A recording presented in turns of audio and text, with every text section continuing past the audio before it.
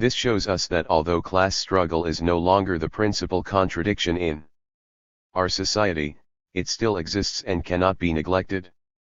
If these problems which differ in nature are not handled promptly and unhesitatingly as required in each individual case but instead are allowed to spread and then converge, our stability and unity will be seriously undermined. 256. The term class struggle used by Deng Xiaoping refers to the contradiction between ourselves and the enemy. He emphasized that antagonistic social contradictions were a phenomenon that will exist for a long time in the primary stage of socialism. Doubtlessly, the contradiction between the overwhelming majority of the people and corrupt party and government officials, managers of state-owned enterprises, SOEs, and illegal private enterprise owners belongs to the contradictions between ourselves and the enemy. The crux of the problem is, as long as we further confirm that the private sector of the economy is an important part of the economic structure in the primary 217 stage of socialism, the contradiction between labor and capital will inevitably be a major social contradiction that will exist for a long time. In the present stage of China, employees do not have much bargaining advantage due to the large number of surplus labor, a reserve army of labor waiting to be thrown into the market for capital to choose. Labor is at an absolute disadvantage in the contradiction between capital and labor. Moreover, in the relationship between capital and labor in the enterprises, employees lack the ability to negotiate with enterprise owners because most used to be farmers and they are newcomers who have just crossed the threshold of the industrial society. However, the resistance of the employees against capital will become more and more intense with the increase of the number of employees, the accumulation of their working experience in the enterprises, and the improvement of their bargaining abilities. In fact, the conflict between labor and capital has become a major social problem in China today. In Guangdong province, for example, about 53% of foreign-funded and private enterprises fell into arrears, deducted from, or even refused to pay wages, causing serious problems of labor relations, which had become a main factor of social instability in the Pearl River Delta region.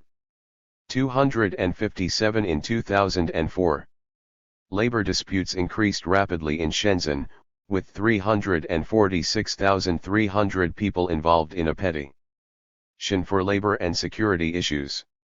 The contradiction between labor and capital has become one of the most basic social contradictions in the city, obviously harmful to social stability. 258.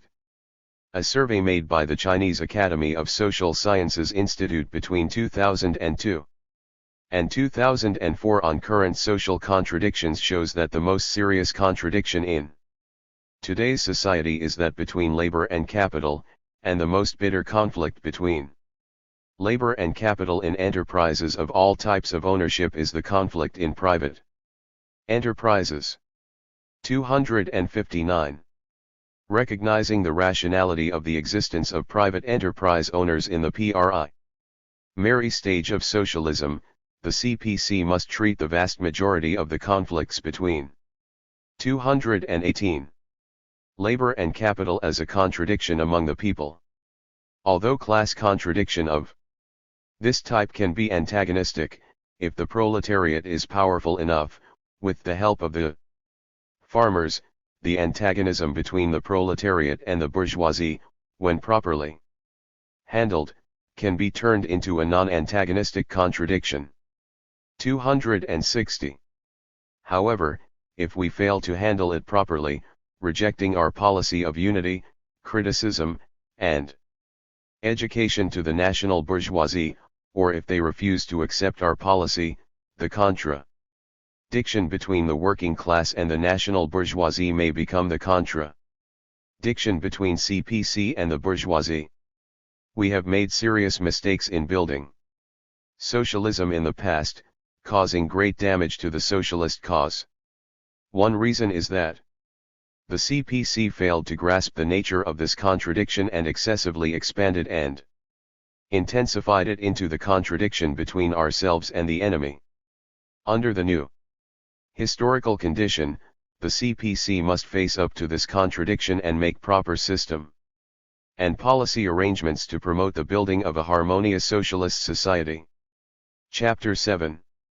Characteristics and Development Patterns of a Socialist Market Economy. The establishment of a socialist market economy in China is a breakthrough in traditional socialist theory and a subversion of the modern Western economic concept that equates markets with capitalism. As a new form of modern market economy, the socialist market economy is different from both the neoliberalist market economy with the United States and Britain as representatives and from the social market economy typical of Germany and France, with not only the general features of a market economy but also the essential characteristics of a socialist system. China's socialist market economy has its unique nature and law. Built on a socialist system foundation, the socialist market economy is a great cause unprecedented in human history, with no ready-made model to copy or refer to, and in need of constant exploration in practice. The CPC believes that the development of a socialist market economy under socialism is both a great pioneering work and a brand new topic. The CPC must adapt to the trend of global economic development and technology and the new situation of reform and development in our country, grasp the inherent requirements and operation features of a socialist market economy, consciously abide by objective law, and give full play to the role of the superiority of the socialist system as well as the market mechanism. 261. Although the CPC initially established a socialist market economy and made remarkable achievements in this respect, the party is facing many operational problems. Therefore, it is a major and urgent task in the CPC's current theoretical and practical. 219. 220. Work to further study the fundamental characteristics of a socialist market economy and its operation rules and explore how to give full play to the dual advantage of both socialism and a market economy. 7.1 Socialist market economy as a new form of modern market economy. Historically, a market economy is initially in the form of capitalist market economy. Based on this concept, some people consider it a patent of capitalism and claim that the market is the core of the capitalist system, the essence of capitalism, and it is feasible only under capitalism. 262 As a matter of fact, as a means of resource allocation and a method of economic adjustment, the market economy belongs to the category of an economic operation mechanism. According to the definition in Macmillan Dictionary of Modern Economics, a market economy is an economic system in which prices, salaries, and the supply of goods are controlled by what and how much people buy, not by the government, applicable in both a private-owned capitalist economy and a public-owned socialist economy. Price is set by the producers, consumers, and the owners of the means of production, and a market economy is subordinate to the basic social system and can serve both capitalism and socialism. The socialist market economy established in China is a new form of modern market economy under the proactive and effective macro-regulation of the state, with the market playing a fundamental role in the allocation of resources. 7.1.1 Evolution and contemporary features of a market economy. Evolving gradually with the development of the modern capitalist mode of production and the commodity economy, a market economy is an outcome of the socialization of production and the development of a commodity economy and an operating mechanism, with the market playing a fundamental role in the allocation of resources. Since it was born, the market economy has experienced two stages of development, namely, laissez-faire and planned adjustment, and it has undergone major changes in many aspects. 221. China's contemporary market economy has some characteristics different from the classical laissez-faire market economy.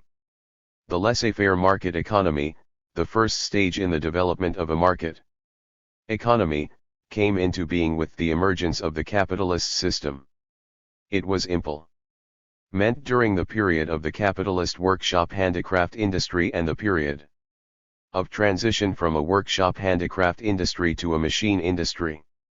The word laissez-faire literally reveals the axioms of the economic operation mechanism. As a free market economy without government intervention can automatically achieve economic balance, a laissez-faire economic policy is the best policy. A government that does not intervene in the economic life is the best government. Such a market economy calls for free economic development and stresses adjusting the economic operation completely by means of market price. It opposes government intervention in economic life and advocates that the government bears only the responsibilities for public works and minimum social security without intervening in the economic operations. Although the libertarians who opposed state intervention advocated again and again that the market mechanism can well solve all economic problems, and asserted that the supply in the Western society would automatically produce the demand so that it was impossible for an economic crisis of overproduction to arise in the capitalist society. With the emergence of monopoly at the end of the 19th century, however, the inherent drawbacks of a free market economy were gradually exposed. The outbreak of an economic crisis in the capitalist world from 1929 through 1933 shook the foundation of the laissez-faire market economic system, and proclaimed the destruction of the myth of the universality of the market, thus completely refuting the laissez-faire theory claiming the automatic equilibrium of the market. Under the impact of the Great Depression, John Maynard Keynes's theory of state intervention began to be accepted by many countries. The theory holds that the main cause of the economic crisis of capitalism lies in insufficient effective demand. To stimulate effective demand, a spontaneous market regulation mechanism is not enough. Therefore, leaders must make use of a series of national fiscal and monetary policies, such as tax cuts, increased government spending, and money supply. I admit that the cleverest way is the combination of both, controlling the volume of investment by the society and increasing consumption through various policies. 263. In addition to the 222 Keynes school, the neo-institutional school, and the Swedish school actively advocated that the government should carry out macroeconomic regulation and control on market economies. With the support of these theories, the market economy has entered a stage of planned and regulated, the stage of a modern market economy. In the stage of a modern market economy, economists put forward a set of theories and policies for government intervention, a healing crisis, and stabilizing the economy. Moreover, many people gradually came to realize, from the reality of the economic crisis in the capitalist society, that the market is not a perfect closed system, and it is impossible for the market mechanism to effectively solve all problems. Market failure and market imbalance may happen in the process of economic operation. The inherent defects of the market mechanism determine that the government must intervene in economic operation, quickly and effectively making up and correcting its shortcomings and defects by strengthening macroeconomic regulation and control. Therefore, after World War II, countries that used to embrace a laissez-faire market economy began to turn to a planned and regulated market economy, strengthening, to different degrees, state regulation and intervention in the economy in light of their specific national conditions and, while maintaining the market mechanism and free competition. Intro. Duching a market plan in an attempt to eliminate the cyclical economic fluctuation caused by market failure by means of a guiding plan. The term modern market economy refers to a market economy with the macroeconomic regulation and control by the government. Scholars pointed out that, on the basis of maintaining a market economy mechanism, the modern market economy has combined many new factors: government intervention and market regulation, moderate monopoly and competition, and domestic and international markets. 264. The main features of the modern market economy are as follows. Government began to participate in the market as a major player and indirectly intervened in the economy through macroeconomic regulation and control of fiscal and monetary policies. Property rights are more socialized, and the modern corporate system with a highly developed credit system penetrates into every corner of the economy. 223. Complete economic laws, regulations, and a social security system have become important conditions for the stable operation of the economy. A sound production factor market system has become the carrier of resource flow and allocation. 265. A market economy is practiced in the vast majority of countries and regions today. In the capitalist world, due to different historical and cultural traditions and current conditions, coupled by various strategic objectives and policies adopted by the governments of different countries, there exist different models of a market economy that differ from each other in economic theory, social and historical background, their economic operation mechanism, enterprise organization and management model, and other specific economic systems, such as finance and social security. The two most representative models are the liberal market economy and the social market economy. 7.1.2.1 Liberal market economic model, also known as Anglo-Saxon model, typified by economies of the United States and Great Britain. Based on classical economics theory that advocates laissez-faire, which holds that the free market economy can automatically balance the economy without government intervention. A liberal market economy calls for free economic development, small government, big market, individualism, and free competition. It is generally recognized as a free market economy. After World War II, the countries practicing a liberal market economy strengthened the role of the state in economic life and the allocation of resources. Compared to other countries, however, government intervention was at a low level and within a limited range, and was accomplished mainly through such indirect means as financial and monetary policies. The limited role of the government was reduced to short-term, passive intervention when the market failed or where the private sector could not. Moreover, state regulation and intervention under such an economic model was a passive and necessary choice made when the economic crisis and the problems of the market became so serious that the state had to intervene in the economic life. 266. 224.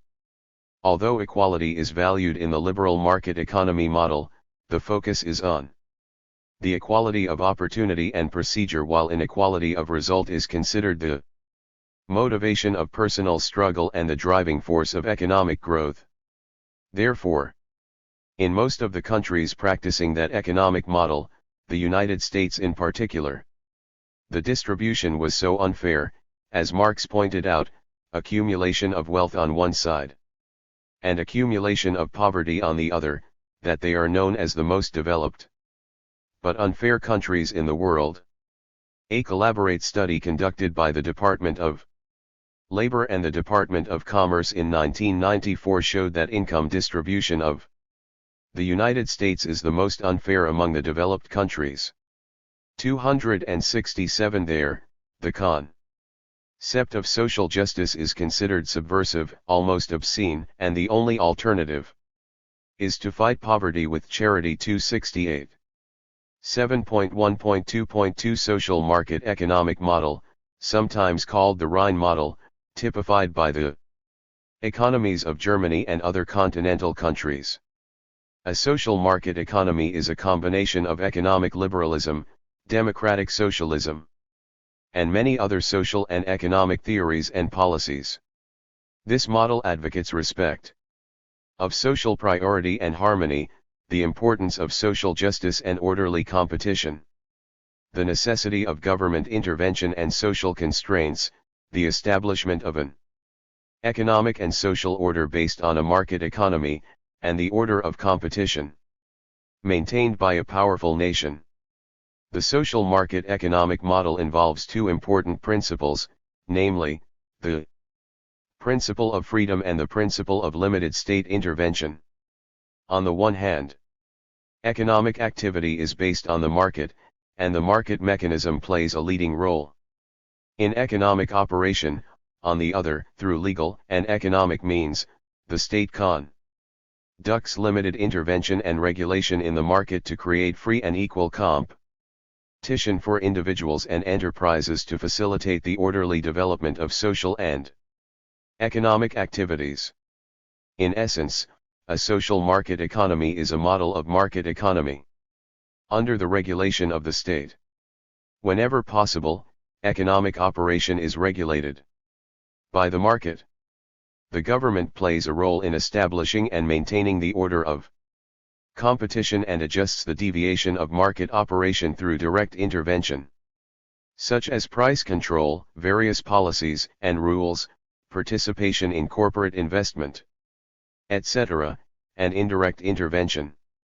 Compared with a liberal market economic model, one of the defining features of a social market economic model is that it highly values economic equality and social unity, emphasizing that the combination of the principle of market freedom and the principle of social justice 269 is the basic concept for economic and social development. From Ludwig Erhardt's idea of competition instead of selfishness 270 to Gerhard Schroeder's concept that we want a market economy, not a market society, Germany has always followed the principle of self-help when possible and helped by others when necessary, calling every social member to help oneself through personal efforts while at the same time requiring the society to provide adequate help to those unable to help themselves. The countries with a social market economy pay more attention to the organic combination of efficiency and fairness, emphasize the equality of result, excel in using various social security measures, including social insurance, social care, social relief, etc., to support the disadvantaged and relieve the poor. As a result, these countries are relatively fair and equal, and the income difference is obviously much smaller. Accordingly, this model has also been widely praised. Michel Albert, the famous French scholar, pointed out that the Rhine model is unique. It successfully combines capitalism with social democracy. The most striking quality is that it maintains at once balance as well as efficiency. 271. 7.1.2.3 Socialist market economy is a brand new form of modern market economy. As is well known, the emergence of a market economy is related to the establishment of a capitalist mode of production. In today's world, almost all countries practicing a market economy are based on private ownership of the means of production. Although there are many differences between the two models, they share a common characteristic. They both belong to a capitalist market economy based on the private ownership of means of production. A liberal market economy is a typical economic system based on private ownership. The United States Constitution clearly stipulates that private property is sacred and inviolable. It has two obvious characteristics. The first is the dominance of the private sector. 226. In the U.S. economy, with the state-owned economy making up only a small proportion. According to statistics, the private sector accounts for more than 3/4 of U.S. GDP. The second is the high concentration of private capital. Although there was a trend of decentralization of equity shares and a common phenomenon of stock holding, after World War II, the control of enterprises remained in the hands of a few big share holders and senior executives. Although emphasizing the decentralization of property rights and social balance and advocating the economic system with the coexistence of various forms of ownership, the social market economy belongs to a system based on private ownership.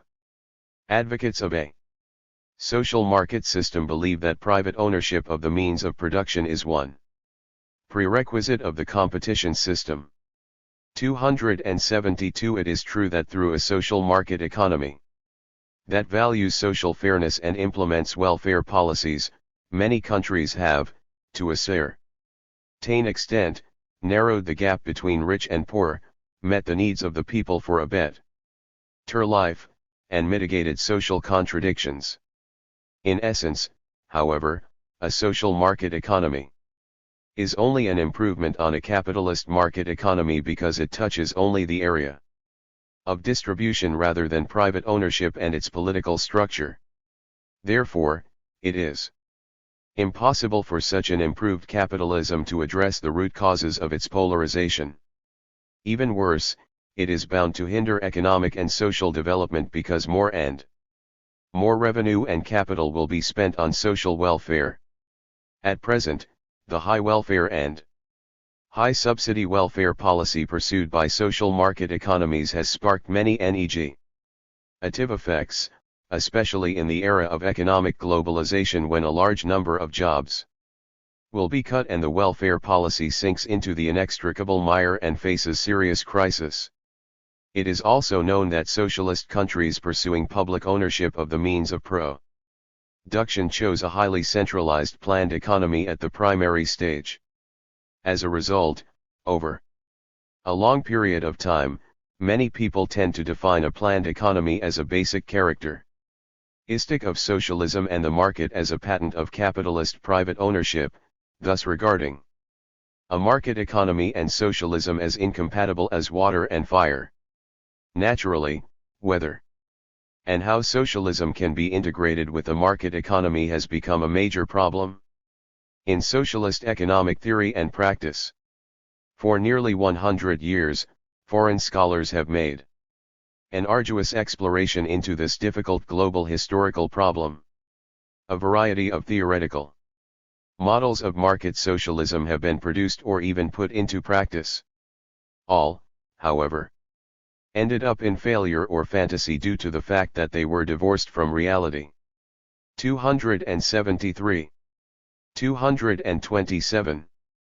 In China, reform of the economic system is a process of expanding the role of the market mechanism.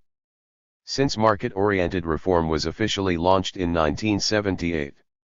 After decades of debates on and exploration into theory and practice, and after paying heavy historical costs, China finally realized the positive role of the market on economic development, and the CPC set a goal of establishing a socialist market economy in the process of reforming China's economic system.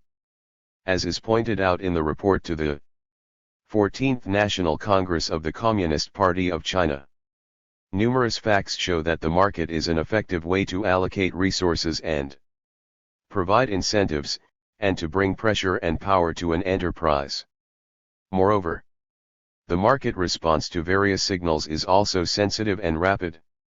Because of these advantages, more and more people in socialist countries have realized the positive role of the market for economic development. The one-sided understanding of and bias against the market in the past are being abandoned. 274. The socialist market economy proposed and established in China is a shining example for the world in combining, in a scientific way, socialism with a market economy.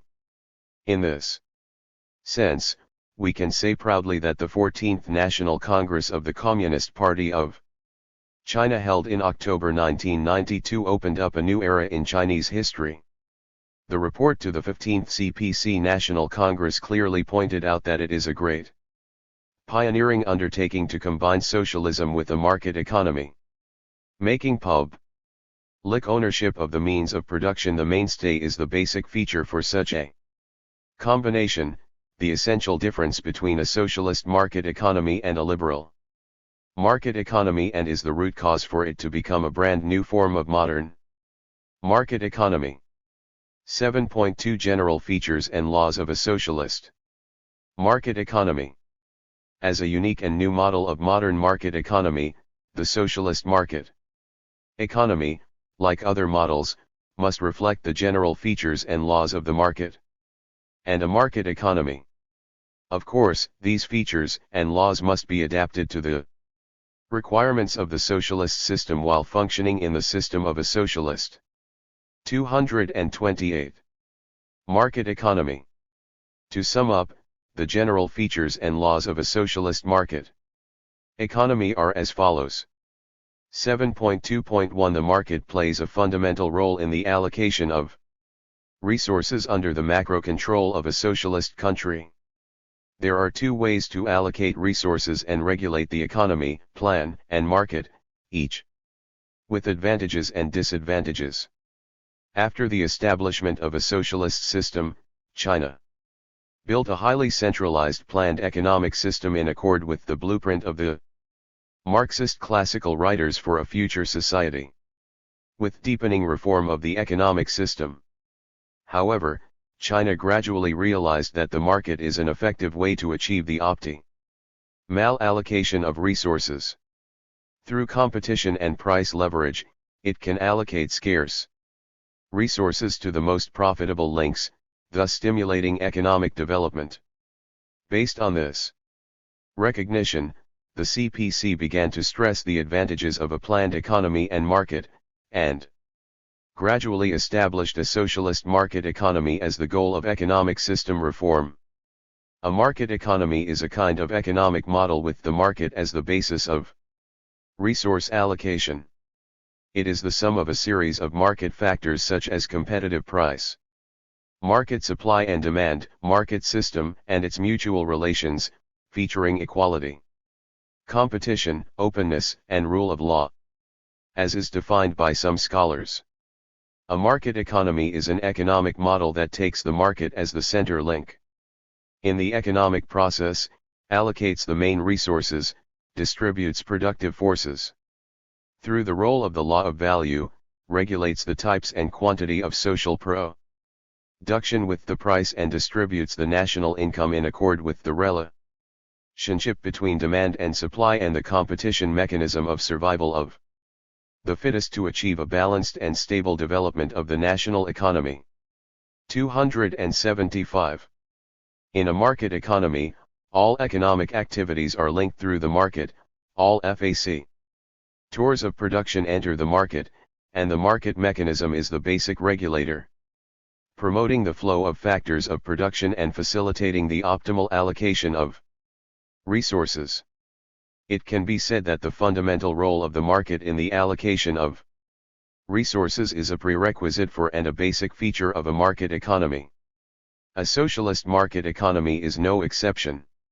It must take the market as the basis for the allocation of resources and as the dominant mode of economic operation. 229.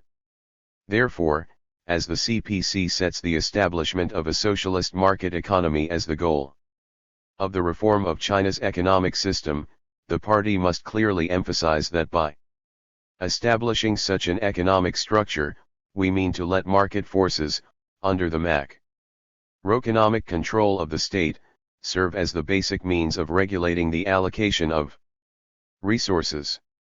Since the 14th National Congress of the CPC, China realized the transition from planned resource allocation to market resource allocation. The fundamental role of the market in the allocation of resources has been given full play in invigorating the economy and promoting the sustained, rapid, balanced, and sound development of the Chinese economy. 7.2.2 Economic activities must comply with the requirements of the law of value and adapt to changes in the relationship between supply and demand. The law of value is one of the most important economic laws governing the operation of a market economy. It can adjust the proportional distribution of total social labor between production and circulation departments, and stimulate production enterprises to upgrade technology, improve operation and management, and maximize the efficiency of resource use to promote the development of social productive forces. Market regulation is, in essence, regulation of the law of value, that is, the regulation of the invisible hand. Talking about the law of value, Marx and Engels said, "A relation exists in the earth like the fate of the ancients, and with an invisible hand allots fortune and misfortune to men." 276. In a market economy, the law of value is the major regulator of social production and circulation. Its regulation of social production is realized through the fluctuation of market prices. As a coercive force, it requires that every producer pay attention to market demand. Mr. Sun Yefeng, a famous economist and former director of the National Bureau of Statistics, began to construct a system of socialist economic theory based on the law of value in the late 1950s when China was implementing a highly centralized planned economic system. In laying the plan and statistics on the basis of the law of value published in 1956, he expounded the important role of the law of value in a socialist economy, pointing out that even in the socialized production of a communist society, the law of value 230 will exist and play a role. 277 Later, to criticize the Soviet model that neglects profits and the law of value, and to criticize China's policy during the period of the Great Leap forward regardless of costs and profits, Sun Yefeng further stressed the importance of the socialist law of value, decisively put forward the idea that the secret of all economic problems lies in how to produce more products with less work, and proposed to produce as many products as possible in a planned way to satisfy social needs with the least consumption of social labor. 278 He considered it key to the elimination of the drawbacks of the original economic system that sought growth of total output but neglected economic benefits. With the establishment of the goal of reform of its socialist market economy, China pays more attention to the role of the law of value. Economic activity must be subject to the law of value and responsive to the changing relationships between supply and demand. 279. Therefore, in a socialist market economy, the law of value is the most important objective law governing the operation of economy. 7.2.3 The main body of market economic activity is enterprises enjoying full autonomy in operation and responsible for their profits and losses. As the cell of the market mechanism, an enterprise is the most basic and important player in market activity. The basic elements of a market economy, an economic system, are enterprises that enjoy full autonomy in business operation and are responsible for their profits and losses. As is pointed out by some scholars, the fundamental role of the market in the allocation of resources is realized through operation of enterprises. According to market signals, mainly price fluctuation, enterprises determine what and how much to produce, and what and how many services to provide to maximize profits. Thanks to their pursuit of economic benefits, social resources are effectively allocated to fields in need. Therefore, the enterprise is the major player in market economic activity. 280. 231. In a market economy, only when enterprises become legal persons enjoying autonomous operation and are responsible for their profits and losses with the free DOM to choose their investment locations and sectors, and to engage in production, circulation, and services to ensure their business scope and objectives within the scope allowed by the laws and policies of the country. Can they face the market, respond sensitively and effectively to market signals and changes, and make corresponding adjustments in their production and operation to reap maximum economic benefits and achieve optimal resource allocation? If enterprises, as basic market elements, lack independent economic interests and cannot become the subject of market economic activity, there will be no carrier and no object for the market mechanism, and the market economy will cease to exist. Therefore, the status of the enterprise as a corporate entity and the subject of market competition is the prerequisite for the existence of a market economy. In a market economy, enterprises must become independent, autonomous, and self-responsible economic entities that can make independent decisions on what and how much to produce for maximum profits according to the fluctuation of market prices, rather than being subsidiaries of administrative departments in a planned economy. To this end, the CPC has carried out reform aiming to transform all kinds of enterprises, especially state-owned business, into independent market entities, while performing the function of the investor in state-owned, holding, and shareholding enterprises. The government can serve only as the boss or shareholder, rather than to play the role of board of directors or the management body.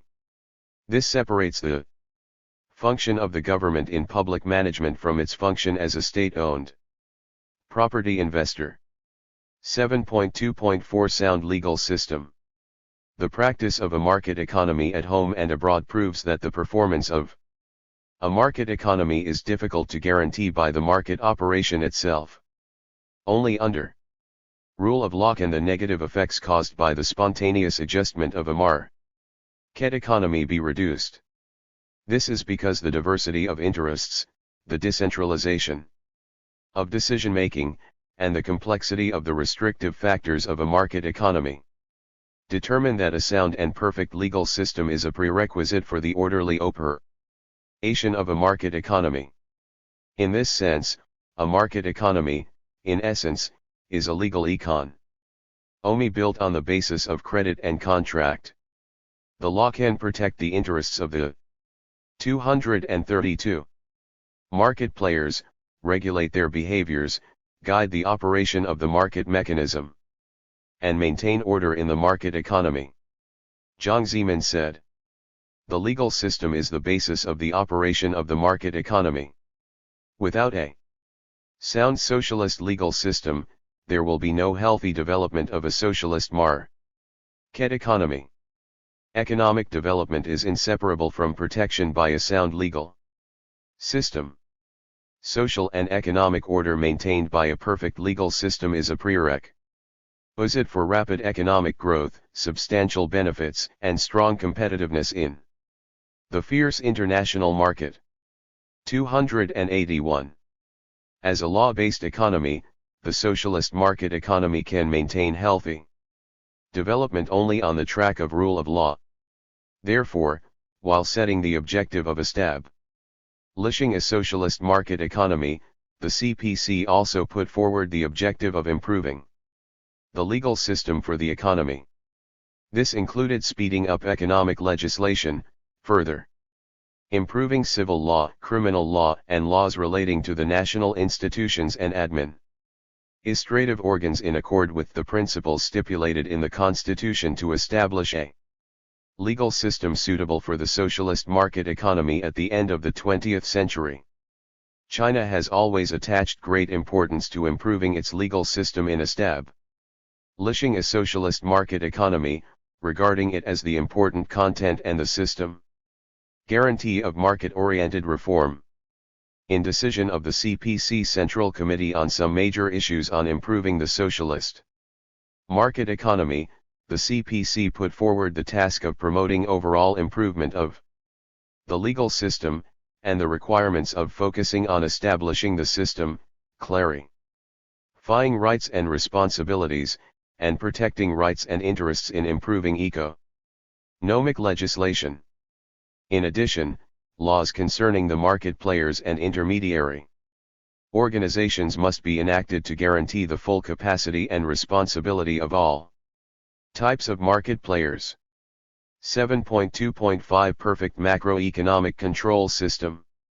Macro control refers to state regulation and control of the total output and structure of China's market economy through various macroeconomic policies, economic laws, and regulations according to the overall situation of the national economy. A market economy needs the support of a complete and powerful macro control system. 282. 233. The market is not omnipotent. The spontaneity and blindness of a market economy, as well as a series of problems of external diseconomy and social injustice caused by a market economy, need to be remedied and rectified by the state through a macro control policy. Therefore, macro control is an indispensable instrument for a modern market economy, and a fundamental requirement of a socialist market economy. For the entire national economy, the balance of macroeconomy is an indispensable condition. To ensure the vitality of the microeconomy, and the vitality of the microeconomy is an indispensable foundation for the development and stability of the national economy. Only by integrating in an organic way the market mechanism with state regulation can the CPC achieve the most effective allocation of resources. In China today, when the market is still developing, the strengthening of macro control is all the more important. Since officially setting the reform objective of establishing a socialist market economy, the CPC has attached great importance to the role of macro control, repeatedly stressed that market allocation of resources must be made under the macro control of the state, and clearly put forward its four basic objects. The CPC must stimulate economic growth, create more jobs, stabilize prices, and maintain the balance of international payments as the main macroeconomic control objectives. 283.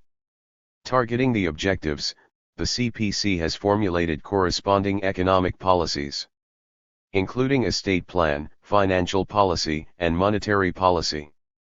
The state plan plays the role of regulating the balance of the macroeconomy and promotes the optimization of economic structure. The financial policy undertakes the task of promoting economic growth, optimizing structure, and regulating income.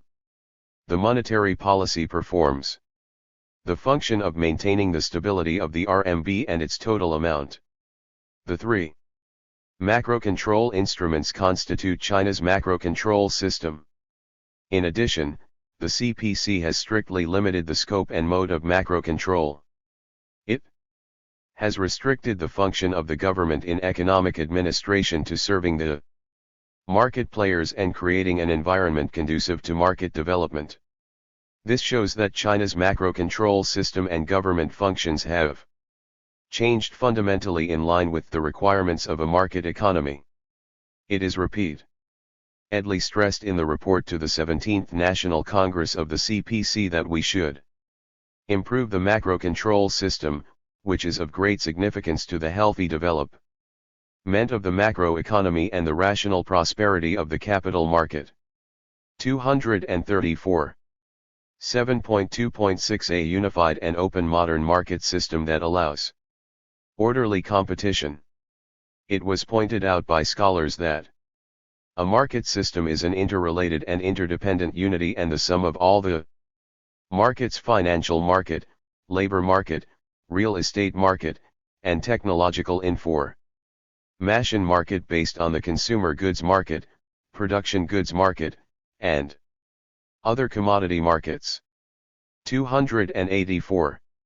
A mature market system is the prerequisite for a market economy to play a role, is an important precondition for realizing the institutionalized market allocation of resources.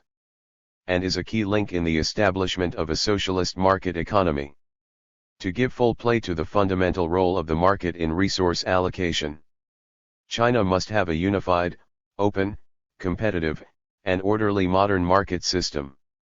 Therefore, after setting the goal for the reform of the socialist market economy, the CPC undertook the task of nurturing and developing a market system, focusing on the market's means of production, and breaking regional and departmental segregation and blockages to form a market system that is unified, open, competitive, and orderly. After years of development, the market system of our country has taken shape, with all kinds of market factors showing a momentum of accelerated development. But on the whole, China's market system is still not perfect. The development of various kinds of markets is uneven, some markets seriously lag behind. A unified and open market system has not really been achieved, and the task of nurturing and developing a unified, open, competitive, and orderly modern market system remains arduous. It is stressed in the report to the 17th National Congress of the CPC.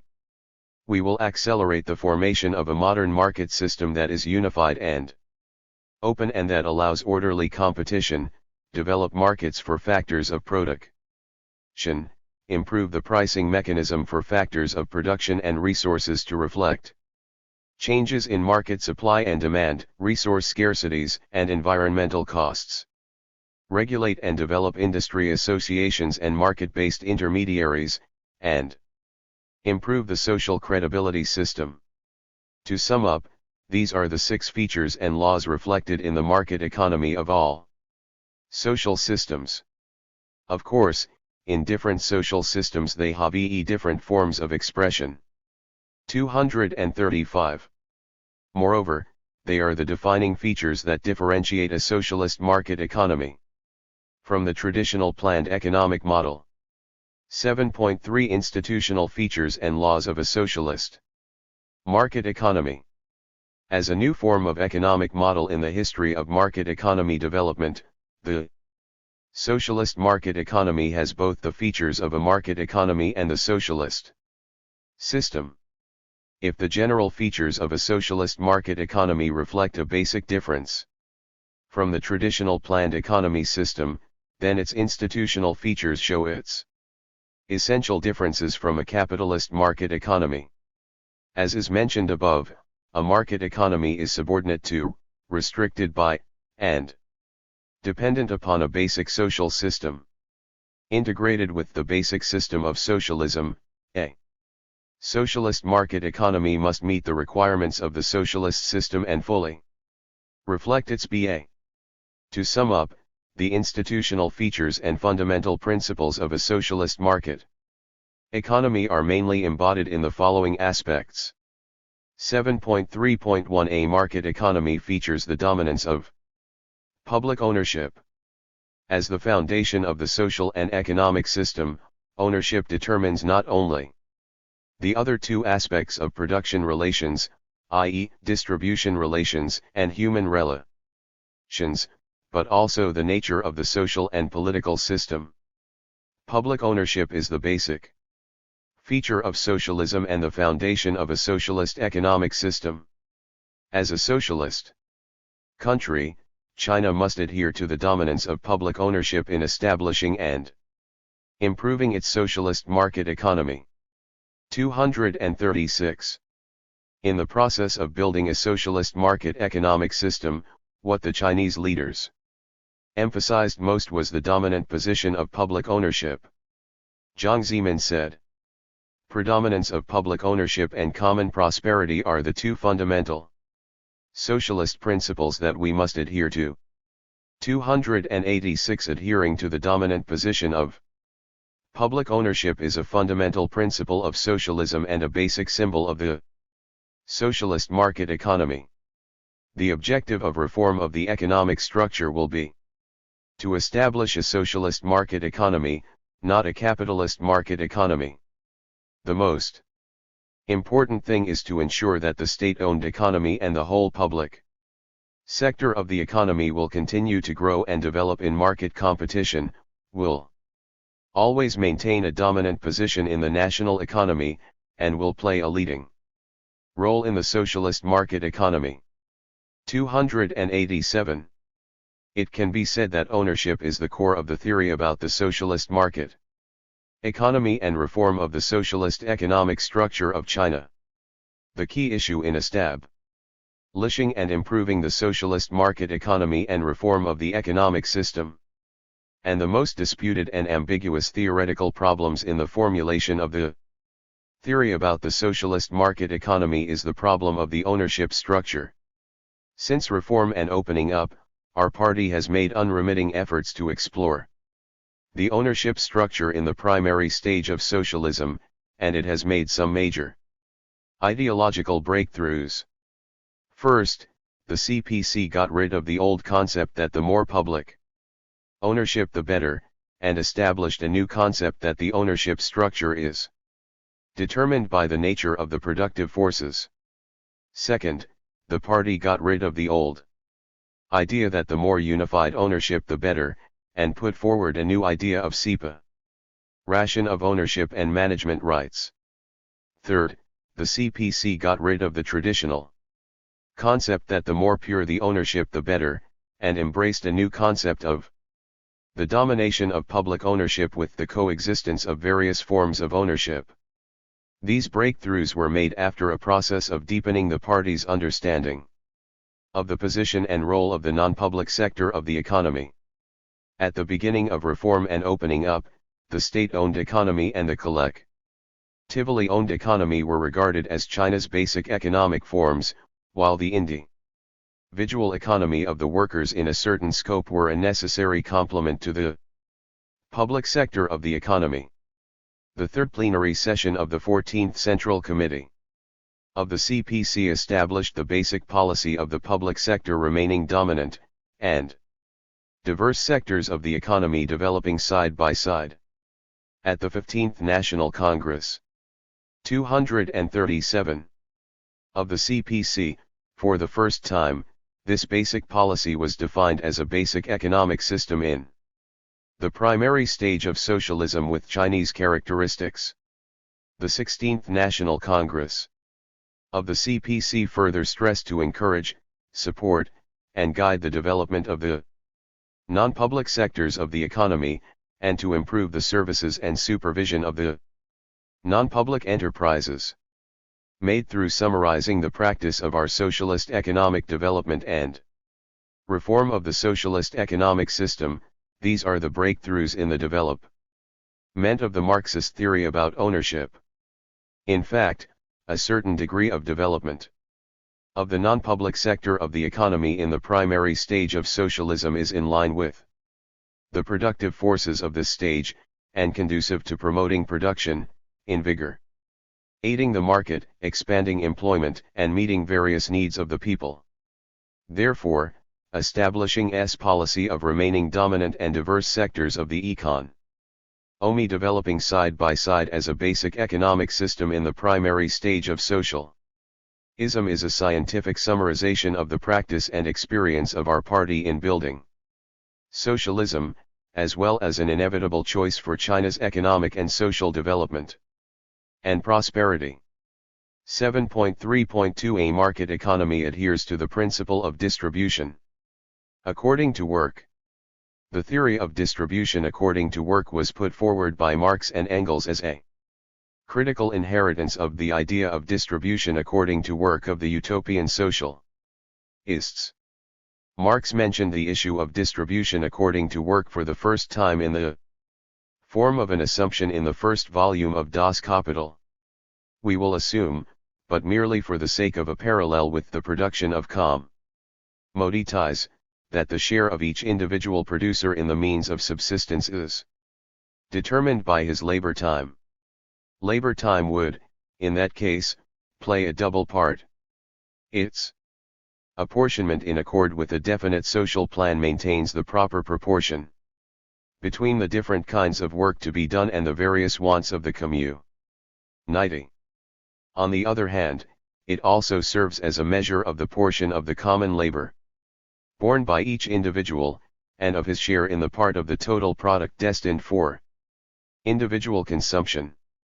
288. In Critique of the Gotha Program, Socialism, Utopian and Scientific and Other Works, Marx and Engels further expounded the principle of distribution according to need in 238. A communist society and the system of distribution according to work in a socialist society. From then on, the principle of distribution according to work has been written into the program of struggle for the international communist movement, and the socialist revolution become the pillar of the Marxist political economics theory, as well as a defining economic feature that separates capitalism from socialism. After China established a socialist system, distribution according to work has become China's basic distribution system. It should be clarified that the theory of distribution according to work was designed by Marx for a socialist planned economy that, in the future, would have eliminated commodity, currency, and market exchanges and have the following basic prerequisites. Public ownership of the means of production would be implemented in the whole society. There would be enough means of production to be invested in production, enough employment opportunity and freedom for workers to choose employment. There would be no commodity-currency relationship. The work of each individual worker is directly considered as part of social work and can be measured simply with the time of work. 289. This raises a question for us, in a socialist market economy, and in a basic economic system of the public sector remaining dominant and diverse sectors of the economy developing side by side, how should we change distribution relationships and deepen reform of the distribution system to ensure that China's income distribution system can both adapt to the trend of continuous development of a market-oriented economy, and fully demonstrate its socialist superiority to manifest our objectives of common prosperity and building a moderately prosperous society in all respects? In the exploration of this question, China has experienced 3 stages since initiating market-oriented economic reform. First, re-establishing the socialist principle of distribution according to work after reflecting on egalitarianism under the system of a planned economy, and second, building a system featuring the dominance of distribution according to work and the coexistence of various forms of distribution in light of the national condition in the primary stage of socialism, and third, putting forward a principle of distribution that integrates distribution according to work and distribution according to production factors to meet the requirements of developing a market economy. 239. It cannot be denied that distribution according to the factors of production can mobilize the enthusiasm of the owners through effective allocation of various factors of production in today's China with its diversified ownership of the means of production and modes of management and operation. At the same time, however, it must be clarified that distribution according to the factors of production must be in a subordinate and secondary position in China's socialist market economy, and distribution according to work, like public ownership, must always be dominant in China's income distribution system. This is a fundamental difference in income distribution between capitalist and socialist market economies. 7.3.3 A market economy strives for the goal of common prosperity. Common prosperity is the ultimate goal of a socialist market economy, marking the fundamental difference between socialism and capitalism, as was repeatedly stressed by Deng Xiaoping. The aim of socialism is to make all people prosperous, not to create polarization. One of the features distinguishing socialism from capitalism is that socialism means common prosperity, not polarization of income. To take the road to socialism is to realize common prosperity step by step. 290. As is known to all, The ultimate aim of the operation of a capitalist market economy is to seek the maximum amount of surplus value. According to the classical writers of Marxism, to produce surplus value or to make money is the absolute law of the capitalist mode of production, the direct purpose, and the decisive motive of capitalist production. They said, the production of surplus value, or the extraction of surplus labor, is the specific end and aim, the sum and substance, of capitalist production. 291. It was also mentioned that the directing motive, the end and aim of capitalist production, is to extract the greatest possible amount of surplus value, and consequently to exploit labor power to the greatest possible extent. 292. 240. The fundamental objective of a capitalist market economy determines that polarization between rich and poor is inevitable. Different from the capitalist market economy resulting in polarization between rich and poor, a socialist market economy is built on the basis of public ownership of the means of production with common prosperity as its objective. Realizing common prosperity of the overwhelming majority of the people on the basis of highly developed productive forces is the ultimate goal of socialism. It is one of the fundamental characteristics of a socialist market economy. As is pointed out by some scholars, different from the polarization in a capitalist market economy, common prosperity is not only the goal of a general policy for a socialist income distribution, but also the fundamental goal of socialism, demonstrating the defining features and superiority of the system. 293. A socialist market economy based on a basic socialist system provides an institutional guarantee for the realization of common prosperity. However, it cannot automatically eliminate the gap between a rich and a poor to achieve common prosperity. Therefore, the CPC must correctly understand and deal with the unity of opposites between a market economy and achieving common prosperity. It is pointed out by scholars. On the one hand, a market economy and achieving common prosperity are unified. Because the market economy can effectively allocate resources, promote the rapid development of productive forces, and analyzed from a development trend, possibly balance social distribution. On the other hand, they are opposite in terms of the nature and direct function of a market economy. 294. On the one hand, a market economy and common prosperity are unified. China's remarkable economic achievement since its market-oriented reform has proven that, as an effective way of resource allocation, a market economy can promote rapid development of productive forces and create a material basis for common prosperity. On the other hand, a market economy and common prosperity are opposites. As a kind of competitive economy, a market economy is a so-called profit-loss economy, incapable of automatically achieving fairness.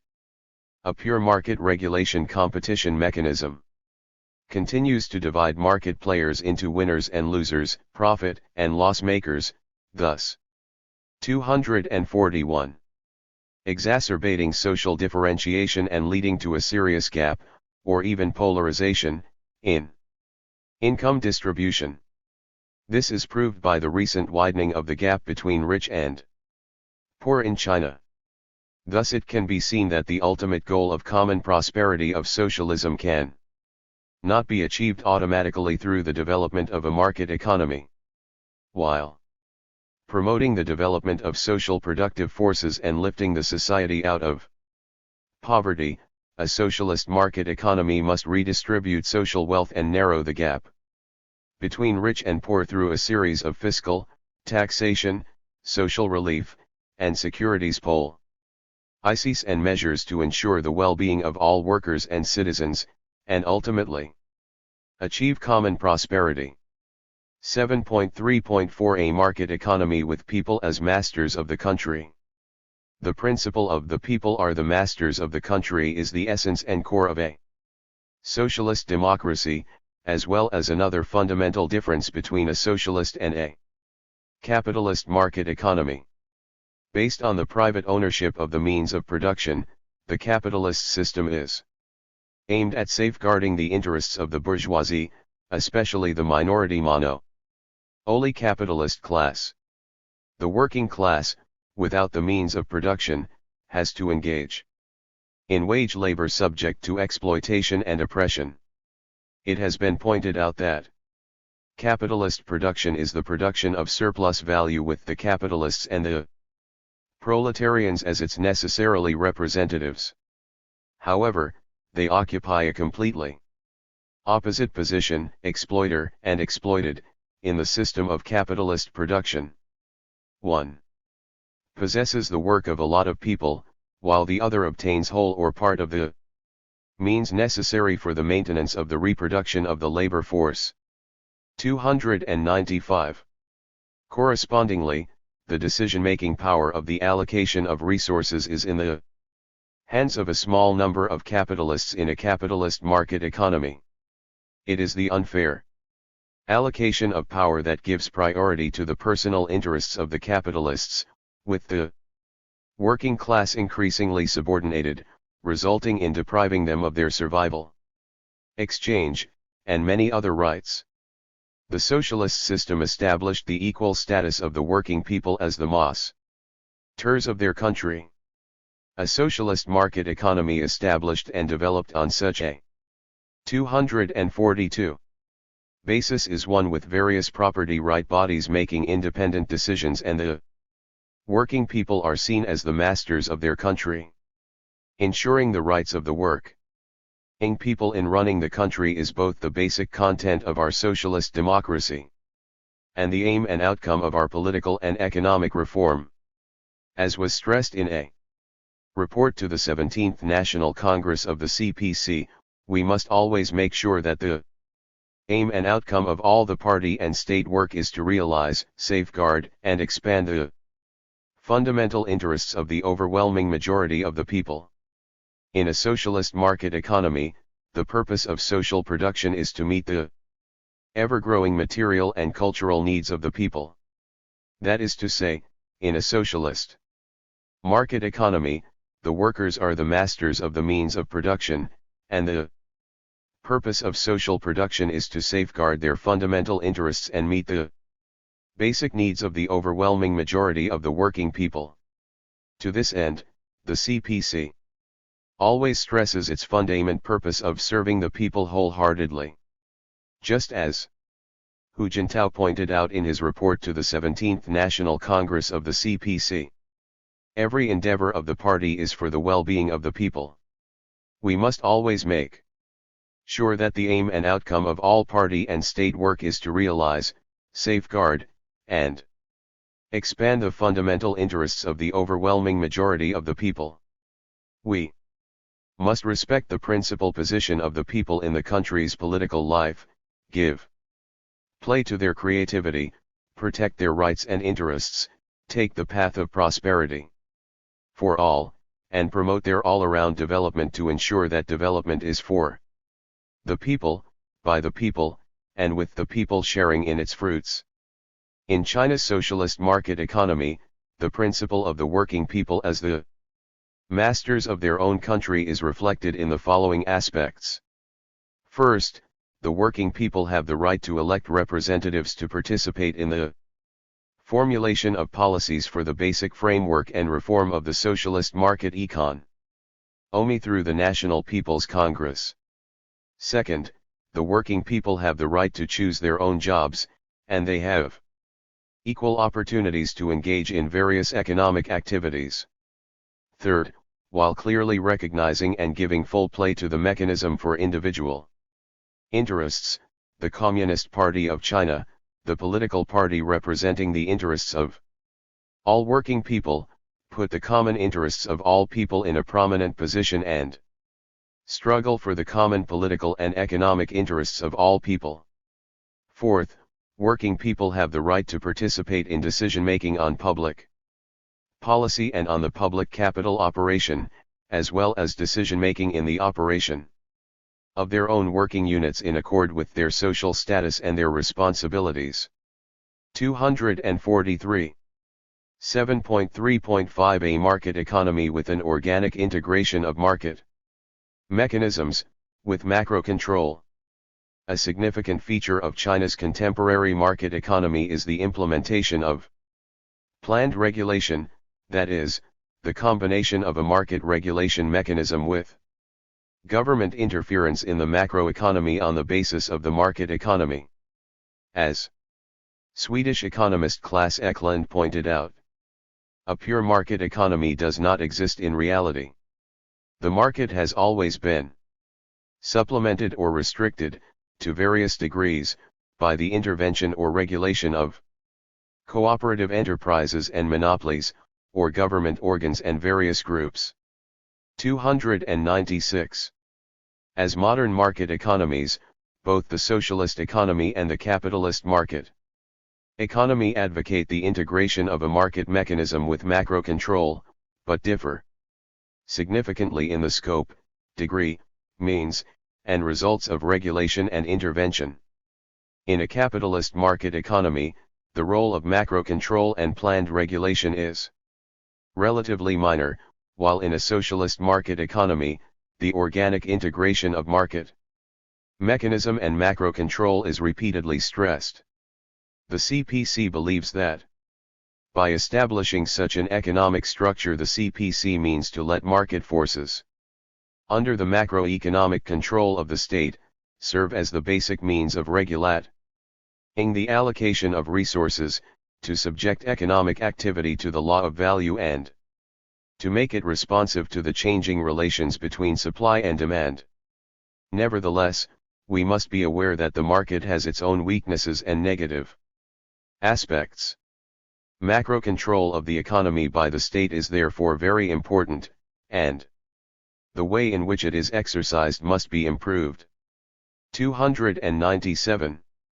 As Jiang Zemin pointed out, the macro control of the state and a market mechanism are the essential requirements of a socialist market economy. The two are unified, complementing and promoting each other. To establish a socialist market economy, the CPC must make full use of the market mechanism and state macro control. The priority may be different in each period, sometimes on the role of the market, sometimes on macro control of the state. That depends on the actual situation. But the party cannot focus on one and neglect the other. 298. 244. On the issue of the integration of the market mechanism with macro control, a socialist market economy has the following distinctive features that differentiate it from a capitalist market economy. First, a socialist market economy emphasizes macro control as an essential requirement. Macro control is strengthened and improved to make up for the shortcomings and negative aspects of the market. 299. It was pointed out in decision of the CPC Central Committee on some major issues on establishing the socialist market economy that the macro control of the state and the market mechanism are the essential requirements of a socialist market economy.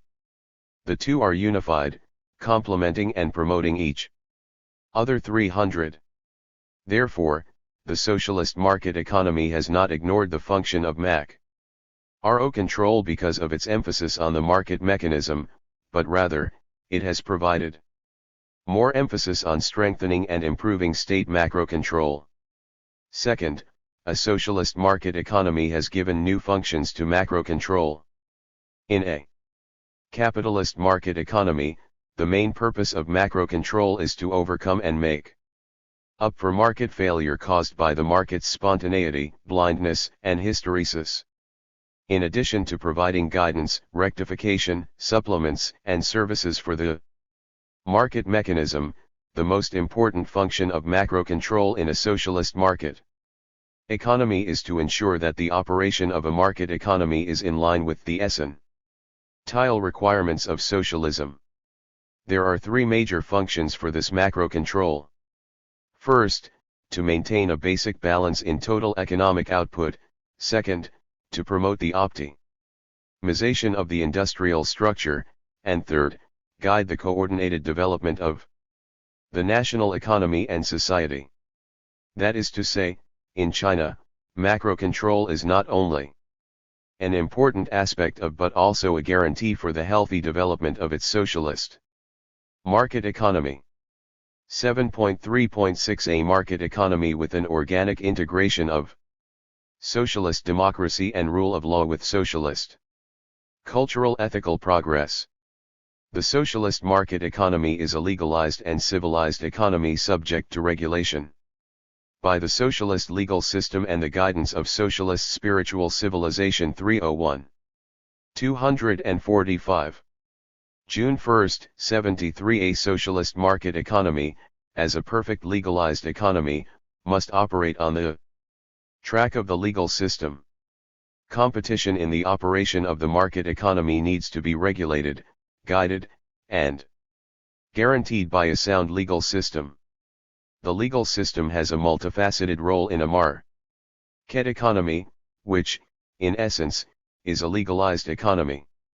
Only when the market economy is running on the track of a legal system can it play an effective and positive role and reduce the negative effects caused by spontaneous market adjustments. A socialist market economy is also a legalized and competitive economy.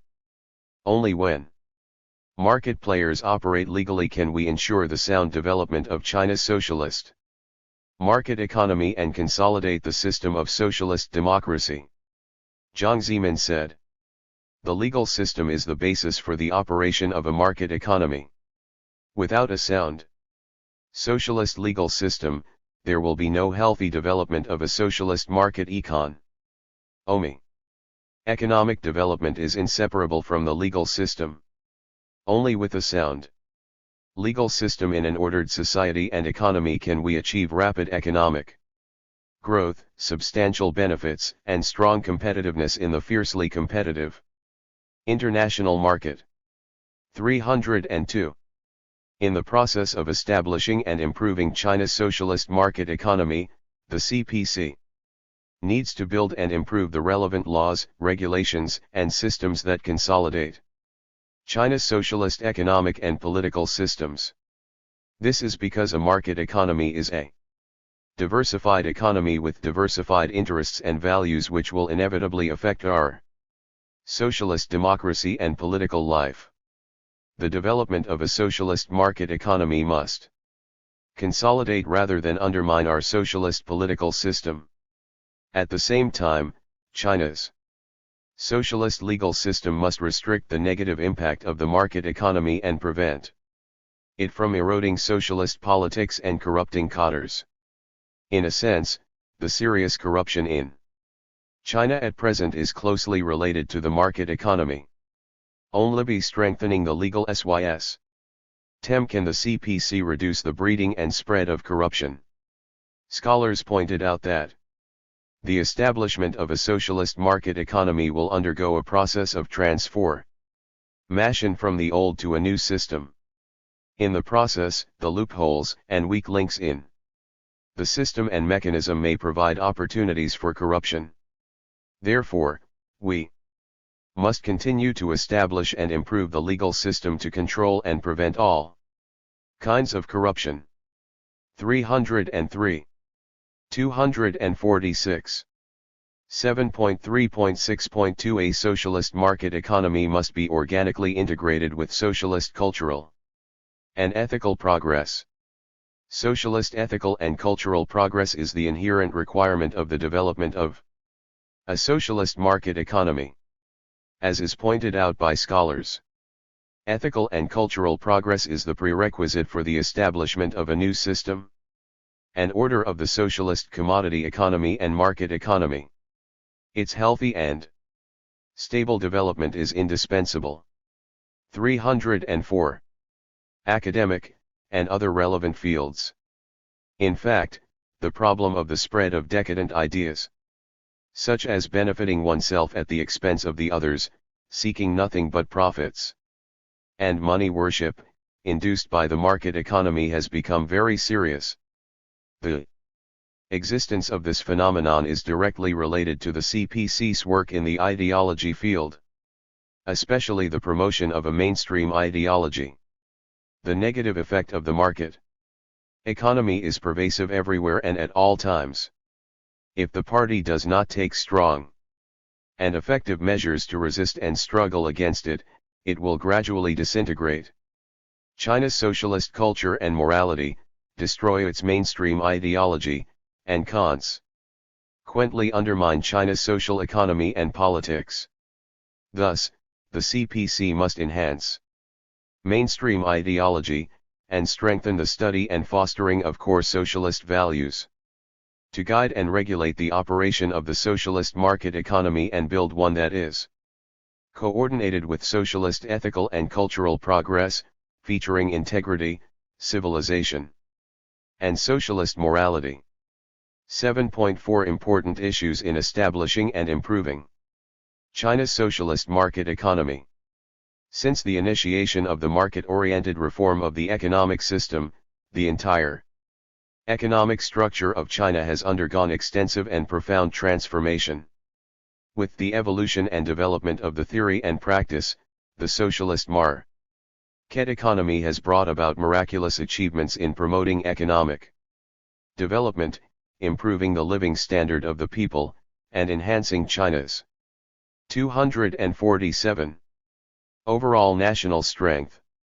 At the same time, however, the issues and contradictions caused by the market economy have also begun to emerge, including many deep-seated problems, such as an irrational economic structure, problematic distribution relationships, a slow increase in farm income, mounting pressure on employment and social security, and weak overall economic competitiveness. The issues have caused a series of institutional contradictions, such as the widening gap between urban and rural areas, among different regions and industries, an inadequate property rights system, a serious loss of state assets, intensification of the contradictions between economic development and environmental protection and the conservation of natural resources, and the delayed transformation of government functions. The CPC must attach great importance to and make a serious reflection on these problems and contradictions. Of course, reflection on the socialist market economy does not mean to deny the advantages of a market economy, or to return to the highly centralized planned economic system of the past, or to negate the advantages of the socialist system and blindly tout a neoliberalist market economy. Rather, the CPC must integrate the basic socialist system with the market economic system, and keep exploring the ways and means to integrate them effectively with laws governing the socialist market economy to take full advantage of the dual superiority of the two systems. As was stated in a report to the 17th National Congress of the CPC, we need to deepen our understanding of the laws governing the socialist market economy and introduce institutions to give better play to the basic role of market forces in allocating resources. Therefore, in the exploration of the operational characteristics and the development laws of a socialist market economy to improve China's economic system, the party must always adhere to a socialist orientation and control the market economy with the essential requirements of socialism. To sum up, the CPC must focus on the following basic principles. 7.4.1 Drawing on but never copying the Western market model. Marx pointed out that all epoch-making systems have as their real content the needs of the time in which they arose. Each is based on the whole of the antecedent development of a nation, on 248. The historical growth of its class relations with their political, moral, philosophical, and other consequences. 305. With unique natural, geographical, cultural, and historical conditions, Each country has its own level of economic development, and all face the complicated domestic and international environment. Therefore, each country must cautiously choose its own model and path and control the speed and rhythm of economic reform in light of its concrete national conditions. Many Western economists have a very clear understanding of this point. For instance, Joseph Eugene Stiglitz pointed out that a market economy is diversified. The characteristics and results of the US, the Scandinavian, and the European models are quite different. Each country has unique national conditions, and therefore, should choose the market economy model that is in line with its own characteristics, according to its national conditions and environment. 306. Blindly copying or imitating the models of other countries without considering specific national conditions will inevitably lead to disastrous consequences, possibly a serious recession of the national economy. One important lesson of the disintegration of the Soviet Union, the drastic change of Eastern European countries, and the serious consequences of neoliberalist reform in Latin American countries is that the CPC can draw on but not copy the Western market economy, and must resolutely resist the temptation of neoliberalism. In the practice of establishing and improving China's socialist market economy, the CPC must boldly absorb and draw on specific policies and measures of Western countries in implementing a market economy, especially the experiences of the European social market economy, and inherit and take in all valuable elements from each. The Theoretical School. 307. Meanwhile, however, the party must, in light of China's national conditions, adhere to the socialist orientation of the market economy, and highlight its Chinese characteristics. The elements in a Western market economy that follow the rules of socialized production and obey the general laws of the market are the common ground of capitalist and socialist market economies. No doubt, they are what the CPC must learn from and draw on. The Western market economy is practiced unday. Since the late 1950s, China has begun to explore the road of building socialism with Chinese characteristics, drawing on the lessons and experiences of the Soviet Union. In the reform of its economic structure and the establishment of a socialist market economy, China has neither been restricted by the traditional model of a socialist planned economy, nor copied the market economy model of the Western countries. The CPC boldly introduced the mechanism of a market economy as a foundation for the allocation of resources, and it has explored a unique development model that is in line with the national conditions of China, that is, a socialist market economy with Chinese characteristics. Russian scholar Boris Savinkov made the following comment on China's socialist market economy: China did not deliberately look for a model to follow. To realize modernization of the country, it learned Western science and technology and even introduced a market economy. But so far, it resists the Western democracy, separation of the three powers, and multi-party politics. 309. Of course, we cannot deny that the CPC reform to establish a socialist market economy has been seriously interfered with by neoliberalism, especially in the field of economics, where neoliberalism was once so popular that Marxism tended to be marginalized. In the eyes of some advocates, the core ideas of neoliberalism, such as hypothesis of economic man, private ownership is eternal, market economy is omnipotent, and minimization of state function, are self-evident truth and applicable everywhere. During China's market-oriented reform, some people even demanded privatization and proposed to build a capitalist market economy based on private ownership. According to the theory of neoliberalism, some advocated the omnipotence of a market economy, negated the role of macro control of the state, and even urged to expand the market mechanism to non-economic areas, such as healthcare, education, and politics. Hyped as innovation and put into practice in some areas, these ideas once confused the minds of the people, seriously interfered with the reform process, and caused people considerable dissatisfaction. 310. 250. Therefore, to draw a clear line between Marxism and neoliberalism is an urgent task. For the CPC theory circle, and is a basic requirement for improving the socialist market economy. In fact, when neoliberalism was still in the early period of expansion and the drawbacks of a laissez-faire market economy had not been completely exposed, some Western economists began to worry about the market they were advocating. The market can be a good horse for us to ride. But no matter how good the horse is, its energy has a limit, which will not be exposed immediately. Beyond this limit, the market is bound to stumble.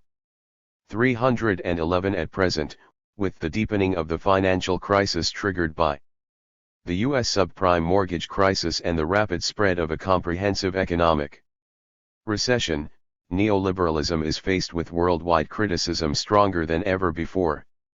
And even French President Nicolas Sarkozy said that liberalism has come to an end. The spread of the financial crisis completely broke the myth of the theory of a liberal market economy, and declared the bankruptcy of laissez-faire neoliberalism, providing the party with a golden opportunity to criticize it and have a profound understanding of the drawbacks of a laissez-faire market economy. As early as the 1920s, in the debate about the questions of whether the central planned economy can operate effectively and whether the socialist economy can be reasonably calculated, Polish Marxist economist Oskar Lang put forward the idea that a market economy can be used by socialist countries with public ownership. This initially solved, in theory, the problem of the compatibility of a market economy and public ownership. In practice, however, the problem has not been solved very well. The former Soviet Union and the Eastern European socialist countries have tried to foster a market system in the framework of public ownership, but eventually embarked on the road of privatization. Although the market-oriented reform of China's economic system in the past 30 years proved that socialist public ownership and a market economy can be compatible, in reality, however, we can still see the inverse relationship between public ownership and the market. Undeniably, the non-public sector of the economy is a necessary and beneficial supplement to the public sector in the primary stage of socialism. A certain degree of non-public economy development is conducive to promoting production. 251. Invigorating the market, expanding employment, and better meeting the various needs of the people. Therefore, China has made a number of relevant policies and laws to protect the legitimate interests of a non-public economy. Practice has proved that the common development of public and non-public sectors of the economy has indeed injected enormous vigor and vitality to China's economic and social development, which drives the country on a track of rapid development. In the past 30+ years since reform and opening up, China's annual average GDP has increased by 9.8%, from 364.52 billion yuan in 1978 to 30.067 trillion yuan, more than 3 times the world average over the same period. The per capita disposable income of urban and rural residents has grown 6.5 and 6.3 times in real terms, respectively. The proportion of China's economic output to the world total is rising steadily, now ranking third, after the United States and Japan. Especially when the world economy is in deep crisis and recession, and most developed countries are struggling against stagnation, China still managed to achieve a high year-on-year growth rate. However, the state-owned enterprises of our country still have shortcomings that are incompatible with the new socialist market economic system, and they need to be overcome. For instance, in some SOs, low quality of services, inefficient management, and inadequate wages and benefits.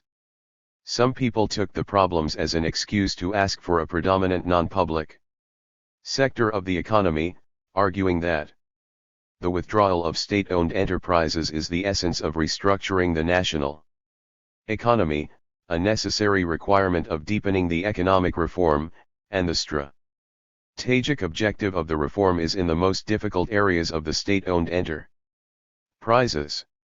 The withdrawal of state-owned enterprises makes room for the entrance of private capital.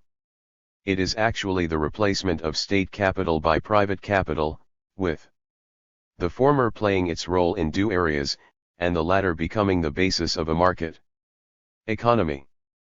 312 Privatization. China Business Times, June 12, 1999. However, the party must clarify the two main reasons for the present predicament of state-owned enterprises. First, the disadvantages of the confusion between government and business functions, ambiguous property rights, and the soft budget constraint caused by the traditional economic system, and second, the unfavorable position in market competition due to various social burdens on state-owned enterprises. Therefore, in practice, the CPC needs to assist the state-owned enterprises to get rid of 252 their heavy burdens, enhance their market competitiveness, and continue to improve and develop the system of public ownership. The party must not simply sell the state-owned enterprises and give up the basic economic system of the predominance of public ownership just because of current problems in some enterprises. That is to say, the key to reform of the state-owned enterprises lies in the degree of public ownership. If the party exceeds a certain degree, reform will slip to privatization. At the beginning of establishing a target for socialist market economic reform, the famous economist Huiming stressed that the success or failure of a socialist market economy depends on whether we can maintain the predominance of public ownership. If we can't, ours will be no different from the market economy of other countries. 313. Crossing on the socialist market economy. Beijing, Central Party School Press, 1994, p. 79. Maintaining the predominance of public ownership to improve China's basic economic system is closely related to the correct orientation of its socialist market economic reform. Practice has proved that, as indispensable economic forms for the development of the social productive forces in the primary stage of socialism, both public and non-public sectors of the economy can and must serve socialism with Chinese characteristics. The CPC must unite them in the process of establishing and improving China's socialist market economy, neither clinging to single and pure public ownership, nor encouraging the unlimited development of the non-public sector and privatization. On the one hand, in the primary stage of socialism, when overall productive forces are relatively low, there is no way out for single and pure public ownership because this ownership structure, which is beyond the stage of and unsuitable for the development of productive forces, can lead only to slow development of the productive forces, low production efficiency, and poverty of the people. This was proved by lessons before China's reform and opening up. On the other hand, privatization is even worse because it can lead only to polarization and hence the collapse of the socialist cause. This was proved by the painful lessons of the international communist movement. Privatization reform under the guidance of neoliberalism in the former Soviet Union and Eastern European socialist countries failed to ensure the improvement of productivity and failed to bring about economic prosperity and political democracy to their people. On the contrary, it led to a series of social and economic problems, such as a 253 sharp economic downturn, deterioration of the life of the people, a continuous rise in the unemployment rate, soaring inflation, intensified social contradictions, and ultimately, the collapse of the economic foundation for the socialist system and state power. These serious consequences show that a predominance of public ownership is the economic foundation of a socialist system and state power, and only by maintaining and consolidating its predominant status can the CPC ensure that reform of the socialist market economy will always develop in a correct orientation of socialism. 7.4.3 Avoiding polarization. The objective of common prosperity is put forward to negate the exploitation and polarization typical of capitalist society. Deng Xiaoping said, "The aim of socialism is to make all our people prosperous, not to create polarization. If our policies lead to polarization, it will mean that the party had failed. If a new bourgeoisie emerges, it will mean that the party had strayed from the right path." 314. 314 Selected Works of Deng Xiaoping, Volume 3. Beijing, People's Press, 1993, pages 110 to 123. Social equity and common prosperity are the essential requirements of socialism and are prerequisites for improving and developing a socialist market economy. Undoubtedly, as an effective means to realize the efficient allocation of resources and promote rapid development of the productive forces, a market economy provides the necessary material guarantee to realize common prosperity. However, market economy and common prosperity are not a unity without contradiction. Based on the law of value, a market economy has the internal motivation to widen the income gap, as competition will inevitably lead to a certain degree of concentration of social wealth and the polarization of rich and poor through survival of the fittest. In the world, competition has exacerbated the polarization of rich and poor countries, and in a single country, it has aggravated polarization among different regions and between rich and poor. In China, with the acceleration of marketization, the market economy is playing a more and more important role in economic life, especially after implementing a policy that encouraged the participation of the capital, technology, and other production factors in distribution. There was an obvious trend of rapid accumulation of wealth and a widening income gap. Although China has adopted a series of regulation and control measures, the trend of the widening gap between urban and rural areas, and among different regions and industries continues. 254. According to the annual report on income distribution of Chinese residents in 2006, released by the National Development and Reform Commission, the income gap between urban and rural areas in 2005 increased by more than 500 yuan over the previous year, with the per capita disposable income of rural residents accounting for less than one-third that of urban residents. The gap between eastern and central regions widened by 462 yuan, and between eastern and western regions by 545 yuan. China Labor Association statistics show that the income gap among different industries was 2.63 times in 2000, but increased rapidly to 4.88 in 2005. 315 The widening gap of income distribution has become a prominent problem and major concern of all walks of life. 315 Facing the theoretical hotspots. Beijing, Study Press, People's Press, 2007, p. 114. 316 Ibid, p. 117. 317 Luqiaguang. the reform would be considered to have failed if it ended up in polarization.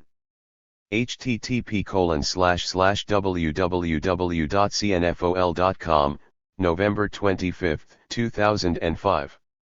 The growing income disparity is caused by many reasons relating to the income distribution system, to macro control, and most directly, to the urban-rural economic structure of China. The current widening of the income gap has both historical and realistic reasons, and is caused by inadequate policies and ineffective policy implementation. 12/316. It cannot be denied that China's growing income disparity is the inevitable result of its market-oriented reform, and a reasonable disparity under control is a necessary condition for maintaining its high efficiency. But it is equally undeniable that a wide income gap will hinder sustainable development of the economy and have negative effects on social harmony and stability. In recent years, this problem has become the root cause of many social contradictions and mass disturbances. Left unchecked, it will inevitably cause even more serious results. People are strongly dissatisfied with unfair access to education, employment, social security, and other public services as they contribute to polarization and to the illegal means of making a fortune, such as corruption, monopoly, and seeking illegal rent. In an interview with Business Weekly, Lu Qiaguang, a famous Chinese economist, pointed out that when building a market economy in China, with its inadequate legal environment, if we do not emphasize the socialist spirit of fairness and social responsibility, if we ignore the goal of common prosperity, what we will build is bound to be a so-called crony market economy with polarization. 317. Responding to the current situation of a widening income gap, the report to the 16th National Congress of the CPC pointed out that 255. We should guard against an excessive disparity in income while opposing egalitarianism. In primary distribution, we should pay more attention to efficiency. In redistribution, we should pay more attention to fairness and strengthen the function of the government in regulating income distribution to narrow the gap when it is too wide. We should standardize the order of income distribution, properly regulate the excessively high income of some monopoly industries, and outlaw illegal gains. Report to the 17th National Congress of the CPC stated that the CPC should overhaul income distribution practices with a view to gradually reversing the growing income disparity, and reiterated the importance and principle of income distribution system reform. Equitable income distribution is an important indication of social equity. We will adhere to and improve a system whereby distribution according to work remains the predominant mode and coexists with other modes. We will improve the distribution system to allow factors of production, such as labor, capital, technology, and managerial expertise to have a rightful share according to their respective contribution. We will strike a proper balance between efficiency and equity in both primary distribution and redistribution, with a particular emphasis on equity in redistribution, to curb the trend of a widening gap between rich and the poor, and to finally realize the goal of common prosperity. The CPC must further promote reform of the distribution, employment, and social security systems. In the distribution system, the party must improve the system of the predominance of distribution according to work with the coexistence of various other forms. The CPC must work hard to improve the income of low-income groups, and at the same time, make an appropriate adjustment to excessively high-income earners to narrow the income gap between urban and rural areas, and among regions and industries. In the employment system, the party must continue to implement proactive employment policies to improve the environment for entrepreneurship and employment. The party must promote various forms of employment, such as encouraging workers to start their own businesses and seek employment by themselves, and at the same time, give more incentives to enterprises to create more jobs and employ more workers. In the Social Security system, the CPC must accelerate the establishment of a social security system adapted to China's economic development, one that covers all members of the society. A multi-level system consisting of social security, social welfare, and the combination of basic and supplementary insurance that is reasonably borne by the state, collectives, and individuals. 256. 7.4.4 Resisting liberalization. Different from a neoliberal market economy that vigorously advocates liberalization and opposes regulation and control, China's socialist market features the leadership of the party and the macro control of the government. Scholars pointed out that a socialist market economy is one under the leadership of a proletarian political party, with the people as the masters of their country, and under the macro control of the government. It is not a leaderless, anarchic, and completely laissez-faire economy. 318. 318 Li Xing Shan. Profound understanding of the essential characteristics of the socialist market economy. Liberation Daily, January 31, 2005. Further improvement of China's socialist market economy still depends on party leadership and government macro control. 7.4.4.1 Improving the party's ability to control China's socialist market economy. As the ruling party of socialist countries, the Communist Party is the core leadership of the great cause of socialism. Socialist practice in the 20th century has demonstrated that this leadership is one of the key factors that determines the success or failure of socialism. The painful lessons of the disintegration of the Soviet Union and the drastic changes in Eastern Europe proved that giving up Communist Party leadership and engaging in political pluralism and a multi-party system will inevitably ruin a socialist cause. The Communist Party of China is the core leadership of the great cause of socialism.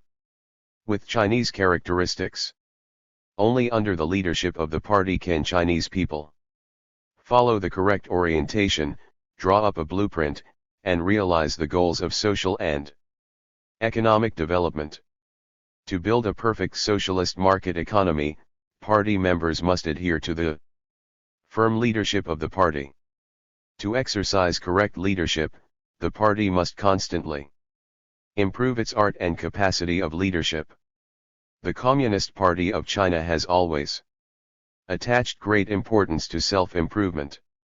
In decision of the CPC Central Committee on strengthening the governing capacity of the party approved at the 4th plenary session of the 16th Central Committee of the CPC, the party put forward the requirement to regard development as the top priority of the party in governing and rejuvenating the country, and to constantly improve its capacity to manage and control the socialist market economy.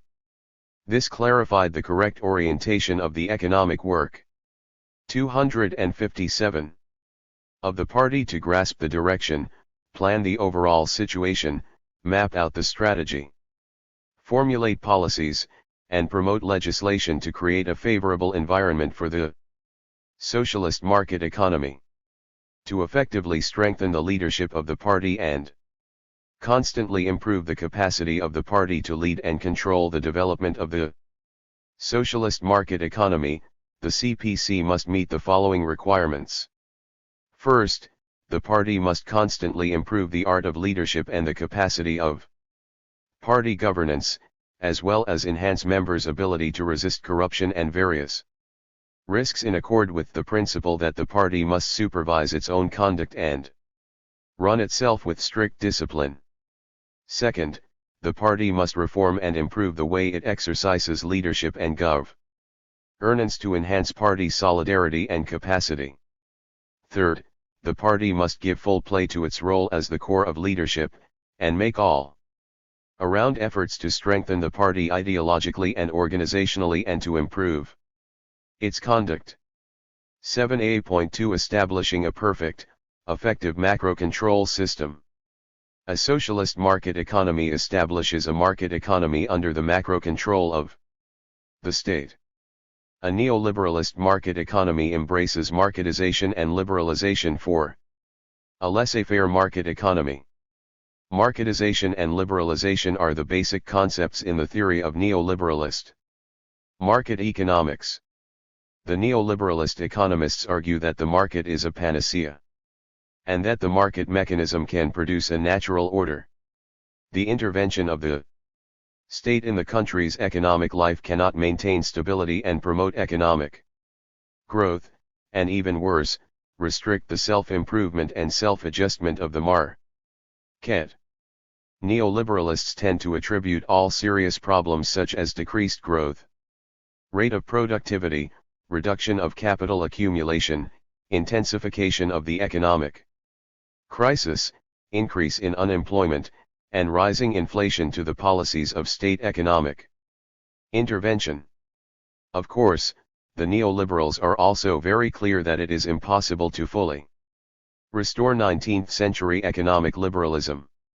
Therefore, they do not completely reject the use of state intervention to stabilize a capitalist economy, but they argue for strict limitation to the scope and form of state intervention.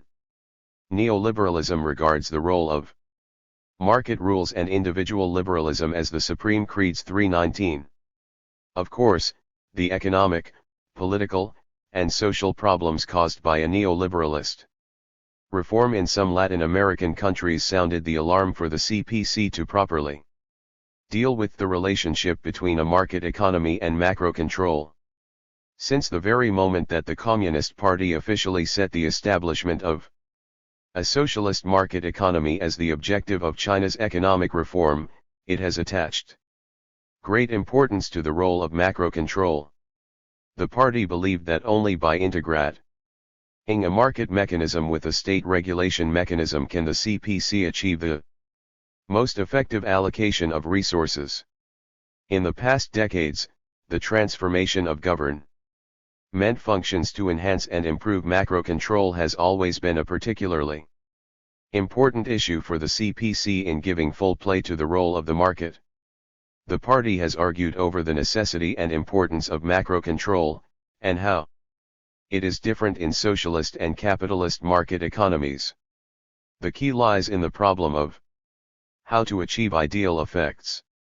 The third plenary session of the 16th Central Committee of the Communist Party of China established the objective to improve China's socialist market economy. To meet the requirements of balancing urban and rural development among regions, economic and social development, the relationship between man and nature, and domestic development and opening to the outside world, the party must give better play to the basic role of market forces in allocating resources to enhance the vitality and competitiveness of the enterprises, to improve state macro control, streamline the government functions of social management and services, all to provide a strong institutional guarantee for building a moderately prosperous society in all aspects. To achieve this objective, the CPC must take everything into consideration to BAL and development and create a harmonious relationship among all aspects. All must be accomplished under the macro control of the state, gradually formulated in the process of establishing a socialist market economy. The scientific outlook on development, with overall consideration as its fundamental approach, summarizes and reflects on the achievements and problems of socialist market economy development.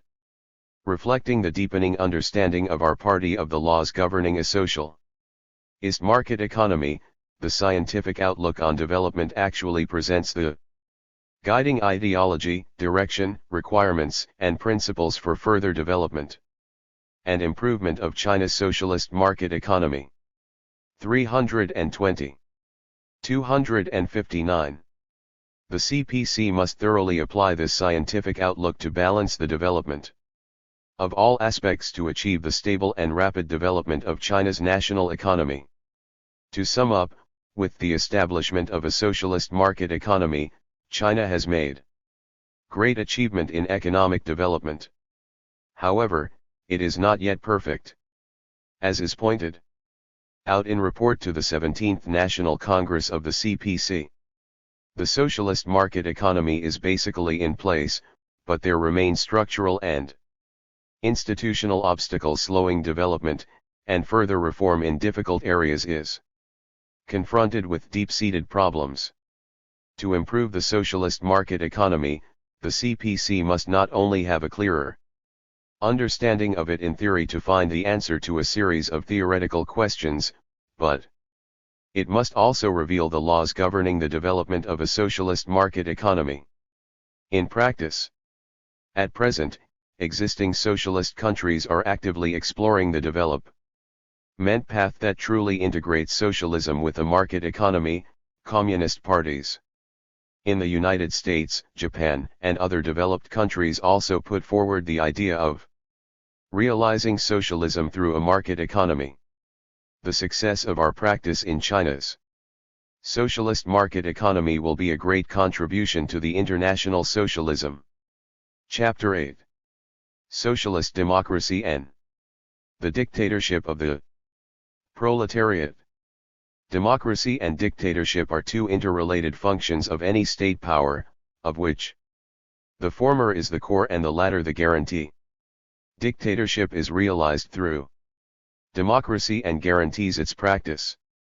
As long as the state exists, there will be no dictatorship without democracy, or vice versa. Since class distinctions came into being, human society has experienced four types of social system: slave society, feudal society, capitalist society, and socialist society, which represent the successive evolution of the four modes of democracy and dictatorship. Socialist democracy and the dictatorship of the proletariat is a brand new mode of democracy and dictatorship in human history.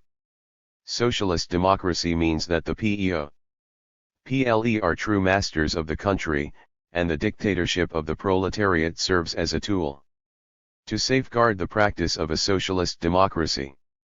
For the first time in human history, socialist democracy and the dictatorship of the proletariat undermine the foundations of a private ownership economy, bring forth democracy for the overwhelming majority, and dictatorship over the insignificant minority, which will eventually lead to the transition of human society from a class society to classless society. In China, people's democratic dictatorship is in essence the dictatorship of the proletariat. In working to build a socialist political civilization and advance the cause of developing socialism with Chinese characteristics, it is imperative to continue to develop a socialist democracy, improve the dictatorship of the proletariat, and adhere to the path of developing democratic politics with Chinese characteristics. 261. 262. 8.1 The people are true masters of the country. In the course of human history, socialist democracy, a wholly new type of democracy, surpasses capitalist democracy. Any democracy involves two basic questions: for whom and in what aspects. The former is concerned about the subject of democracy, the latter is about its content. In terms of its subject, a socialist democracy is intended for the overwhelming majority of the people.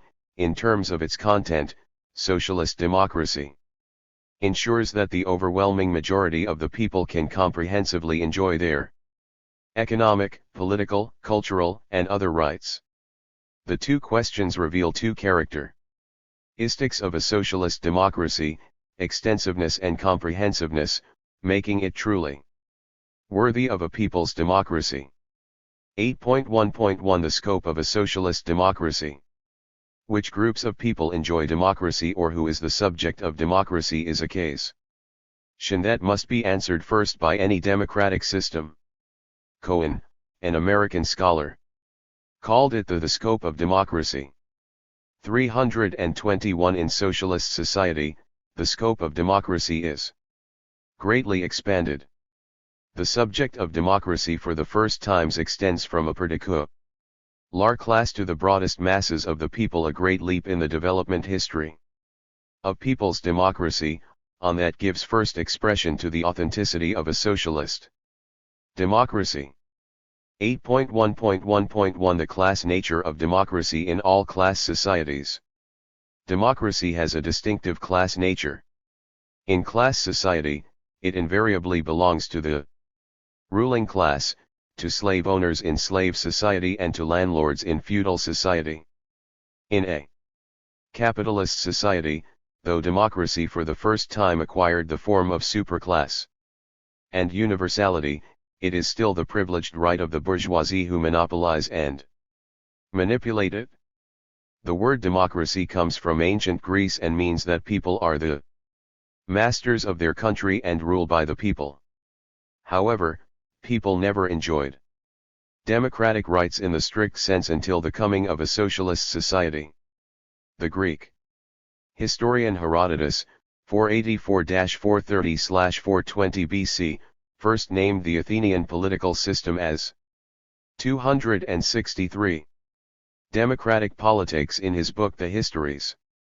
322 According to the book, democratic politics is the people's rule, and its characteristic is everything should be judged by the people. 323 Pericles, 495-29 BC, a famous Greek statesman, said that Athenian politics was called a democracy because not the few but the many govern.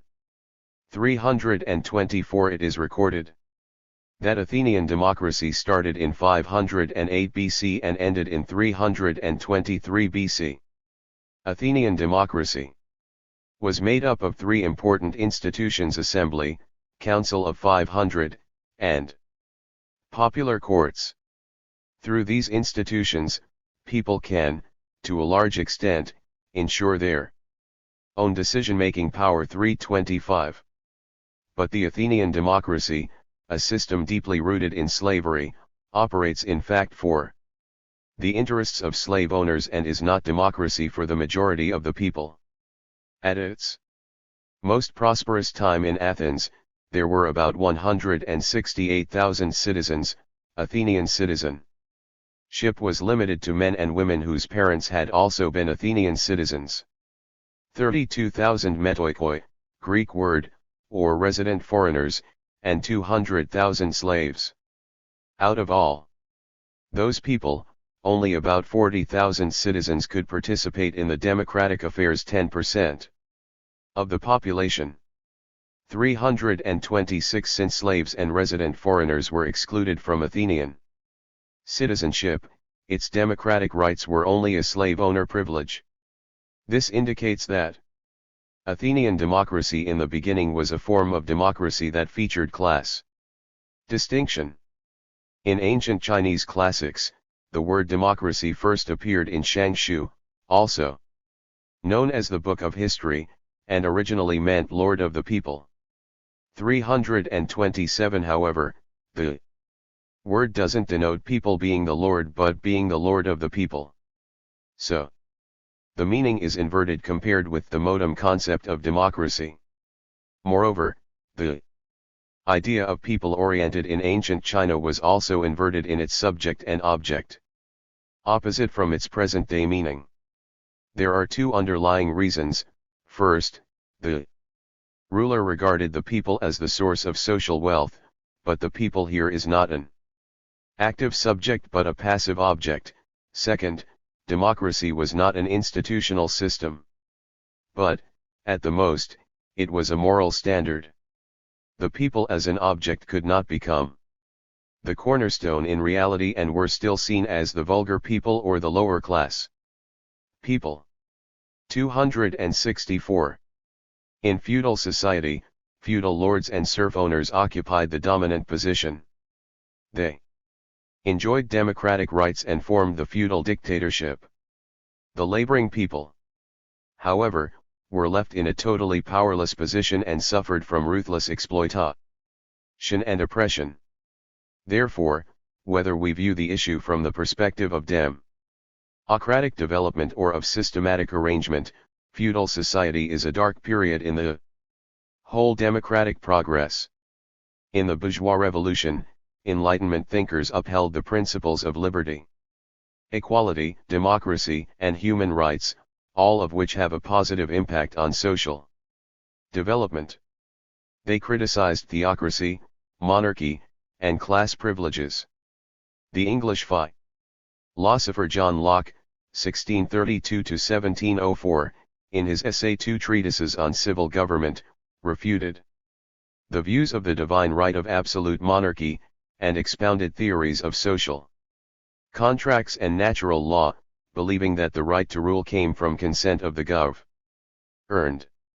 A French Enlightenment philosopher Baron de Montesquieu, 1689–1755, in his book The Spirit of the Laws, argued against the feudal autocracy and wrote with admiration about three branches of government that checked one another's power. Another radical French thinker, Jean-Jacques Rousseau, 1712–1778, in his book The Social Contract, came up with the theory of popular sovereignty. He believed that sovereignty was the implementation of the general will or majority rule, and the general will is what rational people would choose for the common good. Essentially, these democratic thoughts are part of a bourgeois ideological system, reflecting their own interests.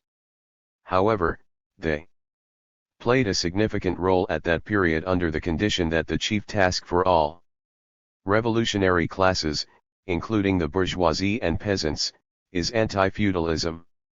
These thoughts at first appear in abstract and superclass forms, thus motivating all revolutionary classes to overthrow feudalism under the flag of a bourgeois democratic revolution, and march into a new social system, namely capitalism and capitalist society. A capitalist democracy was gradually established after the bourgeois revolutions. However, it is not as democratic as they claimed. It is democracy for the sake of capitalists, as for proletariats and all the working people, it is more of dictatorship than democracy.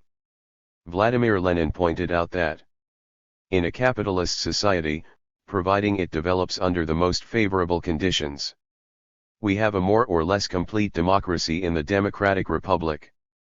But this democracy is always hemmed in by the narrow limits set by capitalist exploitation, and consequently always remains, in effect, a democracy for the minority, only for the propertied class, only for the rich. Freedom in a capitalist society always remains 265. About the same as it was in ancient Greece, freedom for slave owners. Owing to the conditions of capitalist exploitation, modern wage slaves are so crushed by want and poverty that they cannot be bothered with democracy or politics. In the ordinary peaceful course of events, the majority of the population is debarred from participation in public and political life. 328. 328 Collected Works of Lenin, on Marxism. Beijing, People's Press, 2009, p. 258. In retrospect, capitalist regimes have exposed their evil nature with hatred and cruelness to proletariat since its birth. Taking the Great French Revolution as an example. As soon as the feudalist regime was overthrown, the bourgeoisie betrayed their previous cooperators and ruthlessly suppressed the uprising of French workers in June 1848 to wipe out the Paris Commune in 1872. The bourgeoisies unmercifully slaughtered unarmed workers.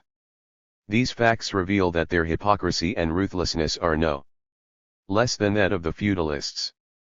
Capitalist regimes establish political democracy in the name of a multi-party system and separation of powers in order to balance the different bourgeois interest groups and essentially maintain them. The so-called superclass and universality of capital democracy are actually deceptive. There is no abstract and universal democracy in a class society.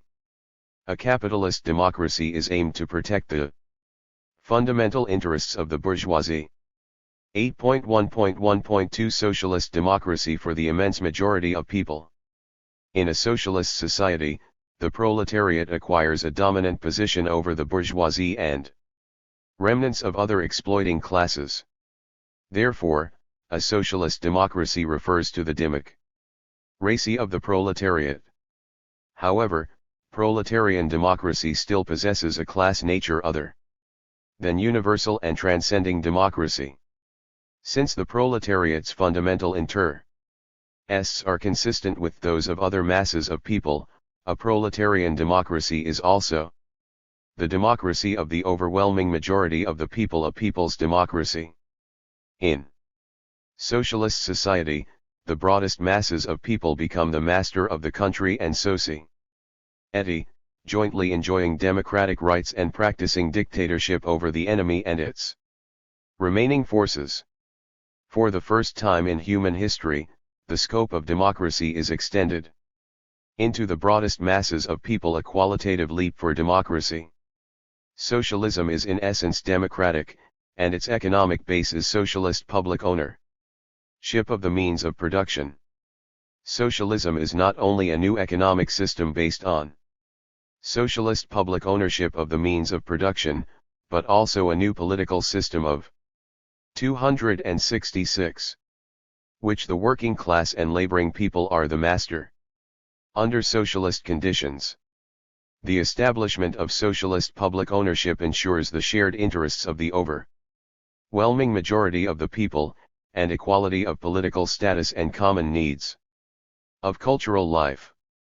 These conditions have laid solid foundations for the development of a socialistic democracy. The broadest masses of people need more than a rich material and cultural life. They also need a highly democratic political life and new patterns of interpersonal relationship built on the principle of a socialist democracy. The realization of these needs must be preceded by the establishment of a basic socialist system. Therefore, democracy and socialism are closely related to each other and cannot be separated.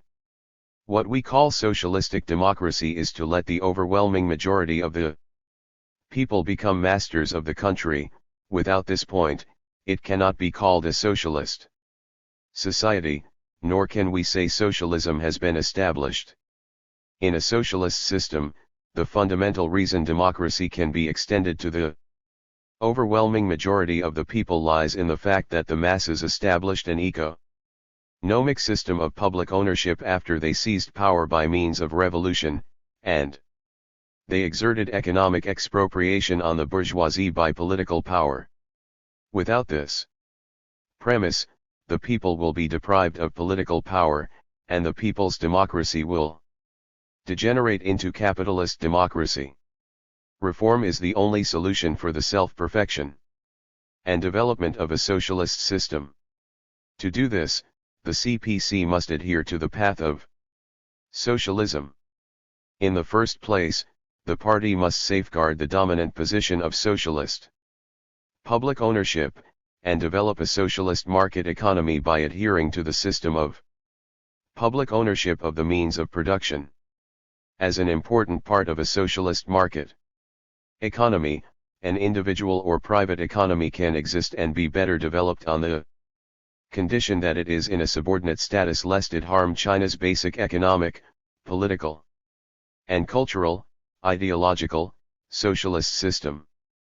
Capitalist democracy, no matter what forms it may take, is an instrument the capitalist class employs to protect its own interests and dominance. Since it is based on the private ownership of the means of production, it belongs only to an insignificant minority. Although it is claimed to be classless and universal, and endows people with freedom and various rights via lip service, in reality it restricts the democratic rights of the ruled class. The general public can enjoy their democratic rights under the condition that the bourgeois system is unthreatened. It is pointed out that when people's only passion for real democracy begins to undermine the basic social system to the extent that it influences the authority of the bourgeoisie, the democratic 267 system will automatically replace it or call it back. Such is the predicament some capitalist countries like Europe and North America are facing. 329. As long as capitalism is still the crucial economic power in our social life, democracy can only be the democracy of money, the democracy in which money rules people. No capitalist society today may reasonably be called democratic in the straightforward sense of securing personal liberty and rendering the exercise of power socially accountable. 330. Some scholars pointed out that capitalism and democracy are not complementary systems. Rather, they are sharply contrasting rules regulating both the process of human development and the historical evolution of whole societies. One is characterized by the preeminence of economic privilege based on property rights, the other insists on the priority of liberty and democratic accountability based on the exercise of personal rights. 331. In fact, capitalism was born with the priority of money. Since the day when a capitalist society was established, the achievement of individual liberty and democracy as well as rights was always closely related with money. Ordinary people in capitalist countries seem to enjoy democracy superficially, but in fact, they are not endowed with real democratic rights. When it comes to democracy, many people will always model themselves after Americans. But in fact, American democracy is typical of capitalist democracy in which the proletariat and the general public do not enjoy real democratic rights. Although American scholar William Domhoff declared that he was not a Marxist, he clearly pointed out in his book Who Rules America? Power, Politics, and Social Change that people may enjoy freedom in personal or religious problems, and they may also be allowed to talk about their political orientation freely, but they do not enjoy political rights. 332. First, American constitutionalism is at service to its bourgeois constitutional system. Robert A. Dahl once analyzed how the American Constitution breached the principles of democracy in how democratic is the American Constitution. For example, according to the U.S. Constitution, the president is elected indirectly by an electoral college. Not merely should voters elect a president from between two candidates, but voters should also 268 directly elect designated intermediaries called electors, who always pledge to vote for particular presidential and vice presidential candidates. The number of electors in each state is equal to the number of representatives and senators. There are currently 538 electors, corresponding to the 435 representatives and 100 senators, including the 3 additional electors from the District of Columbia. These electors form an electoral leg, the essence of which is a system of indirect election. As Robert points out, no part of the Constitution revealed the flaws in its design more quickly than the provision for an electoral college. Even when the electors were chosen by popular election, however, undemocratic features remained inherent in the electoral college. For example, 1. Popular votes versus electoral votes. First, the candidate with the greatest number of popular votes, a plurality or even an outright majority, might not receive a majority of electoral votes and thus might fail to be chosen as president. 4. Presidential elections, including that of 2000, including the election in which George Walker Bush won, have led to just such an outcome. In the most famous instance, the election of 1876, a candidate with an outright majority of popular votes lost the presidency. 2. Winning with a minority of popular votes. In fact, winning the presidency with only a minority of popular votes has been a fairly common occurrence. In a total of 18 elections, candidates have gained the presidency without winning a majority of popular votes. Overall, then, in 1 out of every 3 presidential elections, the highest office in the land was awarded to a candidate chosen by a minority of voters, 333. From a democratic perspective, the most desirable change will be a constitutional amendment that will replace the Electoral College with a direct election of the president by popular vote. If no candidate were to win more than 50% of votes on a popular vote, a runoff election between the 2 top candidates would be held shortly thereafter. Surveys indicate that the vast majority of Americans support the enforcement of this reform. Nonetheless, constitutional design denies the possibility, for it will barely win 67% of votes from the senators. According to statistics, over 700 proposals designed to revise or abolish the Electoral College have deluged the House of Representatives, none of which have been passed. 334. 269. To return now to our question, why did the framers settle on this solution? The usual answer runs like this: they wanted to isolate the presidential election from the hands of popular majorities. Dahl argues that the effort exerted by framers to separate the chief executive from the general public provides unshakable evidence that proved the framers' failure in setting a constitution that serves democracy and republicanism. 335. From the very beginning, the original framers spared no effort in depriving the general public of and constrained them from their democratic rights. Second, high election expenses have constrained candidates to the well-off. Since it came into being, bourgeois democracy has been tied to money, which provides indispensable support for democracy in capitalist societies. Without money or wealth, people cannot realize their political rights or guarantee social rights promised by the bourgeoisie. Money or wealth determines people's political and social status.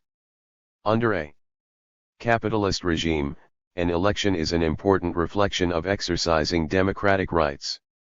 While an important means of election by monopoly bourgeoisie is money and wealth. Modern capitalist countries lifted restrictions on wealth and gender of qualifications for election, but money or wealth still remains a decisive factor. A case in point is the United States. The distribution of wealth has been highly centralized throughout U.S. history. In the 19th century, 1% of the upper-class population owned 40 to 50% of the wealth in large port cities. It remained almost the same in the 20th century. But in 2001, 1% of the people in senior official positions held 33.4% of marketable assets, that is to say, 20% of the population held 84% of its private wealth. After research, G. William Domhoff concluded that the upper class was a kind of economic class, based on ownership and control of revenue-generating assets. 336. This class controls not only the U.S. economy and politics, but also U.S. elections. Moreover, the escalating campaign spending is an essential means to win these rich-dominated elections. Over the years, the spending of presidential campaigns in the United States continued to hit records. In 1980, it was $16.2 million, and it doubled to $32.4 million in 1988. But in 2000, total campaign spending soared to $52.9 million, then hit a record $88.1 million in 2004. Nowadays, it will be possible to become a Senate candidate only by spending at least $1,337,000. Under the 270 electoral system of capitalism, running for president is impossible without money or wealth. In capitalist society, then, democracy is incomplete, necessitous, and hypocritic. Enjoyed only by a few rich people. Third, senior government posts are held by the rich. The political system of the United States is the presidential system, which allows the president to appoint rich people to high government positions. Among President George W. Bush's cabinet members, senior officials are unprecedentedly relevant to business communities. Vice President Richard Bruce Cheney was a CEO in Halliburton Company for 8 years prior to Bush's presidential election. Halliburton is a conglomerate that handles construction, petroleum, and other industries, and was the 7th largest U.S. defense contractor in 2003. Cheney's annual income was several million US dollars. He also received over $20 million in company stock options when he left. He had previously worked on the board of directors of Electronic Data Systems, Procter & Gamble, and Union Pacific. Andrew Card, White House Chief of Staff under President George W. Bush, once acted as the CEO of the American Automobile Manufacturers Association for 7 years and for 2 years was General Motors Vice President of Government Relations. Secretary of Defense Donald Rumsfeld once acted as the CEO of G.D. Searle and Company for 8 years, and was CEO of General Instrument Corporation for 3. Before he joined the Bush administration in 2001, he was a board member of 4 companies, Key Logic Group, Sears Roebuck, BBD Publishing, and Gulfstream Aerospace Corporation. He was also the director of 2 think tanks, American Enterprise Institute and Rand Corporation. Secretary of the Treasury John W. Snow was president of Chessie Railway Transport Company and director of Verizon Communications. Carlos M. Gutierrez, Secretary of Commerce, was executive vice president of Kellogg Company in 1990 and its CEO in 1999. Norman Mineta, Secretary of Transportation, a Japanese American, inherited his father's insurance company. Retired from the U.S. Congress in 1995, he acted as vice president of Lockheed Martin Space Systems Company until July 2000. Secretary of Health and Human Services Mike Levitt acted as CEO of the Levitt Group Insurance Company founded by his father. The company had 100 branches in the U.S. and was the 27th largest corporate insurance agency. Before entering politics. 271. He was appointed to the board of directors of numerous companies including Pacific Corporation, Utah Power and Light, and Greg Wisdom Savings and Credit Company. As can be seen from the above analysis, the government is closely connected with corporations and consortiums.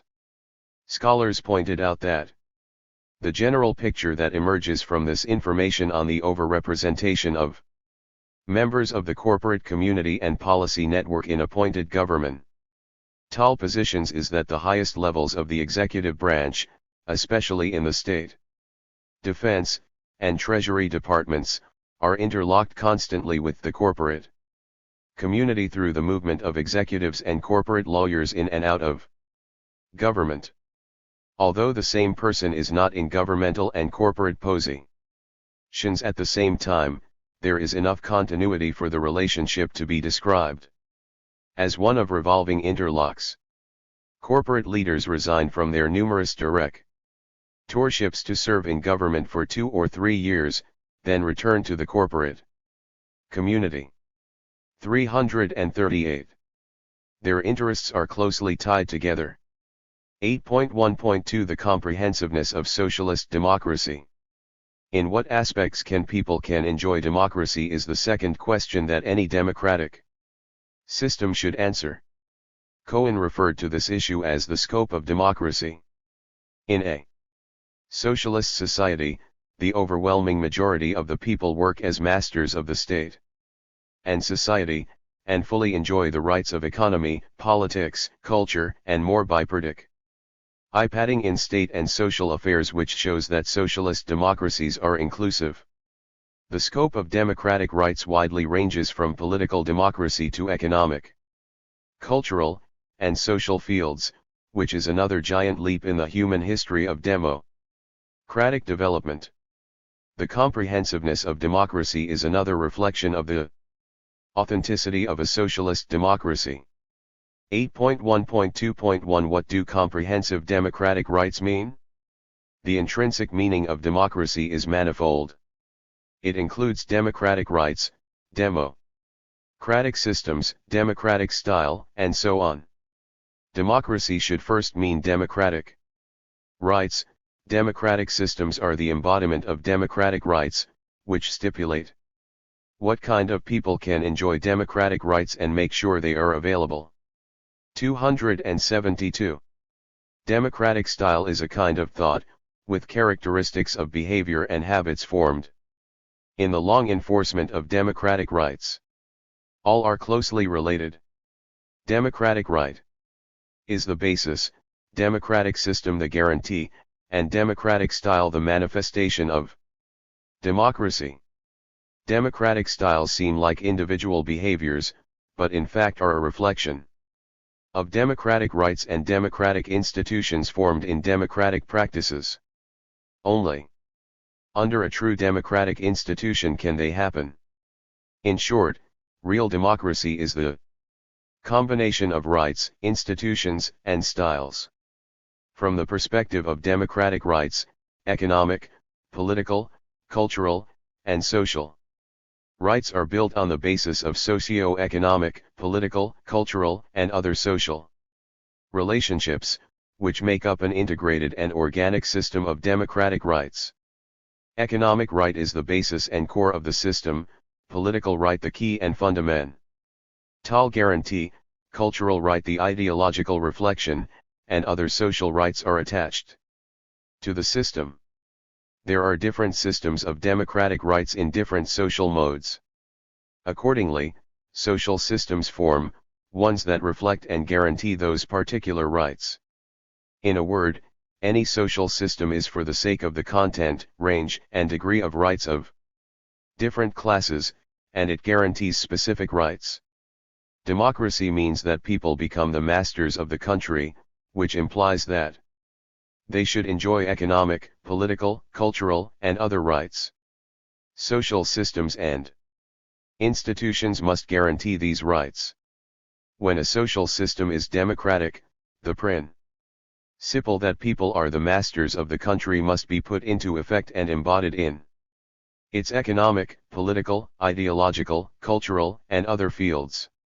The economic system stipulates the basic status of all social classes in its social-economic relationships, which constitutes the economic foundation of the society. The political, ideological, and cultural system that constitutes the social superstructure is the political guarantee and reflection of the economic system, the latter serving the former. The democratic principle should first be embodied in social economic and economic relations in a democratic society. A democracy in this aspect is called an economic democracy. Economic democracy is the root of democracy in other fields. Without it, real democracy in other fields can never exist.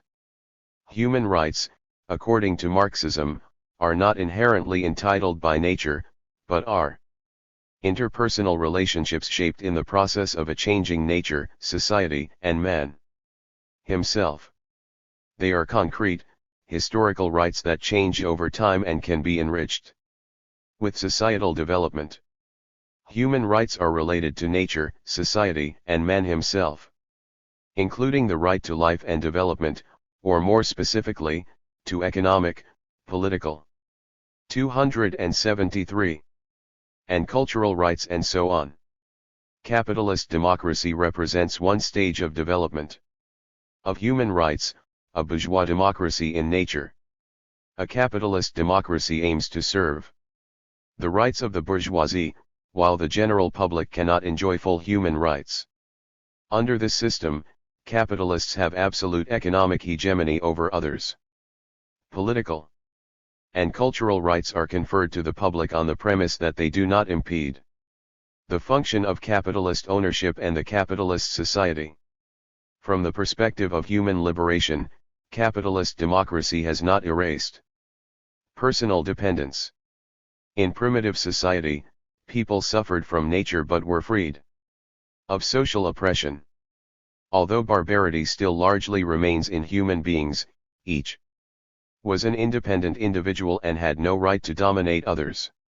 In the slave society, polarization in social status existed among people as slaves had been deprived of their personal rights, demoted to physical attachment to slave owners. For the first time, human beings experienced class and social oppression. In a capitalist society, human differentiation still exists.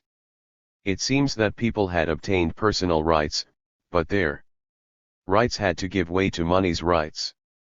Driven by the money's rights, the working class became an accessory of the capitalist state machine. In the capitalist world, slaves' direct personal reliability on slave owners had shifted to that of the working class relying on the production system, indirectly on capitalists.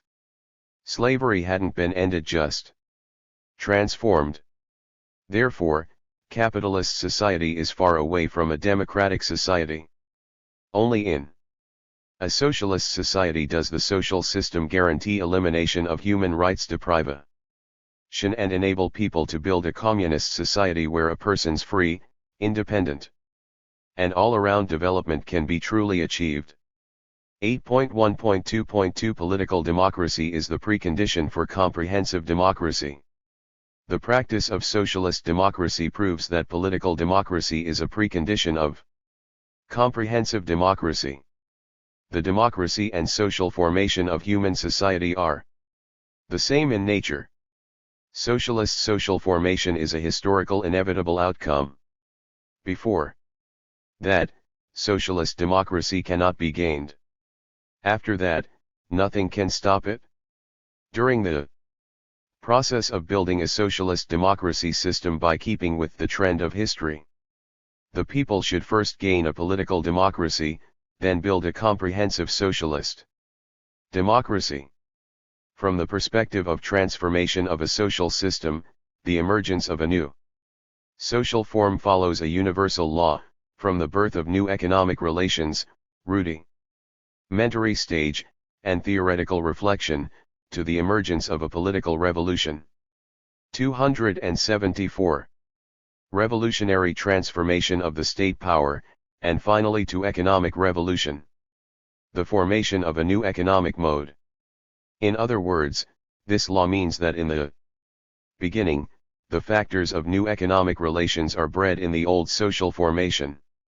Then theoretical reflection comes into being. It includes new theoretical views, a theory system, social trends, and mass public opinion.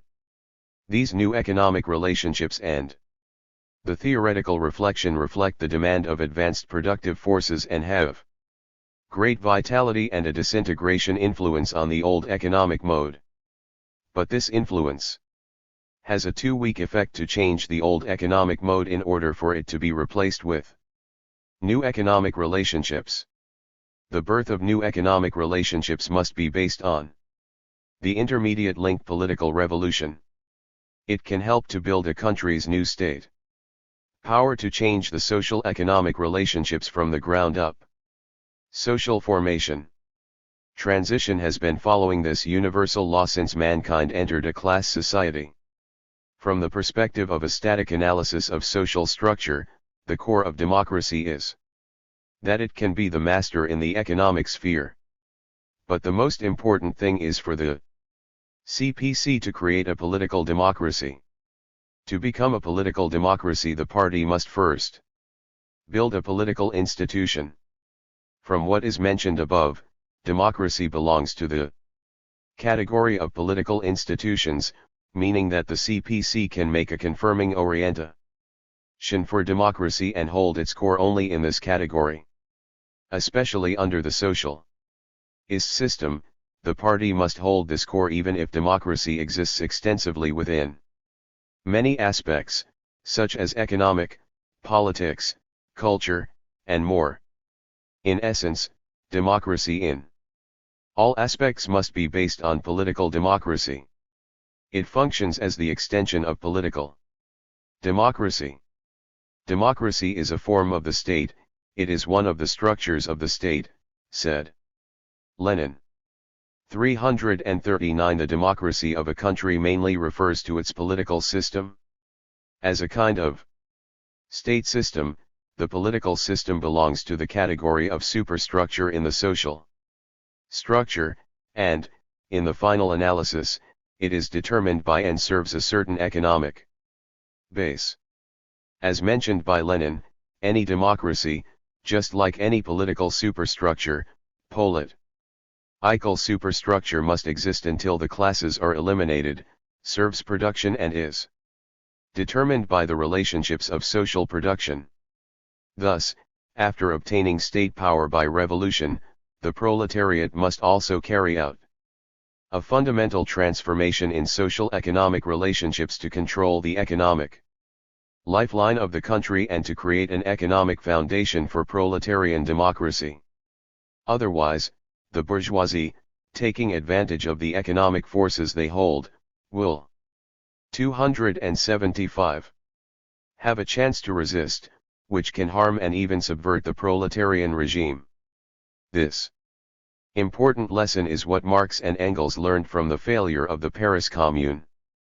The first step in the working class revolution is to raise the proletariat to the position of a ruling class to win the battle of democracy. 340. In this quotation, to win the battle of democracy refers to establishing a proletarian regime.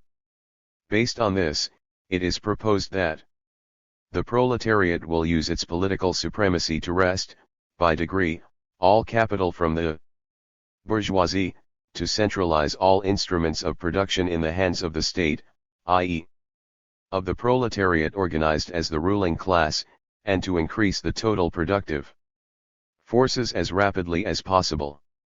341. That is to say, the relationships of production in a socialist society are designed to rely on the working class's state power, i.e., its democratic political system, which is established by the expropriation of the expropriators. Only after finishing this first step to raise the proletariat to the position of a ruling class to win the battle of democracy, can a socialist economic foundation and then a socialist society be established. Without this democracy, there will be no socialism. In class society, democracy is always exclusive to the ruling class that dominates the country. In this sense, there is no essential difference between bourgeois democracy and any other democracy in previous social forms. In other words, capitalist society, in terms of its essence, is not a democratic society at all. However, bourgeois democracy has actually achieved greater progress compared with previous social forms. Its progress is mainly manifested in two aspects, in the political regime and in individual rights. All societies before the capitalist society, such as slave and feudal societies, were authoritarian regimes. They had a typical feature: state power is owned by the supreme rulers of the state, monarch, king, emperor, and the like. But in bourgeois society, bourgeois democracy adopted a political system of separation of three powers, in which state powers are separated, checked, and balance each other. In individual rights, bourgeois democracy recognizes the equal rights of the people in form. In socialist society, the people enjoy true democracy, not only in the field of politics, but also in various fields of social life, economy and culture, etc. Therefore, only A socialist country can truly be called a democratic country or society. Socialist pub. Lick ownership ensures economic democracy of the people. Freed from the slavery of 276. Capital, they become masters of the means of production and can independently develop. Socialist productive forces. The purpose of socialist production is to serve the people and continually meet their growing material and cultural needs, rather than to pursue surplus value. Furthermore, the basic economic policy throughout a period of socialism is to expand and meet the domestic demand, while foreign trade and exports are only supplementary means to achieve this end.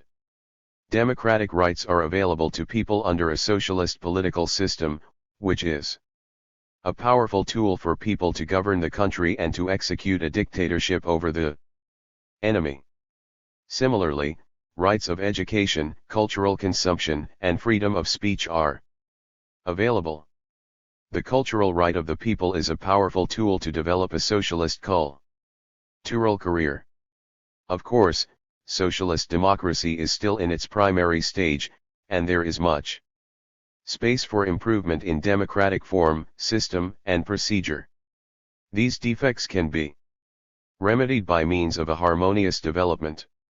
In fact, democratic country or democratic society are just labels dubbed by capitalists themselves, which was evidenced by the global financial crisis in the fourth quarter of 2008. Financial crisis is in essence economic crisis. Owing to private ownership, many people were exploited ruthlessly, losing purchasing power and living a precarious life. In face of this financial crisis, the bourgeoisie tricked people with so-called financial creation, a hoax to put people into debt, which triggered the Great Crash. People who were creators of social products found themselves shackled in debts. Can a true democratic society in which people govern the country be trapped into such a dilemma? In the wake of the financial crisis, a lot of money flowed into capitalists' pockets rather than being used to reduce people's debts. Such a solution can't bridge the gap between social consumption and social production, nor uproot a financial crisis. Democracy, whether it is socialist or capitalist, is a historical phenomenon that will develop and perish with human society. First, democracy as a political structure is not an everlasting value of mankind, which will perish with the state and the class. Second, democracy is a political phenomenon which will develop with social forms. As a kind of political civilization, democracy will evolve from a lower to a higher level, or develop from backward to advanced. That is to say, the three kinds of democracy existing in slave society, feudal society, and capitalist society have and will experience historical evolution and successive replacement by one after another. During a capitalist society, democracy is still restricted by class and private ownership, but it represents social progress that emerges as national democracy. 277. For the first time in human history. Although the formal democracy is not what the working people really want, it is the working people's phasic achievement in fighting for democratic rights in the course of history. Third, democracy develops historically, even in the same social form. In the society of private ownership, all social forms witness a process of rise and fall, as does the democracy itself. During the rise period, democracy witnesses a process of gradual improvement and development. During the fall period, democracy gradually shows a trend of decay with its superstructure, maintaining the old economic foundation until new social factors in a new social form emerge, replacing the old with the new. A socialist democracy is a new form of democracy based on a public-owned economy. It represents a new stage of democracy in human history. In its development, a New political democracy has been born and the social democracy has been consolidated and developed. When humans enter a true communist society, classes and states will perish, and political democracy will be found only in history exhibitions. 8.2 Essential guarantee of a socialist democracy. Like any other democracy in history, the socialist democracy possesses clear class character, the nature of which is proletarian democracy. The inherent unity between the socialist democracy and the dictatorship of the proletariat implies that the former is the inevitable requirement of the latter, and the latter is the essential guarantee of the former. Without a dictatorship of the proletariat, a socialist democracy would not exist. 8.2.1 Inevitable requirement of a socialist society. The dictatorship of the proletariat is inseparable from socialism. The dictatorship of the proletariat cannot do without socialism, and vice versa. The argument that the proletariat, after seizing power, will build a harmonious society and will weaken the dictatorship of the proletariat does not hold water.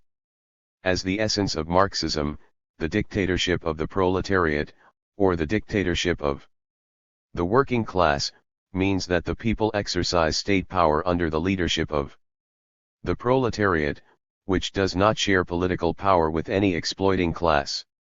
In his On Marxism, Lenin said, only those who recognize the class struggle and the dictatorship of the proletariat are Marxists. This is a touchstone to test whether or not they really 278 understand and recognize Marxism. 342 A Marxist must also realize that the dictatorship of the proletariat is an inevitable consequence of the class struggle between the proletariat and the bourgeoisie, which ensures the transition to a classless society. Since the development of human society is a natural historical process evolving from lower to higher forms, the replacement of capitalist society by a communist society is an inexorable tendency. Growing out of a class society, the state is the tool of the ruling class by nature, and state power is fundamentally the dictatorship of the ruling class. Seen from the class nature of a society with private ownership, slave society witnessed the dictatorship of the slaveholders, feudal society experienced the dictatorship of the landowners, and capitalist society is the dictatorship of the bourgeoisie. By contrast, a communist society features the elimination of classes, class struggle, the state power, class democracy, and dictatorship. Then, how will a capitalist society be transformed into a communist society? Between the two, Marx replied, there must exist a socialist period in which the dictatorship of the proletariat is established. The dictatorship of proletariat is one of the most important Marxist thoughts par excellence on the state issue. In 1846, when Karl Marx and Friedrich Engels were writing The German Ideology, a book satirically written against the ideas of some philosophers at that time, this thought was already in embryo. They stated that every class that is struggling for mastery, even when its domination, as is the case with the proletariat, postulates the abolition of the old form of society in its entirety and of domination itself, must first conquer for itself political power. 343. In 1848, the thought of dictatorship of the proletariat became clearer in Manifesto of the Communist Party. After studying the history of the bourgeoisie and the proletariat, they reached the conclusion that, of all the classes that stand face to face with the bourgeoisie today, the proletariat alone is a truly revolutionary class. 344 With an acute class struggle, the fall of the bourgeoisie and the victory of the proletariat are equally inevitable. 345 The first step of a revolution started by the working class is to raise the Proletariat to the position of a ruling class to win the democracy. It is pointed out that the proletariat will use its political supremacy to wrest, by degree, all capital from the bourgeoisie, to centralize all instruments of production in the hands of the state, i.e. 279. Of the proletariat organized as the ruling class, and to increase total productive forces as rapidly as possible. 346. In this way, they pointed out the inevitable consequence of a class struggle between the proletariat and the bourgeoisie, and the path to dictatorship of the proletariat and its functions. In the class struggles in France 1848 to 1850, Marx first used the concept of dictatorship of the working class 347 to refer to the political rule of the proletariat to be established after overthrow of the bourgeoisie. In March 1852, in his letter to Joseph Wedemeyer, a military officer and a Marxist revolutionary, Marx summarized the theory of proletarian dictatorship. 1. That the existence of classes is only bound up with particular historical phases in the development of production. 2. That class struggle necessarily leads to the dictatorship of the proletariat. 3. That this dictatorship itself only constitutes a transition to abolition of all classes and to a classless society. 348. In 1871, Marx and Engels summed up the experience and lessons of the Paris Commune, a radical socialist and revolutionary government ruling Paris from March 18 to May 28 that year, and further developed this theory. One thing especially was proved by the Commune, viz., that the working class cannot simply lay hold of ready-made state machinery and wield it for its own purposes. 349. In 1875, Marx wrote Critique of the Gotha Program to oppose the Gotha Program, a party platform of the German Social Democratic Party, for its opportunism and proposed the theory of a transition period. In the book, Marx said, "Between capitalist society and communist society lies the period of the revolution. A retransformation of the one into the other. Correspondent with this there will be a period of political transition during which the state can be nothing other than the revolutionary dictatorship of the proletariat." 350. Through this theory, the dictatorship of the proletariat has become much more closely linked to the socialist society, showing the historical inevitability that a socialist society must uphold the dictatorship of the proletariat. 280. According to Marx, the communist society, in which man can enjoy free and all-around development, follows the principle from each according to his abilities, to each according to his needs, a slogan popularized by Marx in Critique of the Gotha Program. After the basic socialist system has been established, the socialist society, making a qualitative leap compared with the capitalist society, can be referred to as the first phase of a communist society. 351. Lenin pointed out. But the scientific distinction between socialism and communism is clear. What is USU? Ally called socialism was termed by Marx the first, or lower, phase of a communist society. Insofar as the means of production become common property, the word communism is also applicable here, providing we do not forget that this is not complete communism. 352. Based on his thought, the scientific distinction between socialism and communism is still clear, even if the proletariat won victory in the revolution in the countries with a full development of capitalism and saw the means of production become common property. After the revolutionary transformation, we still must not forget that this is not complete communism. As in this period, its level of productive forces does not meet the principle of from each according to his abilities, to each according to his needs, and, as Karl Marx put it in Critique of the Gotha Program, just as it emerges from capitalist society, which is thus in every respect, economically, morally, and intellectually, still stamped with the birthmarks of the old society from whose womb it emerges. 353 For this reason, a socialist society still needs the proletariat to establish and consolidate its ruling status. Classes have remained, but in the era of the dictatorship of the proletariat every class has undergone change, and the relations between the classes have also changed. Class struggle does not disappear under the dictatorship of the proletariat, it merely assumes different forms.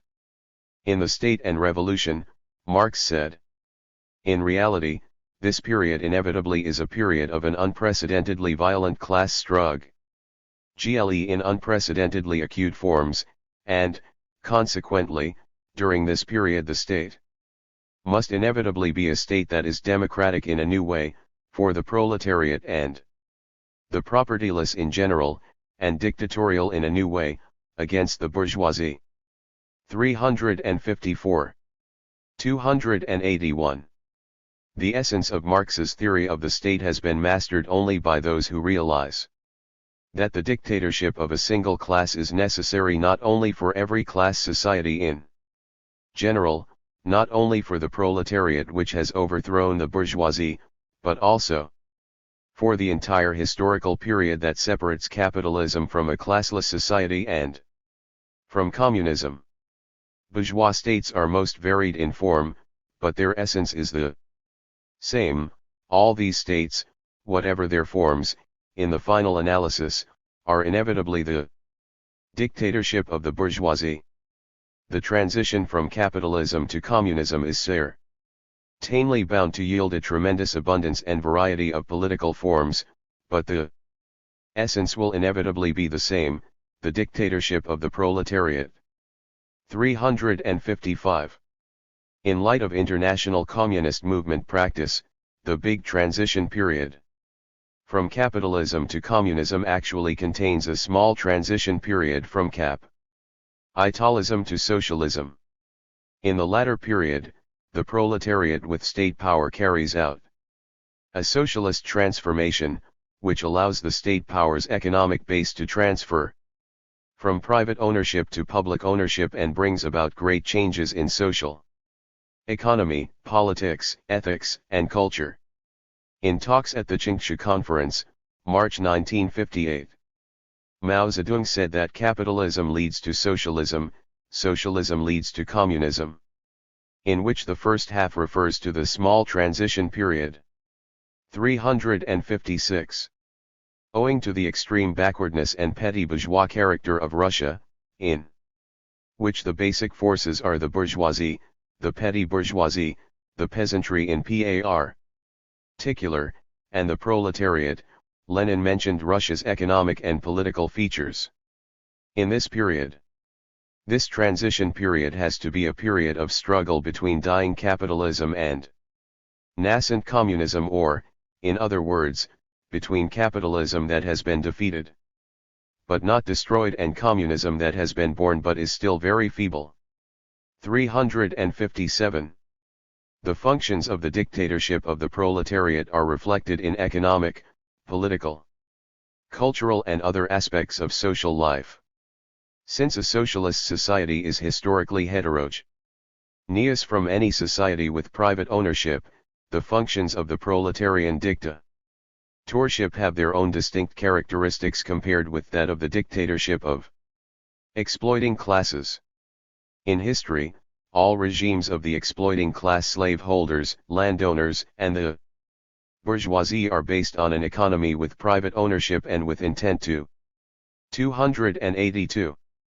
Strengthen and develop this foundation. On the contrary, a proletarian regime is based on the public economy and aims at consolidating and promoting public ownership.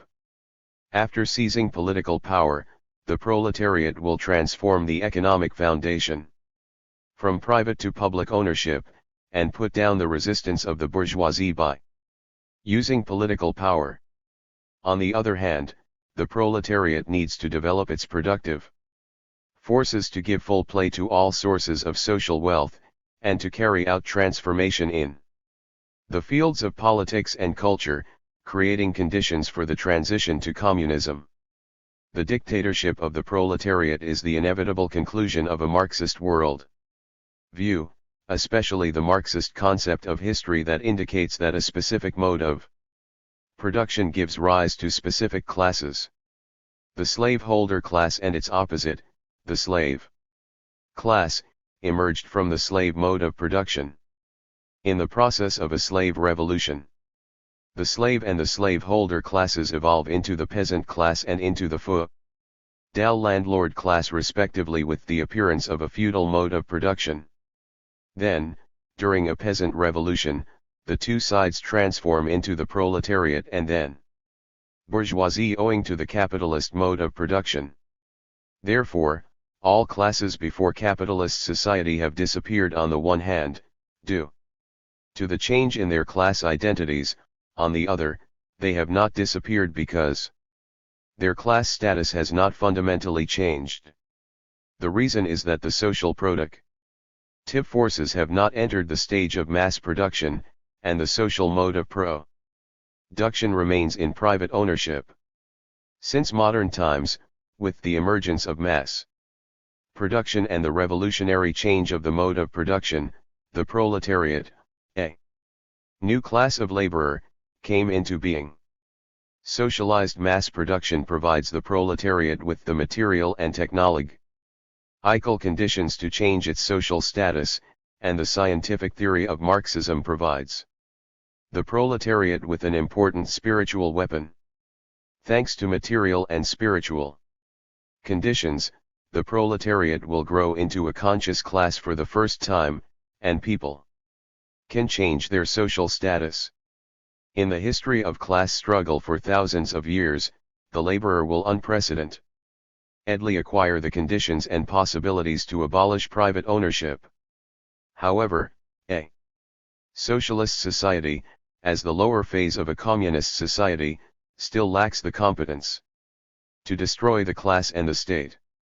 For example, long after the seizure of political power and the socialist transformation, 1953 to 1956, in three major fields, the dictatorship of the proletariat had not disappeared, and instead, China will fully exert its political power to consolidate and develop a new socialist system, and create conditions for destroying the class and the state, and to realize communism. 283. 8.2.2 Proletarian Dictatorship and Violence. As a particularly strong organization, the state is used to suppress certain classes with force. What class does the state of the proletariat intend to suppress then? Of course it is the exploiting class and the anti-socialist forces, for the proletariat is the only class that is consistently revolutionary and the only class that can unite all working and exploited people in the struggle against anti-socialist forces and achieve the liberation of mankind. The dictatorship of the proletariat, a new state power, performs both the functions of dictatorship and social management. Like any dictatorship of the exploiting class in history, violence is essential to proletarian dictatorship. 8.2.2.1 A Universal Law of Proletarian Revolution. According to the basic principles of Marxism, a violent revolution is a universal law of proletarian revolution and social reform, and force is the midwife of every old society, pregnant with a new one. 358 The communists openly declare that their ends can be attained only by the forcible overthrow of all existing social conditions. 359. When explaining this important principle from Marx and Engels, Lenin pointed out that the theory of Marx and Engels of the inevitability of a violent revolution refers to the bourgeois state. A bourgeois state cannot be superseded by a proletarian state, the dictatorship of the proletariat, through a process of withering away, but, as a general rule, only through a violent revolution. And he emphasized that this view of violent revolution lies at the root of the entire theory of Marx and Engels. 360. However, the authors of Marxist classics do not uphold the supremacy of violence. In their works, they repeatedly hope that the proletariat will take state power and transform the old society in a nonviolent and peaceful way. But, at least, up to now, this situation has not occurred in the practice of the international communist movement due to existing acute and profound social contradictions. Throughout the history of human society, any state power representing a new social form was born in blood-soaked and furious fighting. Take China as an example. Its transformation from a slave society into a feudal society experienced the Warring States period, 475 to 221 BC, a great age of change lasting more than 250 years. After years of 284 bloody battles, the Qin state, 771-221 BC, which first practiced feudalism, eventually unified China and established China's first feudal dynasty, the Qin dynasty, 221 to 207 BC. In modern China, a rising bourgeoisie with high ideals, represented by Sun Yat-sen, 1866 to 1925, also experienced the process of seizing power through a long and bitter struggle, such as the Guangzhou uprising in southern China in 1895-1910, and 1911, and the Wuchang uprising in central China in 1911. During the New Democratic Revolution, 1919 to 1949, the Chinese people led by the CPC and guided by Mao Zedong thought withstood the painstaking struggle of blood and fire before seizing political power. The regime change in Western countries was also filled with blood and fire. The English Revolution of 1640, the French Revolution of 1789, and the American Civil War, 1861 to 1865. So, does the proletariat still need violence after taking state power? Yes, absolutely. Violence is necessary to defend the land against invaders, struggle against the exploiting class, and prevent crimes that endanger the safety of the state, people's lives, and property. Violence, for any country, is a general tool to safeguard national security and consolidate state power. The crux is not whether a country should use violence, but who is entitled to use the violence, against whom, and under what circumstances.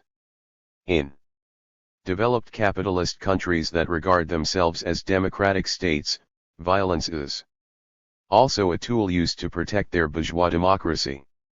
On the premise that violence and dictatorship should not be given up, the CPC must use violence moderately and exercise dictatorship within the limits of the constitution so as to maintain China's political and social stability and guarantee the smooth progress of socialist construction. 8.2.2.2 Proletarian violence, the unity of dictatorship with democracy. In spite of the indispensability of violence to all classes, the violence of the proletariat is essentially distinct from that of the bourgeoisie due to different class characters. First, the force of the proletariat serves to defend the democracy of the working PEO. PLE. Like any class dictatorship, a proletarian dictatorship employs force to suppress the reactionary class and restoration of the old society. Fundamentally different from the dictatorship of the landlord class and bourgeoisie, which uses force to crush the opposition of most laborers, a proletarian dictatorship uses force to break down the resistance of very few exploiters, landowners and capitalists. In a word, the proletarian force is based on the fact that the people enjoy substantive democracy. 285. Second, the essence of a proletarian dictatorship is not in force alone, or even mainly. In force. According to Lenin, the dictatorship of the proletariat is inevitable, necessary, and undoubtedly obligatory.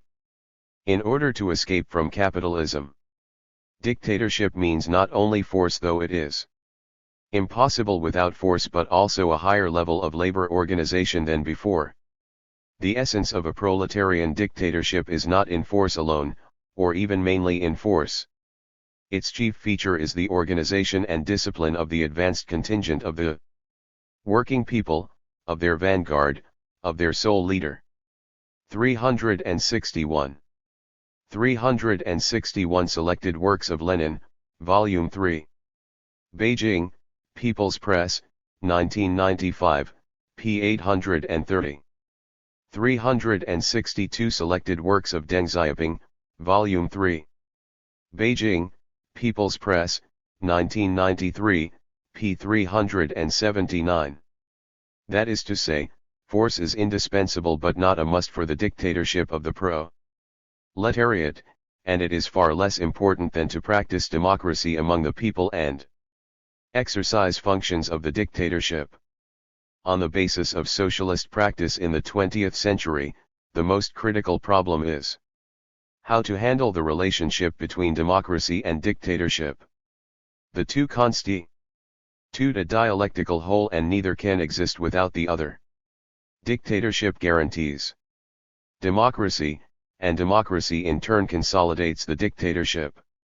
In the socialist era, no democracy is separated from dictatorship and vice versa. Separation or contradiction of the two will definitely damage the cause of socialism. Following the collapse of the socialist system in the Soviet Union in 1991, painful and profound lessons must be learned. Speaking of the people's democratic dictatorship, Deng Xiaoping, chief architect of China's reform and opening up, takes a clear stand. One of the basic concepts of Marxism is that the socialist system must be defended by the dictatorship of the proletariat. Marx once said that the theory of class struggle was not his discovery. His real discovery was the theory of the dictatorship of the proletariat. History has proved that a new, rising class that has just taken power is, generally speaking, weaker than the opposing classes. It must therefore resort to dictatorship to consolidate its power. Democracy is practiced within the ranks of the people and dictatorship over the enemy. This is the people's democratic dictatorship. It is right to consolidate the people's power by employing the force of the people's democratic dictatorship. There is nothing wrong in that. 362.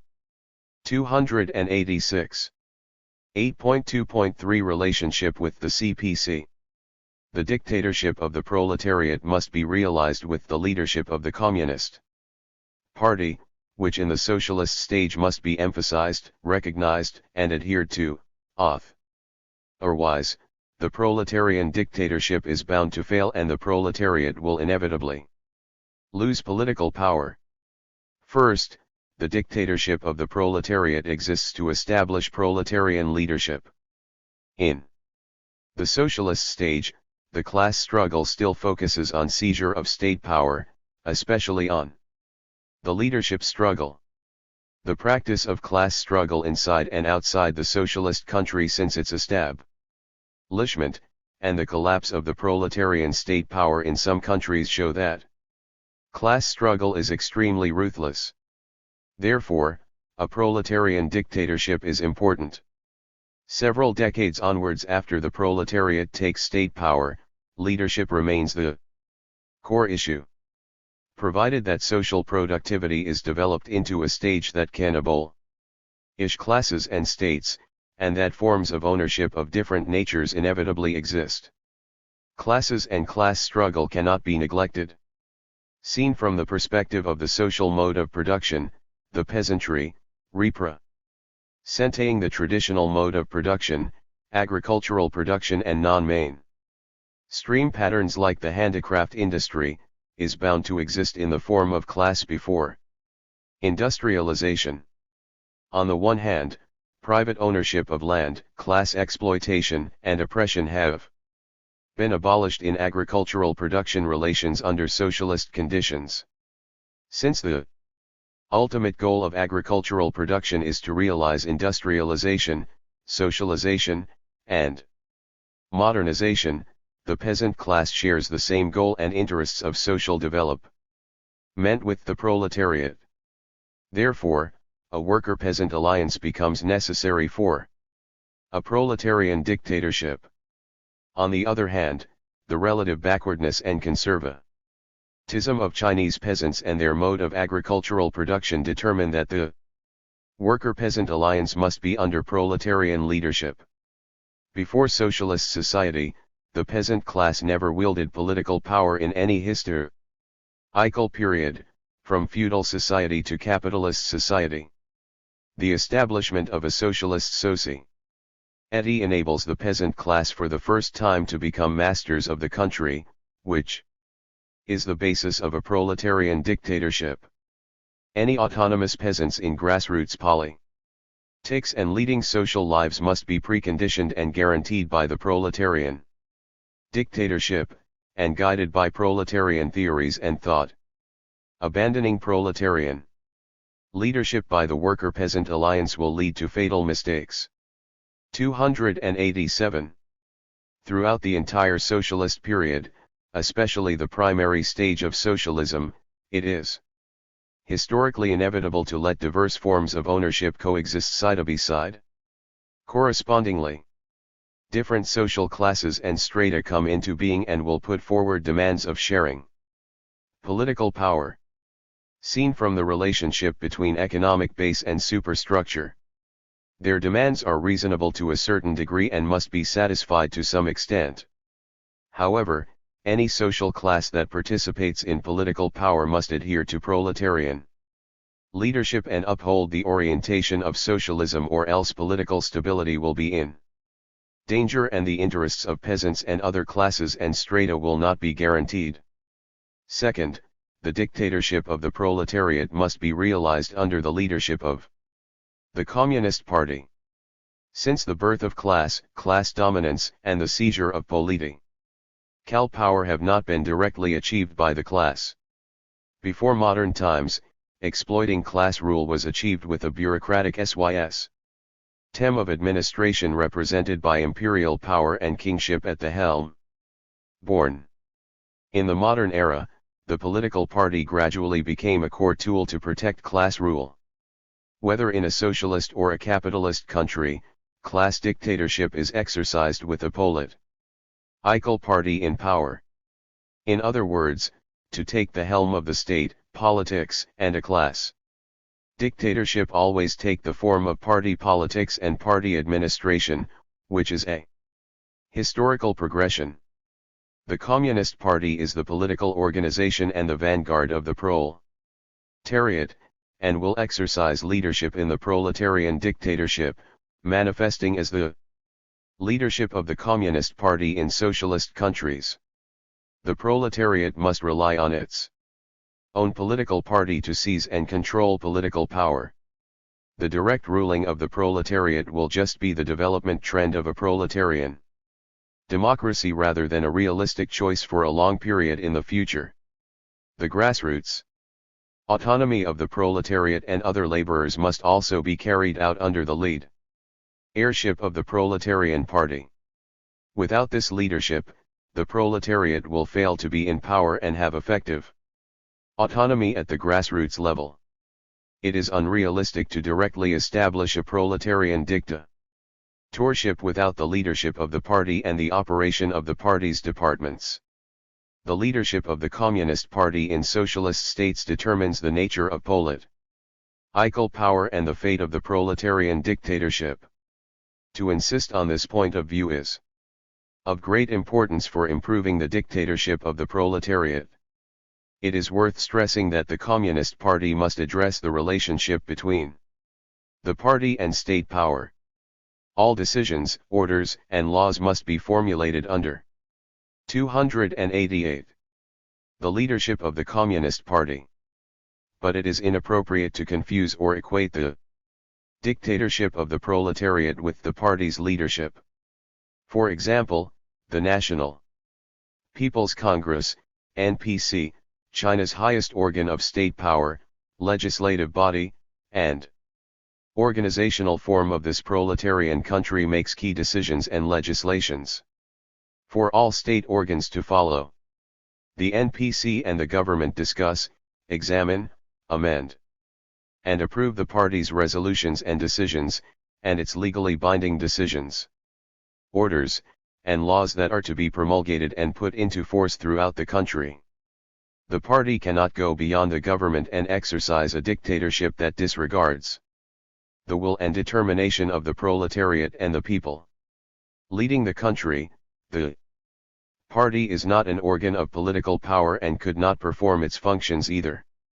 It is also worth stressing that the Communist Party must maintain close ties with the proletariat, since the leadership of the party aims to organize and develop a proletarian democracy. The proletariat is the sole class basis of the Communist Party. Without this basis, the Communist Party and its leadership is like water without a source or a tree without roots. Only by maintaining close ties between the proletariat and the Communist Party can the party understand the needs of the proletariat and the people, win the support of the proletariat and the majority of people when in difficulty, make fewer mistakes, learn to detect and correct them, and maintain its advanced nature and curb internal corruption. Without the closer ties, the party and its leaders will place themselves above the society and the proletariat and fail to establish their needed programs, lines, and policies. In short, the party and its governance will not advance nor link firmly with the major ity of people unless it is in close touch with its class basis. If not, the party will become a backward interest group that cannot guide the proletariat and the people ahead, and it will lose popular support. Isolation from the proletariat will inevitably lead to its separation from the majority of people, which heralds the downfall of the party's leadership. There are many reasons that caused the radical changes in Eastern Europe and the collapse of the former Soviet Union, but the primary reason is that the ruling party separated itself from the proletariat and the people. The dictatorship of the proletariat is embodied in the People's Democratic Dictatorship in China, and the governing position of the Communist Party of China is embodied in governing the country for the people. As the proletariat and the masses share the same interests, the Communist Party of China is the vanguard both of the Chinese working 289 class and of the Chinese people and the Chinese nation, representing the fundamental interests of the overwhelming majority of the Chinese people. The internal unity of class nature and popularity requires the Communist Party to reinforce its class basis, the working class, and mass base, other social classes. It should be stressed here that the Communist Party of China is also the vanguard of the Chinese people and the Chinese nation solely because it is the vanguard of the Chinese working class. And other social class might become the mass base of the party, while the working class forms the party's class basis. The persistence of the party's class nature and class basis will be the premise of its leadership at all times and under all circumstances. The CPC cannot recognize the People's Democratic Dictatorship at the cost of the class nature of China's state power, and vice versa. In summary, the party should take a dialectical attitude to combine the People's Democratic Dictatorship with the party's class nature, class basis, and mass base. 8.3 The dictatorship of the proletariat with Chinese characteristics. The Chinese Communists create the concept of a People's Democratic Dictatorship and establish a socialist system by adapting the Marxist theory of proletarian dictatorship to the actual conditions of China. The People's Democratic Dictatorship refers to democracy for the people and dictatorship over the enemy. It is the unity of democracy and dictatorship, representing a new kind of dictatorship of the proletariat with Chinese characteristics. To develop a socialist democracy and build socialist politics with Chinese characteristics, Chinese people of all nationalities must adhere to the People's Democratic dictatorship and follow the socialist road to turn China into a socialist country with a high level of democracy. 8.3.1 Birth of a People's Democratic Dictatorship. The Constitution of the People's Republic of China states that China is a socialist state. Under the People's Democratic Dictatorship led by the working class and based on the alliance of workers and peasants, and that the socialist system is the basic system of the People's Republic of China. The Constitution also states that the People's Democratic Dictatorship led by the working class and based on the alliance of workers and peasants. 290. Is in essence the dictatorship of the proletariat. The People's Democratic Dictatorship is a perfect unity of democracy for the people and dictatorship over the enemy. It is the combination of the new democracy and the new dictatorship. On the one hand, democracy is practiced within the ranks of the people who become masters of the country, which is the premise of the dictatorship over the enemy. On the other hand, the dictatorship over the enemy is the strong guarantee of democracy for the people. The literal meaning of the word dictatorship refers to exclusively possessed political power. It cannot be shared. The notion of dictatorship of the proletariat was put forward by Karl Marx. It means that the proletariat or the working class has control over political power and cannot share political power with the bourgeoisie. The thought is based on another thought of Marx, that is, at the peak hours of capitalism, the relationships of social classes tends to be simpler and simpler. The total society divides into two hostile camps, two directly adversarial classes, the bourgeoisie and the proletariat. Among all classes opposite the bourgeoisie, the proletariat is the only real revolutionary class.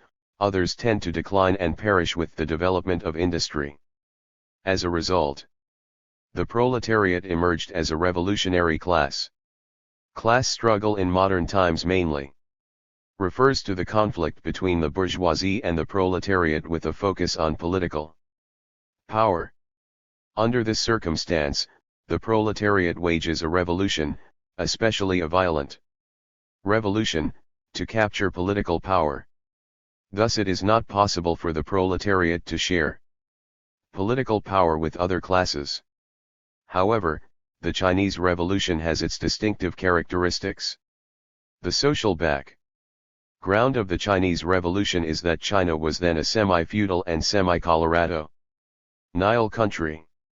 China didn't experience the full development of capitalism. The working class was relatively weak, and the peasantry accounted for the overwhelming majority of China's domestic population. Consequently, class relations were very complicated, making it quite different from other countries. The distinctive social background of the Chinese Revolution determines that China must take a distinctive revolutionary road. China's democratic revolution includes two historical stages: the Old Democratic Revolution, 1840 to 1919, and the New Democratic Revolution, 1919 to 1949. The Old Democratic Revolution was led by the bourgeoisie. Because the bourgeoisie didn't wake up the peasants, the largest population in China, to obtain allies on a mass scale, the bourgeois revolution failed without accomplishing the task of anti-imperialism and anti-feudalism, even though the emperor system was abolished and the reactionary dominance of the Qing dynasty, 1616 to 1911, was overthrown. 291. Moreover, the limited revolutionary fruit was stolen by big landlords and the ruling bourgeoisie. Hence the Chinese people were under the heavy oppression of three big mountains: imperialism, feudalism, and bureaucrat capitalism. The New Democratic Revolution, led by the proletariat, via the Communist Party, guided by Marxism, and based on an alliance of workers and peasants, aimed at overthrowing the three mountains and founding a new China. Thus the concrete road of the Chinese Revolution will encircle cities from the countryside and seize political power by armed forces. For reasons mentioned above, China must take the road that unites several revolutionary classes to achieve its task. Mao Zedong, in his analysis of the classes in Chinese society, pointed out that classes in Chinese society include the landlord, the comprador, the middle bourgeoisie, mainly refers to the national bourgeoisie, the petty bourgeoisie, mainly includes owner peasants, handicraftsmen, lower-level intellectuals, small tradesmen, etc., the semi-proletariat, the proletariat, the lumpenproletariat, and so on. Thus, in accord with the class components of a revolutionary group, the Chinese revolution must not rely on a single class but must have a broad, revolutionary, national, united front led by the proletariat, joined by other revolutionary classes including an alliance between the working class, the peasantry, and the national bourgeoisie. Mao Zedong once regarded the United Front as one of three magic weapons for the success of a revolution. The proletariat is the leadership, the broad mass of people is the main body, the peasantry is the leading force, and the left wing of the national bourgeoisie all are active participants. In this case, the new state established after the success of the revolution will inevitably be a people's democratic dictatorship. 8.3.2 An innovation in Marx's state theory. The theory of people's democratic dictatorship, which is a significant development for Marx's state theory, is the collective wisdom of the first generation of CPC Central leadership led by Mao Zedong. In 1935, in his essay Strategies Against Japanese Imperialism, Mao proposed a People's Republic and its policies. Compared to the former slogan, the Republic of Workers and Peasants, this change met the requirement for the war of resistance against Japanese aggression. In Mao's later essays, New Democracy and On Coalition Government, he made a further study of the future government and came up with the principle of a people's democratic dictatorship. Mao first used the term people's democracy in his speech on a May 4, 292 movement anniversary in 1939. He said, "Our Chinese Revolution does aim at building a People's Democratic Republic." 363. The second time the concept was mentioned was in June 1948 in Notice on Reprinting the Preface of Left Wing, an Infantile Disorder. On June 30, 1949, Mao Zedong published the essay on People's Democratic Dictatorship for the 28th anniversary of the CPC. This essay contained a systematic and scientific discussion about people's democratic dictatorship and laid a new foundation for the new government in the near future. In this essay, Mao stated that people's democratic dictatorship means that the CPC practice democracy for the people and dictatorship over the reactionaries. 563. Democratic dictatorship saw a transformation from theory to practice. In 1949, the Common Program passed by the Chinese People's Consultative Conference contained a clear definition that the People's Republic of China is a republic of the people's democratic dictatorship. It also pointed out that Chinese People's Democratic Dictatorship is a united front of Chinese workers, peasants, petty bourgeoisie, national bourgeoisie, and other democratic patriots. The state is based on the alliance of the working class and the peasantry and led by the working class. Later on, the new Chinese government was built according to this principle. In 1954, Chinese people formulated the first constitution, socialist in nature, under the leadership of Mao Zedong. The constitution says that China is a people's democratic dictatorship country. Mao Zedong said, "Our democracy doesn't belong to the bourgeoisie but to the people, that is, a people's democratic dictatorship based on the alliance of the working class and the peasantry and led by the working class." 364 Democracy and dictatorship form a unified whole in the socialist system of China. The combination of the two aspects is called the People's Democratic Dictatorship. 8.3.3 People's Democratic Dictatorship. The People's Democratic Dictatorship and the dictatorship of the proletariat mean the same thing in content and spirit. The People's Democratic Dictatorship fits in with China's real conditions, which is in essence is the dictatorship of the proletariat with 293 Chinese characteristics. The similarity of the People's Democratic Dictatorship and the dictatorship of the proletariat are summarized as follows. First, they are similar in guiding ideology. Both take Marxism as their guiding ideology. Marxism is the world outlook and methodology of the proletariat, as well as the ideological and theoretical weapon of the proletariat and the masses for liberating themselves. The People's Democratic Dictatorship in China's constitution clearly stipulates that under the leadership of the Communist Party of China and the guidance of Marxism-Leninism, Mao Zedong thought, Deng Xiaoping theory, and the three represents the Chinese people of all nationalities will continue to adhere to the PLE's democratic dictatorship. Second, they are similar in leadership. The leading force of the People's Democratic Dictatorship is the working class, the proletariat. Moreover, China's constitution clearly stipulates that the working class holds a leading position. It is a product of modern industrialization, a representative of advanced productive forces, and the most progressive class in Chinese society. In addition, the working class is closely allied with the peasants, the overwhelming majority of China's population. On this basis, a broad revolutionary and patriotic united front was established. Third, they are similar in functions of dictatorship. A state, whether it is in the form of the People's Democratic Dictatorship, or the dictatorship of the proletariat, performs at least three functions: 1. To safeguard the socialist system, national sovereignty, and the rights of people as masters of their own country, and to enforce a dictatorship over hostile classes and persons, including those criminals who destroy the socialist cause. 2.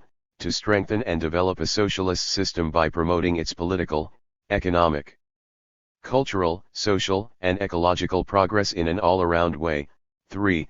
To uphold world peace and promote human progress. Fourth, they are similar in historical mission. Their ultimate goal and historical mission are to develop socialism, build a classless society, and finally fulfill communism. Based on the above discussion, the Constitution of the People's Republic of China in 1975 and 1978 emphasized that China is a socialist state with a dictatorship of the proletariat. The fact that the proletariat is the ruling class highlights the class nature of the People's Democratic Dictatorship. On July 14, 1975, at an enlarged meeting of the Central Military Commission, Deng Xiaoping said that the Chinese army is the mainstay of the dictatorship of the proletariat. 365 Moreover, on March 30, 1979, at a forum on the principles for the party's theoretical work, Deng clearly pointed out that adherence to the dictatorship of the proletariat is one of the four fundamental principles. Furthermore, on December 25, 1980, at the Central Working Conference, he said, "The People's Democratic Dictatorship is the dictatorship of the proletariat." 366 He also said that the nature of the People's Democratic Dictatorship is the dictatorship of the proletariat, and the expression of the PLE's democratic dictatorship is more appropriate to China's conditions. 367. After that, the term People's Democratic Dictatorship appeared in the 1982 Constitution. This change of name, however, is not a negation of the dictatorship of the proletariat. As a matter of fact, the People's Democratic Dictatorship is in essence the dictatorship of the proletariat.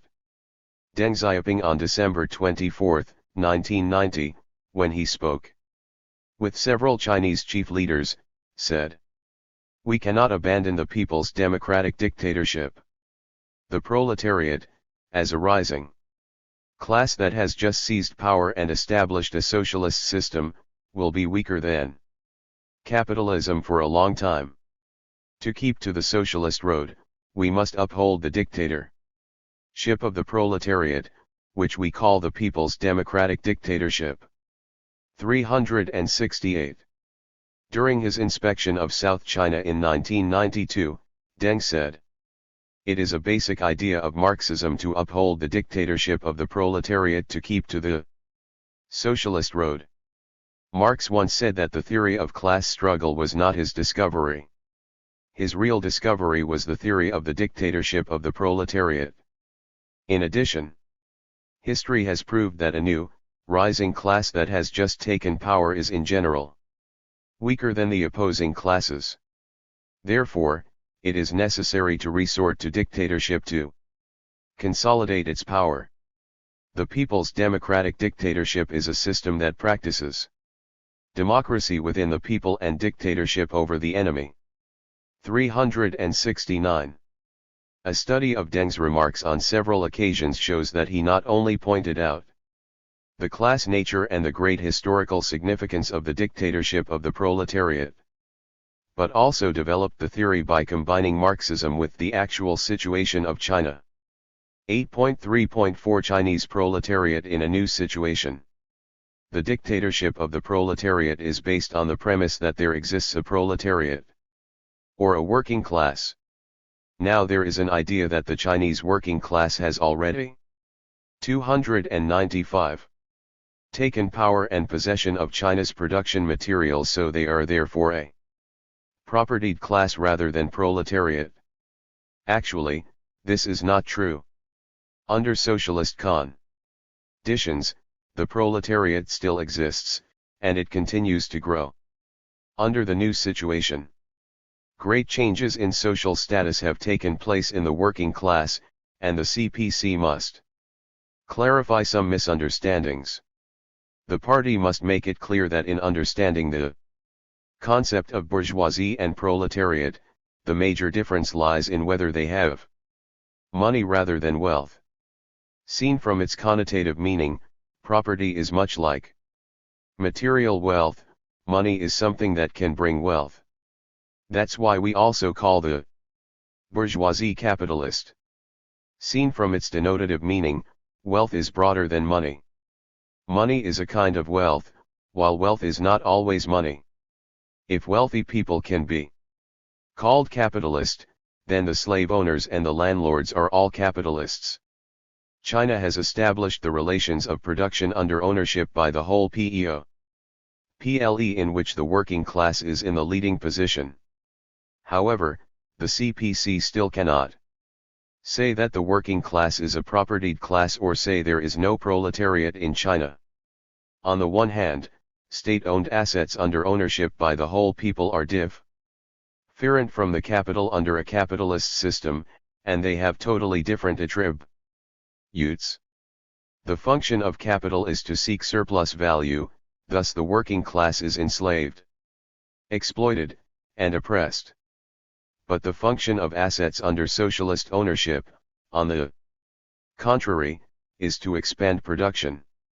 In so doing, the working class can become the master of the country and society by possessing the means of production, and to free themselves from being enslaved, exploited, and oppressed. On the other hand, the proletariat still exists even when it possesses some household wealth, but they will never become a propertied class. It has two reasons. First, Means of production, whose purpose is to get surplus value, cannot be confused with means of livelihood.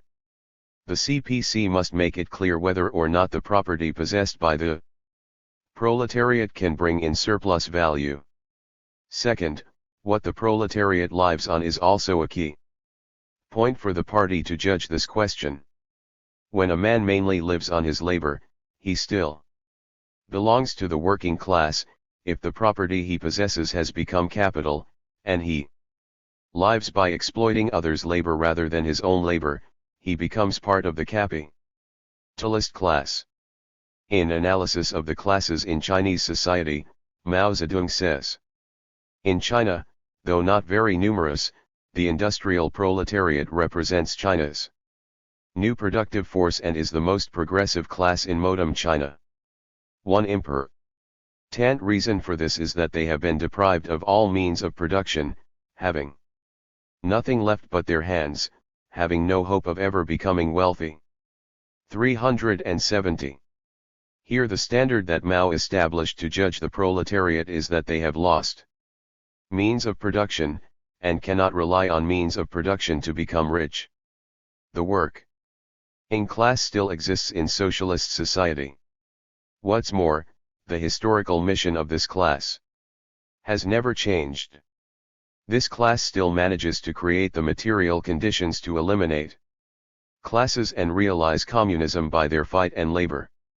8.3.5 Democratic Politics with Chinese Characteristics. The political and democratic system of a country must fit in with its national conditions.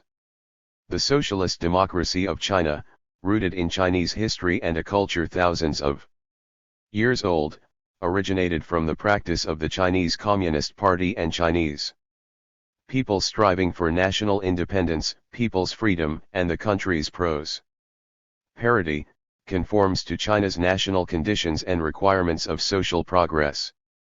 Hu Jintao said, the key of judging whether a political system is democratic lies in whether the large majority of the people's will is considered adequately, whether their rights as masters of the country are realized definitely, whether their legitimate rights are ensured effectively. The political system of a country should conform to its national conditions and the nature of the state. 371.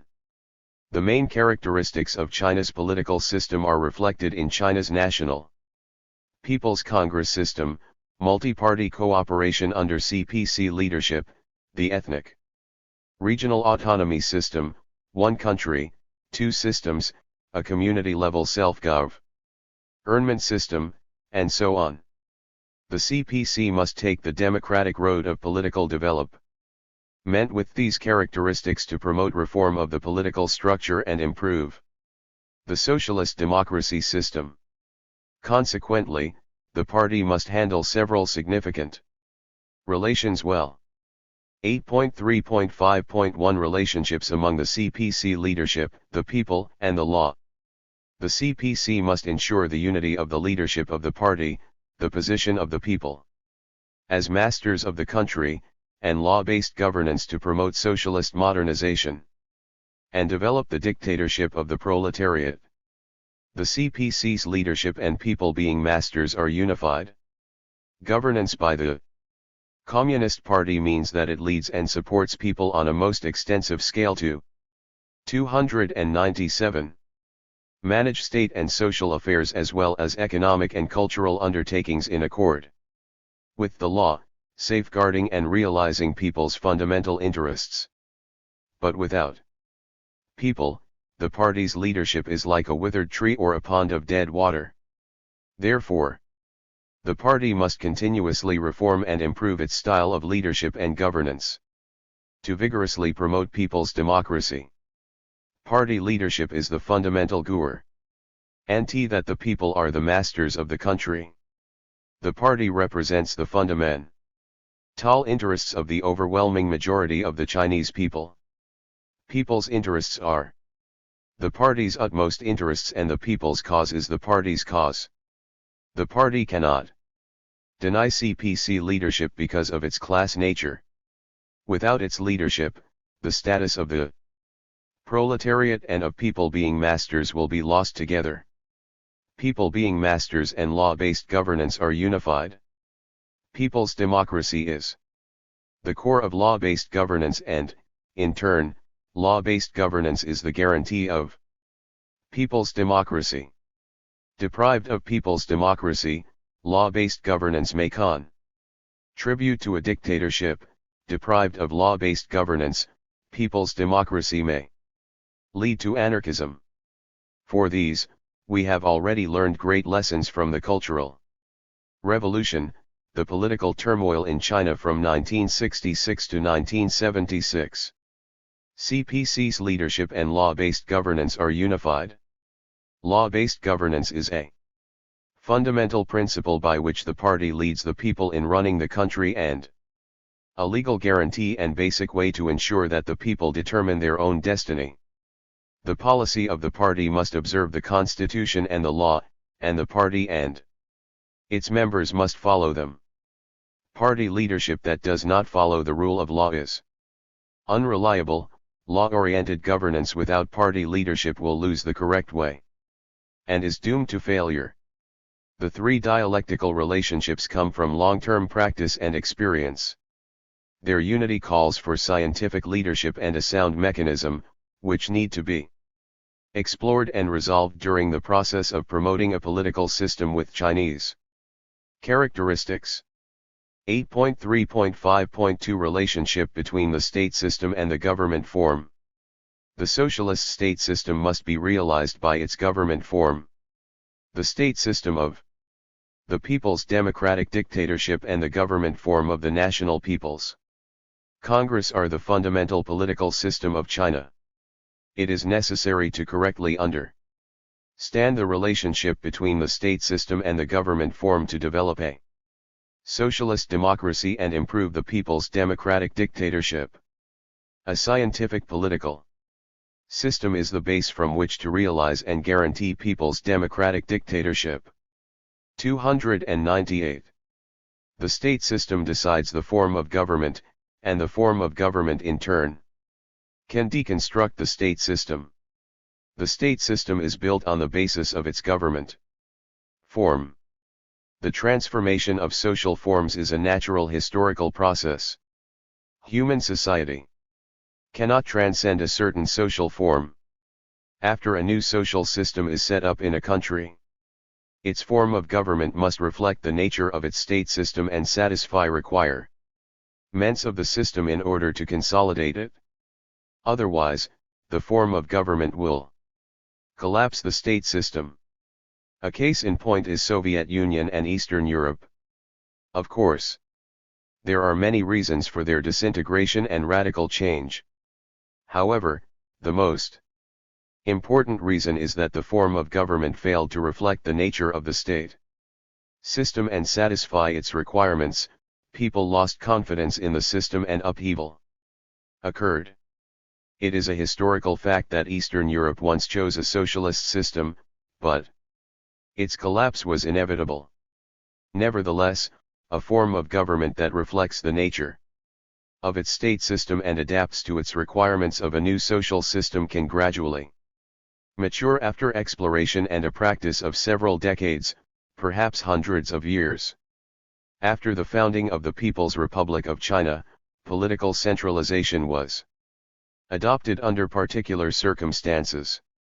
But with China's fast economic development, politics, and culture, great changes took place in social life, requiring governmental reform to further develop.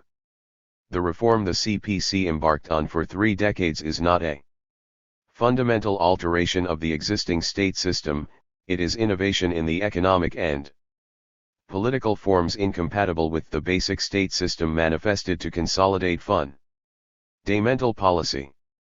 One of the most important reasons for the collapse of Eastern Europe and the former Soviet Union is that these countries had converted reform into transform, which endangered social stability and led to capitalism. 8.3.5.3 Relationship between criticism and inheritance. From slave society to capitalist society, the economic foundation of political civilization is private ownership. The essence of political civilization is dictatorship of exploiting class over the exploited. Slaveholders take possession of slaves' labor by controlling them. Likewise, feudal landlords take possession of peasants' labor by controlling the land, and capitalists take possession of workers' labor by owning the wealth they create. Though different in form, they are the same in nature. The possession, whatever forms it takes, must be strengthened by a corresponding state system in politics, justified by its dominant ideology in theory, and monopolized by ruling classes in action. Socialist political civilization is based on public ownership of the economy, and its essence is democracy for the working class and dictatorship over the enemy. 299. Compared with other social systems, the distinctive nature of the economic base and the class nature in a socialist system determine heterogeneity of its political civilization. However, there exists internal homogeneity of political civilization, which serves the exploiting class from feudal society to capitalist society. The so-called internal homogeneity means that the bourgeoisie and the feudal ruling class are compatible under certain conditions for regime replacement. On the contrary, a proletarian revolution has to break down an obsolete state apparatus and establish another one to generate a new political civilization. Therefore, when promoting socialist political civilization, the CPC must critically absorb the strengths of past political civilizations, especially the capitalist civilization. At the same time, the party must criticize its weak points and exploitative nature as the ruling class. What must be pointed out is that it is not the view of historical materialism to evaluate socialist political civilization by means of capitalist political civilization standards. If the CPC copies the mode of capitalist political civilization, differences between socialist political civilization and capitalist political civilization will be obliterated and even socialist democracy will be destroyed. Currently, some people preach the democracy, republicanism, and constitutionalism of Western countries, and seek to bring China's political system into a Western framework, which is the concentrated embodiment of the idea and tendency of anti-Marxism. As is stated above, capitalist constitutionalism is the reflection of private ownership of bourgeoisie in politics, serving as a machine to maintain this private ownership. In recent years, some people preach constitutionalism of the Western world in politics, which echoes with preachers of private ownership in the economy. The so-called universal value provides theoretical grounds for its existence, which conceals its class nature and deceives the public under the cloak of democracy, human rights, and constitutionalism. The intention and ultimate purpose of preaching Western constitutionalism is to fundamentally deny the state system of socialism, especially the leadership of the Communist Party of China. With a one-sided view of Chinese politics, the current preachers of Western constitutionalism see only the shortcomings and current problems encountered in practice, and hold that China should be completely westernized by copying a Western-style political system.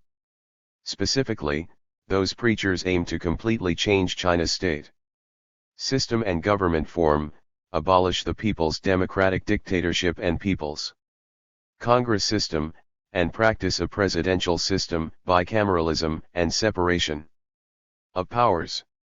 In one word, they claim that China should abandon socialism, the system 300 that the Chinese people have striven for more than 50 years. For this purpose, they propose to revise the constitution, cancel the leadership of the CPC, reject the main stay of public ownership regulated by the Constitution, and practice wholesale private ownership to clear the way for the establishment of a capitalist system. This was what Mikhail Gorbachev did when evolving the Soviet socialist system. In the face of those major issues concerning China's future, we must definitely criticize them in theory, do our job well in practice, and adhere to the socialist road with Chinese characteristics. It is the duty of every citizen of the People's Republic of China to respect and uphold the Constitution, and to act correctly under the Constitution. Ruling by law and establishing socialist democratic politics are the goals of the reform of China's political system. In this respect, there is a lot of difficult work and problems to be solved. However, that is not what those preachers want to do. What they are interested in is to remove CPC leadership from the Constitution to lay legal a foundation for a capitalist democracy. When it comes to the legitimacy and correctness of CPC leadership, many books have expounded theoretically on this issue, and here the CPC discusses it from the perspective of practice. The CPC is the choice of Chinese history, and it is only the CPC that can save and develop China. This has been proved by 100 years of Chinese history. It is known to all that the CPC led the people of all ethnic groups to throw the three big mountains over their heads, and found the People's Republic of China. In the past, more than 60 years since the founding of New China, the CPC has successfully completed a socialist transformation of the means of production, carried on socialist reform, and a socialist modernization with Chinese characteristics. These achievements could not have been made without the leadership of the CPC, which also strongly proves its correctness. Mistakes are inevitable in the process of accomplishing such an unprecedented great cause. However, the CPC learns from experience, upholds truth, rectifies mistakes, transforms the bad into the good, and leads the Chinese society to move forward. As a party always keeping pace with the times and representing the fundamental interests of the overwhelming majority of the Chinese people, the CPC will always be full of vigor and remain invincible. Only by adhering to the leadership of the CPC and realizing socialist democratic politics can the party safeguard the fundamental socialist political system and push forward the cause of building socialism with Chinese characteristics. Chapter 9. Marxist Theory on Political Party and Party Building. In China, the emergence of further theory on Marxist political party is inevitable. It results from the further development of the capitalist mode of production, the intensification of social conflicts in capitalist countries, and the appearance of the proletariat as an independent political force on the world stage of history. To accomplish its historical mission, the proletariat cannot do without the leadership of its own political party. The flourishing of workers' movements expedited the theory of a Marxist political party, and the formation of a Marxist materialist concept of history provided a theoretic foundation for it. The theory of a Marxist political party was new at that time, and its birth was of great historical significance. In its subsequent development, communists all over the world, especially those in socialist countries, enriched and developed the theory of a Marxist political party on the basis of their practical experiences, especially with regard to the theory of the ruling party. Chinese communists shoulder the historical mission of developing socialism. To accomplish this glorious historical mission, the most fundamental task is to build the party into a real Marxist party, strengthen the party's governance capability, and push ahead the cause of building socialism with Chinese characteristics. 9.1.1.1 The social background. In the 1760s, the Industrial Revolution first occurred in England and quickly spread to other European countries. The Industrial Revolution itself refers to a change from traditional handicrafts and homemade production to machine and factory, which made A qualitative leap in the productivity of Europe. A revolution in transportation was launched with the invention of the steam engine, the development of a coal industry, and the continuous emergence of new forms of transportation. With the expansion of the capitalist mode of production in Europe, the capitalist system in Europe was finally established. With the development of capitalism, basic contradictions of capitalist society, the contradiction between the private ownership of means of production and socialized mass production, were intensified to trigger the cyclical outbreak of an economic crisis. The root of an economic crisis lies in surplus production, which leads to a sharp decline in social productivity, mainly industrial, of the whole capitalist society, and creates a big increase in unemployment. Meanwhile, a large percentage of their enterprises were half closed and went bankrupt.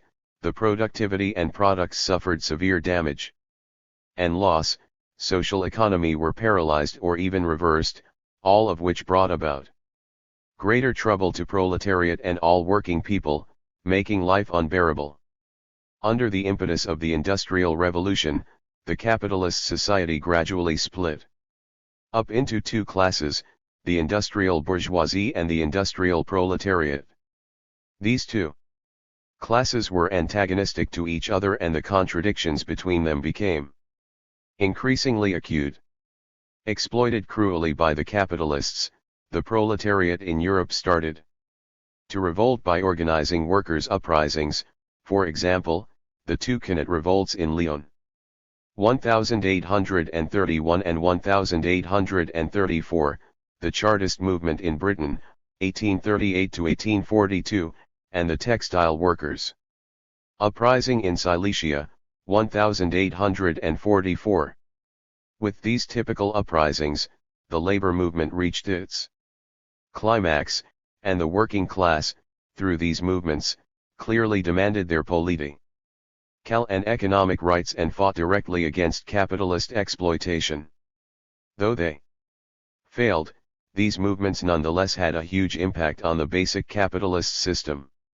These three uprisings marked that the working class, as an independent political force, finally appeared on the historical stage. The labor movement's development required the leadership of its own party to complete their historical mission.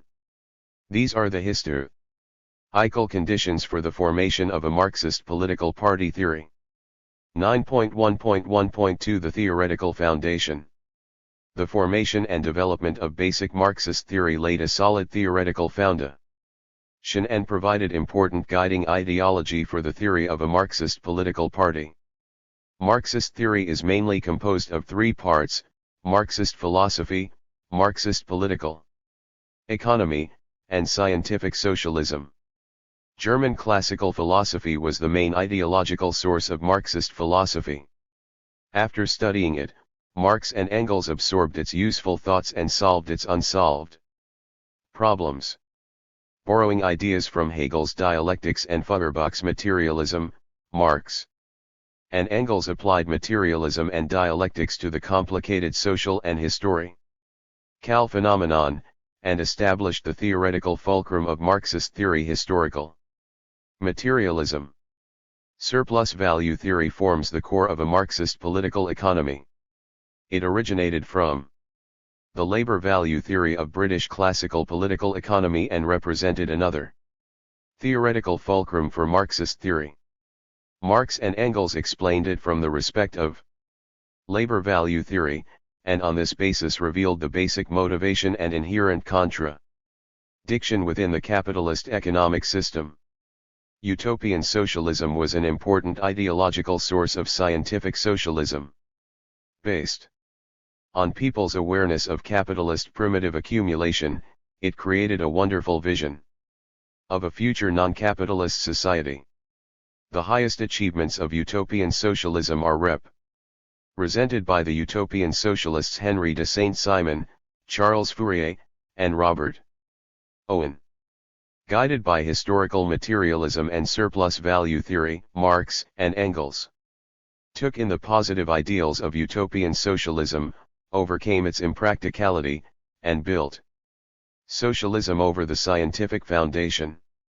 The Communist Manifesto, published in February 1848, gave a relatively complete and systematic presentation of the basic principles of Marxism for the first time. The manifesto also marked the birth of Marxism and the theory of a Marxist political party. Karl Marx and Friedrich Engels adopted a scientific approach in the manifesto to prove that communism will eventually come into existence as the historical situation requires. They spelled out the basic line and main tasks in the revolutionary struggle of the proletariat. 304. It was the first time that they briefly expounded the doctrines and strategies of building a genuine proletarian party, which prepared a theoretical program for its establishment and development. The release of the Communist Manifesto marked the first step forward to found the theory of a Marxist political party. 9.1.1.3 The practice background. The theory of a Marxist political party gradually entered a well-developed and mature phase when Marx and Engels took part in a movement driven by the working classes and built a proletarian party, along with intensifying the struggle against all kinds of wrong thinking trends. In 1845, Marx and Engels set up the Communist Group of Brussels in Belgium. In February 1846, they established the Brussels Communist Correspondence Committee with Philippe Gigot, 1820–1860, one of the representatives of the labor movement in Belgium. Marx and Engels, with the help of the Communist Correspondence Committee, built a relationship with the League of the Just and brought about its total transformation based on scientific socialism, which helped form the guiding position of Marxism step by step and laid a foundation for a proletarian party and its theory. Marx and Engels at first defeated the prevailing average communism, a community of goods, fellowship, and societal harmony, in the League of the Just, directed by Wilhelm Weitling, 1808–1871, a theorist of utopian socialism, and then the real socialism, directed by Hermann Kriege, 1820–1850. Later, Marx and Engels drew support from the theories to criticize the rise of the thought of petty bourgeois socialism, put forward by Pierre-Joseph Proudhon, 1809–1865, the 19th-century French anarchist and socialist. Their criticism helped the working class uncover the truth of Proudhon's petty bourgeois socialism, which was totally and essentially different from scientific socialism. Owing to Marx and Engels' great efforts, scientific socialism gradually played a dominant and guiding role in the League of the Just. In January 1847, Marx and Engels joined the League of the Just and helped bring about its total transformation.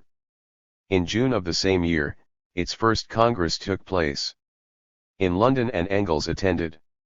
With the help of Engels, the conference set forth the draft of the Communist Confession of Faith, detailing the League's program, after heated discussion, and changed the group's name to the Communist League.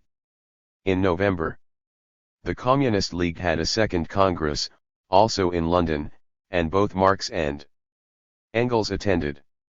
The conference unanimously approved Marx and Engels as the rules and constitution of the Communist League, the first writing of the Proletarian Party, and an important document in the history of Marxist political party. The rules and constitution of the Communist League stated its nature, its basic program, and ultimate goal, and also worked out a project for organizational activities and lives in the party. The document reflected the basic principles that helped the working class build their own party. Marx and Engels were commissioned to draw up a manifesto summarizing the doctrines of the League for the organization. This turned out to be the Communist Manifesto, first published in February 1848 in London. The Communist Manifesto is universally acknowledged to be a cornerstone of the theory of a Marxist Political party. 9.1.1.4 Historic significance.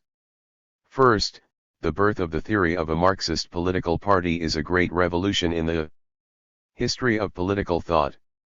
Different from previous theories of the bourgeois party, it gives a comprehensive analysis of the class nature of a political party based on historical materialism, and scientifically expounds the historical process of the development and decline of a political party.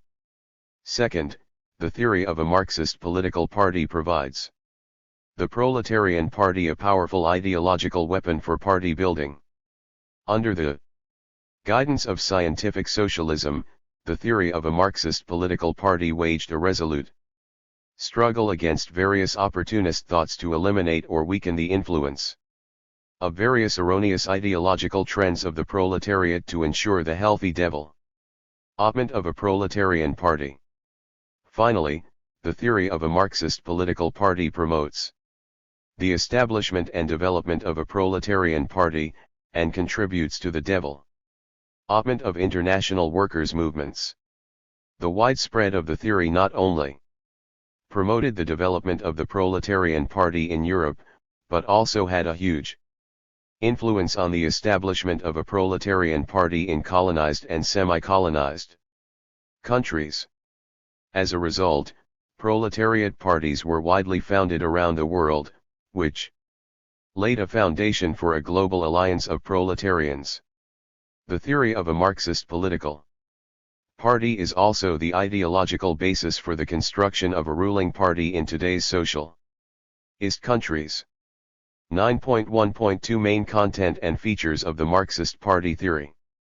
9.1.2.1 The prominent class character.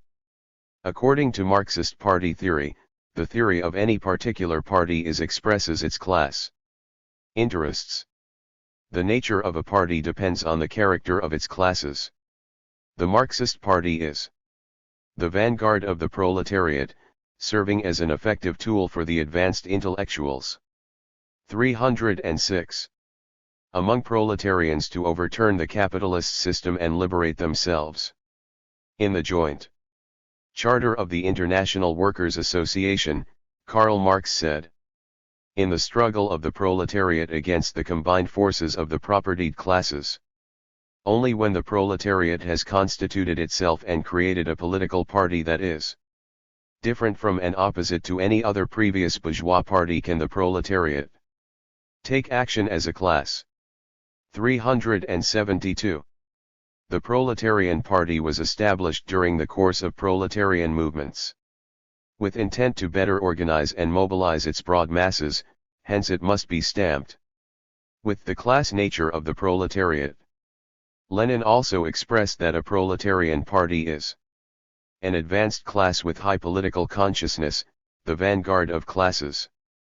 373 As can be seen, class nature is the most fundamental characteristics for a Marxist party.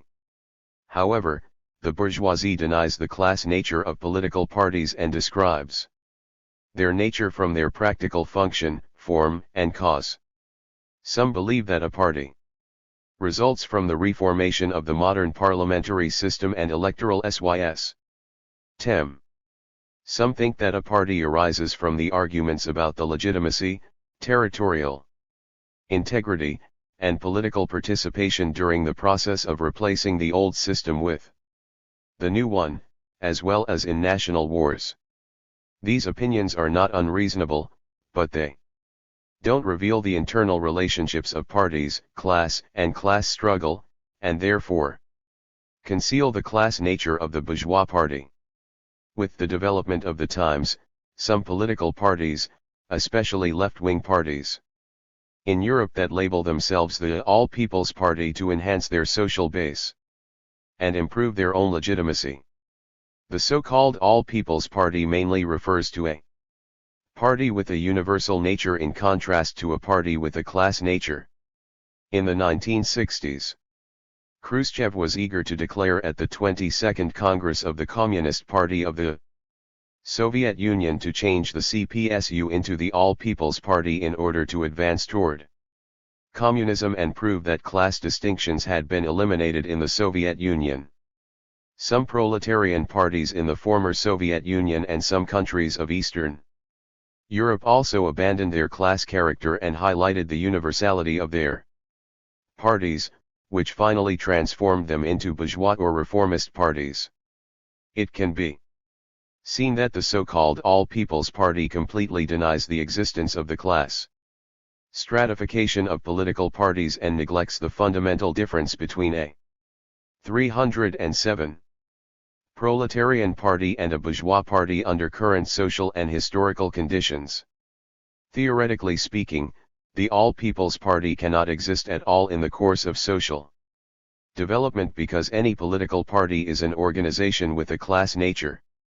With the development of social productive forces, various classes in society will gradually die out and political parties will disappear. The time when an all-people's party comes into being is the time for political parties to step off the stage of history. 9.1.2.2 Clear political objective. The Marxist Party has a clear political objective, that is, to organize and mobilize the proletariat to overthrow the rule of the bourgeoisie and establish a new state power of the dictatorship of the proletariat. In 1848, Marx and Engels specifically pointed out in the Communist Manifesto that the objective of the Communist Party is to lead the proletariat to overthrow the bourgeois regime and establish a new state power of the dictatorship of the proletariat, to eliminate bourgeois society based on class antagonism and build a new society which has no class distinctions and no private property. 374. In 1905, Engels published Two Tactics of Social Democracy in the Democratic Revolution, in which he stated that only by overthrowing the existing regime and forming a new revolutionary regime can proletarian party succeed in revolution. The Marxist Party believes it is inevitable to resort to violence in the course of realizing its political objective. In the conclusion of the Communist Manifesto, Marx and Engels specifically point out that the communists disdain to conceal their views and aims. They openly declare that their ends can be attained only by the forcible overthrow of all existing social conditions. 375 While emphasizing the importance of violence, Marx and Engels never deny the importance of nonviolent and legitimate struggles in specific historical situations. As is well known, Engels speaks highly of the significance of the Social Democratic Party of Germany using universal suffrage and carrying out parliamentary struggles. He said that they gave the world a new weapon, one of the sharpest, to show them how to make use of universal suffrage. 376. 308.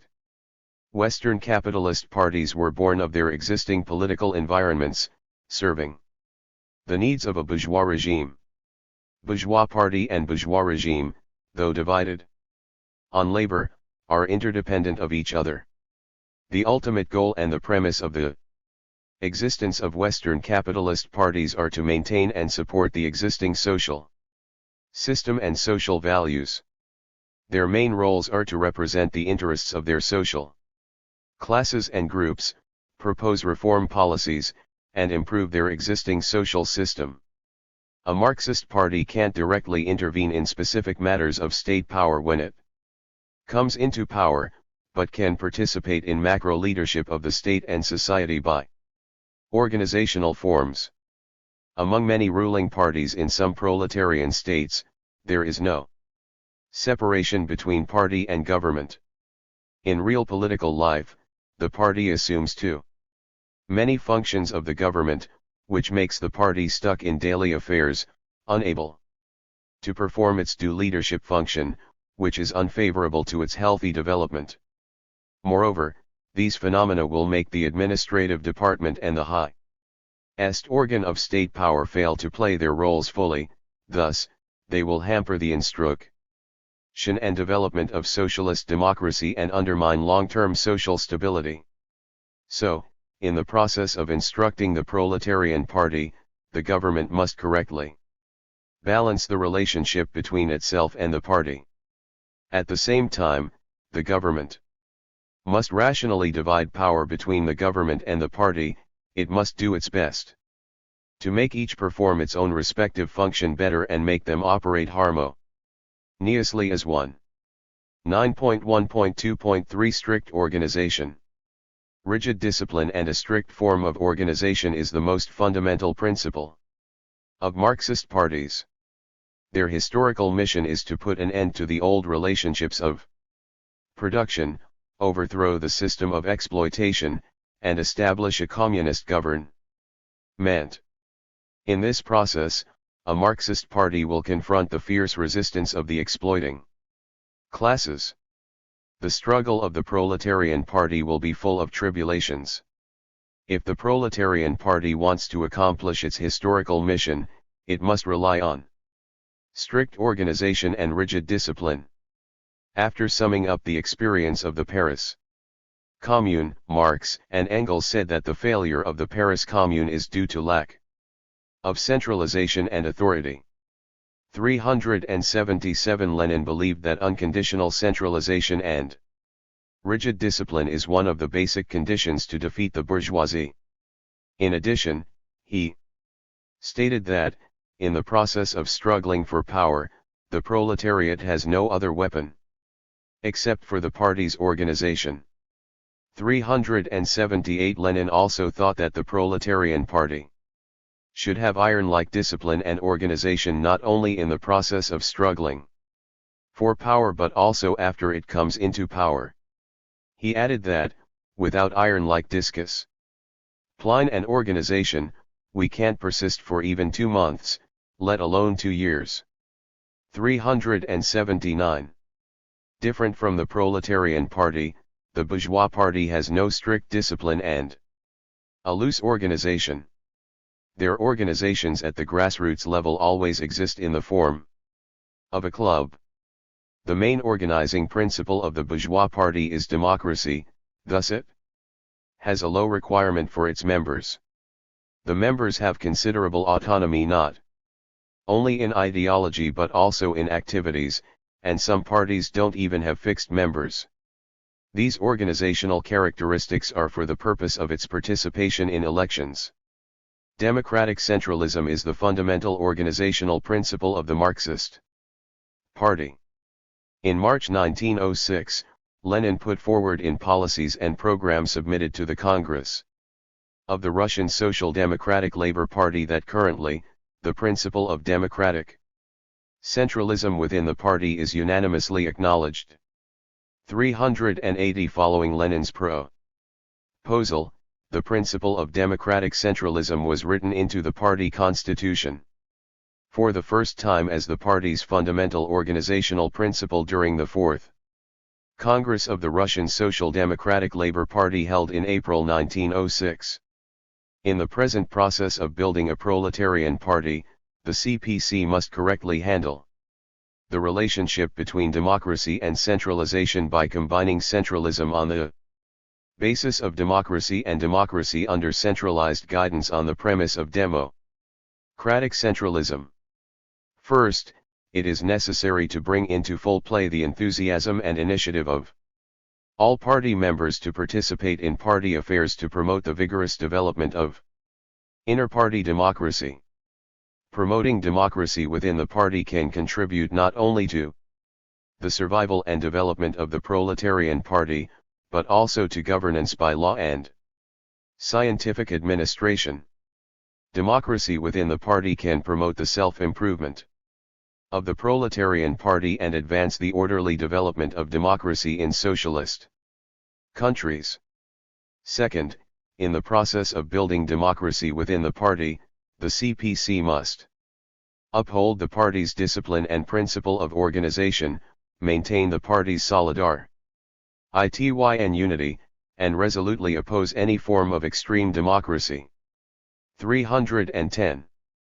9.1.2.4 Mass participation. In addition to an emphasis on its class nature, a Marxist party attaches great importance to its mass basis, as the party's political proposals have to win the trust and support of the broad masses of the people.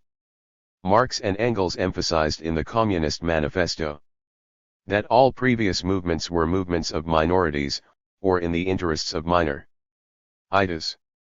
The proletarian movement is an independent movement of the immense majority, in the interests of the immense majority. 381. This elucidates the difference between a Marxist party and other parties from the perspective of the unity of the party's class and mass base. Lenin also pointed out that only when the proletarian party, the vanguard of the working class, does not isolate itself from the masses and truly leads the masses forward can it fulfill its task. 382. It can be seen that the class and mass base of the proletarian party are in dialectical unity. Thus it is of great necessity for the proletarian party to have a broad mass basis. Only in this way can the class nature of the proletarian party function more efficiently. Western capitalist parties have an intrinsic class nature as well. In routine political activities, however, each party tends to publicize merely its mass participation and even claim that it is a party of the whole people. As for their class nature, they always deliberately conceal or evade it, the purpose of which is to win the support of voters from every social stratum during the election campaign. This helps them have better control and influence over state power and better serve the interests of the class they represent. The dialectical unity of the class base and mass base of the Marxist Party requires that it must widely recruit outstanding members of various social strata who acknowledge the party's program and line with intent to strengthen the party's mass base. Likewise, whether a party is a real proletarian party cannot be evaluated only by noting its proletariat proportion. Lenin pointed out in his lecture about issues of joining the British Labour Party. When judging whether a party is a real proletarian party, it is imperative to see not only whether it is composed of workers, its leadership, action plan, and political strategies must also be taken into consideration. The latter criterion plays a decisive role in determining its nature. 383. Chapter, Marxist Theory on Political Party and Party Building in China 311. Therefore, class composition can't serve as the criterion to judge whether a party is advanced or not. What matters is whether the party's line, policy, and strategies are truly Marxist and truly represent the interests of the proletariat in power. Marx and Engels argue that the struggle the proletarians fight against the bourgeoisie will inevitably lead to the dictatorship of the proletariat, an important weapon against the bourgeoisie. On critique of the Gotha program, Marx said, "Between a capitalist and a communist society is the period of the revolutionary transformation of one into the other. Corresponding to this is a political transition period in which the state can be nothing but the revolutionary dictatorship of the proletariat." 384. 384 Collected Works of Marx and Engels, Volume 3. Beijing, People's Press, 2009, p. 445. 385 Collected Works of Marx and Engels, Volume 2. Beijing, People's Press, 2009, p. 166. At the same time, Marx and Engels say that the dictatorship of the proletariat is a transition that will eliminate all classes and allow entry into a classless society. Marx also holds that the historical mission of the dictatorship of the proletariat is to eliminate all class distinctions, all production relations produced by class distinctions, all social relationships that adapt to these production relations, and to change all the conceptions arising from the social relationships during this inevitable transition period. 385. The Paris Commune, set up by Paris workers after the Revolution on March 18, 1871, was the first attempt in the world to overthrow the regime of the bourgeoisie and practice a proletariat dictatorship.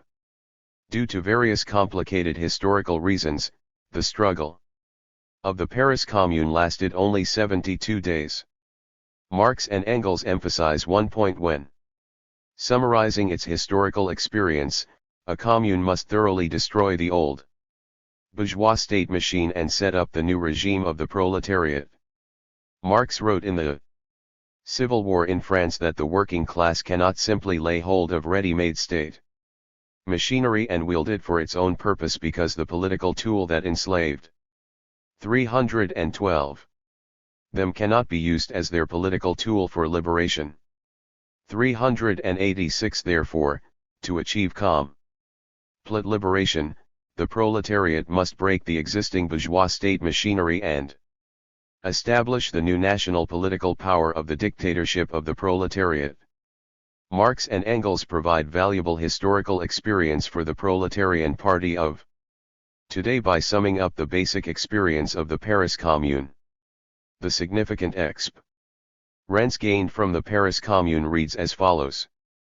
First, people are masters of the state. All posts are elected on the basis of universal suffrage and subjected to people's supervision. The government has the right to recall them at any time. Marx and Engels think that the establishment of a dictatorship of the proletariat must be safeguarded by concrete and effective measures to guard against the transformation of the state and its organs from servants of society into masters of society. The wide use of universal suffrage and a supervision system are the most effective measures to prevent this phenomenon.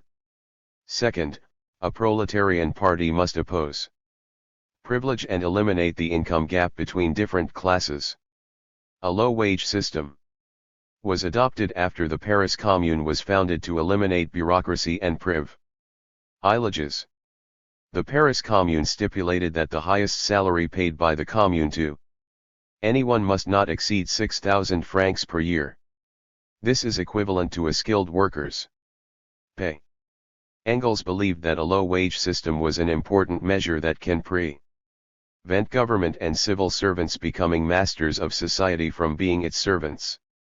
Third, the Paris Commune was not a government run by parliament, it was an organ with legislative and administrative functions.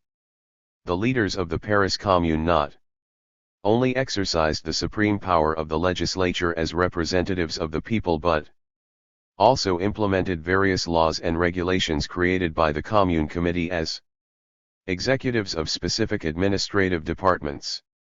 Fourth, the Commune had to become a countrywide political form and achieve national unity.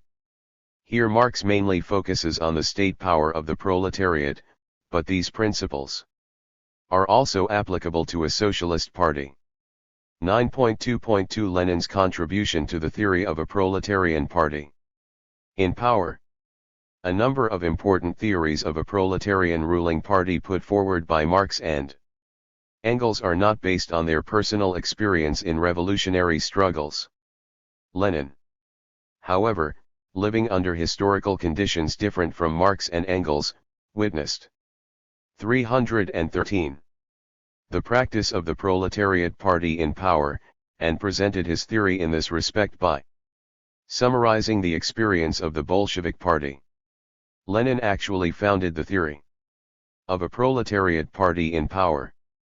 In 1917, the Russian proletariat under the leadership of the Russian Social Democratic Labour Party, Bolshevik, achieved a great victory of the October Revolution and established the world's first state power of the dictatorship of the proletariat. Unlike what Marx and Engels envisaged, socialism was not first established in the most developed capitalist countries but in Russia, a relatively backward country in politics and economy. How to build and develop socialism in a country relatively backward in politics and economy with peasantry as the immense majority was a severe test for the Bolshevik party. In the process of exploration and practice, Lenin formed his theory of the proletariat party in power, scientifically answering questions. For the first time of how to achieve success in backward countries in building the proletariat party in power, and enriching Marxist theory. 9.2.2.1 Adhering to the party's leadership in state affairs. Lenin showed great concern about the major issues of how to adhere to the leadership of the Russian Communist Party, Bolshevik, in the country's political life, and how to better play the role of the proletarian vanguard in economic and social development. Lenin believed that, under the dictatorship of the proletariat, all political and economic work should be under the leadership of the Communist Party, the vanguard of the working class. 387 First, the nature of the party determines the state power leadership, because only the Communist Party that represents the working class is the vanguard of uniting and organizing all the workers and broad masses of people and leads all joint actions of the proletariat. 388 Second, the historical mission of the proletariat determines the party's leadership. After the founding of Soviet Russia, the Bolsheviks overthrew the rule of the bourgeoisie and established a proletarian dictatorship. However, the historical mission of the proletariat was far from accomplished. In this case, the leading role of the proletarian vanguard could maintain a strong fighting spirit of the proletariat as a whole. Lenin said, in the cause of creating a new socialist system and in the struggle of eliminating the entire class, only by adhering to the leadership of the Russian Communist Party can we lead all the exploited working people. 389. 314.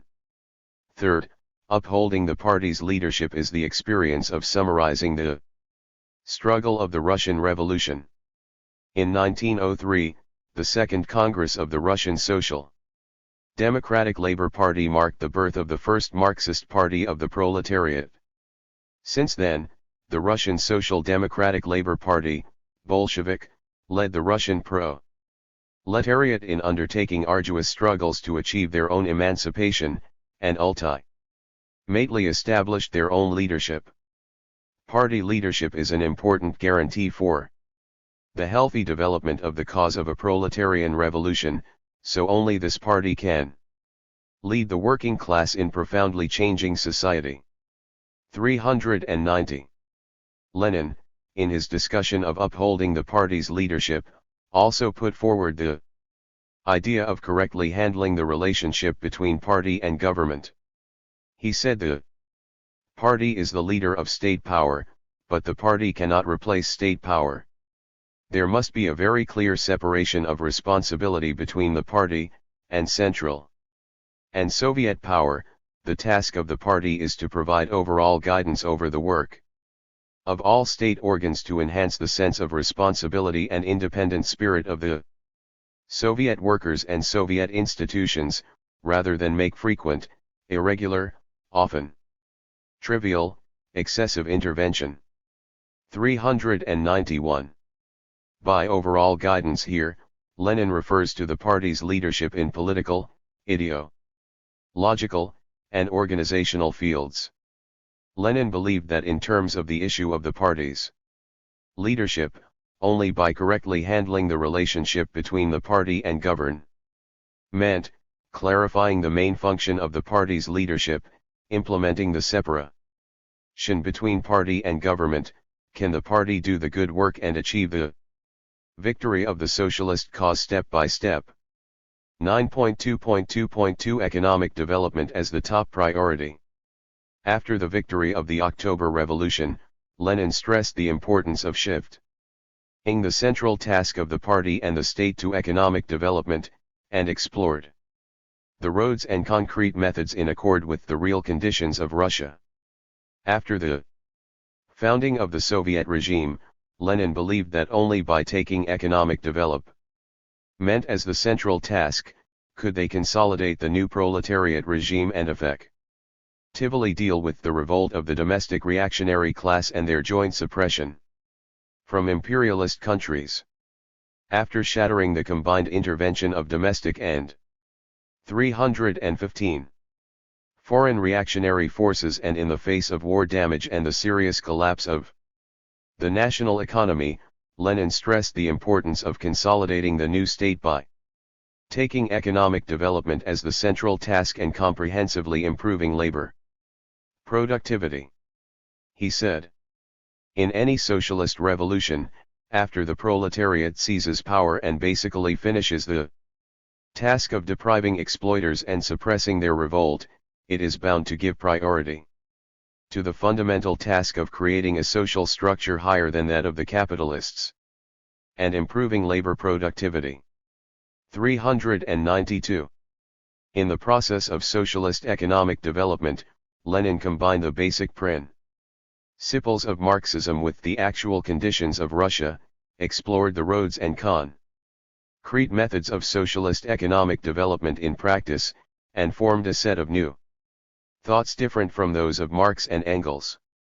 After the establishment of the Soviet regime, the Bolsheviks faced serious situations and were forced to adopt a wartime communist policy to secure a military victory and stabilize the regime. It featured a surplus grain collection system, forced labor, and centralized management. It gathered national strength and guaranteed a military victory. The wartime communism policy played a huge role in defending Soviet power, so some major leaders of the Bolshevik Party think that socialism can make a direct transition to communism through a wartime communist policy. However, peacetime is, after all, different from wartime.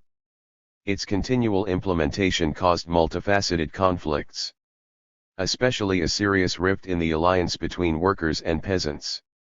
After profound reflection, Lenin said that this outcome proved we had made a mistake when the state gave direct orders to adjust production and distribution according to communist principles in a small agriculture country.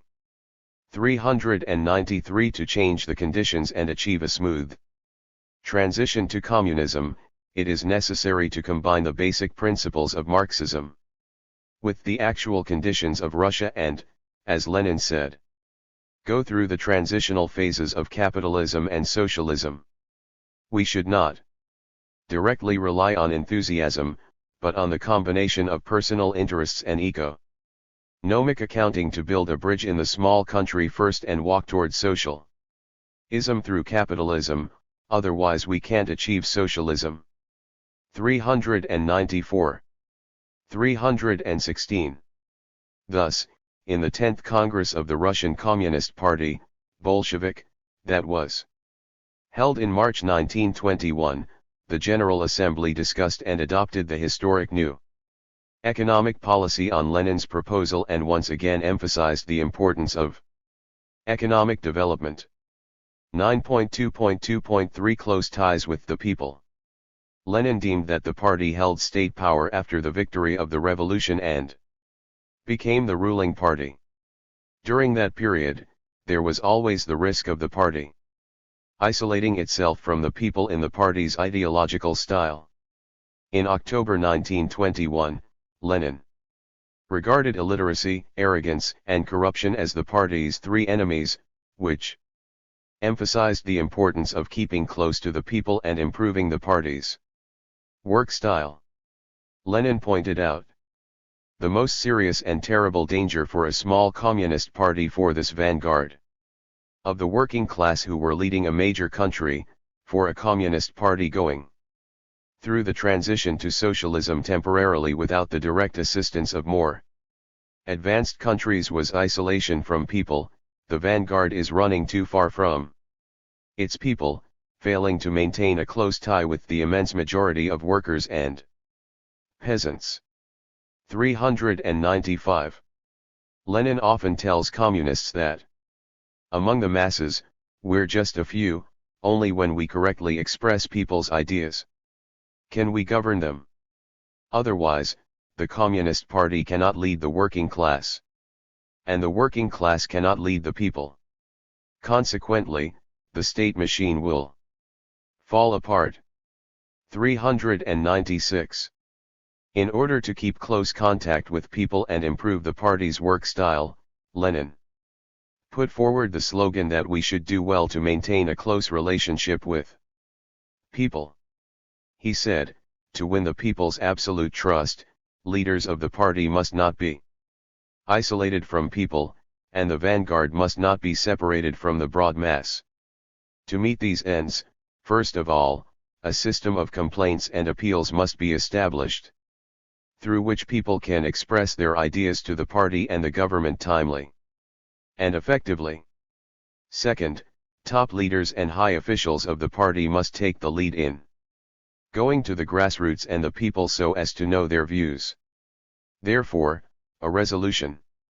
Chapter, Marxist Theory on Political Party and Party Building in China 317, was adopted in the 8th Congress of the Communist Party of Russia, Bolshevik, that the communists who had been the Soviets and in charge of the party's work for a long time would be sent to work in factories and on farmlands.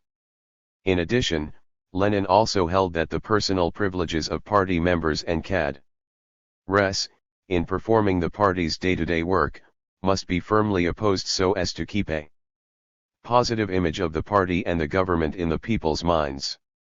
The first change was made in party cadres' salaries.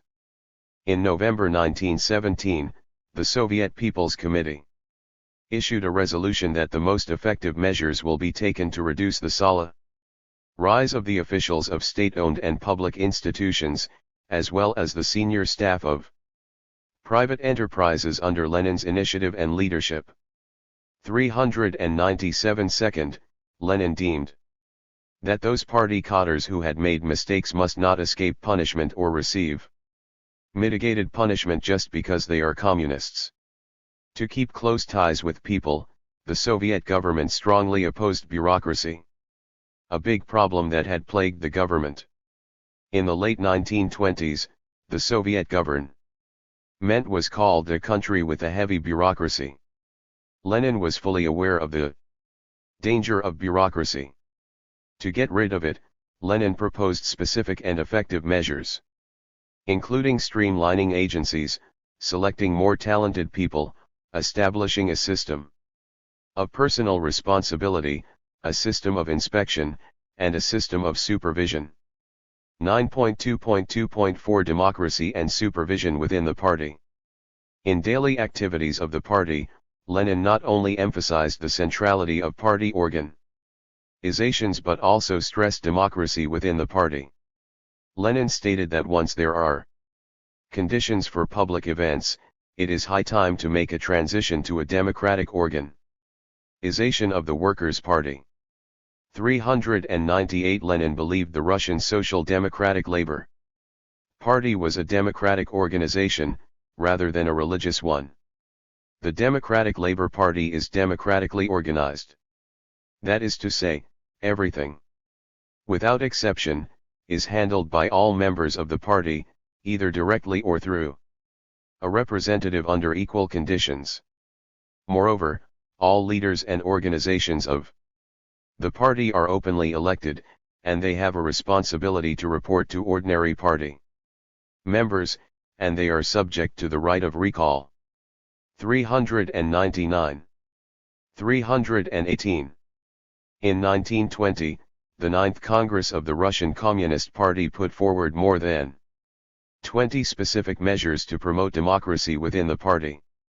From the new economic policy onwards, conditions were more favorable for developing democracy within the party. Lenin was more active in exploring this issue, and he put forward many constructive initiatives to assist the development of democracy within the party. In March 1921, according to Lenin's proposal, the 10th Congress of the Russian Communist Party, Bolshevik, decided to replace wartime extreme centralization with the system of workers' democracy. Workers' democracy within the party is designed to ensure that all members, even the most backward ones, can actively participate in the life of the party and discuss and solve all the problems faced by the party. In the development of democracy within the party, Lenin also constantly improved the supervision mechanism of the party. In September 1920, the 9th Congress of the Russian Communist Party, Bolshevik, decided to establish a central supervisory committee to improve the supervisory functions of the committee, granting it the powers of inspecting organizations at all levels, supervising the implementation of the orders and resolutions approved by the Central Committee and the Congress, and investigating the work of party committee at all levels. From 1921 to 1922, Lenin personally hosted the 10th and 11th Congress of the Communist Party of the Soviet Union. CPSU, passed the resolution on the Commission and the Commission Ordinance.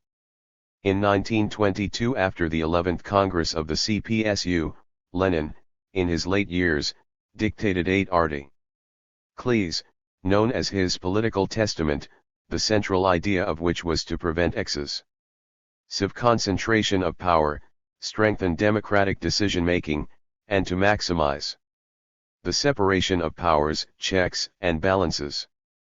In 1923, when Lenin was seriously ill, he continued to write for the 12th Party Congress. He authored the article How to Reform the Supervisory Committee of Workers and Peasants, expounded his scientific thought of inter-party supervision, and put emphasis on the relative independence and authority of the Supervisory Committee. 9.2.2.5 Improving the quality of party members. The Marxist Party is composed of advanced members of the working class, and the quality of its members has a direct bearing on the role and nature of the party. After the October Revolution, the influence of the Russian Communist Party was on the rise, and the temptation to participate in the party was great. This situation attracted a large number of non-proletariats to join the party, including many speculators and dangerous 319 persons. Thus, Lenin decided to improve the quality of party members as one of the main tasks of party building. To improve the quality of party members, Lenin first emphasized the importance of arming the whole party with Marxist theory and professional knowledge. Under the leadership of Lenin, party schools and cadre schools at different levels in the country were established to provide systematic theoretical education and training to party members and cadres. Lenin also pioneered the use of the purge approach to purify party ranks. With the large number of non-proletarians joining the ranks of the party, the number of party members increased substantially, and the party's social composition became complicated. In early 1921, party members numbered 700,000, up from 300,000. In early 1919, of which less than half were workers, a quarter were peasants, and the rest were people of other social classes. In this case, the party clearly revealed a tendency of syndicalism and anarchism. Lenin believed that this situation worried some people, because there existed a very real danger. Lenin saw that the key of resolving the problem was to purge the party of non-proletariats and make the ruling party healthy, strong, and advanced.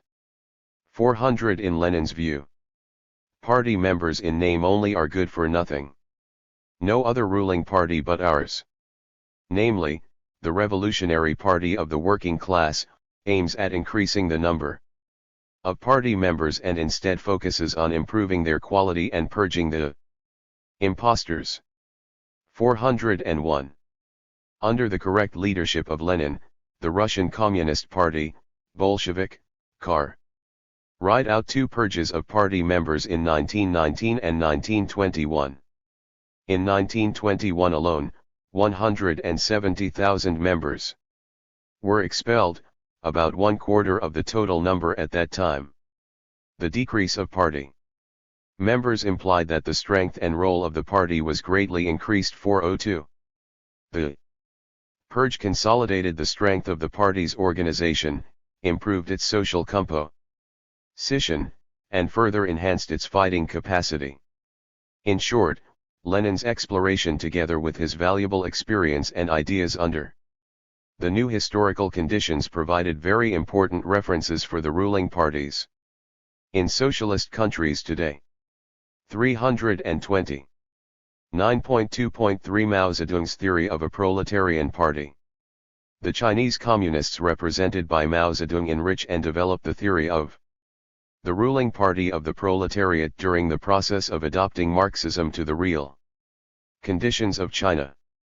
The CPC eventually seized power after 28 years of hard struggle. In the long course of the struggle, Mao Zedong made great achievements in advancing the work of party building. After the founding of New China, Mao Zedong constantly summed up the experience and lessons of the CPC in practice, and further developed the theory of the ruling party to meet the needs of building socialism. These theories, under the new historical conditions, are of great significance to promote the great project of party building.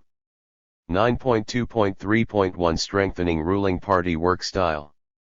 Early in the Revolutionary War, Mao Zedong put forward the three fine work styles of the party on the basis of summarizing its practical experience, which provides invaluable experience for the governing party. On March 5, 1949, Mao Zedong at the second plenary session of the party's 7th Central Committee reminded all party members of the two musts: the cadres must remain modest, prudent, and free from arrogance and rashness in their style of work. The cadres must preserve their plain living style and the hard struggle. The two musts reflects the requirements of the times, scientifically answering the major historic question of how communists should properly treat the victory of the revolution and meet the test of the ruling party. After the founding of New China, some party cadres displayed an arrogance that was extremely dangerous.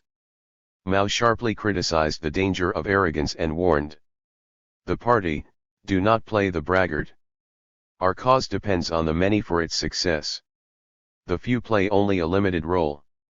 All our cadres, and veteran cadres in particular, should guard against conceit and rashness, and always remain modest and keep forging ahead." 403 At the 8th National Congress of the party in 1956, Mao warned the party in an opening speech, "Even if we have made great success in our work, there is no reason to be conceited and arrogant. Modesty helps one make progress, whereas conceit makes one lag behind. We must always remember this truth." 404. Mao Zedong urged the whole party to maintain the fine style of plain living and the hard struggle formed during the revolutionary years, and regarded it as the code 321 of ethics that party members and cadres must follow. In November 1956, Mao Zedong pointed out at the second plenary session of the 8th Central Committee meeting that what is most essential is that we must advocate plain living and hard work, which is our intrinsic political quality. 405 In February 1957, Mao Zedong stressed on the correct handling of contradictions among the people, that we must see to it that all our cadres and all our people constantly bear in mind that ours is a large socialist country but an economically backward and poor one, and that this is a very big contradiction. To make China prosperous and strong needs several decades of hard struggle, which means, among other things, pursuing the policy of building up our country through diligence and thrift, that is, practicing strict economy and fighting waste. 406. In face of corruption within the party, the Central Committee of the party represented by Mao Zedong made a resolute struggle. On November 30, 1951, Mao Zedong made important directives on corruption made by Tianjin Party Secretary Lu Qingshan and Commissioner Zhang Zishan. Particular attention must be paid to the fact that the corrosion of cadres by the bourgeoisie results in serious cases of corruption. Be sure to detect, expose, and punish those involved and to take this as a major struggle. 407.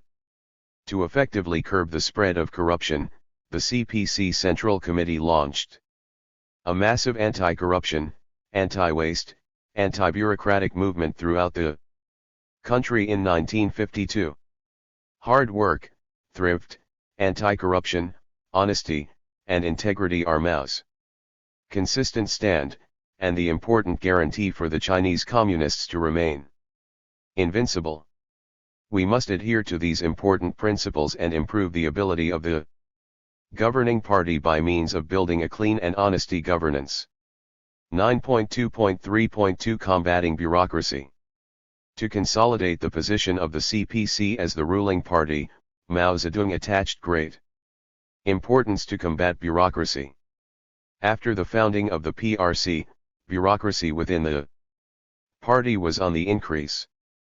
The growth of bureaucracy undermined the ties between the party and the people and hindered both party and government from making proper decisions, which produced a tremendous negative impact on the political and social development of 322.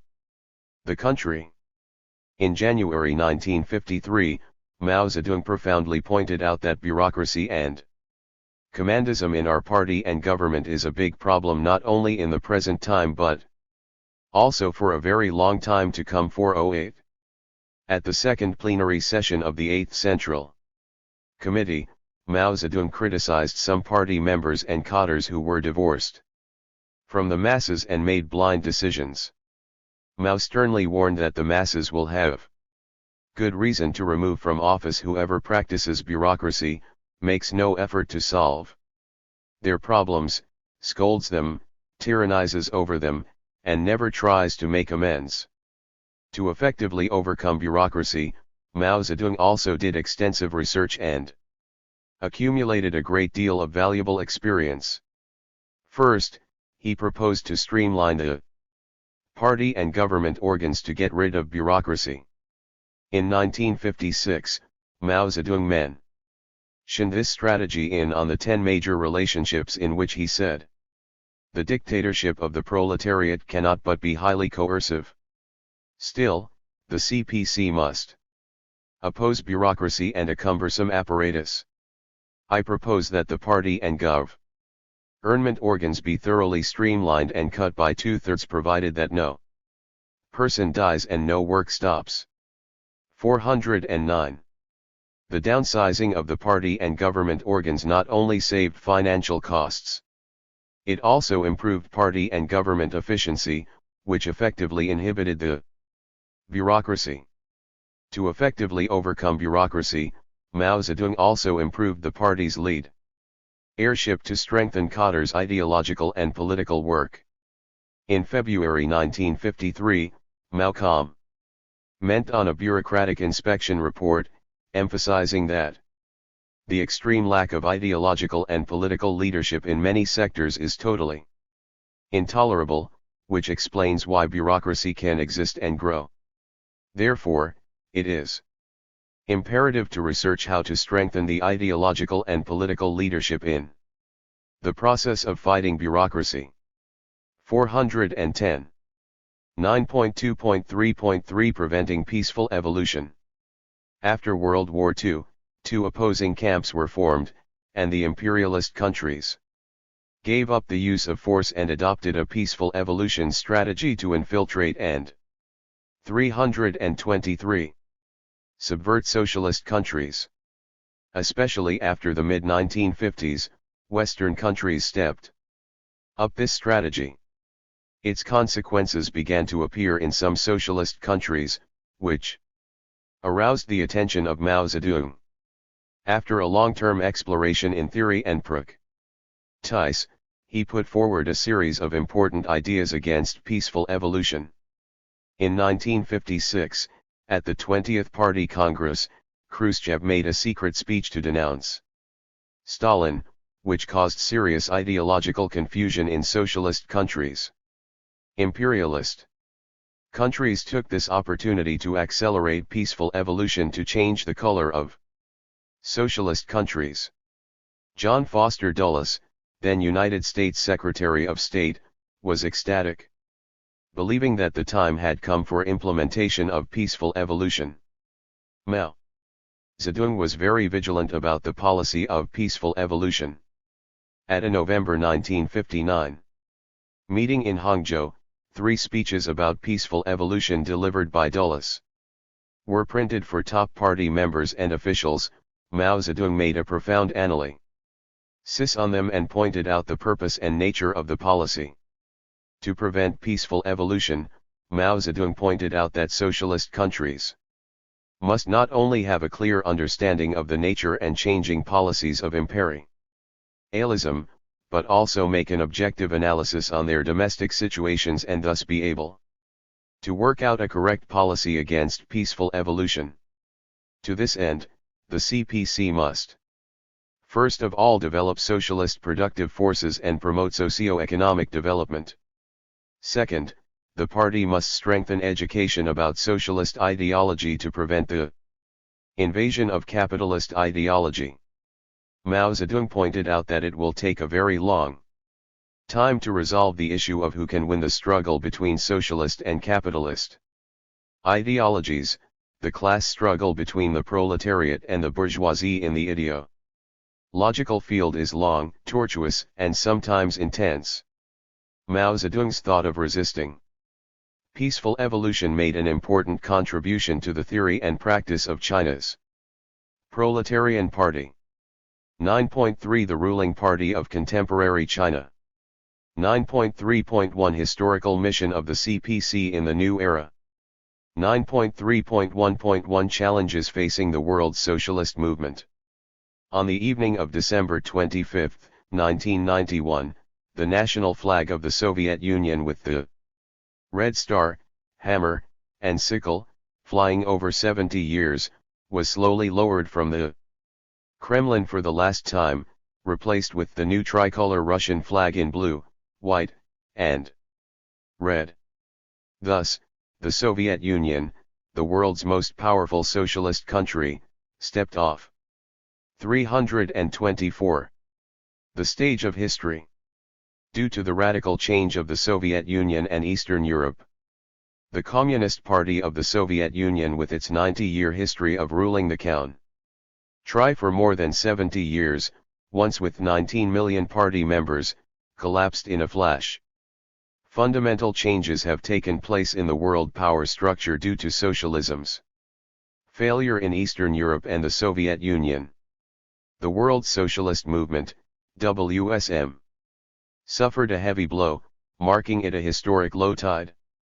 Currently, the WSM, though still at a low ebb, has entered a steady period of development, shaking off chaos and disorders caused by radical changes in the Soviet Union and Eastern Europe. On the basis of experiencing these radical changes, the WSM develops toward a healthier direction, though still faced with challenges. First, the challenge of the scientific and technological revolution. Today, human society has entered a new era as the scientific and technological revolution develops in a comprehensive and accelerated way. The new revolution will inevitably bring great development to the productive forces and great changes in social production and human life. To maintain its vitality, the world's socialists must respond positively to this development and the resulting changes in social class and structure. It must, at the height of world's newest form of productivity, explore effective ways to launch a workers' movement and enhance their strength under the new social conditions. Second, the challenges of globalization. Globalization is one of the most important features of human society in the modern era, providing a valuable historic opportunity for the development of various socialist countries. However, since current globalization is essentially dominated by capitalist countries, it brings into full play their politics, economy, and culture. Thus, as for what measures socialist countries must take to timely seize the opportunities and avoid the negative effects brought by globalization, it is not Just a theoretical issue, but a more practical one for the ruling Communist Party. Third, the challenge of contemporary capitalism. Contemporary capitalist Coun. Tries take full advantage of the results of new scientific and technological revolution to promote the rapid development of social productive forces. They also use a variety of methods to adjust their productive relationships to overcome the basic contradiction inherent in a capitalist system. The capitalist countries, as they develop, do not spare efforts to slander and repress the WSM. Especially, the remaining 5 socialist countries are faced with comprehensive penetration and subversion. Socialist movements in many advanced capitalist countries are also difficult, and even the Communist Party in some countries is marginalized. 325. 9.3.1.2 Summary of the party's ruling practice and experience since 1978. The third plenary session of the 11th CPC Central Committee held in 1978 is of great importance in CPC history as it changed its work focus. The CPC fundamentally removed the severe constraint of its long-term leftism and fully restored and established the root of Marxism in thought, politics, and organization. This laid an important ideological and organizational foundation for comprehensively promoting party building under the new historical conditions. After the third plenary session, the party's second generation of central collective leadership, with Deng Xiaoping as the core, presented clear concepts about the fundamental issue of what socialism is and how to build it, summed up the experience and lessons of building China's socialism and world socialism, and opened up the path of socialism with Chinese characteristics through combining the universal truth of Marxism with China's specific realities, thus bringing historic change to contemporary China. After the fourth plenary session of the 13th CPC Central Committee, the party's third generation of central collective leadership, with Jiang Zemin as the core, held high the great banner of Deng Xiaoping theory, adhered to the party's basic line and guiding principles, and founded the important thought of 3 represents based on Kanton. Use theoretical and practical innovation to further deepen the understanding of socialism with Chinese characteristics. Since the 16th National Congress of the CPC, the party Central Committee headed by Hu Jintao as General Secretary held high the great banner of Deng Xiaoping theory and the important thought of 3 represents, comprehensively pushed forward the construction of socialist economy, politics, culture, society, and party, and at the same time promoted the party's theoretical innovation, putting forward the scientific outlook on development and a series of other major strategic ideas, powerful ideological weapons for the further development of and new progress in socialism with Chinese characteristics. Under the efforts of the party and the Chinese people, reform and opening up have made great achievements. The economy has grown rapidly, the socialist democracy and legal system constantly develop, political system reform has been carried out in an orderly manner, the social security system has begun, and the people's spiritual and cultural life have significantly improved. Since reform and opening up, the CPC has accumulated valuable experience in the process of leading the people in building socialism with Chinese characteristics. Guided by Deng Xiaoping theory, the party, 1. Constantly promotes theoretical innovation, 2. Takes economic development as the central task, and 326. The development of social productivity as a priority, 3. Unswervingly pushes forward reform and opening up and treats it as a long-term basic national policy, 4. Builds social democracy with Chinese characteristics, pushes forward reform of the political system, and builds a socialist country ruled by law based on adhering to the 4 cardinal principles, 5. improves both material and spiritual civilization and strikes the balance of economic, political, cultural, and societal development. 6. Safeguards and maintains the stability and unity of the society and politics, and deals with stable relationships among reform, development, and stability. 7. Adheres to the party's absolute leadership over the army and builds fewer but better troops with Chinese characteristics. 8. Unites all forces and constantly expands the patriotic united front to enhance cohesion of the Chinese nation. 9. Pursues the independent foreign policy of peace development. Provides a peaceful and stable international environment for China's reform, opening up, and socialist modernization. 10. Strengthens and improves CPC leadership and propels the new great project of party building. 9.3.1.3 Historical position of the CPC in the new era.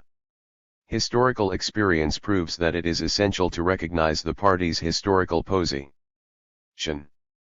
From the new democratic revolution to the socialist revolution, socialist construction and to reform, opening up, and socialist modernization construction, the party's major victories and development are inseparable from the correct understanding of its historical position. All major misunderstandings and failures are closely related to errors and mistakes about its historical position. At present, when the CPC is in a critical period of building socialism with Chinese characteristics, correct understanding of the new changes in global, national, and intra-party conditions and recognizing the historical position of the party are of important, practical significance. Under the current international situation, though peace and development remain the themes of the times are characterized by overall peace and local war, overall relaxation and local tension, overall stability and local turbulence. World multipolarization and economic globalization are developing in twists and turns. Science and technology progress with each passing day, and the overall national strength. Competition becomes increasingly fierce. As Jiang Zemin pointed out, this is a global competition that no country or nation can evade. In this competition, he who doesn't advance loses ground.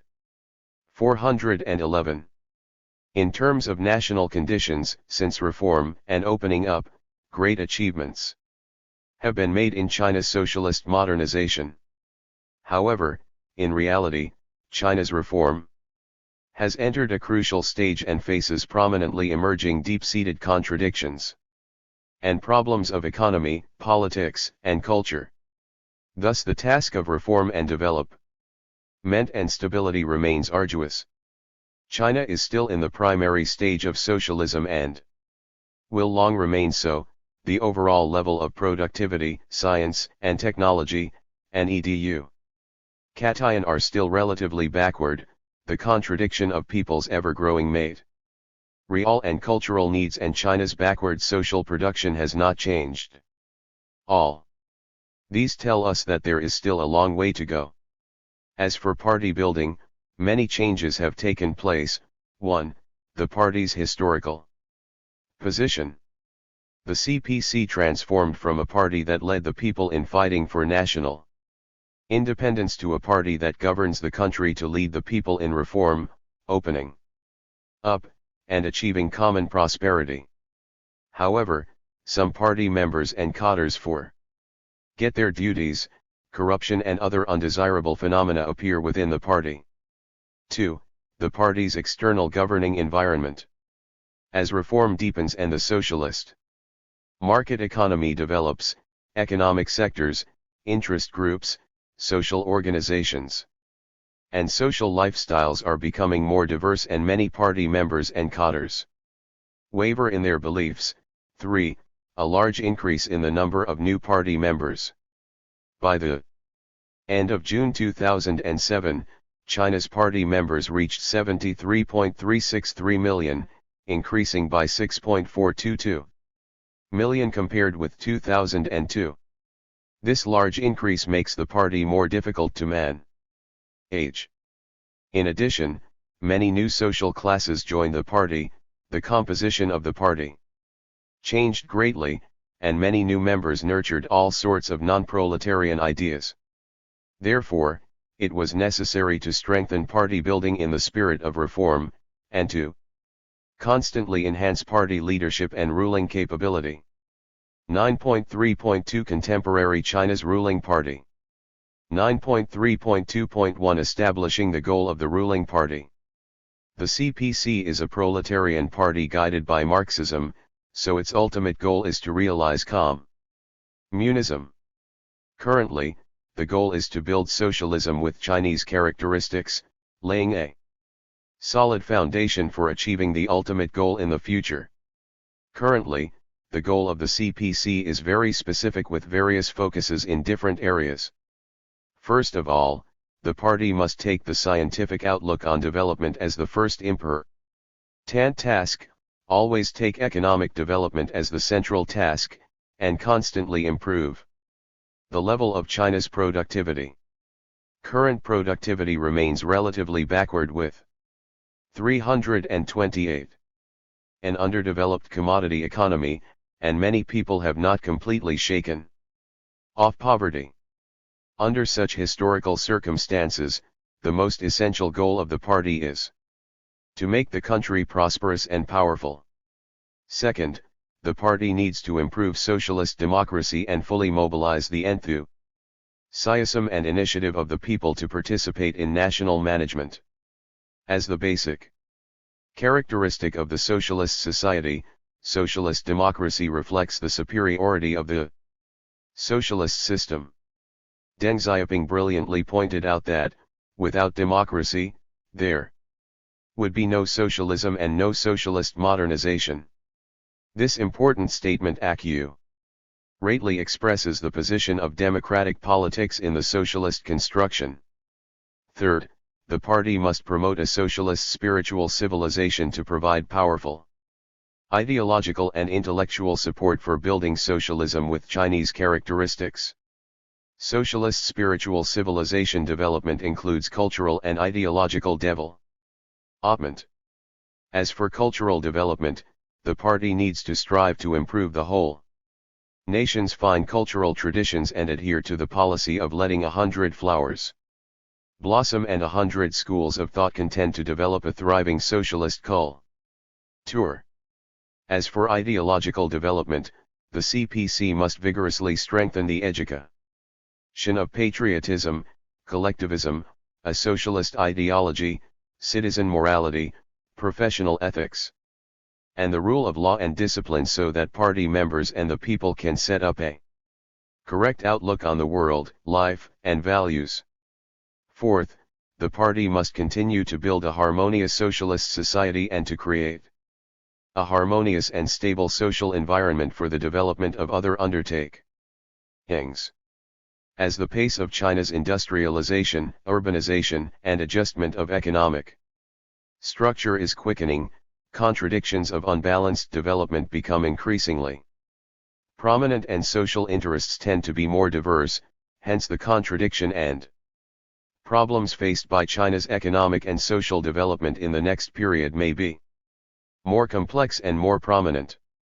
Faced with this situation, building a harmonious socialist society as a goal of the party is to effectively deal with all kinds of contradictions and to properly coordinate various relationships to promote the continuous development of the cause of socialism with Chinese characteristics. 9.3.2.2 Consolidating and expanding the party's ruling foundation.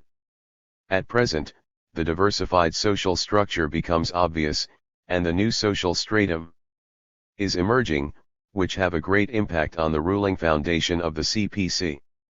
The CPC must consolidate its original ruling foundation and expand the party's influence in the 329 new social class to enlarge its mass base so as to maintain the ruling position.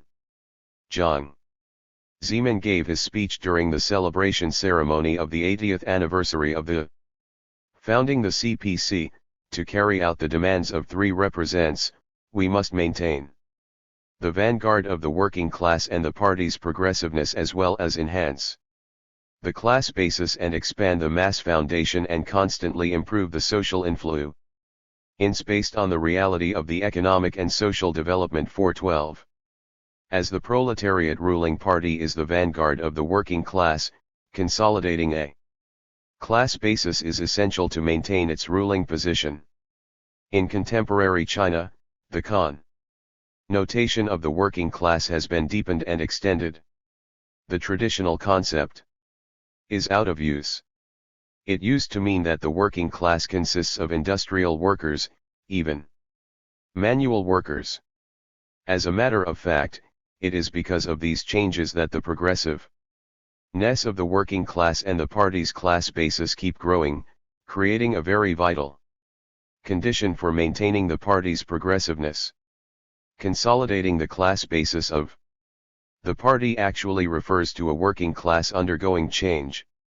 At the same time, under new historical conditions, in order to stabilize the party's ruling position, the party must not only continue to consolidate its class basis and expand its mass foundation, but also give full play to its leadership function of the society and fully mobilize the enthusiasm of the people from all walks of life. This is a scientific choice and strategic decision to consolidate the ruling position of the party, which fully reflects the development law of a proletarian political party and the objective requirement of changes in China's social structure. 9.3.2.3 Reforming and improving the party's ruling style. First of all, it should be made it clear that the party's leadership is a macro or a general one, including political leadership, ideological leadership, organizational leadership, and more. Political leadership is to formulate the correct line, principles, policies, and political direction.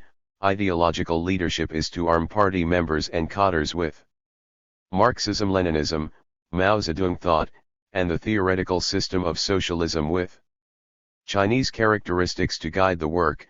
Organizational leadership is to adhere to the policy of placing cadres under the party's supervision to train party-recommended candidates to properly wield state power. The party must bring the 3 together well to give full play to the party's leadership role in reform and construction in various fields. 330. Then, it is a must to scientifically define and correctly handle the relationships among the party, the National People's Congress, the government, the party's political consultative conference, and various people's organizations. The nature and function of the party is different from that of government and people's organizations, so the CPC must not simply classify the relationships among the party and the government organs and the people's organizations as leading and being led.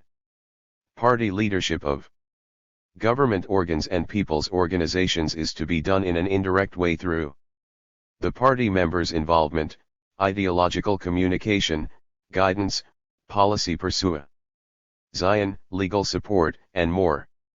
At present, the party should further reform its working organs and mechanisms, and standardize the relationships among the party committee, the National People's Congress, the government, the party's political consultative conference, and people's organizations in accord with the principle of the party exercising overall leadership and coordinating the efforts of all. The party must adhere to the rule of law. The rule of law is that the party leads the country, and it administers and controls state power according to law. The party must exercise its power within the limits stipulated by the Constitution and the law, not as a privileged organization above the law. To govern the country by law, party committees and cadres at all levels must enhance their legal awareness to be able to combine parties leadership, people as masters of their country, law-based governance, and constantly improve the ability to rule by law in actual work. The CPC must insist on governing by the law, and party committees and cadres at all levels must correctly understand and deal with the relationship between the party's policies and the law, and put the party's policies, the constitution, and the law as their basis to govern the country. In reality, party members must correctly understand and solve the problem of the relationship between the law and party policies. 9.32. 4. Strengthening anti-corruption and the error-correcting mechanism. The anti-corruption struggle of the party is of vital importance. To effectively fight corruption, the party must strengthen its anti-corruption system and set up a punishment and prevention mechanism. Hu Jintao, top leader of China between 2002 and 2012, repeatedly stressed that tackling corruption from both its roots and symptoms is a supplementary and mutually promoting effort. To build an efficient anti-corruption mechanism, the party must first strengthen its supervisory mechanism. Over the years, the party has formed many good systems. 331. And has had experience in inter-party supervision. However, the party's supervisory system needs much improvement and has not formed a sufficiently binding supervisory system. In view of these problems, the party must strengthen the supervisory mechanism from 3 aspects. 1. Strengthen inter-party supervision. It is imperative to strengthen the supervision within party committees and in the Central Commission for discipline inspection by improving democratic centralism. In the practical work, the party must improve the independence and autonomy of the party's disciplinary bodies. 2. Strengthen public surveillance. The party must protect people's right to supervise according to the law and make party affairs known to the public, fully mobilizing the enthusiasm of the public to supervise and appraise. 3. Strengthen supervision by public opinion. By adhering to the 4 cardinal principles, the party must give the news media the right to investigate, comment, and expose and make it become a sharp weapon against corruption. To build a perfect anti-corruption mechanism, it is necessary to strengthen the ideological development of each party member. The party must focus educating the cadres, especially senior cadres, and constantly explore a long-term mechanism that keeps the advanced nature of CPC members. In addition to establishing a sound anti-corruption mechanism, the party must also build a sound and effective error-correcting mechanism, as it plays a vital role in ensuring fewer mistakes and enhancing the party's capabilities. Meanwhile, it is of vital significance to improve decision-making ability and leadership. The party used to attach importance only to establishing the investigative mechanism of decision-making errors, instead of using an early warning and error-correcting mechanism. However, the investigative mechanism is often used after the error occurs, which results in irreversible loss.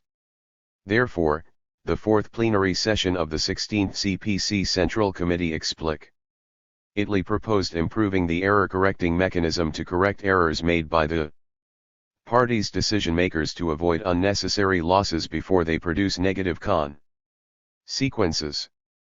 It can be said that the error-correcting mechanism is a prevention mechanism, rather than a disciplinary mechanism.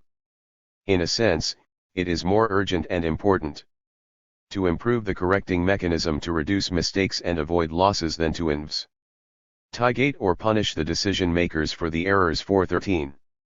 332. 9.3.3 Strengthening the party's ruling capacity and promoting the Great New Party Building Project. On September 19, 2004, the decision of the CPC Central Committee on strengthening the governance capacity of the party was passed in the 4th plenary session of the 16th CPC Central Committee, the first historical document to strengthen the party's ruling capacity. The decision clearly pointed out that, under the new circumstances, the CPC as the ruling party must have 5 capabilities to reign the socialist market econ. OMI, to develop socialist democratic politics, to build a socialist advanced culture, to construct a harmonious socialist society, and to handle the international situation and affairs. 9.3.3.1 Improving the party's capability to control the socialist market economy. There is no precedent in the world for a socialist country to develop a market economy.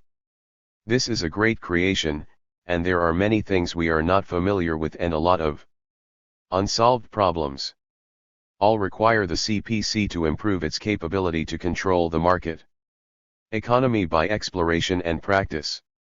In the first 20 years of this century, the party intends to build a moderately prosperous society in an all-around way to benefit more than 1 billion people.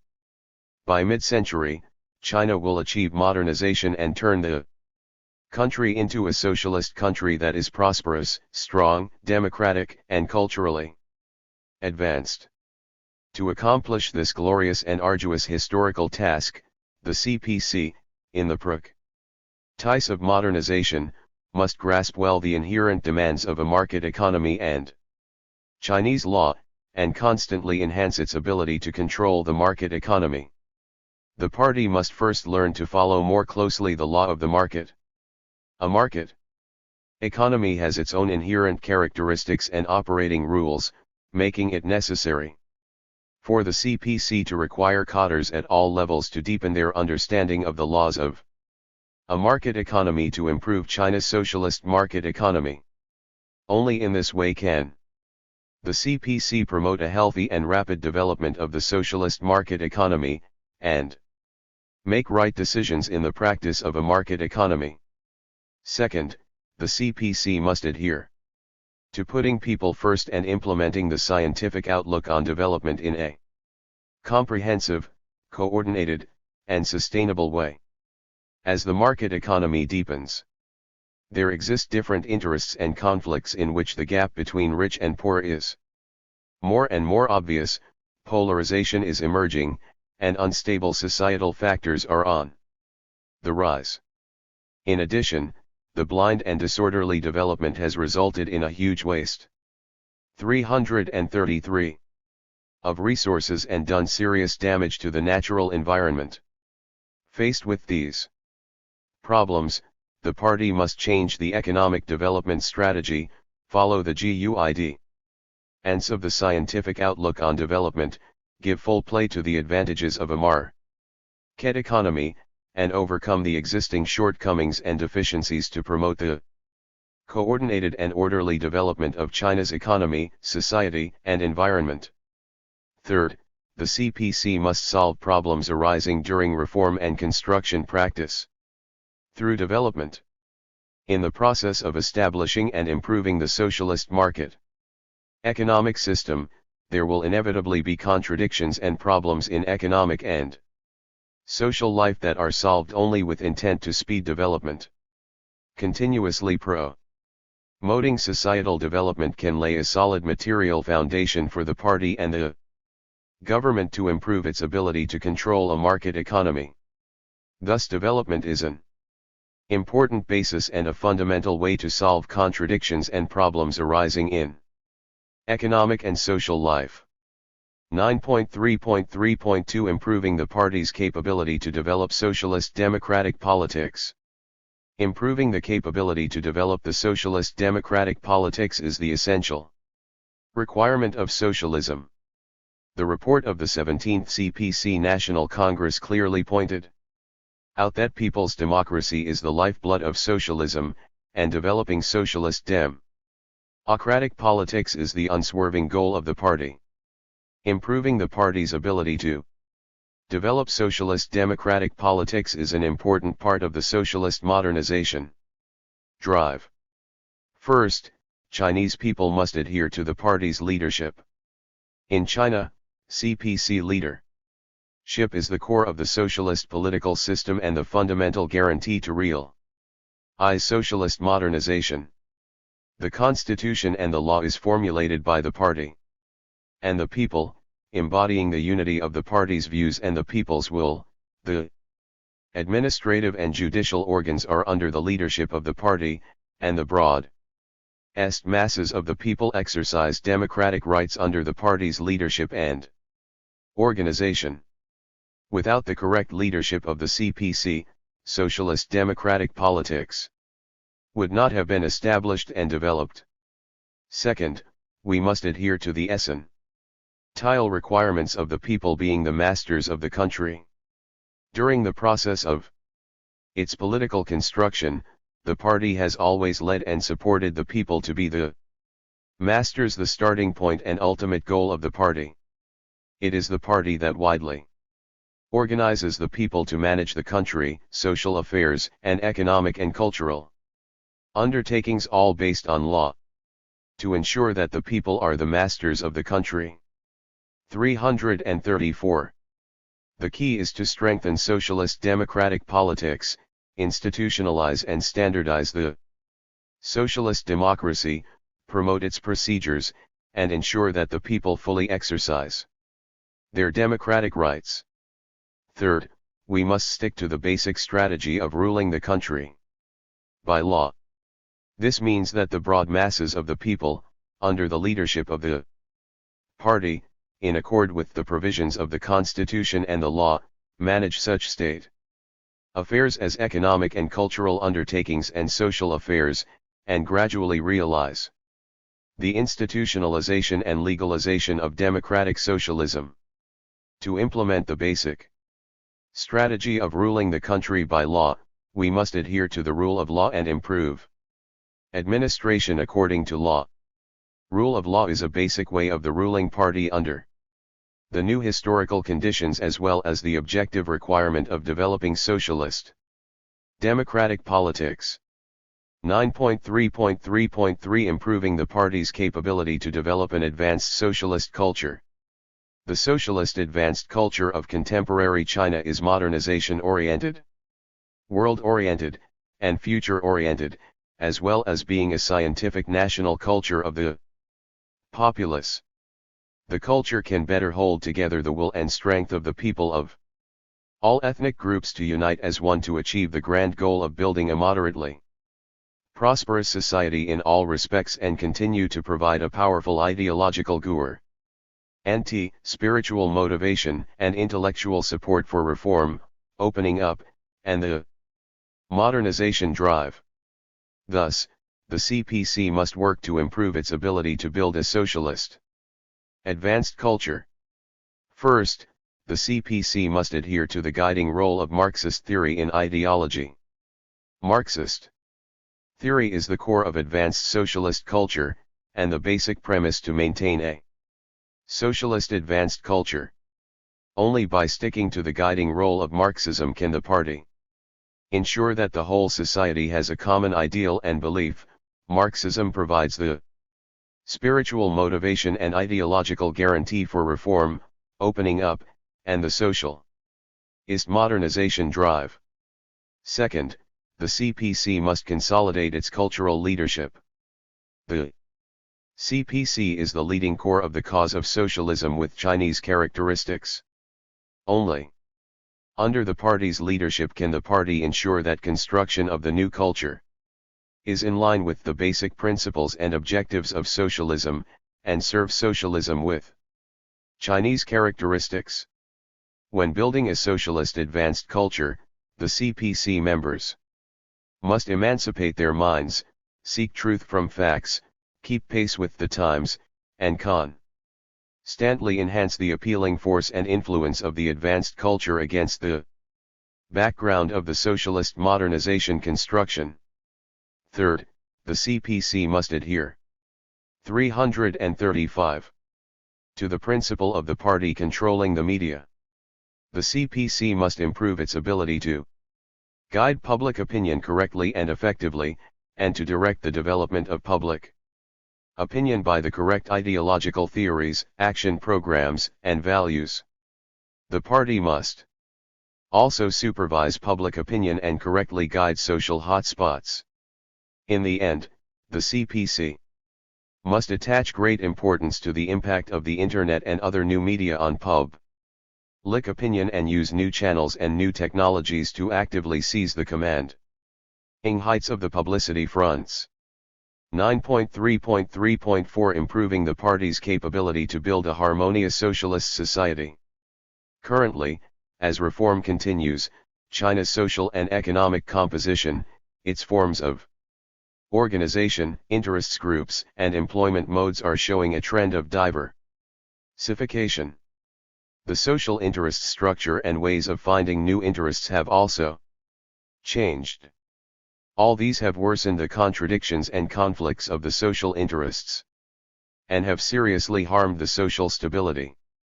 Therefore, one of the most important and obvious aspects of the party's ruling capacity is to coordinate the contradictions and conflicts of the interests and build a harmonious socialist society.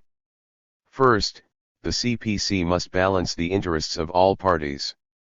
That means to distinguish and grasp the people's fundamental interests, interests of different aspects and the most direct interests, put the fundamental interests of the overwhelming majority of the people above anything else when formulating policies and carrying out work, and reflect on and take care of the interests of different levels and groups. On this basis, the CPC must establish communication channels and a coordination mechanism of social interests, improve the working mechanism to deal with the contradictions among the people, and handle in a timely manner the issues of the people according to law. Second, the CPC must promote innovation in the social management system. The party must pool the resources of social management, establish and enhance a party-led social management pattern, administered by the government, coordinated by the society, and participated in by the public. The CPC must build community-level organizations, laying a solid organizational foundation to build a harmonious society.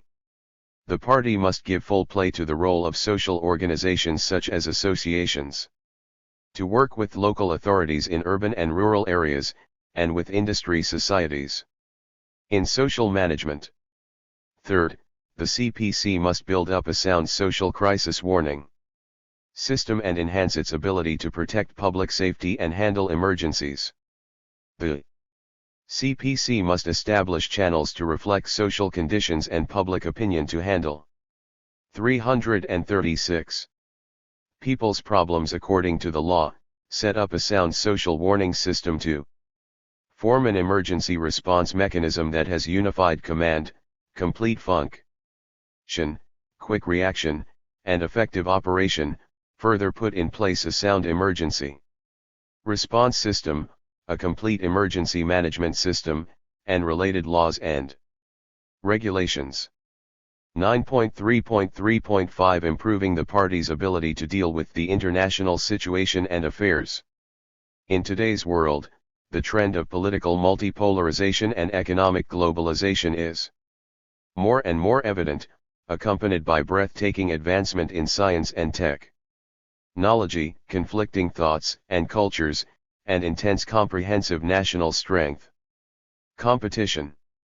Therefore, the ability to deal with the international situation and affairs determines whether the party can achieve the goal of building a relatively prosperous society in all respects and the great rejuvenation of the Chinese nation. First, the CPC must make a scientific judgment of the international situation. Only through this can the members recognize the profound changes in the world, size up the situation, avoid disadvantages, grasp the direction, make good use of opportunities, create conditions, and get the whole picture of development. Second, the CPC must stake to the path of peaceful development. Thus, the party must make full use of the overall trend of the world, which moves toward relaxation, stability, and peace, and seize the opportunities of world multipolarization and economic globalization together with the progress of science and technology to achieve development.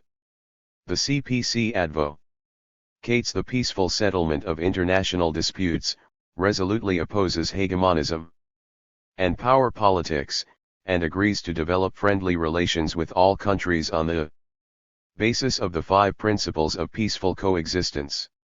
In addition, the party opposes all forms of terrorism, advocates strengthening international cooperation, and works to eliminate the roots of terrorism.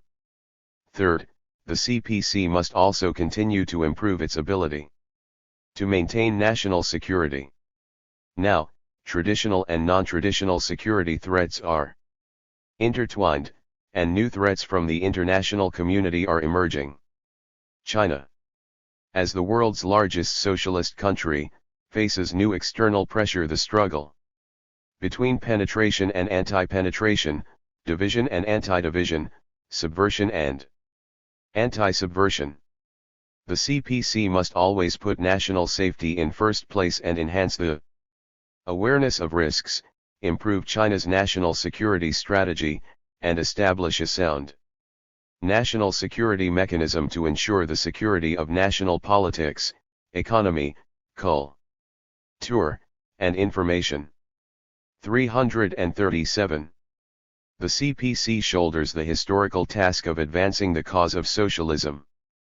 To accomplish this historical mission, the most fundamental task is to build well our party and improve the party's governing capacity.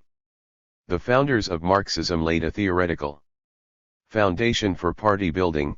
Leaders of socialist countries have enriched and developed the theory based on their own practice and experience, all of which plays a vital role in party building. Chapter 10. The situation and strategy for socialist ideology. The present world is undergoing extensive and profound changes, and contemporary China is experiencing extensive and profound revolutions. The opportunities are unprecedented, as are the challenges, and the opportunities outweigh the challenges. That is an overall judgment on the international and domestic development trend by Hu Jintao, General Secretary of the CPC, at the 17th National Congress of the Communist Party of China. The judgment, in line with the general condition of China's socialist ideological construction, is of guiding significance in strengthening and improving socialist ideological construction. Without doubt, socialist ideology in China has made significant achievements and met unprecedented opportunities. The opportunities must certainly be grasped, but, more importantly, the hitherto unknown challenges and problems must be dealt with seriously and resolved. At present, problems that exist in China's socialist ideological construction must be taken seriously and settled with corresponding effective methods and feasible countermeasures. This is an urgent and realistic task for the party and the country, as well as a major issue of Marxist theory study. The party must attach high importance to ideological work, for it determines the success of the socialist cause. With Chinese Characteristics 10.1 Reconsidering the basic principles of socialist ideology. The CPC has always paid higher attention to the basic theoretical issues of socialist ideology, the basic principles, functions, and strategic status, and has accumulated a wealth of experience. However, with new changes taking place in the world, the 339, 340 country, and the party, misconceptions emerge among party and government cadres. Some people one-sidedly emphasize the central task of economic development, pit ideology and economy against each other, and regard ideology as some kind of undesirable left thought. Some think that ideological construction is virtual and unimportant. Some advocate non-ideology and ideology.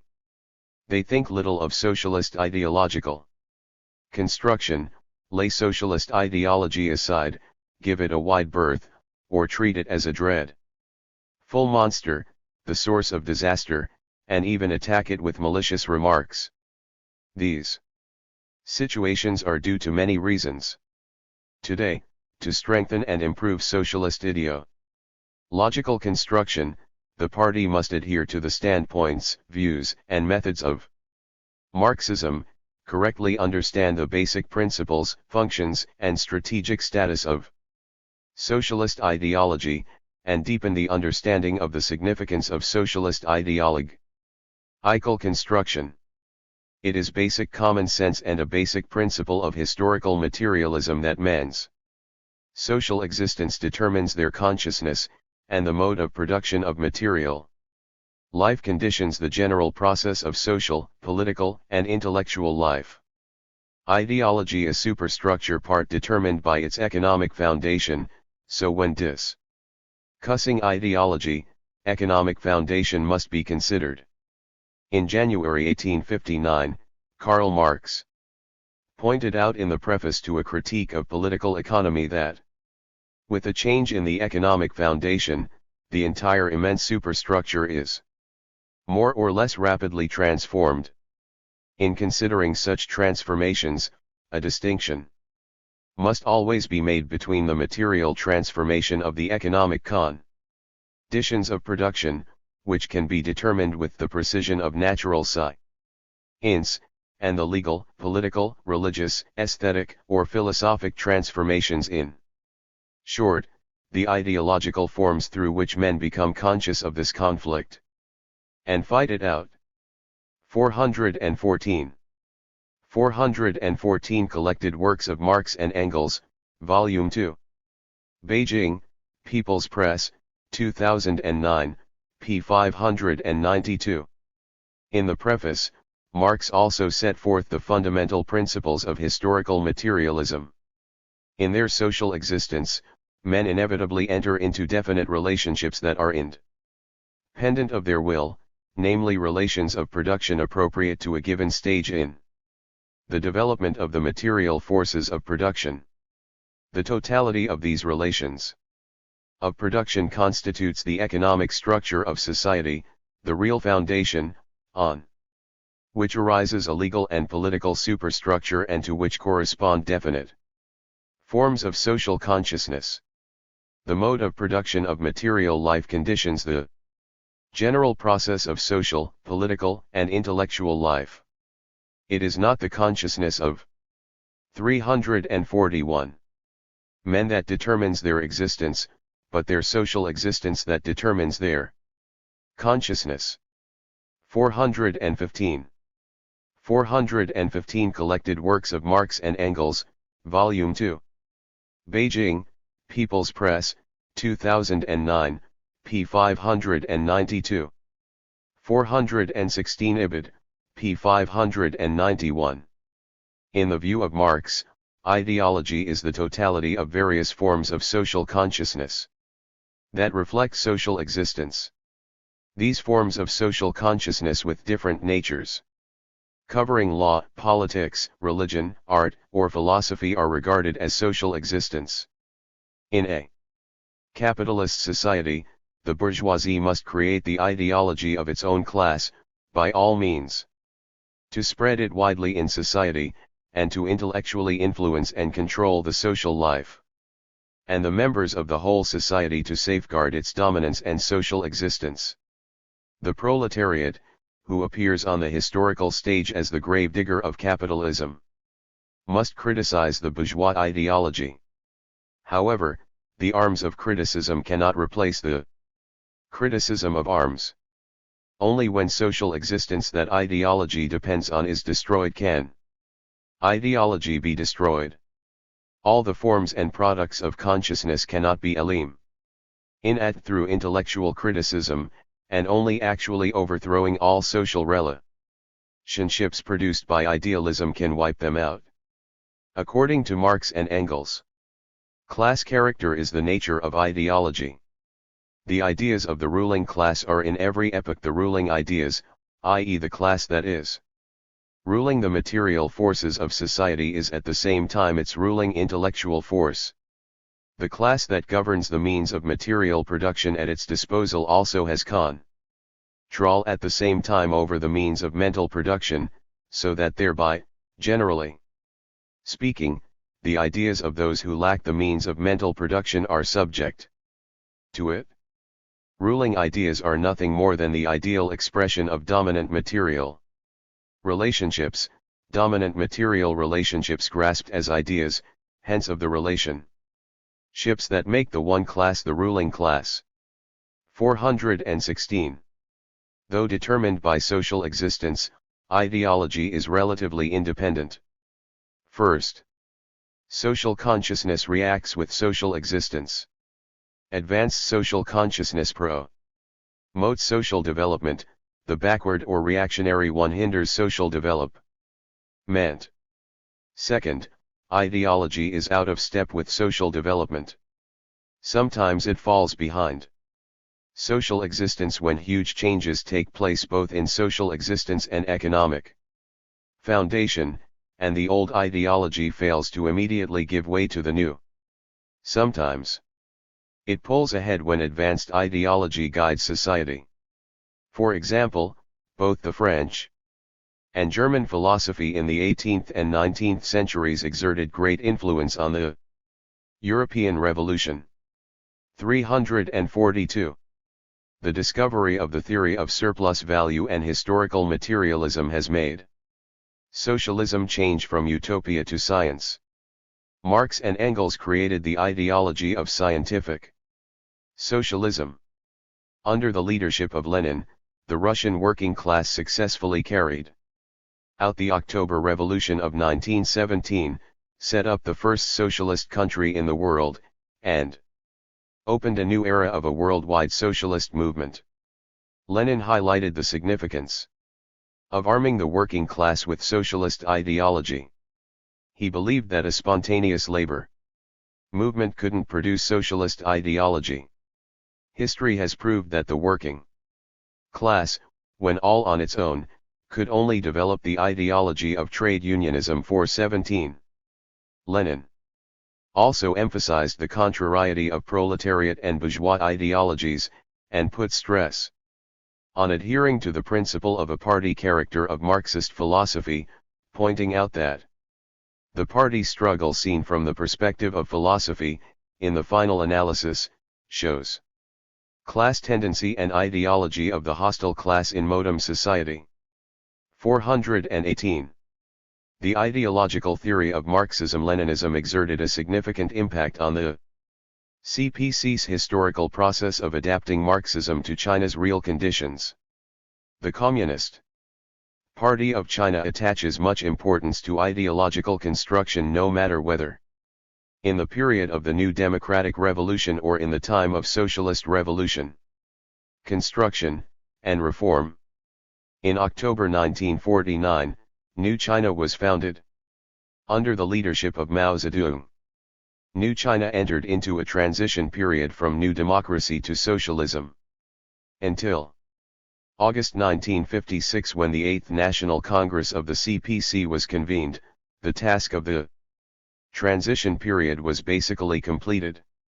During this time, the governing Communist Party of China established socialist ideology predominated by the Marxism-Leninism and Mao Zedong thought.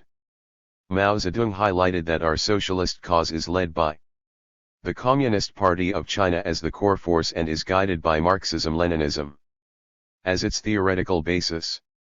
After the period of socialist construction started, Mao pointed out that the whole party must strengthen its leadership over the ideological and cultural front, and draw lessons from the Soviet socialist construction. He laid stress on learning from the experience of the Soviet Union, put forward the policy of letting 100 flowers blossom and 100 schools of thought contend to promote progress in the arts and science and to create a flourishing socialist culture in China, and also came up with many correct thoughts in books such as On the 10 Major Relationships and On the Correct Handling of Contradictions Among the People. In a meeting of party SEC Retirees of the province, the city, and the municipality held in January 1957, Mao Zedong demanded that the party must systematically train Marxist theorists and critics, and do this theoretical work well.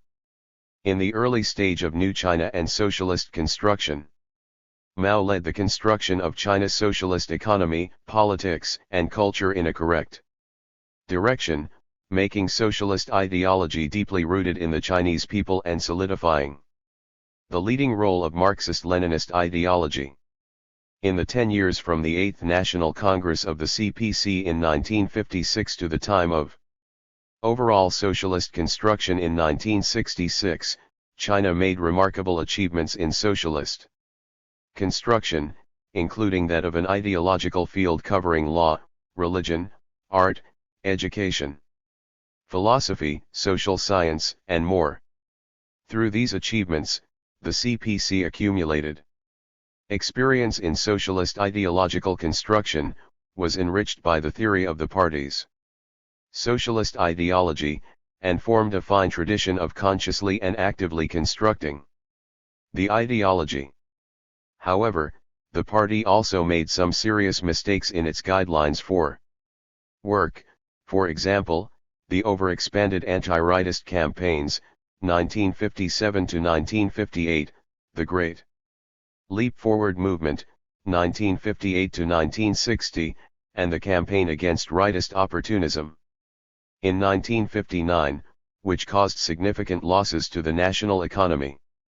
From the perspective of ideology, the false and overdone political criticism toward some literature and artwork, academic viewpoints, and representatives of the literature and art circles, and the severe leftist attitude toward the matter of intellectuals and education, science, and culture, it all finally became the blasting fuse of the Cultural Revolution, leading to civil strife and the wrong theory of continuing the revolution under the dictatorship of the proletariat.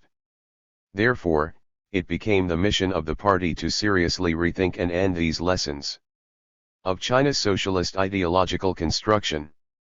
This mission fell on the shoulders of the second generation of the collective leadership of the CPC, with Deng Xiaoping at the core, at the third plenary session of the 11th Central Committee of the Communist Party of China held in December 1978. From China's reform and opening up, the second generation of the collective leadership with Deng Xiaoping as the core, and the third generation with Jiang Zemin as the core, have always attached importance to ideology, adhered to the ideological guide line of emancipating the mind, seeking truth from facts, and advancing with the times. They repeatedly highlighted the guiding role of Marxist ideology.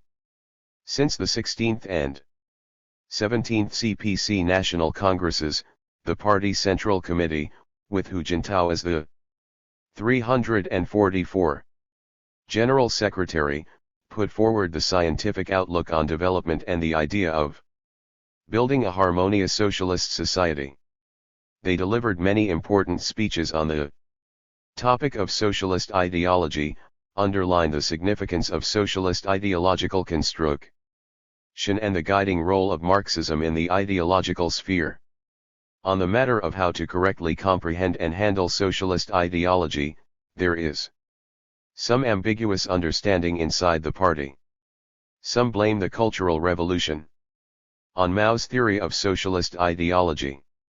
In fact, Mao always stressed the class nature of ideology, and especially pointed out that there is a long way to go before the final victory of the battle between the socialist and the capitalist ideology, a correct judgment of truth, which not only accords with China's reality, but also corresponds to the rules of the international socialist movement and reflects the protracted and arduous nature of socialist ideological construction. However, the fact remains that socialist ideological construction is a complicated and systematic project. Problems cannot be fundamentally addressed, and they can even be intensified by simply highlighting the guiding principle of class struggle and continuous revolution under the dictatorship of the proletariat. Since China's reform and opening up, the second generation of the collective leadership of the CPC with Deng Xiaoping at the core has came up with the party's basic line of one central task, two basic points, radically solving the problems of how to correctly understand and deal with socialist ideology. Characterized by the class nature, continuity, and relative independence, the ideology has functions of cohesion, guidance, critique, and maintenance. A correct understanding of the nature and functions of ideology based on the Marxist stance, viewpoints, and methods can help to fully comprehend the basic principles of a socialist ideology, give play to its leading role, and expose the hypocrisy and fraudulence of non-ideology and the ideology, all of which can further reveal the similarities and differences between socialist and capitalist ideologies. Socialist ideology and capitalist ideology maintain and serve their own classes. However, there are big differences between the two. First, they are different in class basis, which is determined by the nature of each ideology. Second, they are different in intellectual basis, which is determined by class character.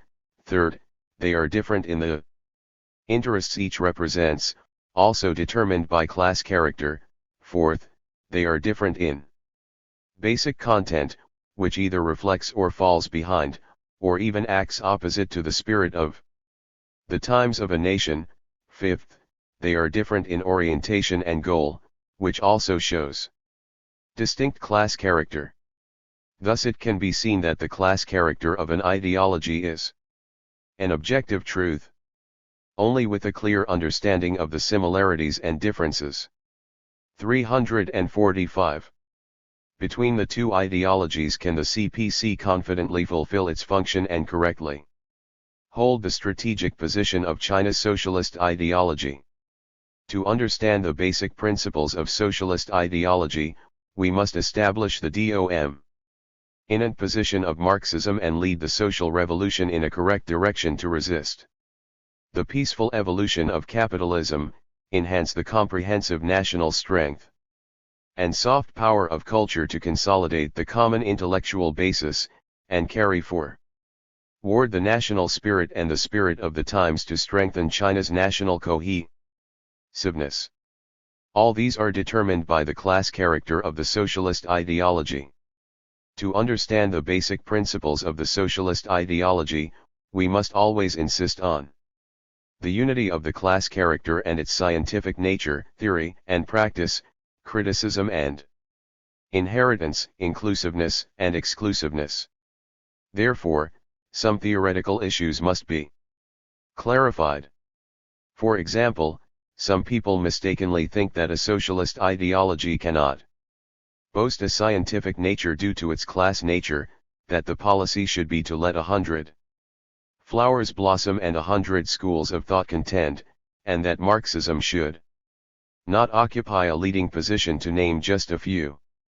To solve these problems, the party needs to reinforce the study of the basic principles of Marxism, and correctly handle those important relationships mentioned above by unifying worldviews, methodology, and the theory of Marxism with Chinese socialist practices. To understand the basic principles of a socialist ideology, the CPC must correctly guide all kinds of social ethoses. Social ethos refers to the ideological trends formed by social consciousness, thoughts, and ideas that spread widely during a long period and exert a great influence on society, politics, economy, and culture. A different social ethos represents the interests of a different class or stratum, reflecting its ideology.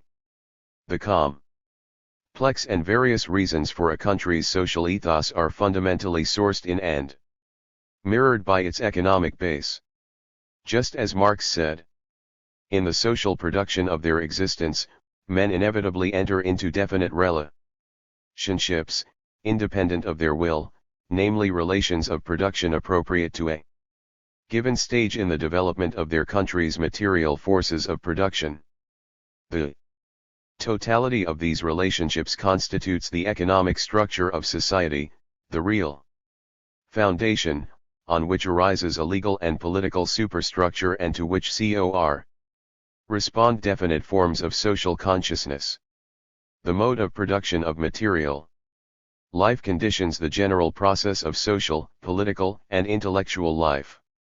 It is not the consciousness of men that determines their existence, but their social existence that determines their consciousness. 419. Social ethos is the comprehensive manifestation of social consciousness. It emerges and spreads in theoretical and psychological form. The theoretical form influences society through schools of theories marked by certain ideological systems and its representative figures. The psychological form affects society through each individual's inner beliefs, faiths, emotions, and aspirations. These two forms are not diametrically opposed to each other but are complementary. Usually, a social ethos appears and spreads rapidly during a period of social transformation and transition when different thoughts collide and impact each other, reflecting the demands of a certain objective reality and people's intellectual needs. Under the reform and opening up policy, various social ethoses sprang up: bourgeois liberalization, money worship, and egoism overflowed for a time, economic privatization, neoliberalism, conservatism, nationalism, neo-Confucianism, new leftism, and historical nihilism went on the stage successively. Democratic socialism, cultural colonialism, superstition, and pseudoscience also appeared. These ethoses had a great influence during the different stages of reform and opening up and left their own marks in history. Among these ideological trends, some are homemade, some are borrowed from foreign countries, others are a combination of the two, to name just a few. It is rather complicated to source their causes. During a certain period, neoliberalism, historical nihilism, democratic socialism, new leftism, neo-Confucianism, and universal values were among the most influential. Accompanied by various social ethoses, ideological and theoretical circles were very active, and different thoughts came up. Inside theoretical circles, heated disputes in the fields of economics, philosophy, politics, history, literature, and sociology erupted, forming a situation of letting 100 flowers blossom and 100 schools of thought contend, which is natural and normal for the ideological and theoretical circles in a transitional period. These disputes directly or indirectly reflected but not represent a certain social ethos. Academic debates cannot be equated with social ethos, they are not the same thing. The debates about academic viewpoints can promote the prosperity of the ideological culture and help the theoretical system of socialism with Chinese characteristics to develop in a healthy manner. Therefore, to understand the basic principles of socialist ideology, the party is also required to differentiate academic controversies from China's social ethos, and master the scientific methods of ideological construction. In conclusion, what was mentioned above are the basic stances, viewpoints, and methods of the socialist ideology from the perspective of the basic principles of Marxism. 347. 10.2 Scientific analysis and historical mission of the socialist core values. With the deepening of reform and opening up, the CPC adheres to the basic principles of Marxism, summarizes the positive and negative experience and lessons from previous socialist ideological construction, and deepens the understanding of socialist ideology. To meet the demands of social development, the CPC put forward a proposition, the Socialist Core Value System Construction, first in decision of the CPC Central Committee. On a number of major issues on building the harmonious socialist society of the CPC Central Committee at the 6th plenary session of the 16th Central Committee of the CPC. Later, the report of the 17th National Congress of the CPC made a further exposition about the core value system to strengthen the cohesion of socialist ideology. The socialist core value system is the embodiment of the nature of socialist ideology. It reflects a new comprehension of Chinese communists about the nature of socialist ideology. The system is composed of the following aspects: Marxism as the guiding thought, the common ideal of socialism with Chinese characteristics, the national spirit with patriotism as the core and the spirit of the times with reform and innovation as the core, and the socialist concept of honor and disgrace. These aspects constitute an organic whole. They integrate the party's goals, the state's will with the people's wishes, and combine politics with ethics, ideal with reality, all forming a scientific system with a complete structure and rigorous logic.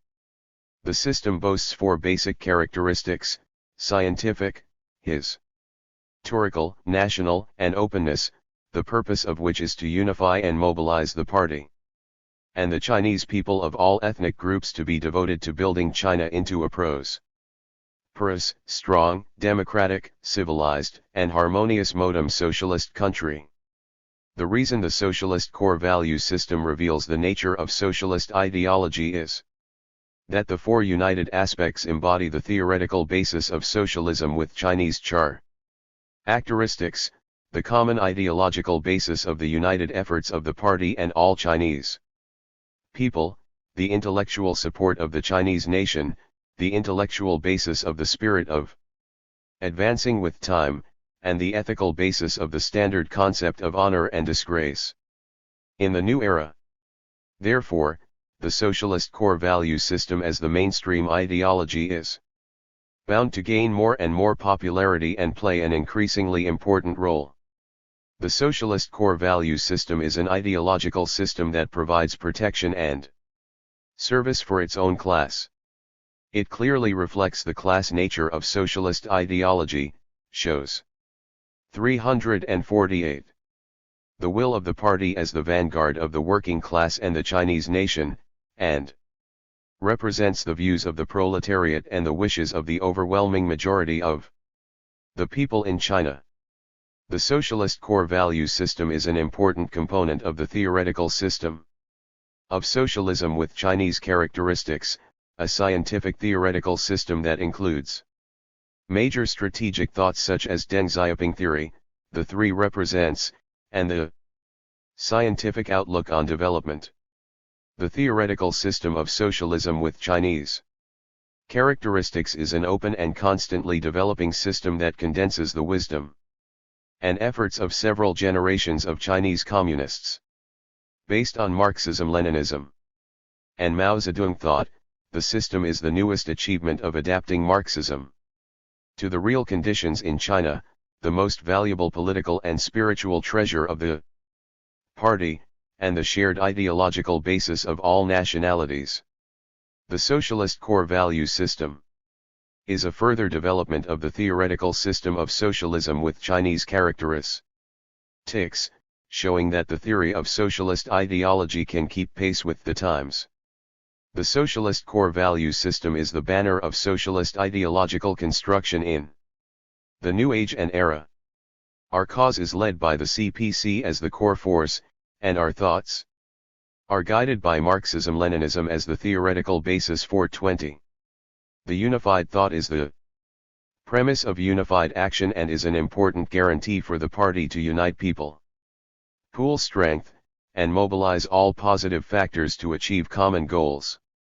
The current task of CPC socialist ideology must closely concentrate on building a socialist core value system. The party must take it as a priority and central task, and use the socialist core value system to guide its ideological work. 420 Mao Zedong Report on the Second Plenary Meeting of the 7th Central Committee of the Communist Party of China, 1949. When the foundation is not solid, the building will be shaky.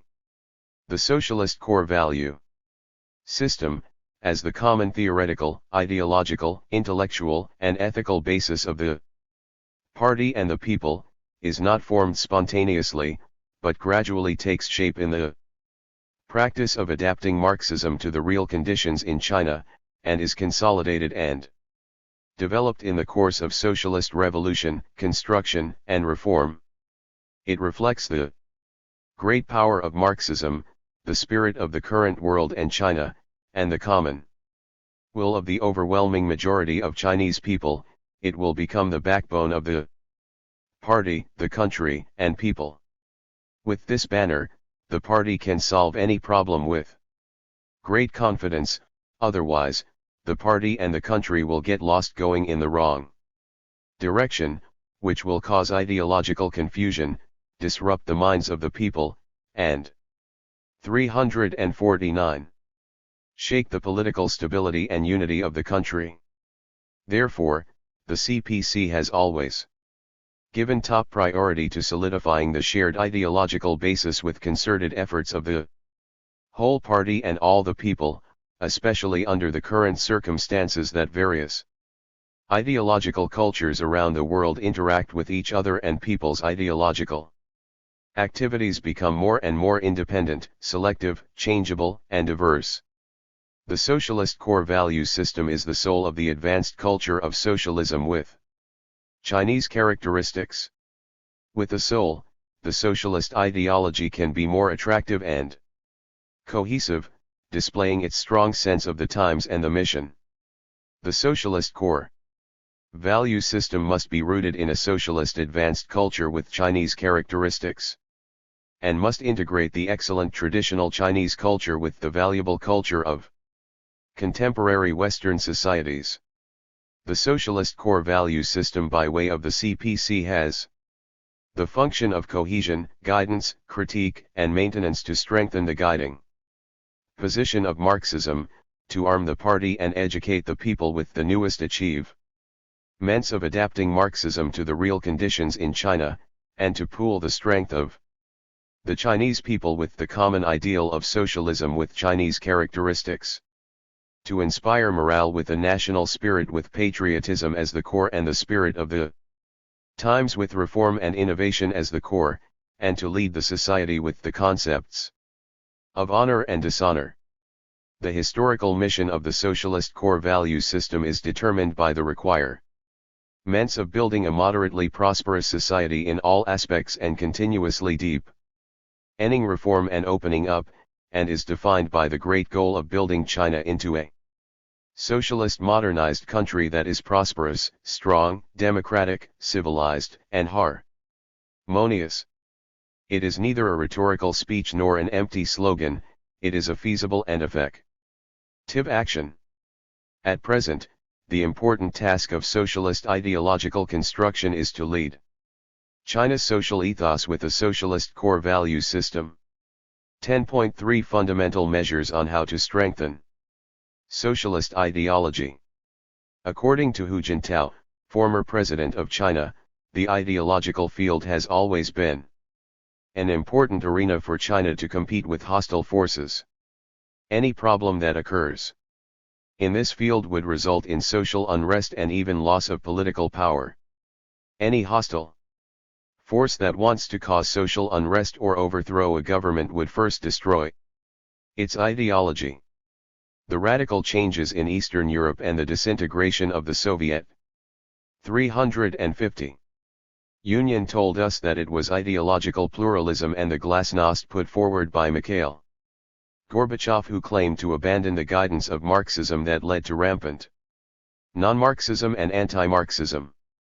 Who also pinpointed that, in the modern society, public opinion exerts more and more significant influence on society. Thus, ideology has a close bearing on public opinion, the rise and fall of the socialism, and the party's governing ability and ruling status. In the socialist system with Chinese characteristics, socialist ideology must effectively serve socialist economy, politics, culture, and society. China must strengthen CPC governing ability, improve the party's leadership, raise problem-solving awareness, and encourage continuous innovation in ideological work. First, the CPC must establish the guiding position of Marxism in the field of ideology. By adhering to the orientation of serving the people and socialism, developing a socialist culture, and strengthening party leadership in ideological work. Second, the CPC must construct an innovative system of socialist ideology by advancing with the times, integrate existing research on ideology, and enhance the inclusiveness and appeal of the theory. Third, the CPC must properly deal with four major relationships in constructing socialist ideology. 1. The relationship between the dominant ideology and cultural diversity. 2.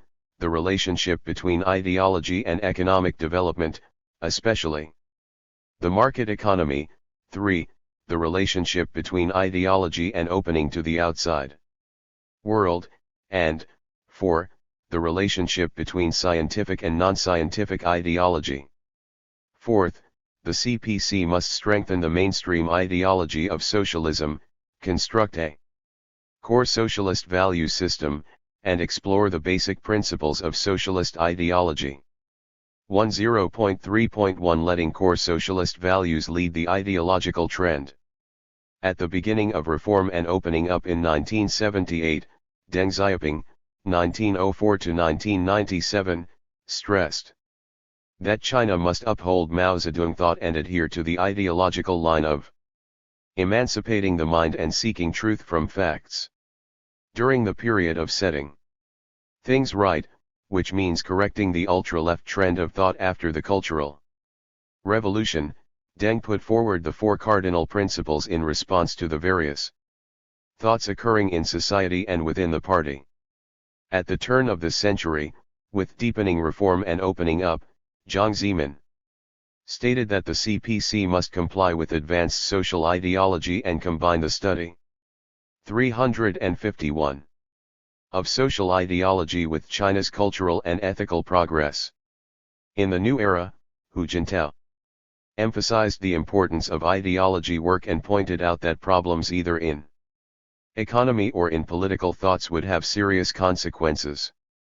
In all, the three generations of central collective leadership of the party always take Marxism as the guiding ideology of socialism, and develop socialism with Chinese characteristics while fighting against various wrong social ideologies. As has been noted, the core socialist value system embodies the essence of the socialist ideology Marxism, the common ideal of socialism with Chinese characteristics, patriotism, reform, innovation, and the socialist outlook on honor and dishonor. As part of the core socialist value system, Marxism is its guiding ideology and soul, socialism with Chinese characteristics is the theme, patriotism is the core of the national spirit, reform and innovation embody the spirit of the times, and the outlook on honor and dishonor is the foundation. In short, the national spirit and the spirit of the times are the essence of the core socialist value system. The experience of reform and opening up during the past 3 decades demonstrates that the core socialist value system must take the lead in social ideological trends, which is also a specific requirement to promote Marxism's popularization in contemporary China. The Communist Party of China needs to consolidate the guiding position of Marxism, arm the party with the latest achievements in adapting Marxism to Chinese conditions, gather strength through achieving the common ideal for socialism with Chinese characteristics, inspire people's morale by the national spirit and the spirit of the times, lead the society by carrying out the socialist outlook on honor and dishonor, and consolidate the common ideological basis of all party members and the Chinese people. A review of reform and opening up in the past more than 30 years shows that interference from left and right mistakes has never stopped. As pointed out by a scholar, the third plenary session of the 11th Central Committee of the CPC suggested that, in the process of modernization, reform, and opening up, the most important thing was to correct the left mistakes made during the Cultural Revolution. Otherwise, China would be unable to give full play to the superiority of socialism and even might undermine it. Deng never ignored the impact of the right mistakes as he actively guarded against the left mistakes. He regarded bourgeois liberalization as the most urgent problem to be solved according to the situation at that time. More than 20 years' experience of governing the country told him that as long as China adhered to reform and opening up and the four cardinal principles, opposed left mistakes as 352. Well as bourgeois liberalization and westernization both theoretically and practically, socialist reform could succeed. 421. In the initial stage of reform and opening up, Deng Xiaoping repeatedly emphasized research on social ideology. In March 1979, at a session for the party's theoretical work, Deng pointed out that although people both inside and outside the party who spread and supported the two trends of social thoughts unfavorable to the well-being of the CPC were only in a minority, the party could not ignore their impact on society, for they go against the four cardinal principles in essence. Therefore, he insisted that China realize the four modernizations under the guidance of the four cardinal principles, and added that this phenomenon was factual and in no way deliberately exaggerated. In October 1983, when the second plenary session of the 12th Central Committee of the CPC was convened, Deng Xiaoping delivered a speech with the topic "The Party's Urgent Tasks on Organizational and Ideological Fronts." He stressed that people in the ideological field must not spread mental pollution. In essence, mental pollution means the spread of corrupt and decadent ideas of the bourgeoisie and other exploiting classes, and distrust of socialism, communism, and leadership by the Communist Party. Deng Xiaoping said, "Nowadays, some cadres blindly worship the various thoughts of Western philosophy, economics, social politics, literature, and arts without analysis, identification, and criticism. The introduction to Western academic culture has been so confusing that the party has witnessed, in recent years, an influx of books, films, music, dances, videos, and audios regarded as pernicious junk even in Western countries. The corruption of youth by the decadent culture of the Western bourgeoisie is no longer tolerable." 422. In May 1985, when talking with Chen Guiying, a professor of the Department of Philosophy from National Taiwan University, Deng said, "Since the downfall of the Gang of Four, who committed a series of treasonous crimes during the Cultural Revolution, an ideological trend has appeared. We call it bourgeois liberalization. Its exponents worship the democracy and freedom of the Western capitalist countries and reject socialism. This cannot be allowed. China must modernize, it must absolutely not liberalize or take the capitalist road, as countries of 353. The West have done. Liberal ideas emerged a few years ago, but now they still exist. Not only in society, but also inside the Communist Party. If liberalization develops extensively, the CPC will not accomplish the cause of socialist construction." 423. Deng Xiaoping took a clear-cut stance against bourgeois liberalization because its rampant spread would destroy socialist modernization and undermine national unity and party leadership.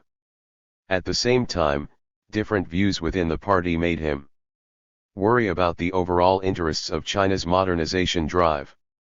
In December 1986, Deng said to several leading officials of the CPC Central Committee, "Originally, I had not intended to say anything at the 6th plenary session of the 12th Central Committee. But later, I felt I had to intervene to ask that there be included in the resolution a few words on the necessity of combating bourgeois liberalization. Apparently, my remarks on that occasion had no great effect. I understand they were never disseminated throughout the party. I still haven't changed my mind about opposing mental pollution. I have agreed to have the full text of my speech at the second plenary session of the 12th Central Committee included in a new collection of my works. The struggle against bourgeois liberalization will last for at least 20 years. 424. He also explained why he placed such emphasis on the need for high ideals and strict discipline. Bourgeois liberalization means rejection of the party's leadership. There would be no center around which to unite our 1 billion people, and the party itself would lose all power to fight. A party like that would be no better than a mass organization. How could it be expected to lead the people in construction? Therefore, Deng laid special stress on education for young people. Under the new circumstances of reform and opening up, he not merely advocated Marxism but mainly adhered to the guiding position of Marxism in the field of ideology, and resisted various false doctrines of the anti-Marxism in Western countries, especially bourgeois liberalization. Jiang Zemin adheres to the guiding position of Marxism. He said, "The essence of upholding Marxism-Leninism, Mao Zedong thought, and Deng Xiaoping theory is to adhere to the guiding position of Marxism and constantly enrich and develop Marxism in practice. Marxism-Leninism, Mao Zedong thought, and Deng Xiaoping theory have been established as the party's and China's guiding ideology, as a guide for party actions, as the ideological foundation and spiritual." 354. Power for the Chinese people of all ethnic groups to strive for China's revitalization, and as a forceful ideological weapon to know the world, and change the objective and subjective worlds. 425. Jiang reiterated his view of arming the whole party with Deng Xiaoping theory and established it as the guiding ideology of the party. He clearly pointed out that Marxism, Leninism, Mao Zedong thought, and Deng Xiaoping theory form a unified scientific system imbued with the same spirit. Upholding Deng Xiaoping theory is in nature adhering to Marxism, Leninism and Mao Zedong thought, while raising high the banner of Deng Xiaoping theory is raising high the banner of Marxism, Leninism and Mao Zedong thought. Jiang Zemin attached great importance to ideology and social thought. He demonstrated that the capitalist ideology will occupy the field of ideology if socialist ideology will not do that. It is a truth. 426. He added, over these years, the overall situation of China's ideological and political field is good. But the CPC must also note that some thoughts violating the four cardinal principles often appear, and even some cadres inside the party were influenced to some extent. Some publicly urged for total westernization, to weaken party leadership, and proposed a multi-party system and parliamentary democracy. Some advocated privatization, abolished the dominant position of public ownership and the principle of distribution according to work. Some declared to abandon the guiding position of Marxism culturally while emphasized its pluralism and ultra-individualism. Some distorted the struggles of the party and people, slandered Marxism-Leninism, Mao Zedong thought, and Deng Xiaoping theory, and stoked up public discontent with our party and government. Some were in favor of bourgeois liberalization and reversed a verdict for the Tiananmen Square protests of 1989. Some published vulgar works disseminating pornography, violence, and superstition. Some doubted and denied reform and opening up, as well as distorted and strongly criticized our party's guidelines and policies. 427. Jiang Zemin repeatedly noted that our party has, for a long time, been hindered by the spread of bourgeois liberalization, egoism, money worship, national nihilism, and 355. Historical nihilism. Given that some party members are not clear about what is right and what is wrong, he vigorously promoted social justice, and in a timely manner exposed and criticized various wrong social thoughts and social evils. Hu Jintao repeatedly emphasized ideological work and stressed that a slow economy and wrong political thoughts would have serious consequences. In recent years, under the name of democracy, freedom, human rights, and religion, hostile forces from other countries intentionally smeared China's image through internal and external collusion. The non-Marxist trend in China has been growing to a certain degree, with different views existing now and then in the ideological and theoretical fields. Thus China has to keep an eye on ideological work during the course of socialist construction. Therefore, the party must always adhere to the guiding position of socialist ideology, lead various right social thoughts, and expose and criticize wrong social thoughts. To expose and criticize wrong social thoughts is an important task for insisting on socialist ideology. The CPC takes it for granted that wrong social thoughts must be exposed and criticized because their extensive spread will seriously confuse people's minds and even harm the cause of socialism with Chinese characteristics. To expose and criticize wrong social thoughts incompatible with and even opposite to the socialist core value system is an important part of the system. So exposing and criticizing them is conducive to carrying forward the theme of a socialist ideology and promoting the healthy development of socialist cultural construction. To expose and criticize wrong social thoughts will not only raise the citizens' scientific and cultural level but also enhance their political discernment. The CPC must recognize the nature of them, resist the damage caused by them, and increase people's anti-corruption capability. To expose and criticize wrong social thoughts is able to resolve social conflicts and prevent social unrest.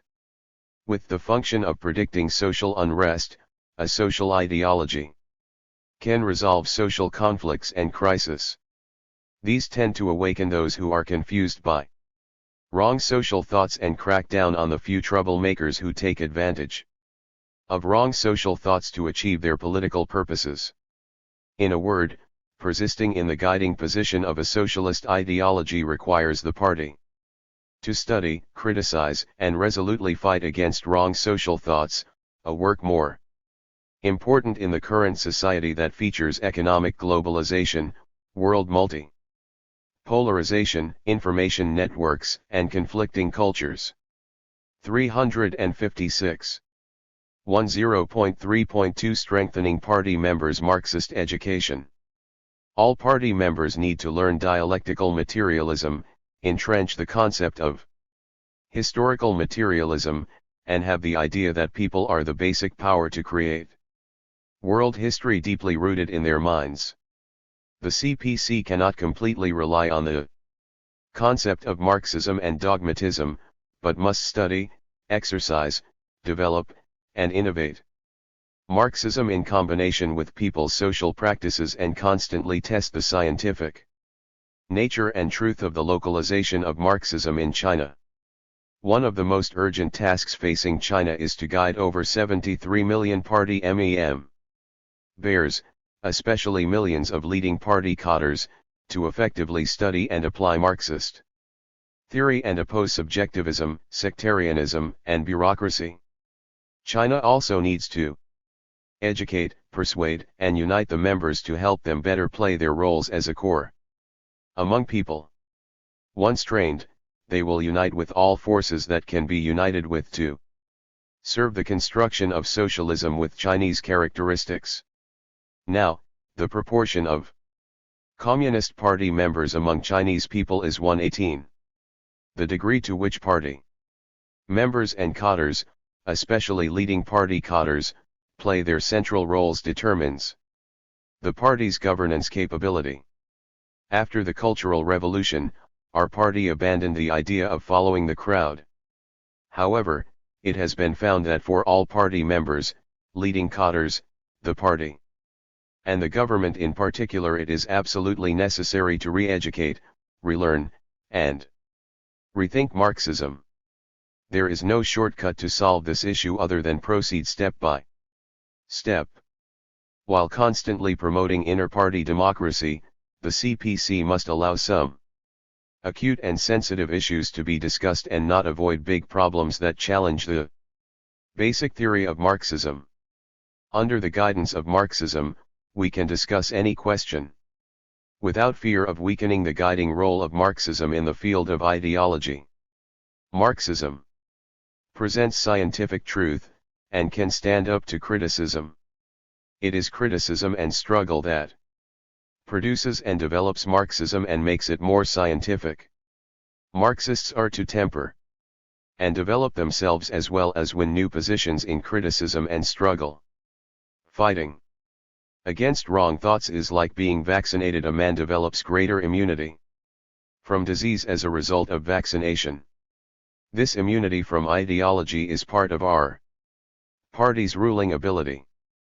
With this immunity from ideology, the whole party can consciously resist anti-Marxist and non-Marxist thought as well as actively lead all Chinese people to learn, grasp, and apply the basic theory of Marxism to social practice, making it a material force for socialism with Chinese characteristics.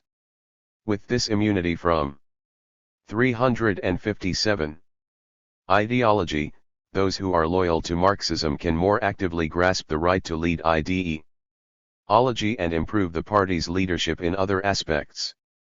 This enables those loyal to the cause of socialism to serve people with heart and soul instead of seeking personal gains to grasp political power.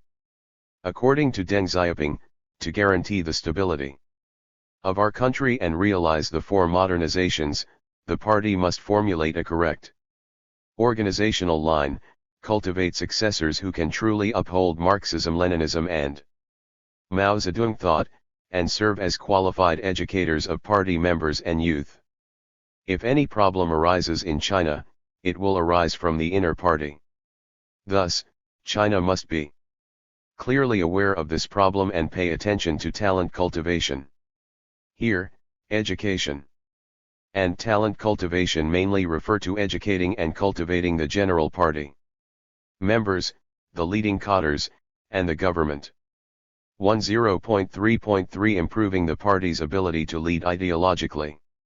To improve the party's ability to lead ideologically, the CPC must 1. Improve the party's ability to analyze and solve ideological problems.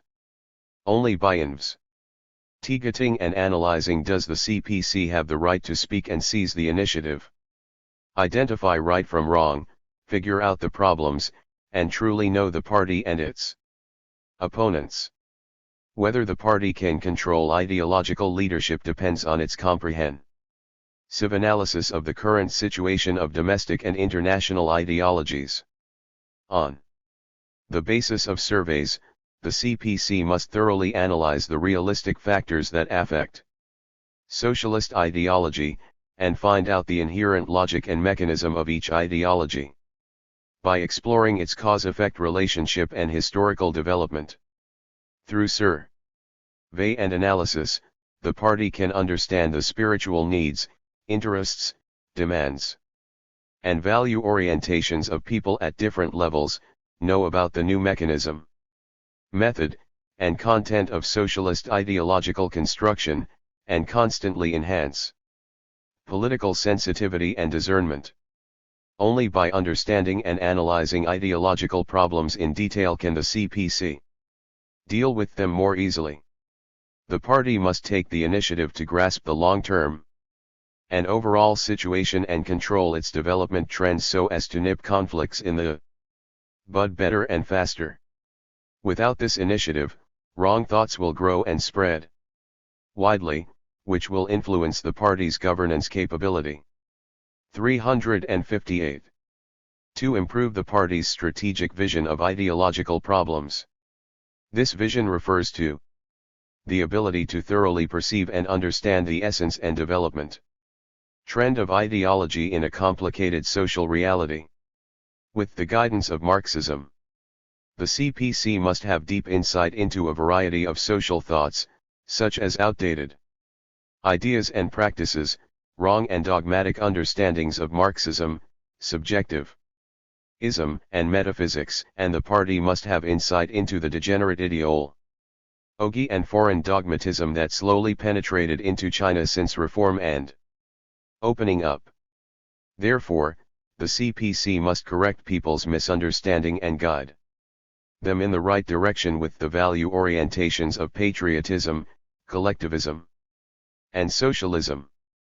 With this insight, the party is able to find and solve problems arising from China's market economy, grasp the law of ideology and feel the pulse of global trends to facilitate innovation and keep socialist ideology on the right track. With this vision, the party is able to seize the initiative, steer the development trend of ideology, explore its internal causes, and forecast possible conflicts to nip the issues in the bud, all to guard against interference with socialist ideology and firmly grasp the theme and mainstream of public opinion.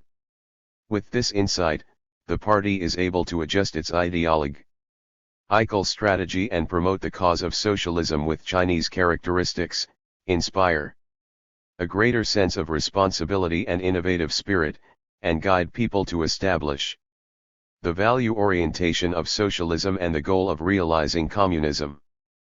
3. Improve the party's ability to predict ideological problems. A saying goes like this: preparedness ensures success while unpreparedness spells failure. Prediction is the act of investigating in advance and seizing the future with consciousness, and it serves as a bridge connecting the past, present, and future. Only by predicting the development trend of various forms of ideology can the party make right policies and control its ideological leadership. Scientific prediction means the CPC is to discern things that go against Marxism in the field of ideology and investigate uncertainties and unknown circumstances existing in non-Marxist thought by means of investigation and analysis, so the party can make reasonable judgments and assumptions that conform to the law of ideology to guide people's thoughts and actions. The prediction of ideological problems is not simply following mechanical principles. It is being in reality and close to society. Scientific prediction must conform to the development trend of China's advanced productive forces, the correct direction of 359. China's advanced culture, and serve the fundamental interests of the overwhelming majority of the Chinese people. Under the guidance of these principles, the CPC can predict the future and make more accurate judgments. To the CPC, prediction of ideological problems means to control ideological work in advance by drawing lessons from the past. It is beneficial to consolidate and strengthen the guiding position of Marxism in the field of ideology, to take the initiative to grasp the ideological leadership, to resist the attack of various wrong thoughts at home and abroad on ideology, to absorb the reasonable aspects of non-Marxist ideology and innate unreasonable aspects that impair Marxist ideology to better serve the people and socialism. 10.3.4 Cultivating social organizations. Organizations are cells of the society while people are social beings. However, it is difficult for people to satisfy their physical or intellectual needs as individuals, but society can assist. Therefore, with the development of a social division of labor, groups with different interests join together to form different social organizations based on common goals in accord with certain social norms. The number of social organizations has become an important standard for a nation to measure its degree of socialization. Meanwhile, the degree of social organization is also a yardstick to measure a person's social status in modern society. Currently, China witnesses a rapid development in vertical organizations, but its horizontal organizations are underdeveloped. Sound social organizations rooted in the masses can ensure social harmony and stability because they are the first to detect social contradictions and conflicts. Various social organizations from all walks of life are able to timely capture public opinion arising from reform and opening up, and to understand and grasp people's thoughts and psychology. This is not only helpful to express people's different opinions and suggestions towards social development, but helps to guide their actions and resolve their problems in a timely and effective manner. The CPC needs to regulate social organizations and set them on the right track. As an inevitable choice of historical development, social organization and standardization requires us to comply with natural development, making them an important means of promoting socialist ideology. 360. 10.3.5 Developing an advanced socialist culture. Following the basic need of subsistence, people still desire a higher pursuit, that of the spiritual world. It is necessary to promote the prosperity of culture to enrich people's spiritual world. Culture, the carrier of ideology, has gradually become a competing arena of ideological struggle. Compared with economy, culture, especially an advanced culture, has a more far-reaching and everlasting impact on society. Thus, to strengthen the governing ability of the party, China must give a high priority to developing its advanced culture and enhancing the soft power of culture as a productive force. 1. Improve the honest and clean culture of administration. High salary cannot maintain integrity. To build a clean and honest government, the CPC must develop its own advanced culture that can promote the healthy development of politics, economy, and society in the form of literature and art. Integrated with law and ethics, culture can play a special role in promoting a clean and honest administration. In this sense, a civic culture rather than an official culture. The prosperity of an honest and clean culture requires the party to not only improve its ideological and moral education, but also to construct a socialist democracy and legal system, strengthen the supervision of public opinion, and establish a mechanism of power restriction. The CPC urgently needs to improve its honest and clean culture, especially given the current anti-corruption campaign. First, it helps to educate numerous party members and cadres, purify their hearts and minds. Second, it helps to establish their Marxist view points and outlook, including worldview, outlook on life, value, status, benefit, and power, and to enhance their capability of fighting corruption and guarding against degeneration. Third, it helps to implement the policy of ruling the country by law and virtue. Fourth, it helps to create a good environment of advocating, exercising, and supervising a clean and honest administration in the whole society. To develop a healthy cyber culture. The cyber culture has become a new media with huge potential and is an important field for ideological work. According to statistics, the number of netizens in China exceeds 100 million, 53 million of whom have access to broadband. The Internet has become the first source for students and intellectuals to get information. If the party doesn't control the Internet and guide public opinion, speeches against Marxism and socialism will occupy it. Therefore, China must grasp the characteristics of the Internet, cultivate IT personnel, and provide healthy content. To form positive public opinion online, relevant sectors or departments need to make 361. Clear their responsibility to manage the Internet, establish a long-term management mechanism by combining relevant laws and regulations, administrative supervision, and self-regulation with technical support to effectively prevent harmful Shin from spreading and to promote the healthy development of the Internet. 3. Lead the industry culture to the right track. In a socialist market economy, culture can be classified as cultural undertakings and cultural industries.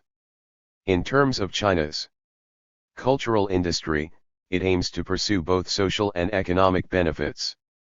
Non-profit cultural undertakings, including some presses and news media, tend to ignore political consciousness, the overall situation consciousness, and their social responsibility.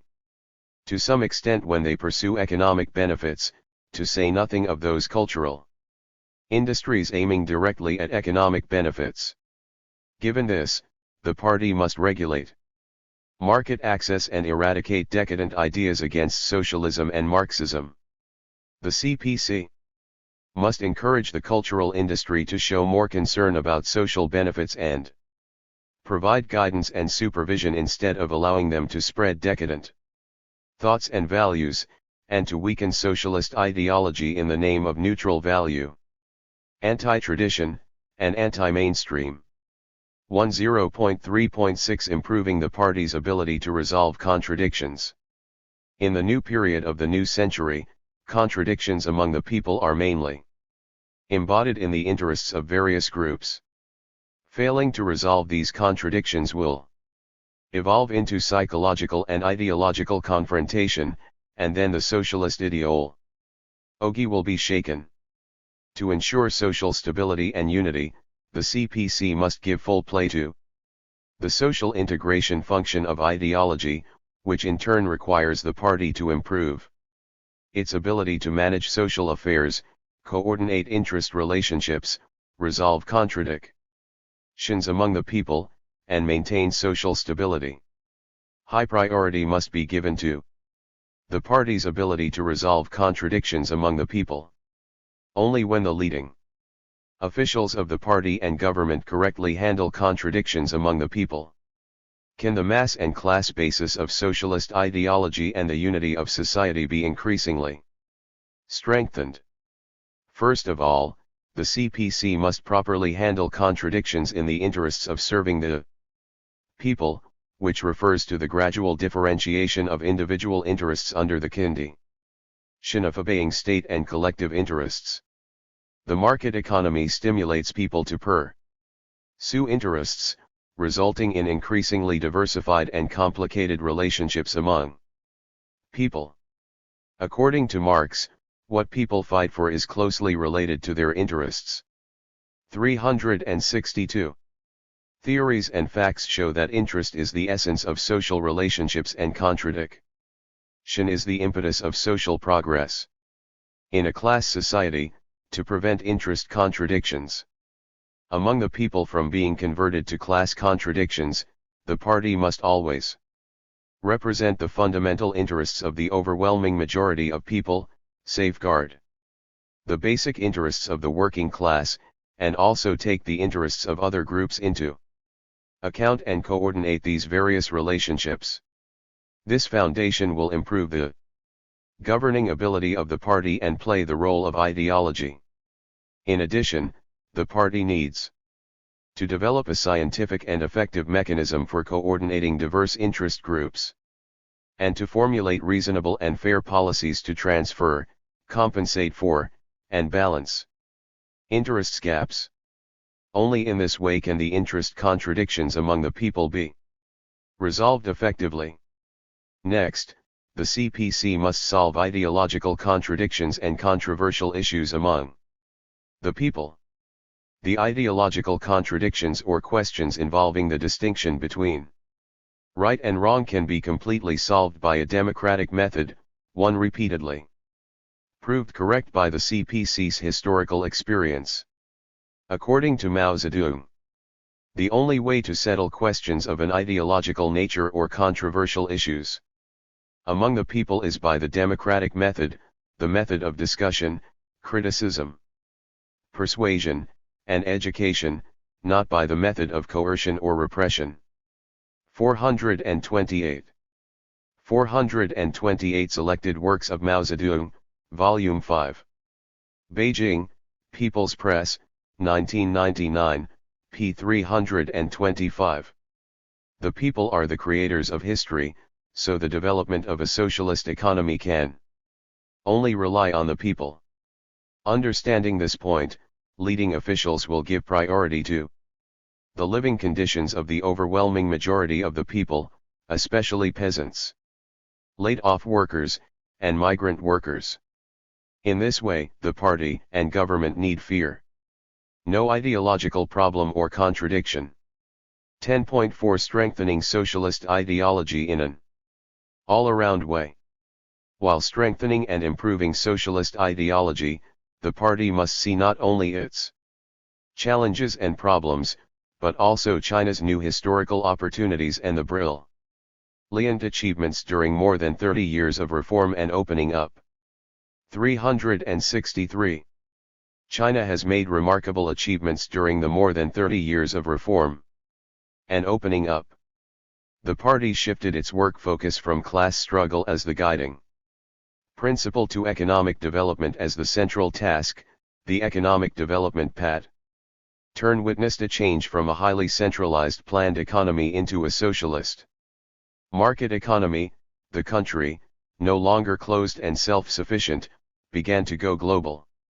The historical breakthroughs brought by reform and opening up have created new prospects for socialist development with Chinese characteristics in the aspects of economy, politics, culture, and social construction. At the same time, the CPC is developing in a sound and comprehensive way. In terms of economy, the social productive force has achieved rapid development, and China's comprehensive national strength has been significantly enhanced. During the 30-plus years, China's economy showed a rapid average growth rate of 9.75%. In 1978, the first year of reform and opening up, the GDP of China only reached RMB 360 billion yuan, which rose to RMB 1 trillion yuan just 8 years later in 1986, and RMB 2 trillion yuan in 1991. Since then, the GDP has increased by RMB 1 trillion yuan per year, and by the year of 2007, it hit RMB 24.66 trillion yuan. The per capita GDP of China has also shown vigorous growth. It stood at less than $100 in 1978, and below $300 during 1981 to 1987, then broke $300 through 7 years of effort from 1988 to 1994, exceeded $800 in 1998, rose to above $1,000 in 2001, hit $2,010 in 2006, and surpassed $2,200 in 2007.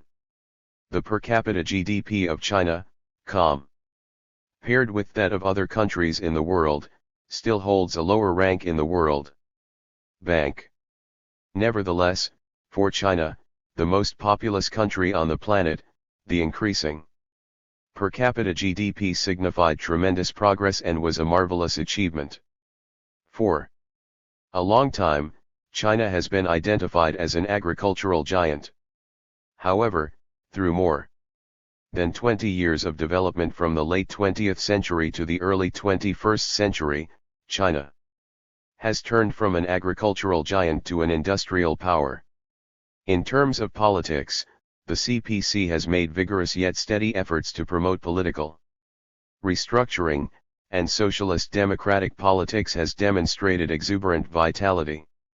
As an important part of China's comprehensive reform, political restructuring is gradually propelled and deepened with the reform of China's economic structure and the development of its society.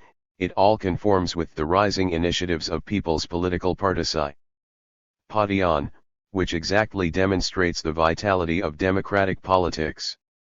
During more than 30 years of reform and opening up, the CPC, through repeated explorations, has led the Chinese people to successfully establish a socialist democratic policy corresponding to China's national conditions and societal development, to understand the basic rules of 364.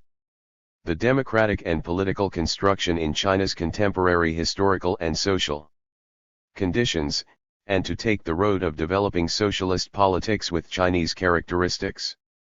In terms of culture, the socialist culture with Chinese characteristics has taken root, germinated, bloomed, and borne fruit on the land of China. The socialist cultural cause has presented sustainable development and an unprecedented boom. The socialist ideal and belief with Chinese characteristics goes deeper into the heart of the Chinese people. The construction of a socialist core value system makes steady headway. The research and construction project of Marxism achieves remarkable results, ideological and moral. Construction has spread over a wide area. The cause of education and science shows rapid growth. The civilization of the whole society further improves. Reform of the cultural system makes great progress. The overall strength and competitiveness of the cultural cause and of the cultural industry present a significant increase.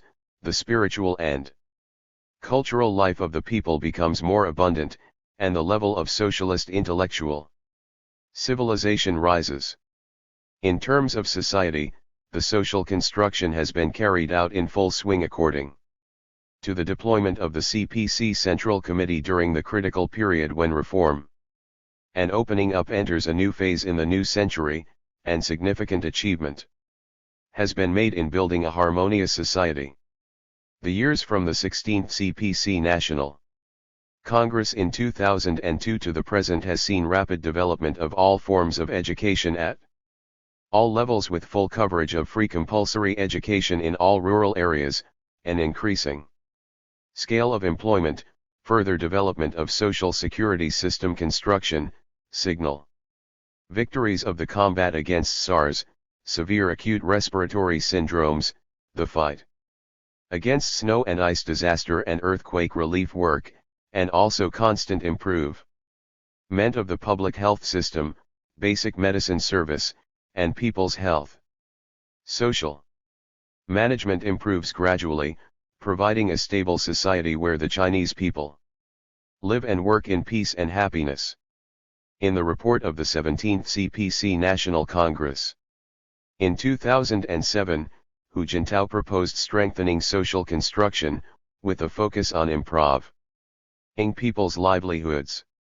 The report highlighted the close relationship between social construction and people's happiness, and pointed out that the party must pay more attention to social construction on the basis of economic growth, work hard to guarantee and improve people's livelihoods, accelerate social system reform, expand public service, improve social management, promote social equity and justice, and make efforts to build a harmonious country in which the young receive education, the adult has work to do and a house to live in, the sick are treated, and the elderly are taken care of. 365. The new great project of party building has made steady headway. The governance capability and advanced nature of the party has been significantly enhanced. The theoretical innovation and program, and the education campaign to preserve the advanced nature of party members obtained fruitful results. Intra-party democracy shows greater progress. Construction of the party's leading group and contingent of cadres, especially education and training of the cadres, made significant progress. The talent training program was further enhanced. The cadres personnel system reform and institutional innovation goes constantly deeper, and the building of the party's style of work and the anti-corruption campaign have had remarkable effects.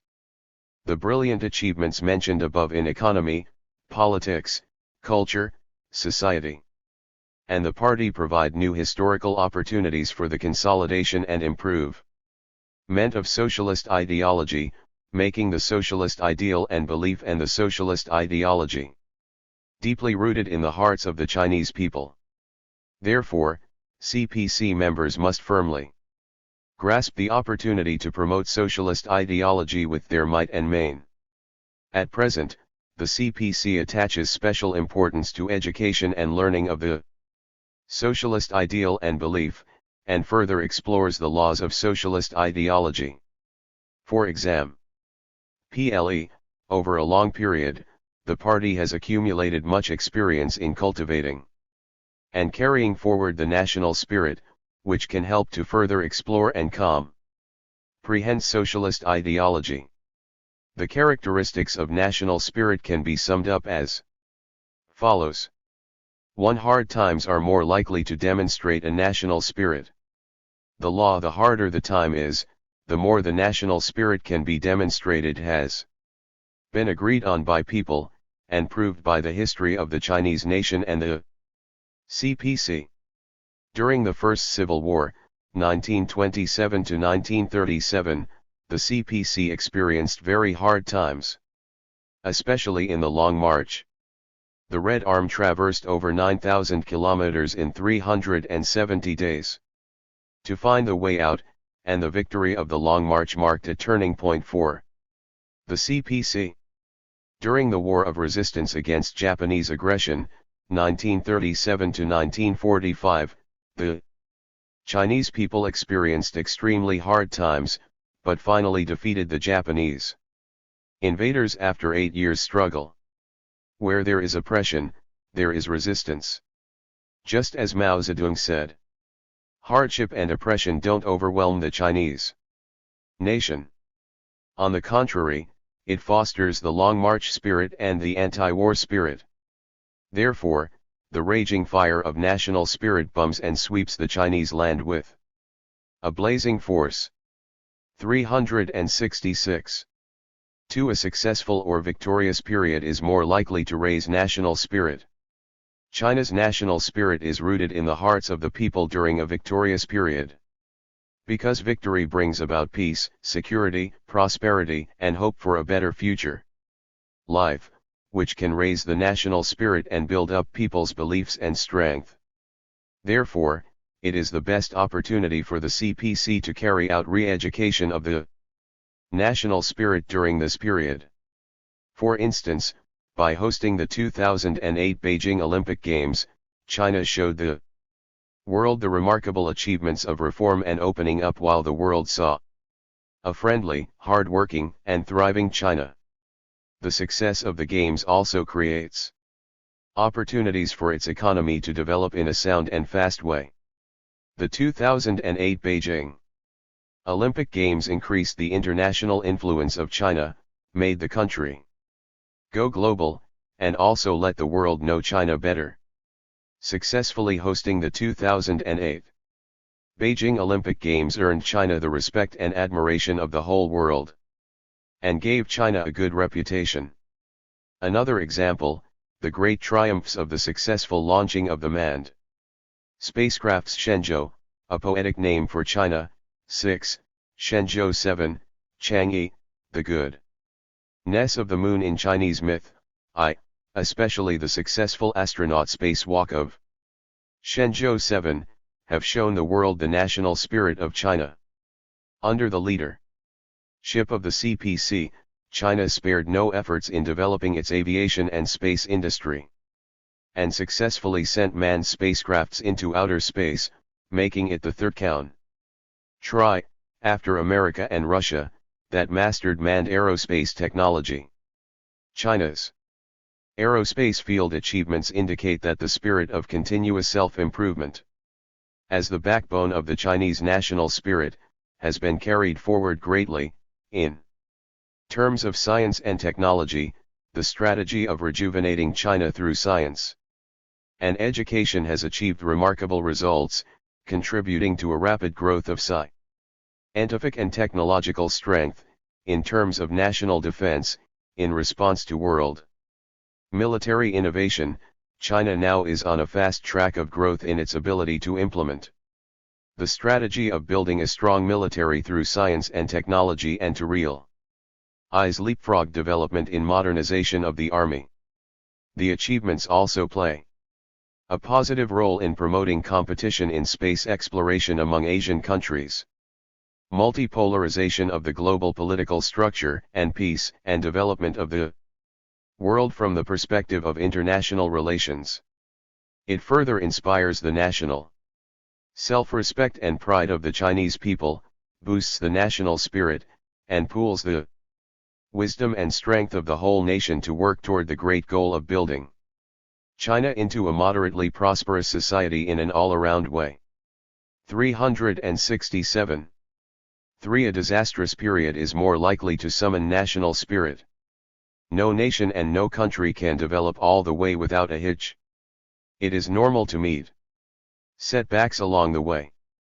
Before a setback, the question is whether or not the country can withstand the test, and during the test time, the national spirit plays a significant supporting role.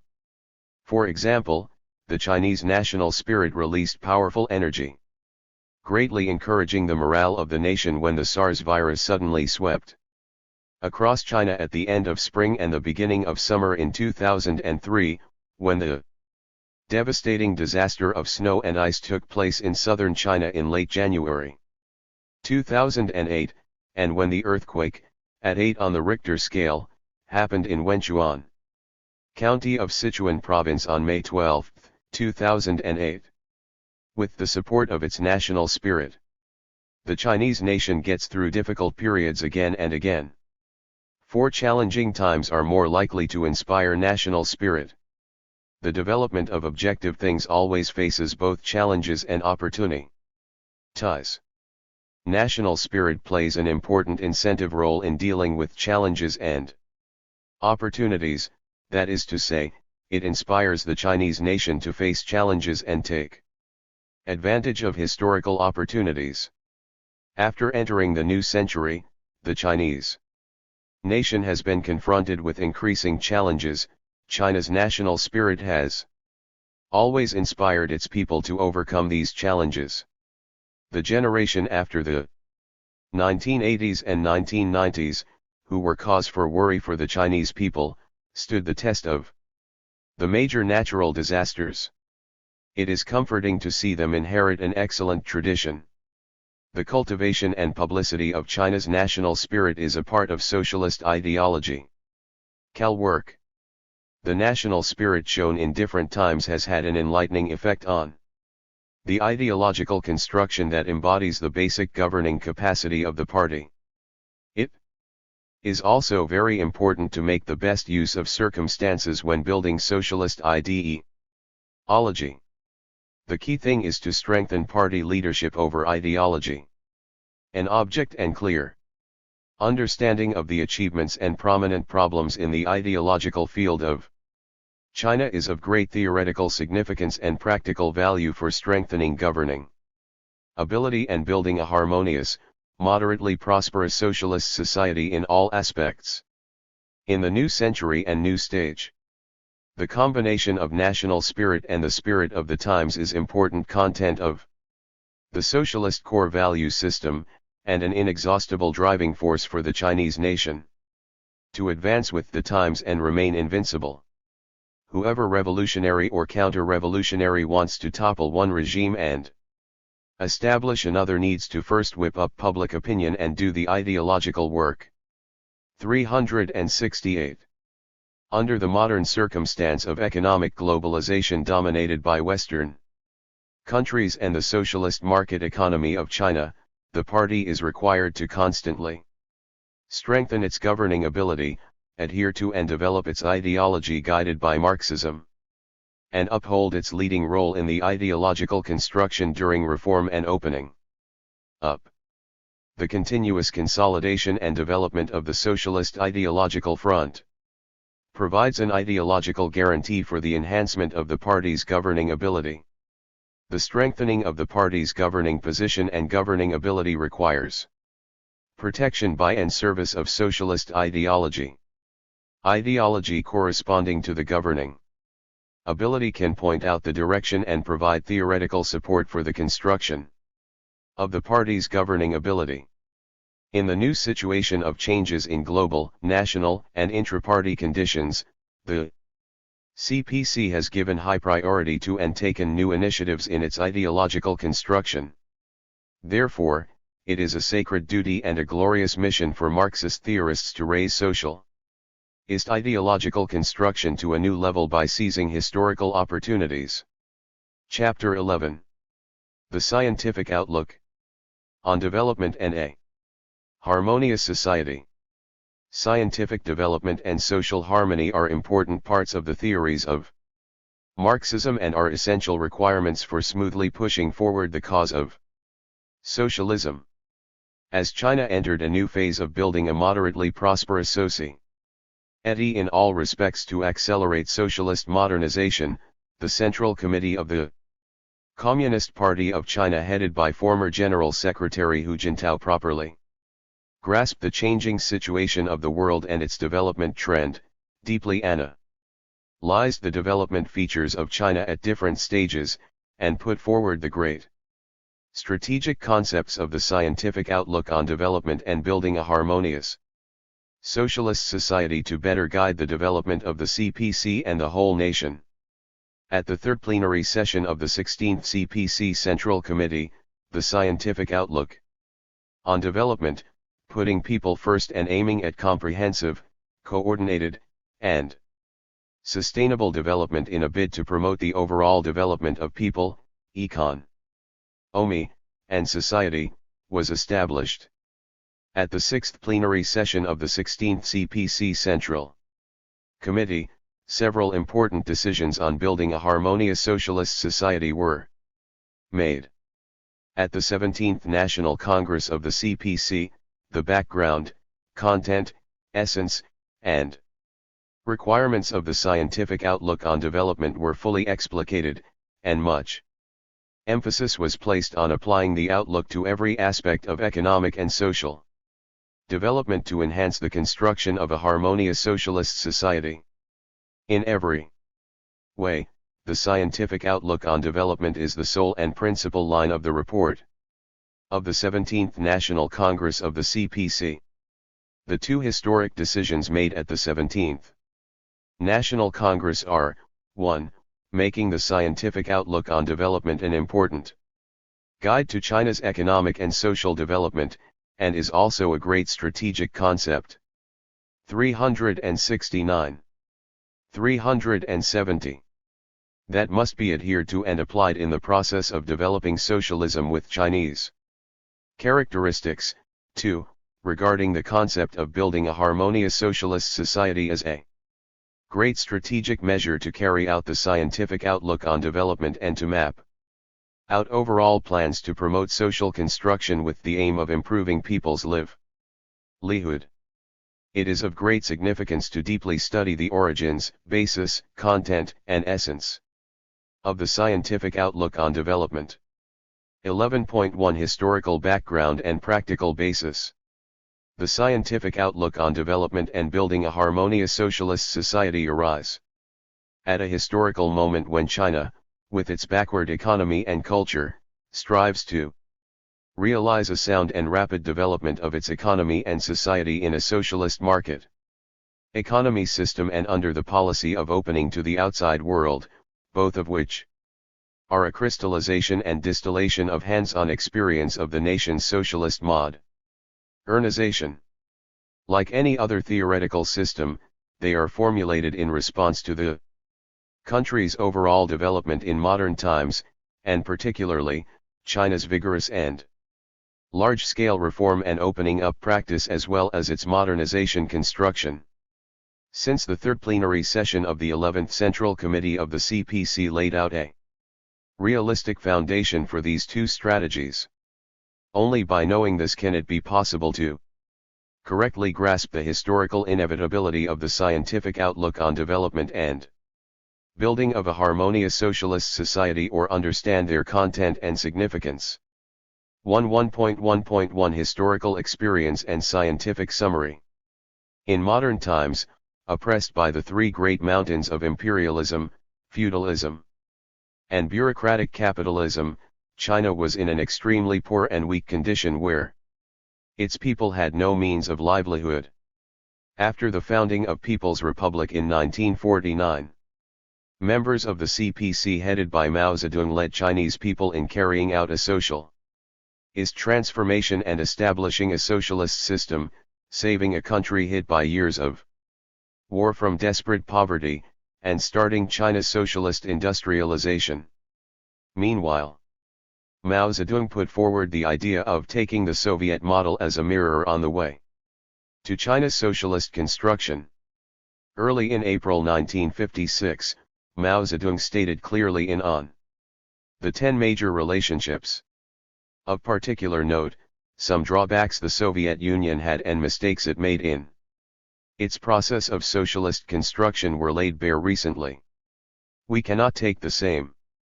Chapter 1:1, The Scientific Outlook on Development and a Harmonious Society 371. Disastrous road as this country did. Just because we drew experience from their lessons, we didn't make too many mistakes in the past. And now, we must definitely learn more from their experience.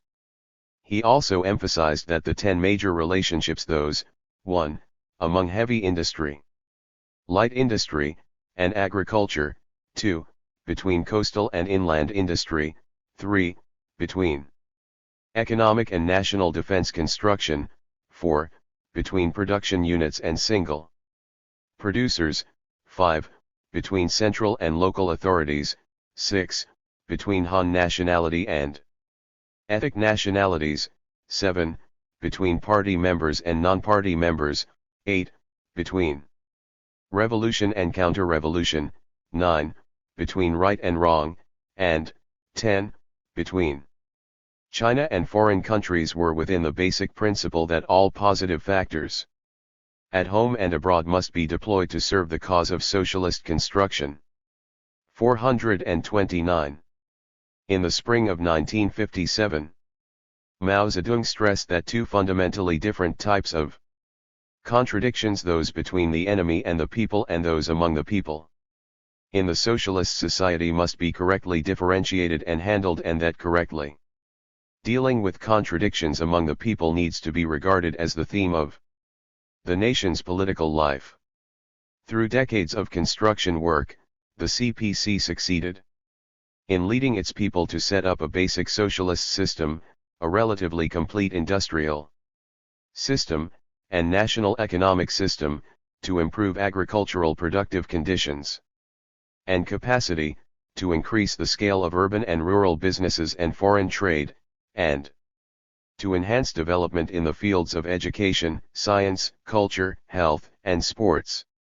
However, due to insufficient experience in socialist construction and incorrect judgment regarding situations at home and abroad and on major social contradictions, some problems occurred in the pursuit of high speed, high accumulation, and high investment development, especially such grave mistakes as the Great Leap Forward, 1958 to 1960.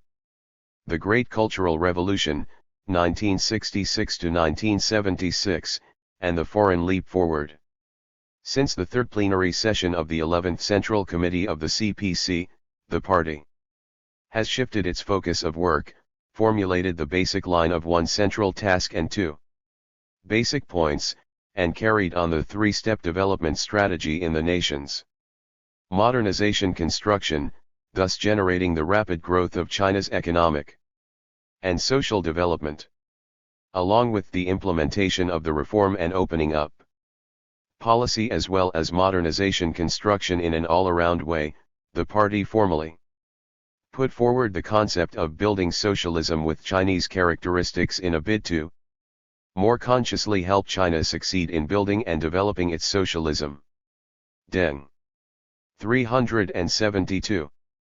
Xi Jinping emphasized repeatedly that development was the top priority and China must seize the historical opportunity to develop itself as soon as possible, that science and technology were primary productive forces, so knowledge and talented people must be respected in this country, that China needs to let some regions and people get rich first, then help other regions and people do the same, that instead of developing itself in isolation from the rest of the world, China must open itself to the outside world and expand external exchanges on the basis of equality and mutual benefit, and that China must respect the law of economic development, properly deal with all kinds of economic relations, and develop its economy in a well-grounded, effective, stable, and coordinated way.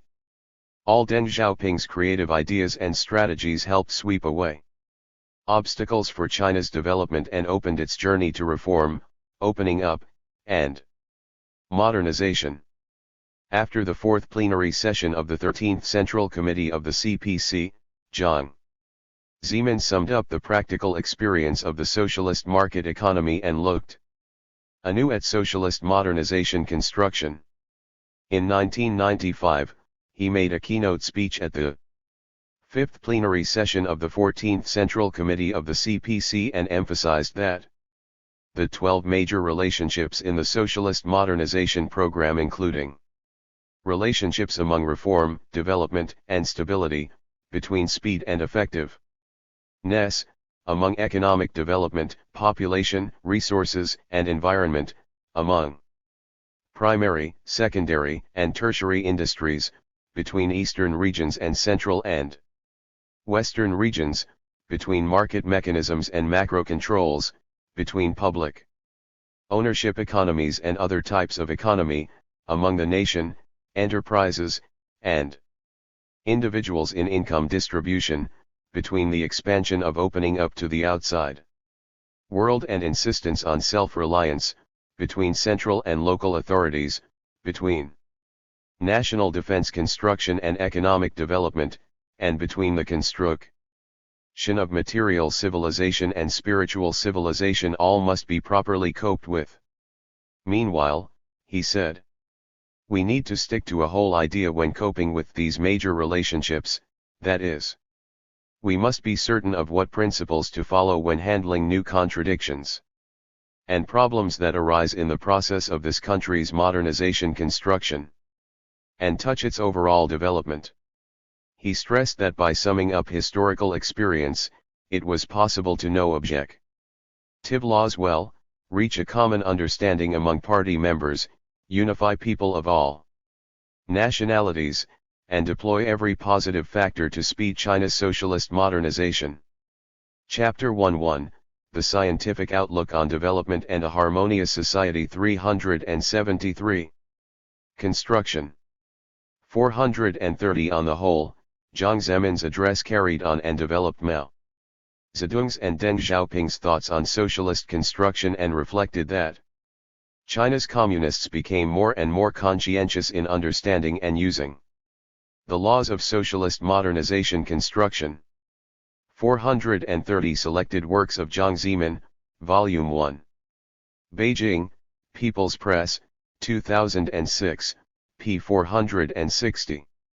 Up to the late 20th and early 21st century, China's economic power, overall national strength, and international status improved remarkably. Chinese people experienced a historic leap forward from having adequate food and clothing to a life of moderate prosperity in general, and the nation ushered in a new phase of building a moderately prosperous society in all respects. In 2003, China's per capita GDP reached $1,000. According to international experience, when per capita GDP increases from $1,000 to $3,000, a golden period of development and a period for contradictions to emerge will ensue. It will produce two opposing results, that is, the nation will either embrace a fast-growing economy and a steadily developing society through proper policy measures, or be faced with economic recession and unrest due to insurrect policy measures. In light of China's reality, the CPC Central Committee pinpointed that China was exactly in such a critical period.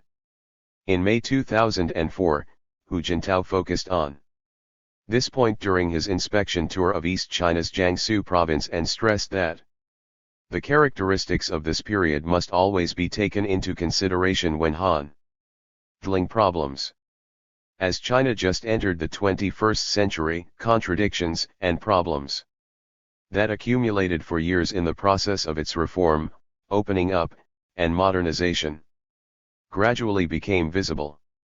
The main ones were imbalanced and uncoordinated development, rising social contradictions, and a surge in inharmonious factors. For instance, there was a great imbalance among urban-rural, regional, social, and economic development, along with increased population pressure, and problems with resources and the environment.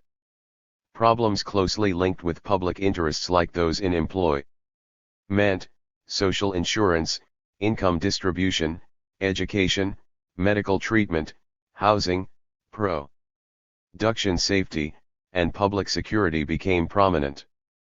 And there was still an unsound democratic legal system where a lack of credibility, immoral behavior, and corruption remained rampant. Even worse, hostile forces penetrated this nation and threatened its safety and social stability. Especially during the outbreak of SARS in early 2003, some serious problems, including the imbalance between economic and social development, and that between urban and rural development, were fully laid bare. This could be easily understood as the backwardness of social development was reflected in people's 374 vulnerable health status, most apparent in rural areas where it was most difficult to prevent and control SARS.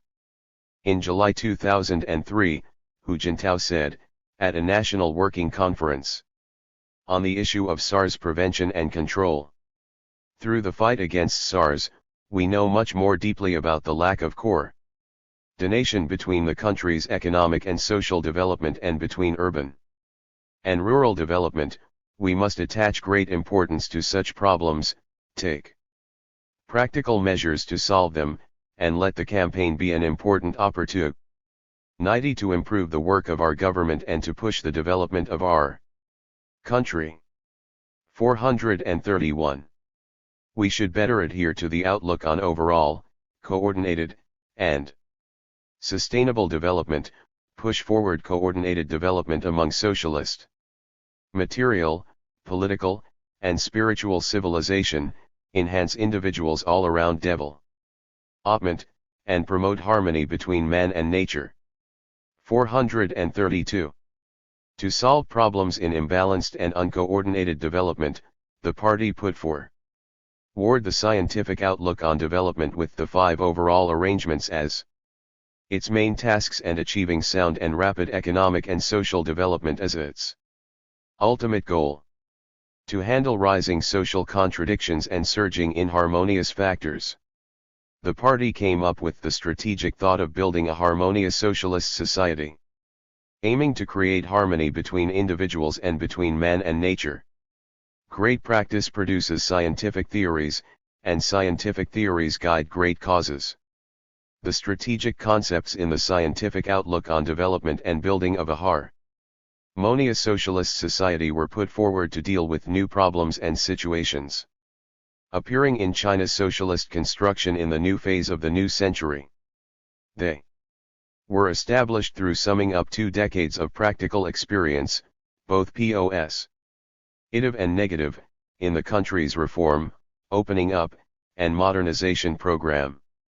During the 2 decades since China inaugurated its policy of reform and opening up, its GDP increased remarkably with an average annual rate of more than 9%, its comprehensive national strength progressed extraordinarily, and people's living standards rose markedly.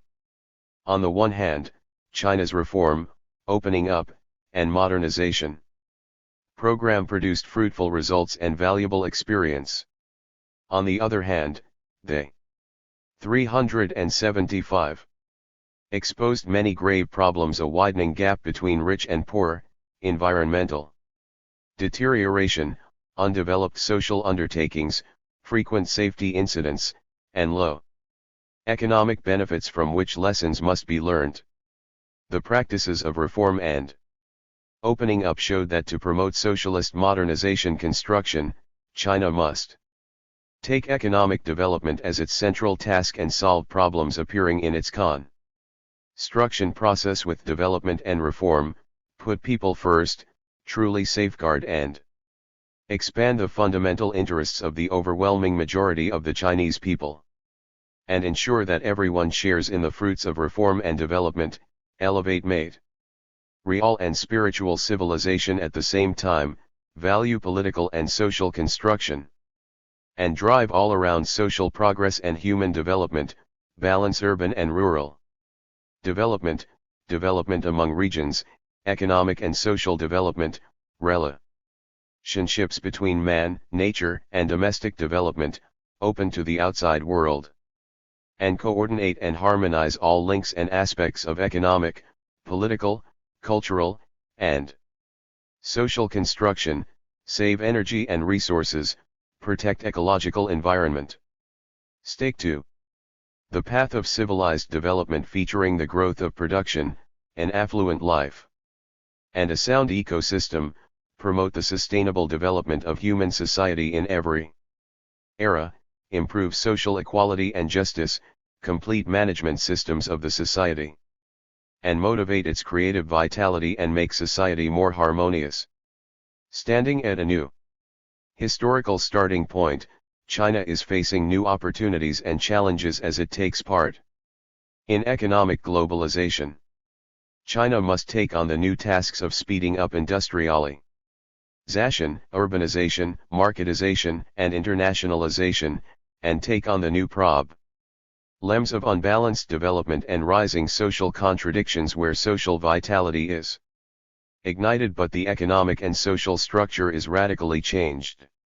At this moment, China must hold high the great banner of socialism with Chinese characteristics, adhere to the guidance of Deng Xiaoping's theory and the important thought of the three represents, implement both to the letter and in spirit, and adhere to the guidance of the scientific outlook on development and quicken its pace of building a harmonious socialist society, opening up a broad path and create a bright future for the development of socialism.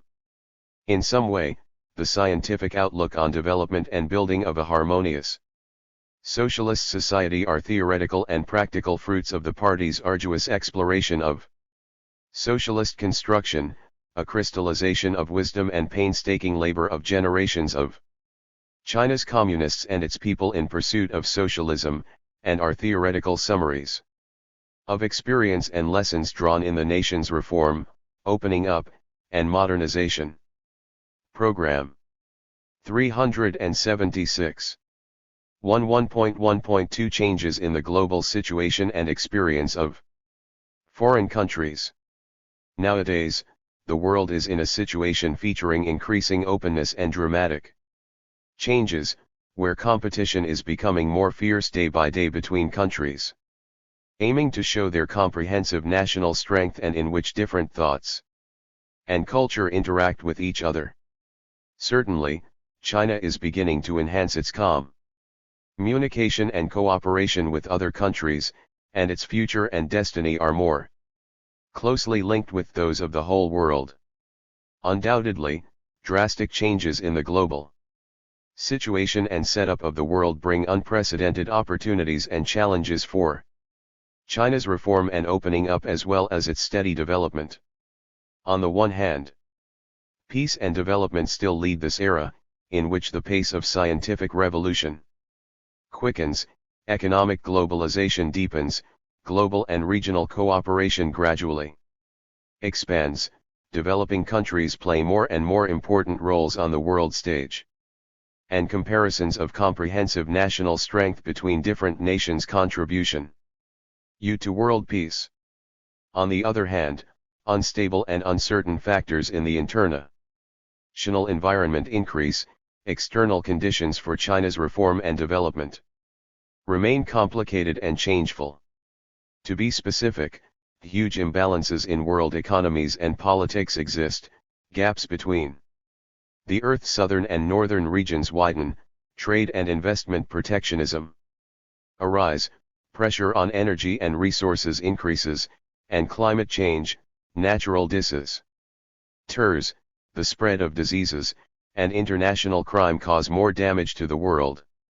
Moreover, hegemonism and power politics still prevail, monopole and multipole struggle. GLES get more and more fierce, regional conflicts and hotspot issues crop up one after another, and both traditional and non-traditional security threats are intertwined. Now, the entire world shares a common goal: advance economic globalization in the direction of balanced development, shared benefits, and win-win progress, promote the democratization of international relations, safeguard world peace and stability, and protect the only earth man can live on. As China promotes its reform, opening up, and modernization program, its economic power and comprehensive national strength have improved surprisingly, and its status and influence on the world stage have been boosted. Moreover, other nations express more willingness to cooperate with China, and they can influence China in a more direct and extensive way than they did in any other period. All of these will help China expand its communication and cooperation with other nations and thus accelerate its development. 377. However, there are still problems that cannot be ignored. For instance, China is still under great pressure from the economic, scientific, technological, and military dominance of developed Western countries, and is always under the threat of being westernized and polarized by foreign hostile forces. Meanwhile, international trade frictions sometimes occur, environmental and resource-related problems become prominent, and different ideologies fight with each other, making it more difficult to safeguard state sovereignty and security. Therefore, China must seize opportunities to regroup international productive factors, accelerate the transformation and upgrade of industrial structures, properly cope with challenges of all kinds of China threat theories, trade, protectionism, international terrorism, and those forces in China's energy, resource, and environment, take better advantage of various kinds of international cooperative mechanisms, widely carry out international communication and cooperation, and expand China's development space and maintain its development interests. It is an inevitable choice for China to properly understand new changes in the international situation and setup of the world, meet new requirements for development in this new era, increase its capacity for considering overall situations both at home and abroad, and stick to the path of scientific, harmonious, and peaceful development, all to develop socialism with Chinese characteristics.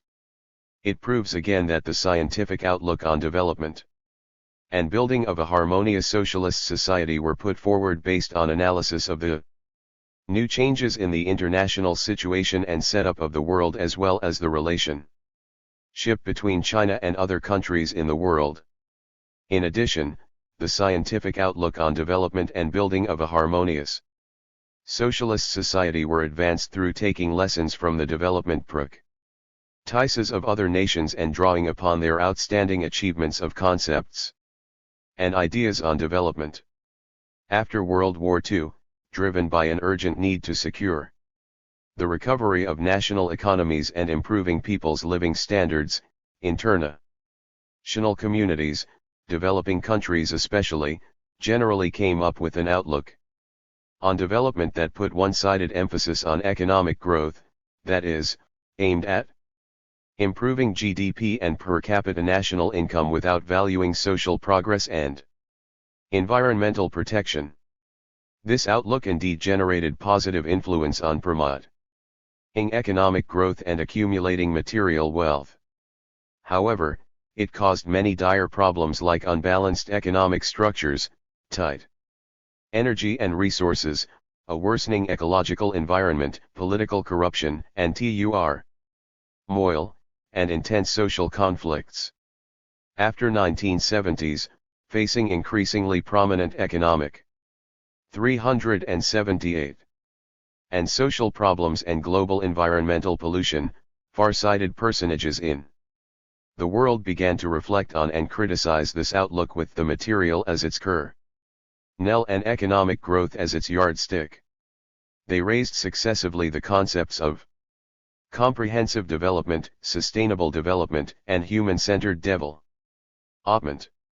Specifically, in 1983, French scholar François Perroux, under United Nations authorization, wrote a new concept on development. In this book, he raised an integral, comprehensive, and endogenic concept of development that said each nation needs to take into consideration such factors as its nationalities, history, environment, and resources while developing itself. To be specific, it should value economic growth, political civilization, scientific and technological progress, social transformation, ecological balance, and the like in its process of development, and should pursue coordinate development between economy and society, materials and spirit, the part and the whole, and reality and the future. In 1987, the World Commission on Environment and Development delivered a report, Our Common Future. It introduced the concept of sustainable development that sought to meet the needs and aspirations of the present, and without compromising the ability to meet those of the future. In 1992, the United Nations Conference on Environment and Development, UNCED, was held in Rio de Janeiro, Brazil, welcoming 102 heads of state and many a representative from 183 countries and regions. At this Earth Summit, the Declaration of Rio de Janeiro and Agenda 21 were passed, showing that the concept of sustainable development was generally accepted and approved by international communities. In 1994, American development economist Stratton introduced the concept of human-centered development. He held that the ultimate goal of developing an economy was to put people first, improve their living standards, and expand their choices in life. 433 in 2002, the First World Summit on Sustainable Development in the 21st Century was held in Johannesburg, South Africa, at which the concept of human-centered development, putting people in the first place in the process of development, was raised again. These new concepts of development retain the reasonable factors of the traditional ones, and more importantly, stressed the integrality and sustainability of development and that people should always be put first. They offered China's salutary experience and helped it establish and implement the scientific outlook on development and building of a harmonious socialist society. China, the world's largest developing country sticking to the path of socialism, is confronted with challenges of accomplishing the dual tasks of industrialization and 433 Debrajre. Development Economics. Beijing, Peking University Press, 2006, p. 5. Chapter 11 The Scientific Outlook on Development and a Harmonious Society 379. Informatization and to handle the pressure to promote economic development and meanwhile save energy and protect the environment. Hence, it must explore a new path of scientific, harmonious, and peaceful development instead of repeating the old paths of Western countries. In light of the basic reality that China is in the primary stage of socialism, the scientific outlook on development and the building of a harmonious socialist society were created to meet new requirements of development by analyzing China's own practice and drawing on the experience of other countries. 434. 11.2 The creative application and development of Marxist theories. The report of the 17th National Congress of the CPC says, the scientific outlook on development is a continuation and development of the important concepts on development advanced by the previous three generations of Central collective leadership of the CPC and a concentrated expression of the Marxist world outlook and methodology with regard to development. It is a scientific theory. In the same line as Marxism-Leninism, Mao Zedong thought, Deng Xiaoping theory. The important thought of three represents, and keeps up with the times. 435. The scientific outlook on development has deeply revealed the objective laws of China's economic and social development, deepened people's understanding of the laws of the socialist construction and social development, and reflected new requirements for the work of the party and country in light of changes both at home and abroad. Moreover, it has enriched and developed the Marxist theoretical system, including dialectical materialism, historical materialism, political economy, and scientific socialism. 1.2.1 Developing and innovating classic Marxist thought. Marxism focuses on the concept of development. The theories of development have their important place in the Marxist theoretical system. In a way, Marxism is a theory on the general laws of development of the whole world, nature, human society, and human thought, and of the transformation of capitalism to socialism, and the development of 380. Socialism and communism. The dialectical materialism and historical materialism of the Marxists' present development from world and historical points of views respectively. Karl Marx and Friedrich Engels broke the shackles of ideas and ways of thinking of idealism and metaphysics, made radical changes in the intellectual history of human beings, and introduced a scientific worldview and methodology for development that holds that, 1. All things of the world are connected with each other. They change and develop all the time. Engels said, when we ponder deeply over nature, human history, or our spiritual activities, what comes first to us is a picture where things connect with and influence each other with. Outstop. 436. The world is not to be comprehended as a complex of ready-made things, but as a complex of processes, in which the things are no less unstable than the mental images of them formed in our heads. The concepts go through an uninterrupted change of coming into being and passing away, in which, in spite of all seeming accidental and all of a temporary retrogression, a progressive development asserts itself. In the end. 437. 2. The human society is an organism featuring constant change and development. The evolution of the economic formation of society is viewed as a process of natural history. The present society is no solid crystal, but an organism capable of change, and is constantly changing, said Marx, 438. Even when a society is on the right track for the discovery of its natural laws of movement, it can neither clear by bold leaps nor remove by legal enactments obstacles offered by the successive phases of its normal development. But it can shorten and lessen the birth pangs. 439. 3. The material mode of production is the foundation of social development, and contradictions between productive forces and relations of production are the fundamental impetus for it. According to Marx, the mode of production of material life conditions the general process of social, political, and intellectual life. At a certain stage of development, the material productive forces of society come into conflict with the existing relations of production. From forms of development of the productive forces, these relationships turn into their fetters. Then begins an era of social revolution. The changes. 381.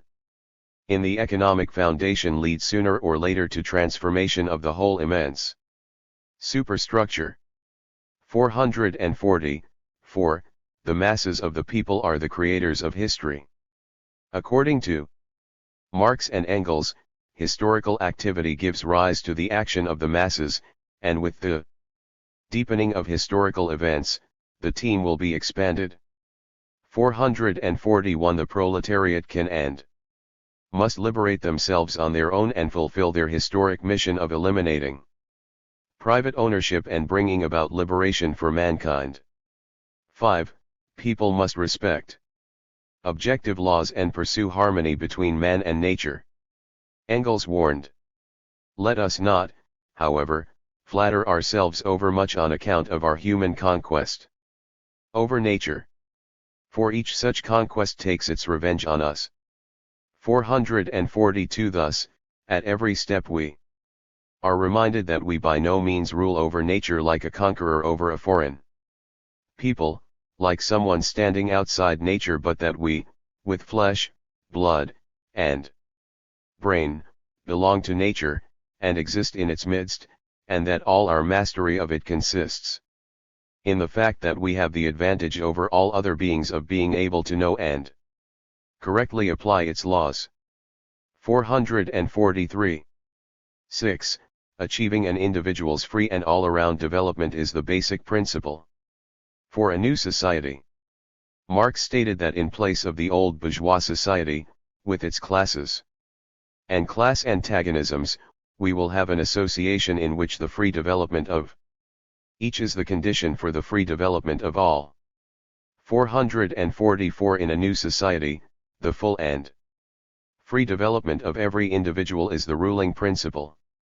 445 And, in the process of Russia's socialist construction, Vladimir Ilyich Lenin stressed that the main and fundamental task for a socialist country is to lift its productivity greatly, to raise its labor productivity to a new level, and meanwhile, to intensify its democratic supervision and cultural construction, to coexist with capitalist countries peacefully, and to take advantage of capitalism to develop its own socialism. These classic Marxist ideas of development provided the scientific basis for the scientific outlook on development. They also enlightened and influenced China to better understand and solve problems rising in its socialist development. In brief, the scientific outlook on development has carried on and further developed those classic Marxist ideas of development, and embodied a concentrated reflection of the Marxist worldview on and methodology for development. 382. 1.2.2 Innovating a development theory advanced by CPC leaders. By drawing on the former Soviet Union's development model, Mao Zedong suggested that China choose a way that conforms with its national conditions, mobilizes all positive factors up to the hilt, handles contradictions among its people properly, and balances interests of all groups. These important ideas and valuable experience gained by first-generation CPC leaders when exploring China's own path towards socialism laid the theoretical foundation for the scientific outlook on development. On the whole, the scientific outlook on development has mainly carried on the theoretical ideas of development contained in Deng Xiaoping theory and the important thought of three represents. This can be shown by its basic concepts and wording, and more importantly, its fundamental views and methods reflecting historical continuity and consistency in logic. For instance, Deng Xiaoping repeatedly mentioned such ideas as comprehensive development, coordinated development and sustainable development.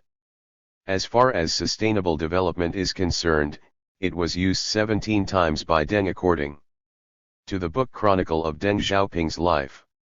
Jiang Zemin put great emphasis on the concept of comprehensive and coordinated development. He believes that a socialist society is one seeking development of and progress in all aspects, and that China should keep the sustainable, rapid, and healthy development of its national economy. Thus, he raised a series of great strategies, such as the strategy of sustainable development in 1994, the strategy of rejuvenating the country through science and education in 1995, and the Develop the West strategy in 1999. 446. Last but not least, the scientific outlook on development. Along with Deng Xiaoping theory and the important thought of three takes the construction of socialism with Chinese characteristics as its central theme, adheres to the Marxist viewpoint that the fundamental interests of people should always be put in the first place, and captures the soul of the Marxism represented by the ideological line of emancipating the mind, seeking truth from facts, and advancing with the times. The scientific outlook on development has innovated theories on development. Established by the CPC, produced a leap forward in the history of human thought on development, and developed a systematic Marxist theory on development. First of all, the scientific outlook on development takes development as its essence. The Party. Chapter 1:1, The Scientific Outlook on Development and a Harmonious Society. 383. Must regard development as its top priority in governing and rejuvenating the country. It must firmly commit itself to the central task of economic development, concentrate on construction and development, and keep releasing and developing China's productive forces. It must better implement the strategy of rejuvenating the country through science and education, the strategy of strengthening the nation with trained personnel, and the strategy of sustainable development. It must grasp the law of development, make innovation in its thinking, transform the mode of development, crack hard issues, and raise quality and efficiency to achieve sound and rapid development, all to lay a solid foundation for developing socialism with Chinese characteristics. It must strive for scientific development by putting people first and making it comprehensive, balanced, and sustainable. It must strive for harmonious development by integrating all undertakings and promoting unity and amity among all members of society, and it must strive for peaceful development, in the course of which China develops itself by safeguarding world peace and contributes to world peace by developing itself. Meanwhile, the scientific outlook on development takes putting people first as its core. It stresses that the fundamental purpose of the party is to serve the people whole-heartedly.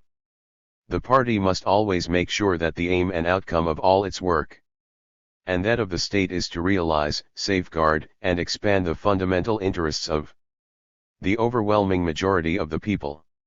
It must respect the principal position of the people in the country's political life, give play to their creativity, protect their rights and interests, take the path of prosperity for all, and promote their all-around development.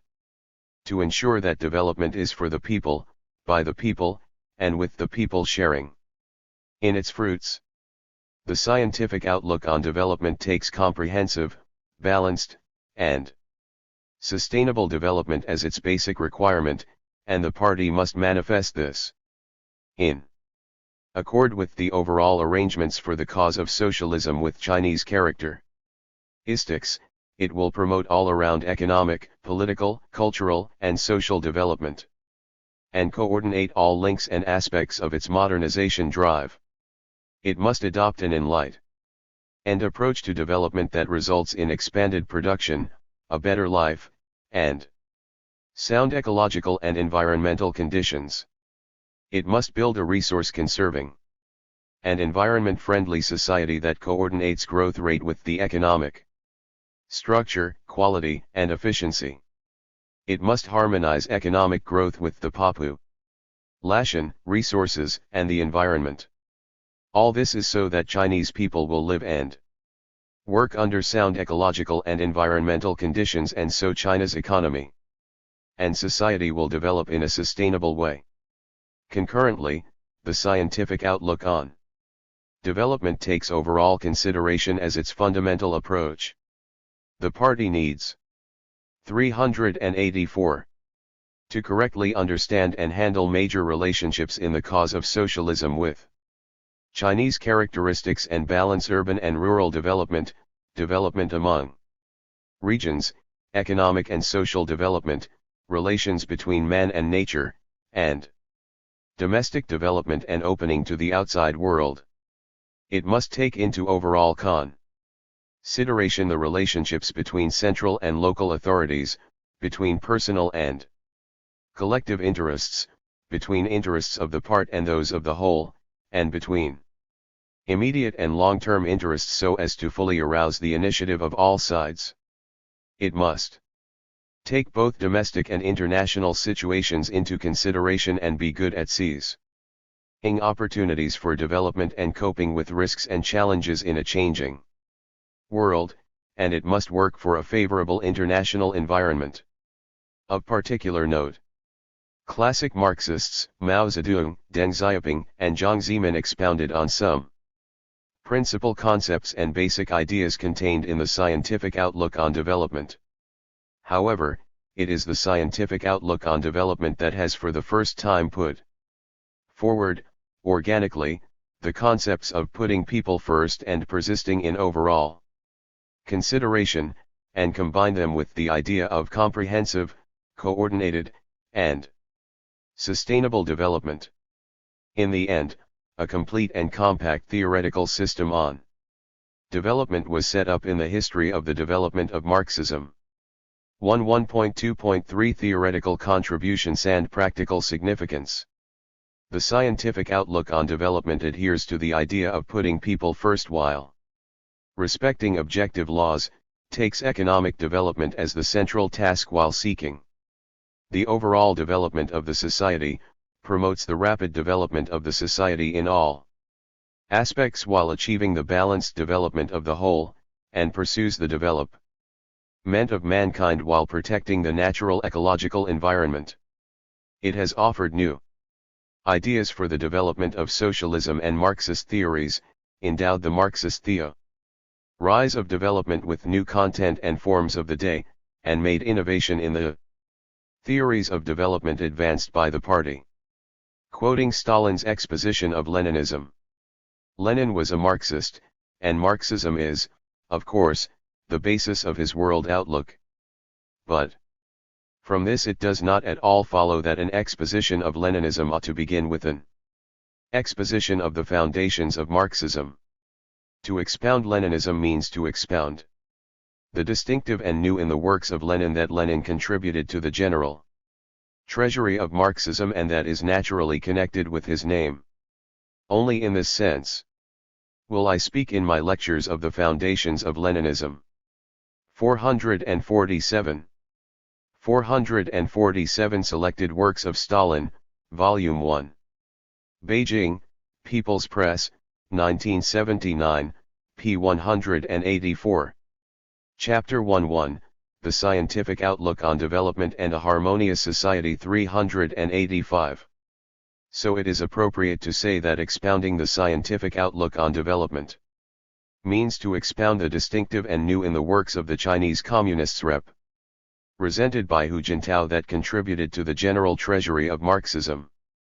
The scientific outlook on development covers a wide range of fields, from natural and social sciences to the humanities, touches every aspect of reform, development, and stability, the running of the party, state and army, domestic and foreign affairs, national defense, and runs through the whole process of building the party and socialism with Chinese characteristics.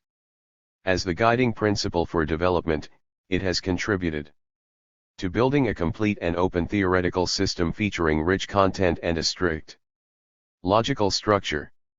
The scientific outlook on development is a concentrated expression of the Marxist world outlook on and methodology for development, and it has creatively applied and developed Marxist materialism, dialectics, epistemology, conception of history, and other principles.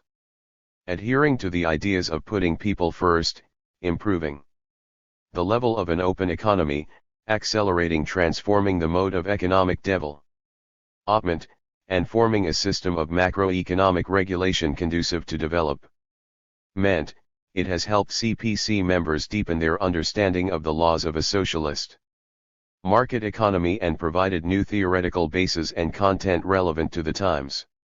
Based on the practice of socialist construction, the scientific outlook on development pays attention to sound, fast, economic and social development and aims to reveal the essential laws governing socialist development, deepening the CPC's understanding of the laws of socialist construction and its own governance, and advancing the development of theories of scientific socialism.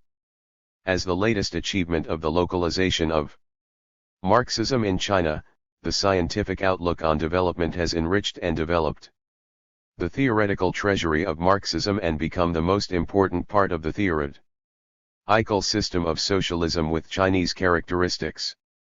Nowadays, thoroughly applying the scientific outlook on development is a must for China when holding high the great banner of socialism with Chinese characteristics and adhering to the path and theoretical system of socialism with Chinese characteristics. The scientific outlook on development has occupied a central place in the party's theoretical innovation since the 16th National Congress of the CPC. With its ability of commanding the overall situation, it has become a major strategic thought that must be adhered to for promoting the development of socialist economics, politics, culture, and society. At present, China's socialist market economy is basically in place, but it is not yet perfect, and further reform remains difficult. China's economic strength has increased markedly, but the long-standing structural problems and the extensive mode 386 of growth are yet to be fundamentally addressed, and pressure on energy, resources, and the environment continues to grow. A relatively comfortable standard of living has been achieved for the people as a whole, but the trend of a growing gap in income distribution has not been thoroughly reversed, and there are still a considerable number of impoverished and low-income people in both urban and rural areas. Socialist democracy has continued to develop and China has made steady progress in implementing the rule of law as a fundamental principle. Socialist culture is thriving as never before, and people's enthusiasm to participate in politics is growing. The people have become more independent, selective, changeable, and diverse in thinking, setting higher requirements for the development of an advanced socialist democracy and culture. The society has evidently become more dynamic, but profound changes have taken place in the structure of society, making it more difficult to accommodate the interests of all sides and handle social conflicts and the new issues that constantly emerge in social development and management. China is opening wider to the outside world, but with closer international cooperation, international competition is becoming increasingly acute. Pressure in the form of the economic and scientific dominance of developed countries will continue for a long time. Both predictable and unpredictable risks are increasing, and the need to balance domestic development and opening to the outside world is greater than ever. The scientific outlook on development not only adheres to the basic principle of scientific socialism but also operates on the basis of specific conditions and realities in China's current stage of development. As the Marxist outlook on development of contemporary China, it aims to resolve new contradictions and problems that emerge in the course of the country's economic and social development. With its truthfulness and reality, the outlook has played an extensive and far-reaching role in guiding China to continue developing socialism with Chinese characteristics. For the past few years, the whole party and the people of all ethnic groups have set up and carried forward the scientific outlook on development, achieving significant new results in reform and socialist modernization. It should be particularly noted that the party Central Committee adhered to the principle of putting people first and took measures to fight against the SARS epidemic and meanwhile developed the country's economy, gaining great success in both aspects. It has strengthened and improved RO control measures to curb the unhealthy and unstable factors in China's economic operation, maintaining a good momentum in economic development. Meanwhile, faced with unjust and uncoordinated factors in social development, it has deepened. 387. Structural reform and strengthened social construction and management to build a harmonious socialist society. The scientific outlook on development has persisted in overall consideration and successfully mobilized the whole nation to join in combating the Western financial crisis and grave natural disasters, such as heavy snow, sleet, storms, and earthquakes. In 2008, the country's GDP topped RMB 30 trillion yuan, an increase of 9% over the previous year, far higher than the world average growth rate of about 5%. Grain output rose for the fifth consecutive year and totaled 528.5 million tons, a record high. Urban per capita annual disposable income reached RMB 15,781 yuan, an increase of 8.4% in real terms, and rural per capita net income reached RMB 4,761 yuan, up by 8% in real terms. The central government invested RMB 116.3 billion yuan in science and technology, an increase of 16.4%. It also launched 16 major national science and technology projects and successfully developed a number of key technologies and major equipment in the areas of automobiles powered by new energy sources and high-speed railways. The central government allocated RMB 42.3 billion yuan to support the development of 10 key energy conservation projects and environmental protection facilities. As a result, energy consumption per unit of GDP fell by 4.59%. From the previous year, chemical oxygen demand fell by 4.42%, and sulfur dioxide emissions fell by 0.95%. 448 According to the current practice of the time, the scientific outlook on development is an important guiding principle that China must adhere to for building a moderately prosperous society in all respects and promoting the sound and rapid development of its economy and society, and is also a powerful theoretical weapon for resolving complicated contradictions at home and abroad and coping with various risks and challenges. 11.3 Developing scientific socialism by building a harmonious socialist society. A must for scientific socialism. An important part of socialist modernization is social development. Social harmony is a goal that the Communist Party of China has been struggling for, and a common ideal that all Chinese people share.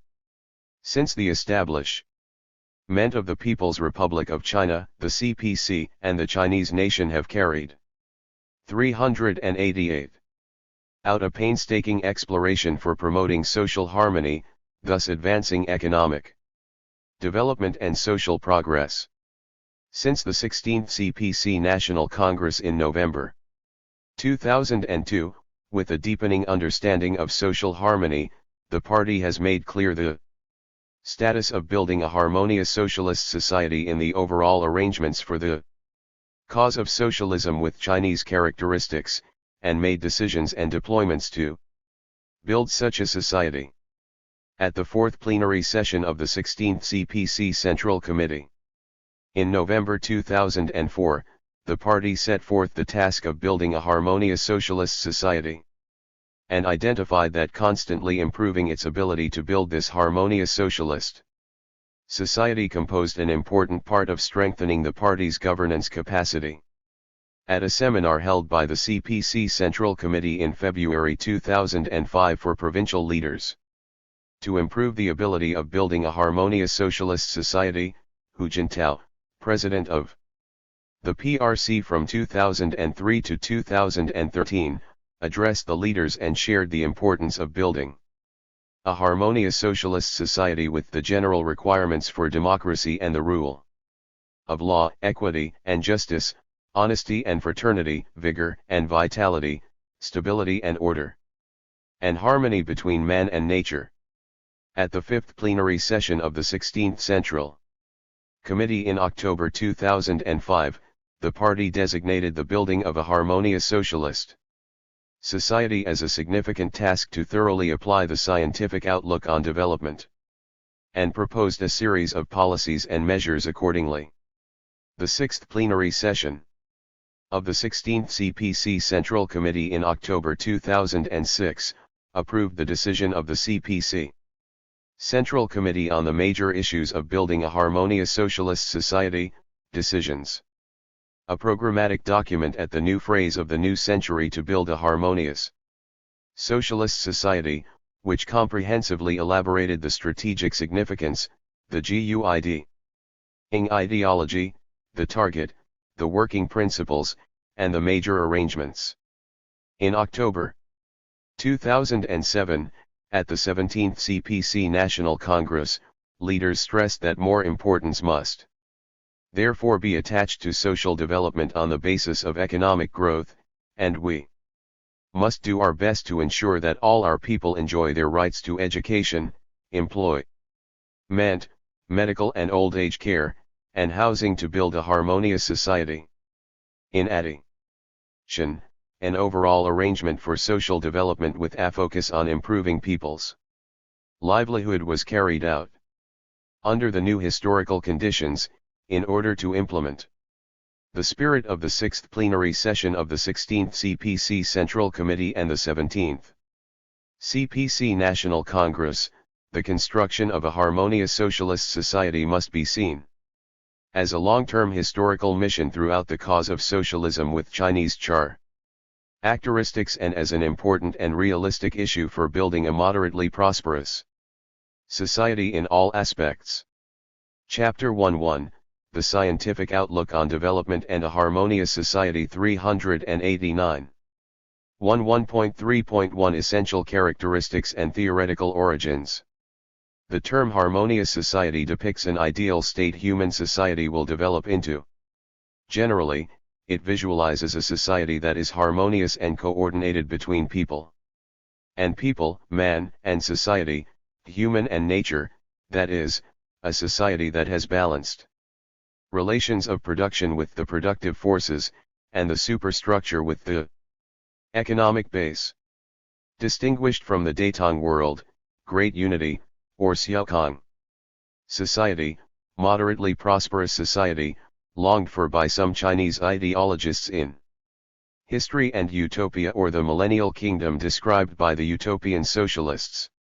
The harmonious socialist society the CPC is building comes from a combination of Marxist thought on social harmony with the reality of contemporary China. As we all know, Marxist classic writers expounded ideas on social harmony. One social harmony is the goal of a future society. Marx and Engels hold that promoting social harmony is a positive idea about the future society, it is the free individual combo that will replace the bourgeois society that features class antagonism and class exploitation, and it will eliminate the opposition between human and nature, people and people, individual and society, thus fulfilling everyone's free and overall development. 2. To realize social harmony, the material wealth of society must be especially abundant, and people's spiritual realm will be great improved, and the oppositions and differences between classes, urban and rural areas, manual and intellectual labor, must be eliminated on the basis of breaking up the old state apparatus and eliminating private ownership. 3. Under socialism, confrontation will disappear yet contrast will still exist. 449. 4. To correctly handle the relationships between state, collective, and individual, the CPC must build all major departments of the national economy on its concern for the interests of individuals, and the party must promote democracy, combat bureaucracy, and consolidate links between the party and the masses. Social harmony is a goal the CPC has been struggling for. Mao Zedong put forward ideas of social harmony during his leadership in the course of socialist construction. In his article on the correct handling of contradictions among the people, Mao 390 proposed to resolve contradictions among people by a democratic approach and to resolve the contradictions that existed among different classes and among the state, the collectives, and individuals in accord with the principle of overall consideration and proper arrangement. He explained that our aim is to create a political situation in which we have both centralism and democracy, both discipline and freedom, both unity of will and personal ease of mind and liveliness, and thus to promote our socialist revolution and socialist construction. Make it easier to overcome difficulties, build a modern industry and modern agri-culture more rapidly, and to make our party and state more secure and better able to weather storms and stress. 450. Deng Xiaoping also expounded his thought on social harmony during his leadership for the opening up and modernization drive. He repeatedly emphasized the CPC's responsibility to mobilize all positive forces, strive to transform all negative forces into positive ones, and unite with all forces that can be united with so that a modern and powerful socialist country can be set up. He said the CPC must adjust the relationships among these various types of interests in accord with the principle of taking them all into proper consideration with intent to arouse the enthusiasm of the people. He said, the CPC must maintain political stability and unity, for nothing can be accomplished without good public order, political stability, and unity. Thoughts on social harmony above provide us with a scientific theoretical basis and practical guide for building a harmonious society that is shared by all people under the leadership of the CPC on the path of socialism with Chinese characteristics. It is a step toward the communist society in the future. The CPC must scientifically understand and stick to the fundamental characteristics and historical orientation of a harmonious socialist society. Only in this way can the party successfully promote China's social development in a correct direction.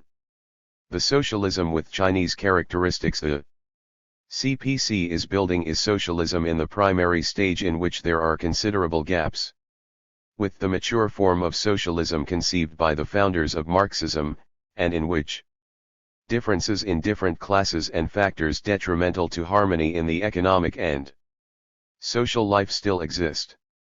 Can a harmonious society be built under socialism? The answer is positive.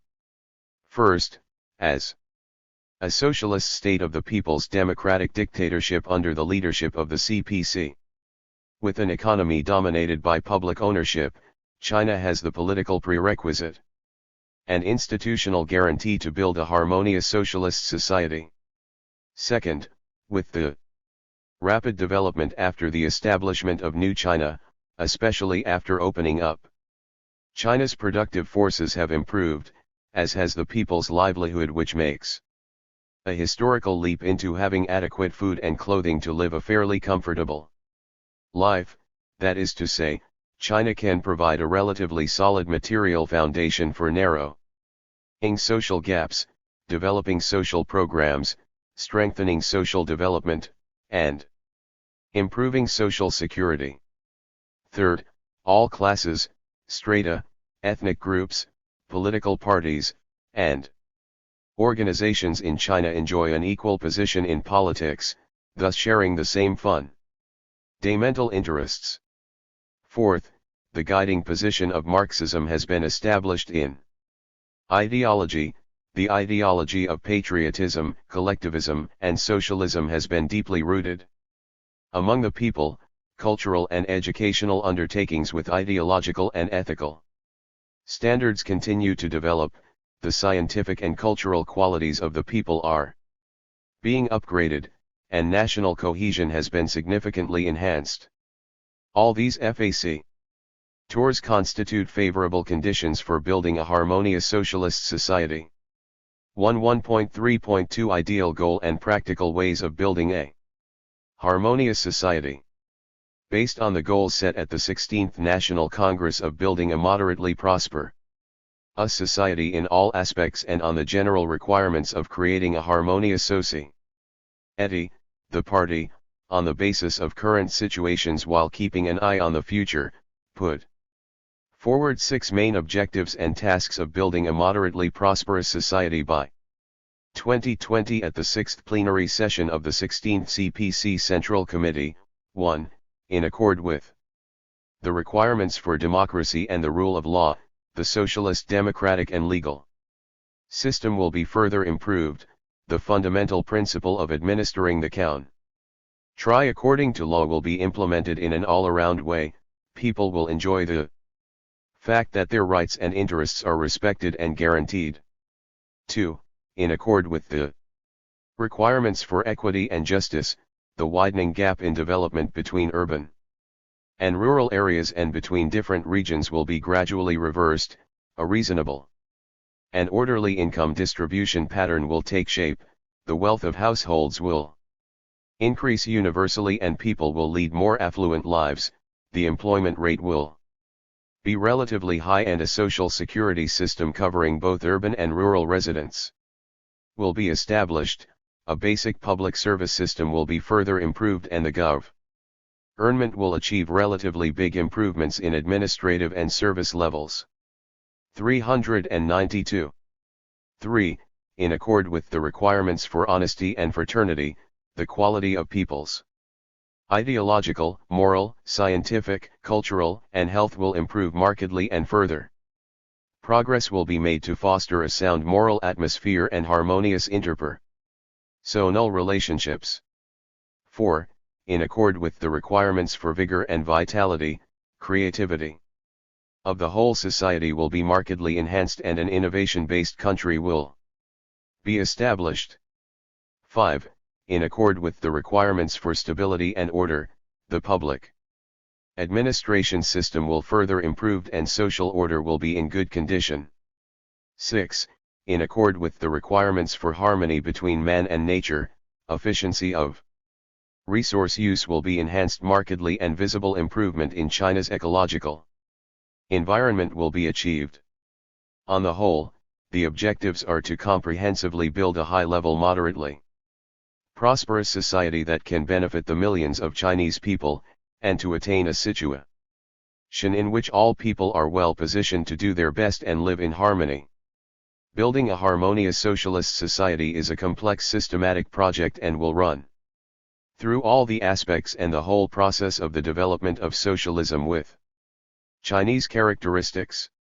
From the point of view of big society, a macroscopic view, the building of a harmonious socialist society will cover all the work of the party and country, which involves economic, political, cultural, social development, and party building. From the point of view of small society, a microscopic view, it will focus on the most specific problems of the utmost and immediate concern to the people, strive to develop social programs, promote social equity and justice, foster a harmonious culture, improve social management, and enhance social creativity, all on the path of realizing common prosperity, thus balancing social development with economic, political, and cultural development. Since the 16th National Congress, the party and government at different levels have given priority to building a harmonious socialist society, so that social reform and development that was neglected or partially understood will be upgraded as a strategic deployment, and the focus point of institutions, policies, and wealth distribution will turn to aspects that people are in urgent need of, such as compulsory education, healthcare, social security, public facilities, and environmental protection. With social restructuring being carried out and social programs developing rapidly, a new situation of social management and social development has taken shape. As of 2008, free compulsory education has become available to all students, urban or rural, throughout the country, and all rural students receiving compulsory education have obtained free textbooks, grants of 1,500 yuan, roughly $240, per student per annum.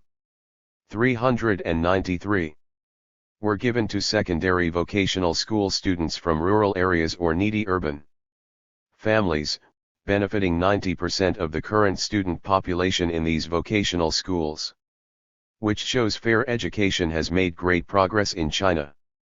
A total of 814 million people, accounting for 91.5% of the rural population, benefited from the new type of rural cooperative medical care system. The number of urban residents receiving medical insurance increased by 73.9 million to 117 million. Construction for a system of cost of living allowances for both urban and rural residents has been improved comprehensively. A total of 66.19 million residents received the allowance. 451, a total of 11.13 million. More urban residents entered the workforce. The urban employment rate was 4.2% at the end of 2008. Coverage of all social security programs continued to expand, with 17.53 million more urban workers subscribing to basic old age insurance, 7.55 million more subscribing to unemployment, 16.37 million more subscribing to workers' compensation, and 14.06 million more subscribing to maternity insurance. 452 It makes sure every student can enjoy education, every patient can receive treatment, every worker can find a job, every family is free from survival pressure. People had access to and admired these policies, which aimed at improving their lives. Practice proves that building a harmonious socialist society serves as a significant strategic action for promoting sound and rapid economic and social development, and it plays a vital role in speeding socialist modernization and building a moderately prosperous society in all aspects. 1.3.3 Theoretical contributions and practical significance. Expressing the CPC's further understanding of the law of human society, building a harmonious socialist society enriches the theory of socialist society construction. The dialectical and historical materialism created by Marx and Engels investigates the dialectical relationships between people and people, human and nature, individual and society. It reveals the objective laws that state that elements of the social system are relevant to and influenced by each other, and that expose the intrinsic nature, historical process, and development trend of human society, laying a scientific theoretical 394 foundation for the social harmony people long for. Marx argues that the ideal future society is one in which productive forces are highly developed and people's spiritual realm is greatly improved. It is such a harmonious society that everyone embraces free and overall development. Based on China's reality of being in the primary stage of socialism and under the Marxist theory of social construction, the CPC proposed to build a harmonious socialist society, thus gradually making social harmony a goal and guideline for China's development. It is conducive to insisting on and developing the socialist system and basic theory of scientific socialism in China and to creating a new road and new realm of human civilization.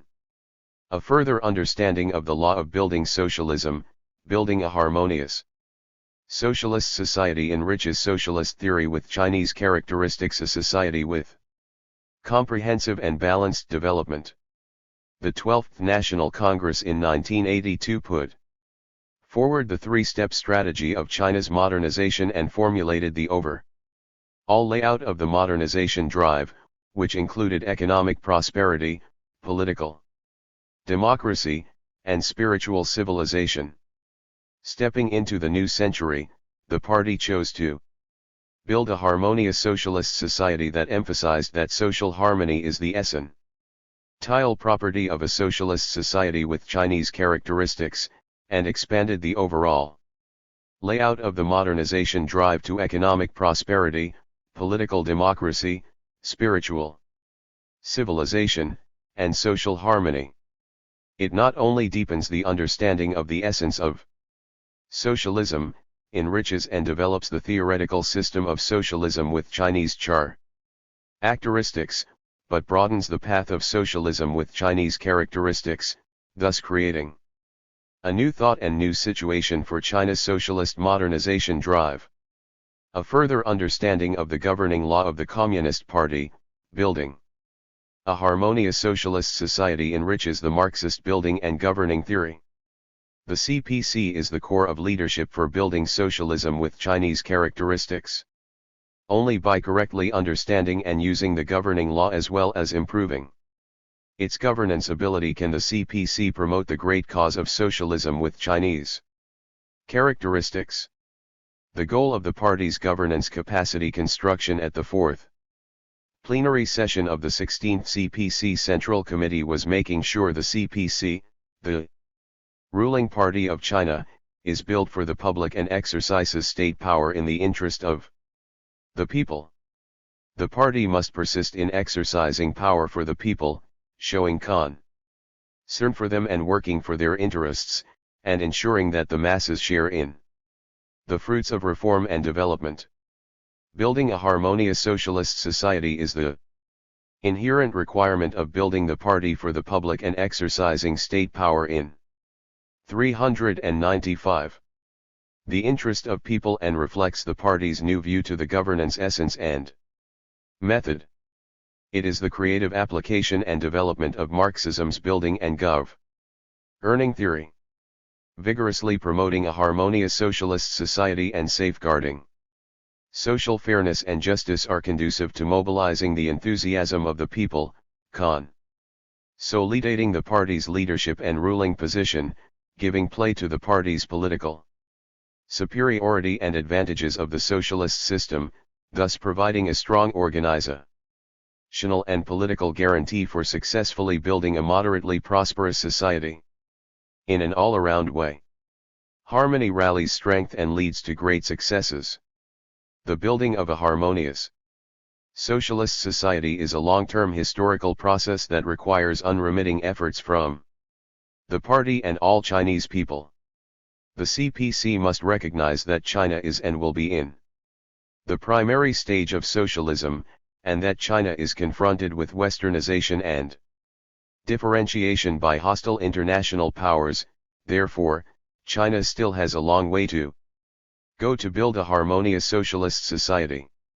The CPC must actively promote construction on the basis of reality and current conditions. Meanwhile, the party must, based on the future, prepare for a long period of hard work. The CPC must be aware that a harmonious society is not one without conflict, but is one in which new conflicts will arise as the old ones resolve. The building of a harmonious socialist society cannot eliminate all contradictions at once. Instead, it will resolve them in a consistent process, during which a mechanism for mediating and settling social conflicts in line with China's reality and contemporary development must accordingly be established and improved.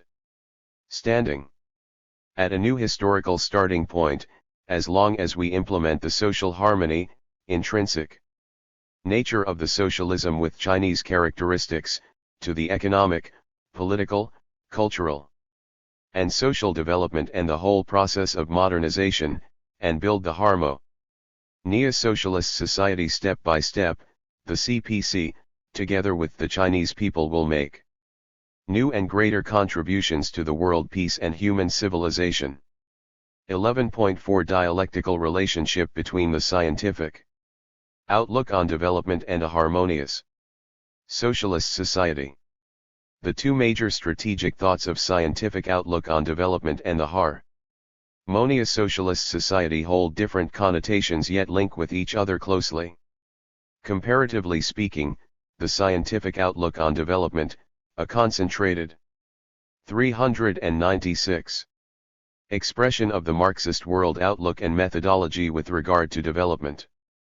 Answers the general and fundamental questions like why and how to develop while the building of a harmonious socialist society, an objective or a task of the socialist society. Building, answers such limited and specific questions like what a harmonious society is and how to build the harmonious society.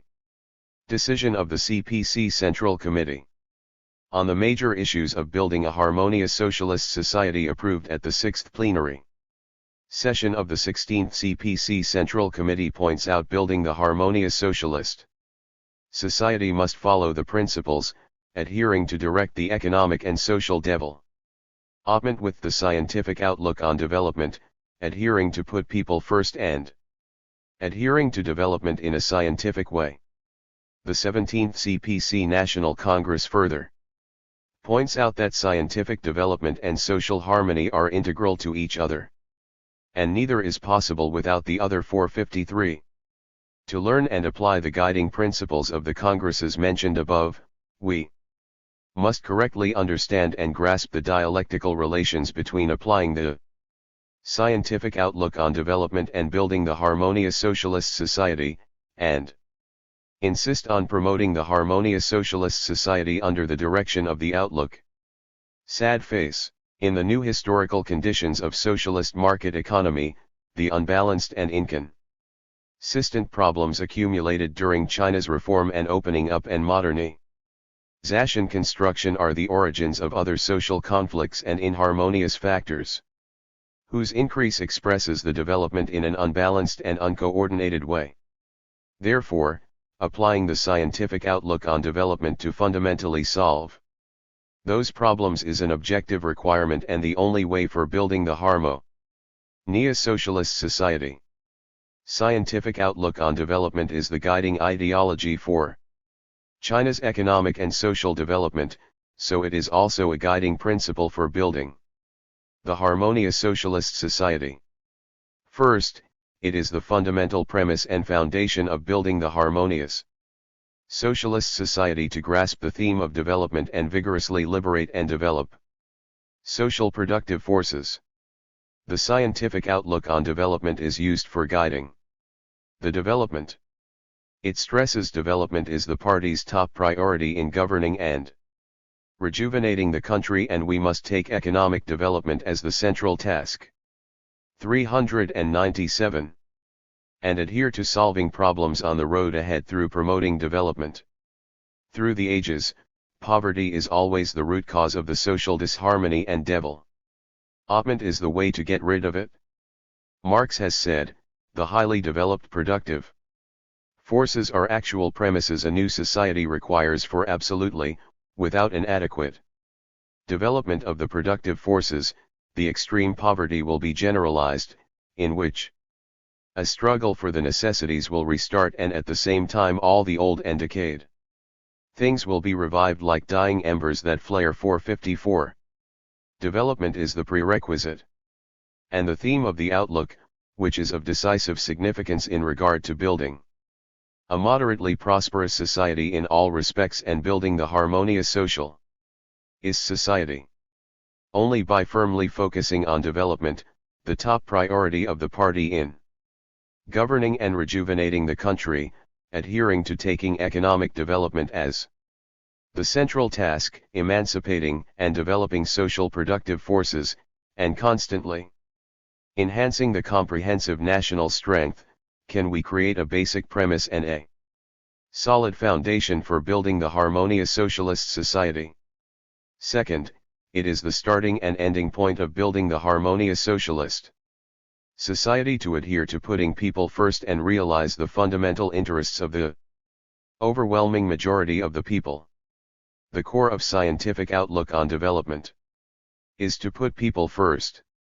It stresses that we must regard the all-around personal development as the goal, seek and promote development from the fundamental interest of the overwhelming majority of the people, meet the people's growing material and cultural needs, and effectively protect the people's economic, political, cultural, and social interests so that the fruits of development can benefit all the people.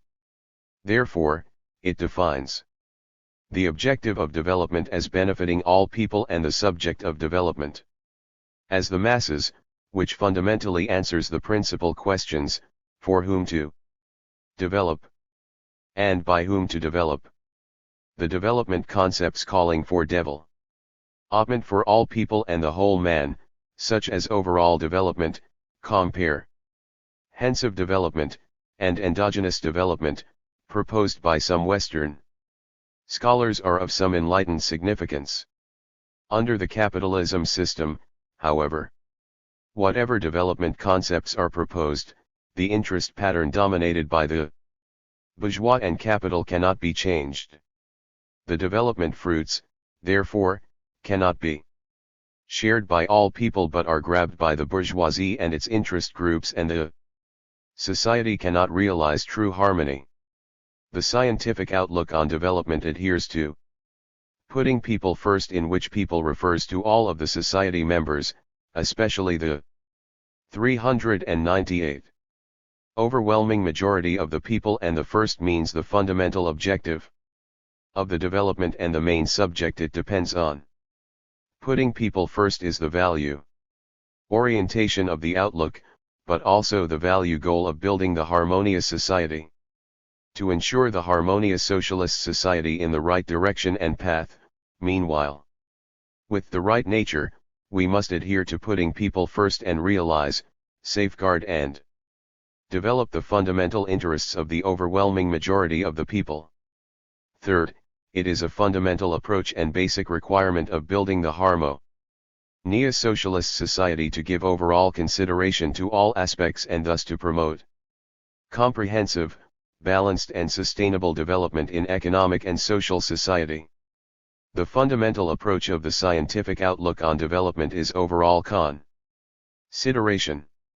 It stresses that we should, in accord with China's overall development and the fundamental interest of the overwhelming majority of people, correctly handle the contradictions among the people and other social conflicts in the new period, as well as the interest relation between different aspects, different districts, and different groups.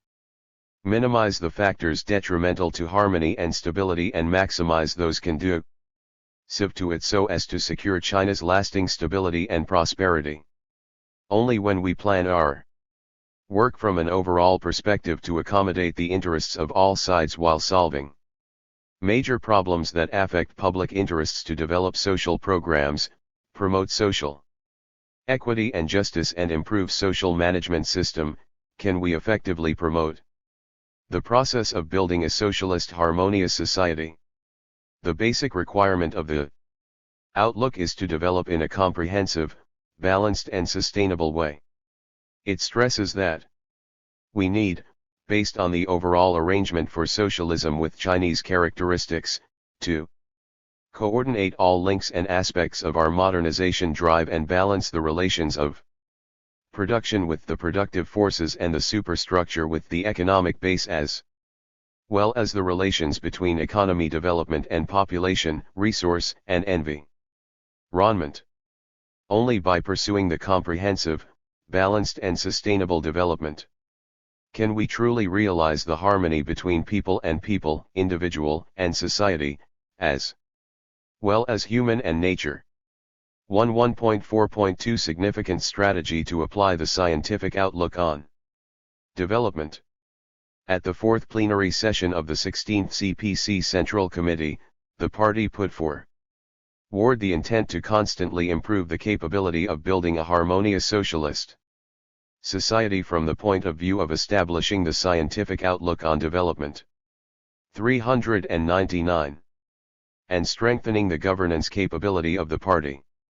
At the fifth plenary session of the 16th CPC Central Committee, the party further designated the building of a harmonious socialist society as a significant task to thoroughly apply the scientific outlook on development and proposed policies and measures accordingly.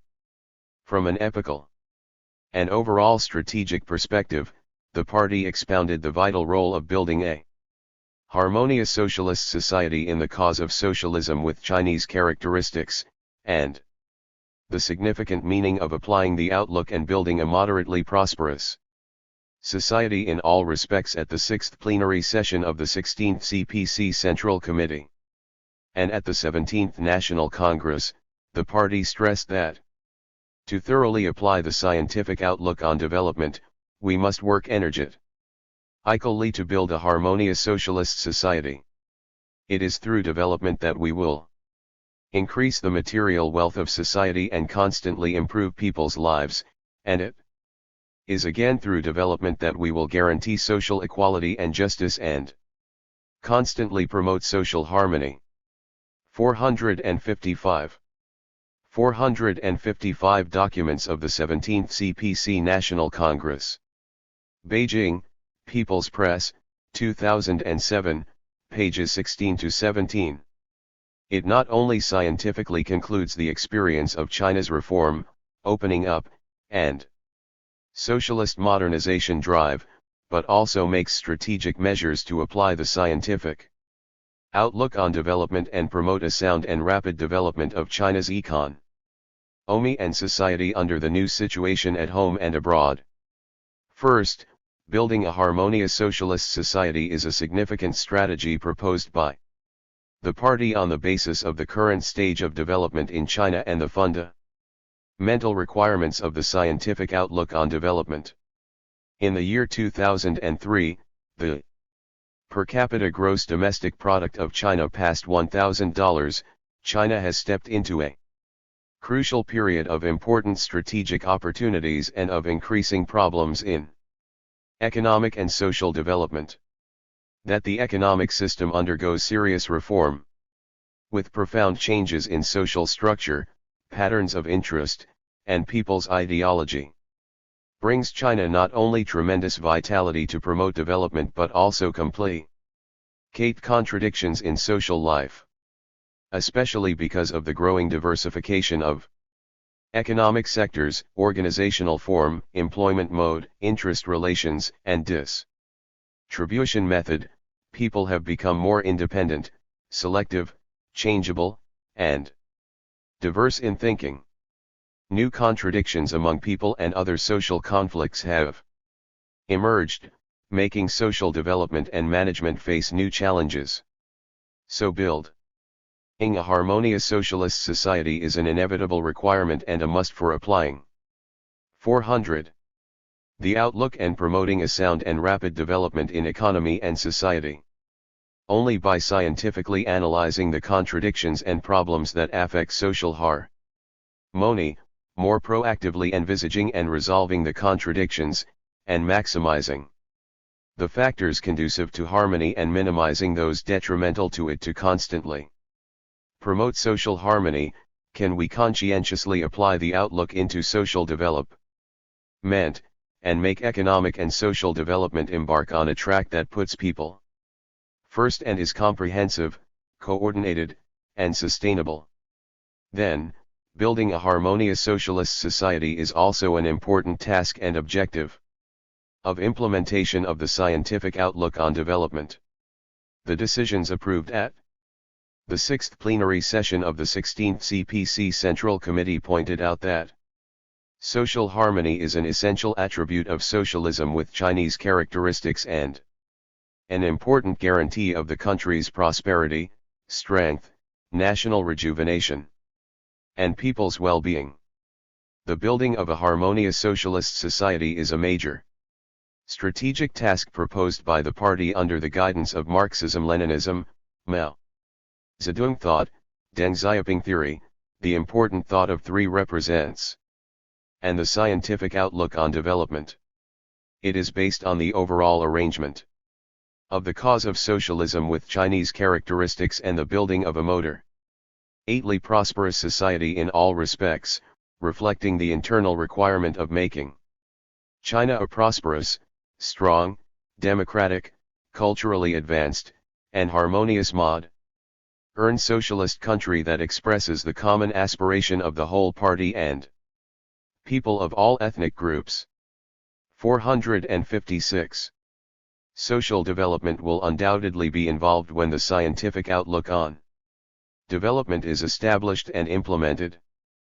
unbalanced and uncoordinated problems, for example, between urban and rural areas, among different regions, between economic growth and social development, between man and nature, as well as domestic development and opening to the outside world are all closely linked with contradictions or inharmonious factors emerging during social development and management.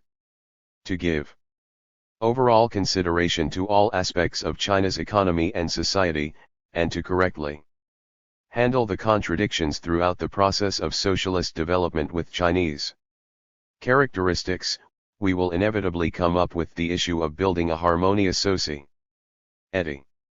Moreover, building a harmonious socialist society is a logical explanation and a creative application of the scientific outlook on development. It enriches the connotation of the outlook and deepens the understanding of the law on the development. 401. Of socialism with Chinese characteristics, expanding the overall layout of the socialist modernization drive from economic, political, and cultural progress to economic, political, cultural, and social development. 1.4.3 Effective implementation of the scientific outlook on development. The relationship between applying the scientific outlook on development and building a harmonious socialist society is united in a meaningful way. The outlook fosters social development and governance in light of the CPC's development concept and strategy. That is, pursuing harmony from a development perspective, building a harmonious socialist society reflects and implements the outlook in the aspects of social relations and conditions, that is to say, boosting development from the perspective of harmony. From both worldview and methodology, the outlook answers the question of why and how to build a harmonious society, serving as a scientific guide. Building a harmonious socialist society answers why to develop and how to realize a scientific development in terms of practical requirements and specific objectives, reflects and accesses the achievements of the outlook from the aspects of social relations and conditions. The two are united in the great practice of building socialism with Chinese characteristics, and in building a moderately prosperous society in an all-around way to accelerate the socialist modernization drive. Lenin said that living, creative socialism is the product of the masses themselves. 457. Every man is not only the beneficiary but also the builder of a harmonious society. The ultimate objective of a harmonious society is to liberate and develop productive forces, eliminate exploitation and polarization, and gradually achieve prosperity to ensure that all people enjoy their rights and dignity and realize their own values, thus promoting the all-around development of human beings and social progress. The CPC must mobilize all people to consciously participate in construction, give full play to their enthusiasm, initiative, and creativity, and solve the most specific problems of the utmost and immediate concern to the people so that the harmonious socialist society can get the most popular support and gain access to an inexhaustible source of strength. 2. Apply the scientific outlook on development and build a harmonious society. The Party. 457 Collected Works of Lenin, Volume 33. Beijing, People Press, 1985, p. 53. 402. Must put people first and incorporate the mass viewpoint and mass line into all links and aspects of social development. It is no doubt an unprecedented and arduous undertaking as well as a complicated engineering system to build a harmonious society in such a socialist country with 56 nationalities and a population of over 1.3 billion. The scientific outlook on development embodies the materialist dialectics of Marx and implies that the CPC must recognize and handle problems during economic and social development in terms of interconnectedness, development, and transformation. To build a harmonious society under the guide of the outlook, the party needs to take all aspects into consideration. By consciously applying a dialectical approach, to link and coordinate all the elements within the social development and out of it, example economic, political, and cultural development, in accord with the general requirements of democracy and the rule of law. Equity and justice, honesty and fraternity, vigor and vitality, stability and order, and harmony between man and nature, and to attain a situation in which all people are well positioned, do their best, and live in harmony. The CPC especially needs to study the laws of social management and consolidate resources. The party also needs to improve the structure of social management composed of party committee leadership, government responsibility, non-governmental support, and public participation, improve the social management mechanism for coordinating benefits, ensuring expression, mediating conflicts and safeguarding the rights and interests, and form an emergency management mechanism that features unified command, sensitive reflection, and coordinated and efficient operation. Then a social system compatible with the socialist economic system, political system, and cultural system can be established as soon as possible, and the level of social management will be improved. To build a harmonious society under the guide of the scientific outlook on development, we must proceed from reality and promote truth-seeking and a pragmatic spirit. Staying realistic and pragmatic is a basic viewpoint of dialectical and historical materialism, as well as an important part of the outlook. To build a harmonious socialist society, we must promote and carry out its spirit.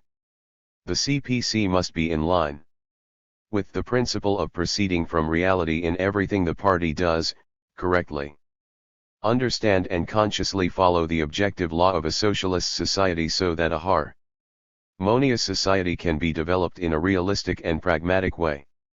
The party must be soberly aware of the most significant reality that China has been in the primary stage of socialism for a long time, facing great pressure from Western developed countries that 403 are dominant in economy, science and technology, and military strength, and staying in unfavorable conditions that the external hostile forces try to use to westernize and divide our country.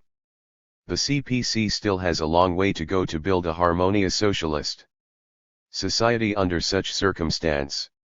The party must adhere to guiding the work with the scientific outlook on development and apply it to economic, political, cultural, and social development. Only by persisting in long-term planning for development, enhancing development from an overall perspective, and boosting development with a scientific attitude can the CPC promote the building of a harmonious socialist society in a stable and positive way. The cause of socialism with Chinese characteristics pioneered by the Chinese PLE is unprecedented, and it requires our constant innovation in theory and practice. At present, reform and opening up in China has entered into a crucial period, one that must be promoted comprehensively and deeply in difficult areas. While scoring great achievements in economic and social development, China still faces various difficulties and challenges. Given China's historical background, it is of vital significance to thoroughly apply the scientific outlook on development and accelerate the building of a harmonious socialist society in order to solve the complicated contradictions and problems during the reform, opening up, and modernization drive, and to unswervingly adhere to the orientation of reform, and to have more scientific decision-making and better coordinated measures for reform, all to advance the great cause of socialism with Chinese characteristics, with making progress in the great new undertaking to build the party. The CPC must be more conscious and determined when applying the scientific outlook on development, change notions that are not in line with it, work Hard to solve major problems that affect or constrain scientific development, make our systems and mechanisms full of vigor, highly efficient, more open, and conducive to scientific development to ensure sound and rapid economic growth and to succeed in building a moderately prosperous society in an all-around manner as well as realizing the great rejuvenation of the Chinese nation in a timely manner. Chapter 12. Human Emancipation, Freedom, and All-Around Development. Human emancipation, freedom, and all-around development, an ideal that mankind has pursued for thousands of years, is also a core idea and fundamental principle of Marxism. Based on theories of dialectical materialism and scientific socialism, classic writers of Marxism not only inherited the outstanding research on human emancipation, freedom, and all-around development passed down from history, but also explicated the scientific meaning, realistic conditions, and right approach, which provides a powerful theoretical weapon for proletarian revolution and socialist construction. Since its founding, the Communist Party of China has established the target of realizing people's liberation and the free and comprehensive development of man. In the new century and new stage, the CPC strives to promote the all-around development of the people by adhering to a people-oriented principle, respecting their principal positions as masters of the country, giving full play to their creativity, and by safeguarding and developing the interests of the overwhelming majority of the people. In essence, Marxism is a scientific theory that shows real concern about people, and socialism and communism are the ideal societies that can best achieve the rights and well-being of most people and promote the free and all-around development of people. Socialism is incompatible with despotism and totalitarianism. An in-depth study of the scientific connotation, essential requirement, and practical means of human freedom, emancipation, and all-around development, as well as their status and role in the system of Marxist theory, are of important significance to theory and practice. Free and all-around development of man is a dynamic process that will evolve with social productive forces and social relations.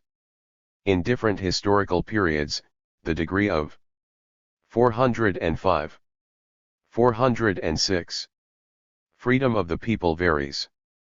The ultimate goal of China is to achieve free and all-around development of all people, but at the primary stage of socialism, how to achieve this by means of creative effort is an issue worthy of further investigation. 12.1 Marxist Doctrine of the Proletariat and Man's Liberation.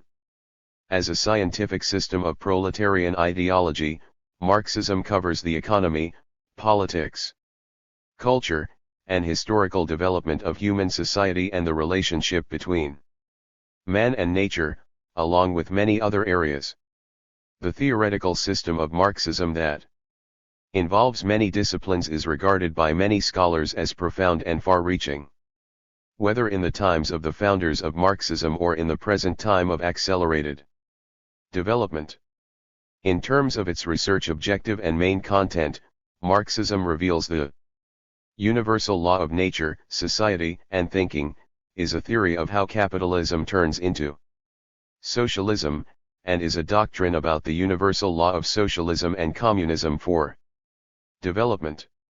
In terms of its class character and spiritual essence, Marxism is a scientific theory by which the proletariat fights for its emancipation and the liberation of all mankind, and is a doctrine about the nature and purpose of the proletarian struggle and the conditions of how the proletariat liberates itself. The liberation of the proletariat and all of mankind constitutes the theme and purpose of Marxism. 12.1.1 Historical mission and the role of the proletariat in world history. In 1844, Marx published Introduction to a Critique of Hegel's Philosophy of Right in the German-French yearbook, describing accessible paths of total liberation from all forms of oppression and demonstrating the inevitability of communist revolution. In his view, the proletariat, the major force of this social revolution, must overthrow the basis of all exploiting systems to liberate itself from oppression and finally achieve human emancipation. Marx proposed that a real possibility of liberation in Germany lies in a class yet to be formed that has radical chains, belongs to a class in civil society that is not a class of civil society, a class that is the dissolution of all classes, a sphere, finally, that cannot emancipate 407 itself without emancipating itself from all the other spheres of society, and without emancipating all these other spheres, which is, in short, a total loss of humanity and which can only redeem itself by a total redemption of humanity. This dissolution of society, as a particular class, is the proletariat. 458. This statement implies a brilliant idea: the proletariat cannot liberate itself completely without liberating all mankind. In the Holy Family, Marx and Engels further demonstrated that only through labor and political struggles can people really push forward the development of human society. With regard to the concept of young Hegelians that history is decided by heroes, Marx and Engels explicated their view on historical materialism. Since the conditions of the life of the proletariat sum up all the conditions of the life of society today in their most inhuman form, since man has lost himself in the proletariat, yet at the same time has not only gained theoretical consciousness of that loss, but through urgent, no longer removable, no longer disguisable, absolutely imperative need, the practical expression of necessity is driven directly to revolt against this inhumanity, it follows that the proletariat can and must emancipate itself. But it cannot emancipate itself without abolishing the conditions of its own life. It is not a question of what this or that proletarian, or even the whole proletariat, at the moment, regards as its aim. It is a question of what the proletariat is, and what, in accord with this being, it will historically be compelled to do. Its aim and historical action is visibly and irrevocably foreshadowed in its own life situation as well as in the whole organization of bourgeois society today. 459.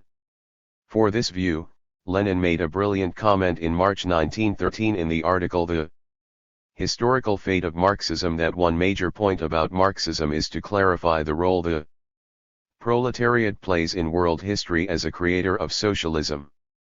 460. The reason the proletariat is able to emancipate itself and all of mankind is determined by its economic and social status and class character. As the product of big industry, the proletariat is the only class that continues to grow, whose power is much greater than its proportion of the total population. The proletariat is characterized by unselfishness, self-esteem, courage, political vision, and a strong sense of organization and discipline. Therefore, it is the most revolutionary and advanced class in modern society. 408. Only the proletariat can lead oppressed peoples and nations to accomplish the historical mission of overthrowing the capitalist system and abolishing classes. Marx and Engels pointed out in the manifesto of the Communist Party. The advance of industry, whose involuntary promoter is the bourgeoisie, replaces the isolation of the laborers, due to competition, by a revolutionary combination, due to association. The development of modern industry, therefore, cuts from under its feet the very foundation on which the bourgeoisie produces and appropriates products. What the bourgeoisie therefore produces, above all, is its own grave diggers. Its fall and the victory of the proletariat are equally inevitable. 461. Scientific socialism founded by Marx and Engels is a theory stating that only the Proletariat rather than slaves, serfs, or artisans can possibly achieve the emancipation of mankind. It is pointed out that to accomplish this act of universal emancipation is the historical mission of the modern proletariat. To thoroughly comprehend the historical conditions, the very nature of this act, to impart to the now oppressed proletarian class a full knowledge of the conditions and of the meaning of the momentous act it is called upon to accomplish. This is the task of the theoretical expression of the proletarian movement, scientific socialism. 462. 12.1.2 Relations between emancipation of the proletariat and all mankind. On the question of human emancipation, bourgeois Enlightenment thinkers claimed that the emancipation of the bourgeoisie was the emancipation of the whole human race, but the feudal nobility and the clergy would not see it. The abstract truth that seemed irrefutable to feudalism for the time being soon became a mere sentimentalism, and disappeared from view altogether in the fire of revolutionary struggle. According to Marx and Engels, British and French utopian socialists didn't appear, representing the interests of the proletariat that was already historically produced. Like those enlightened scholars, they didn't want to liberate a certain class, but to liberate all mankind. 463. 409. However, they not only failed to liberate a certain class but also could not even liberate themselves, in the opinion of Marx and Engels.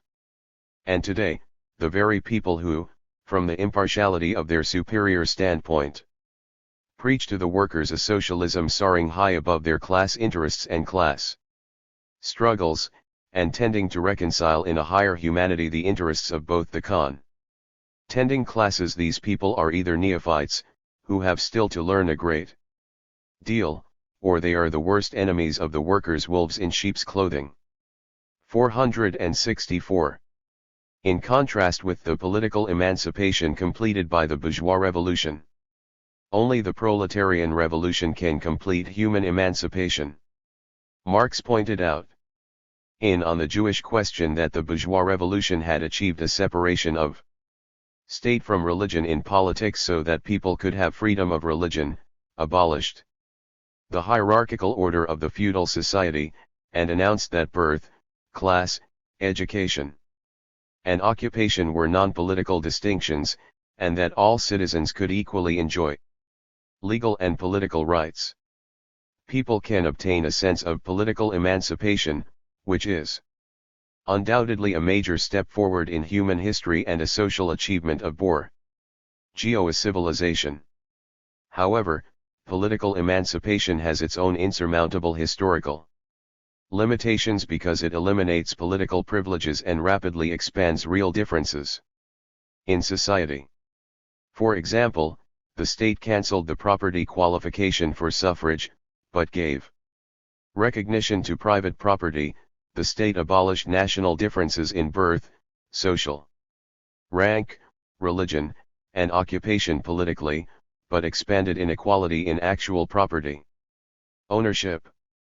The freedom, equality, and human rights achieved by political emancipation can only be formal, rather than substantive, and this emancipation is only emancipation of the propertied class rather than emancipation of all human beings.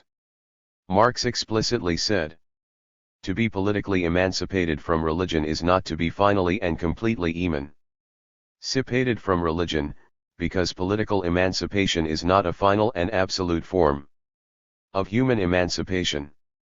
465 Human emancipation will be complete only when the real individual man has absorbed into himself the abstract citizen, when as an individual man, in his everyday life, in his work, and in his relationships, he has become a species being, and only when he has recognized and organized his own powers as social powers so that he no longer separates the social power from himself as political power. 466. 410. To achieve this end, the most important thing is not to overcome God in concept, but to destroy God in secular life, eliminate private property that leads to widespread alienation and materialized relations between man, and end relationships dominated by money.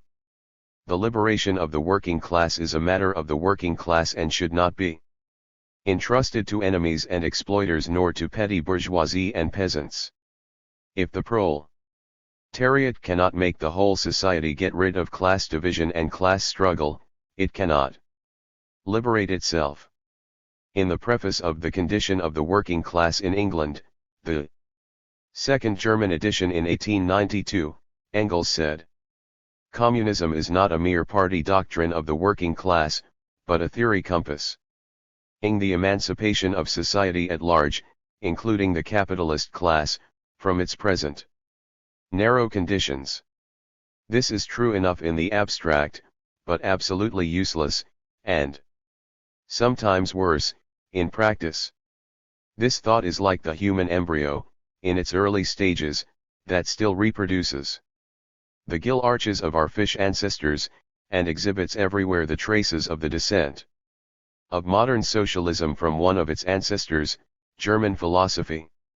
So long as the wealthy classes not only do not feel the want of any emancipation but also strenuously oppose the self-emancipation of the working class, the social revolution will have to be prepared and fought out by the working class alone. 467. 468. 12.1.3 Nature and conditions of emancipation of the proletariat.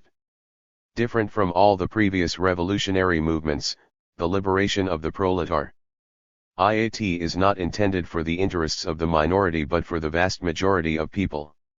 Not the replacement of one private owner with another, nor the replacement of one exploiting system with another, but the complete elimination of private ownership and the exploiting system.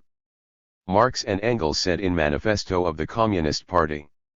All preceding classes that got the upper hand sought to fortify their acquired status by subjecting society at large to their conditions of appropriation. The proletarians cannot become masters of the productive forces of society except by abolishing their own previous mode of appropriation and thereby also every other previous mode of appropriation. They have nothing of their own to secure and to fortify. Their mission is to destroy all previous securities for, and insurances of, individual property. 466. 411. Unlike other classes that launched revolutions, the liberation of the proletariat has a unique nature of its own, which means that the communist revolution is the most radical rupture with traditional relations. No wonder that its development involved the most radical rupture with traditional ideas. Once it sweeps away by force the old relations of production, then it will, along with these relations, have swept away the conditions for the existence of class antagonisms and of classes generally, and will thereby have abolished its own supremacy as a class. 469. In 1871, Marx in the revised Joint Charter of the International Workingmen's Association further pointed out that the liberation struggle of the working class is not to fight for class privileges and monopolies, but to fight for equal rights and duties, and the abolition of ruling classes. 470. The history of human society must go through a natural process of development, following the objective law of positive and negative unity. Although the emancipation of the proletariat means a radical rupture with traditional property relations and traditional ideas, that does not mean society can cut off its historical connection and discard capitalist society civilization. Marx made it clear that the emancipation of the proletariat is not an imaginary illusion as it is true emancipation realized in the real world and by realistic means. This emancipation is a historical, rather than a mental event, one facilitated by its historical relationship as well as its industrial, commercial, agricultural, and communicative conditions. 471. Moreover, the CPC must also recognize that the material conditions necessary for proletarian emancipation are spontaneously generated in the process of developing the capitalist form of production, because one facet of capitalist civilization is that the ways and conditions of extracting surplus labor are more conducive to the development of productive forces, social relations, and the creation of various new elements for more advanced social forms compared with previous social forms such as slavery and serfdom. According to Marx and Engels. Thus, it gives rise to a stage, on the one hand, in which coercion and monopolization of social development, including its material and intellectual advantages, by 412. One portion of society at the expense of the other is eliminated. On the other hand, it creates the material means and the embryonic conditions that make it possible in a higher form of society to combine surplus labor with a greater reduction of time devoted to material labor in general. 472. Without these technical bases and economic and social conditions created by capital, is society, the liberation of the proletariat would fall into unrealistic fantasy. In theory, the proletariat cannot completely negate capitalism and build castles of socialism and communism in the air. It must dialectically negate it, which, in the concept of philosophy, it is called sublation, to eliminate decadent things and preserve new elements in line with the development trend of human society. In 1871, Marx highly praised the heroic spirit in struggle and scientific attitude of the Paris Commune in civil war in France, in which he wrote, "The working class did not expect miracles from the Commune. They have no intention to establish ready-made utopias merely by decrees of people. They know that, in order to work out their own emancipation, and along with it that higher form to which present society is irresistibly tending by its own economical agencies, they will have to pass through long struggles, through a series of historic processes, transforming circumstances and men. They have no ideals to realize, but to set free the elements of the new society with which old collapsing bourgeois society itself is pregnant." 473. Lenin further elaborated on the idea that the elements of the new society are inevitably conceived and created during the process of abandoning capitalism. He stated that the dialectical process of development within the scope of capitalism indeed contains the elements of a new society, including its material and intellectual factors. 474.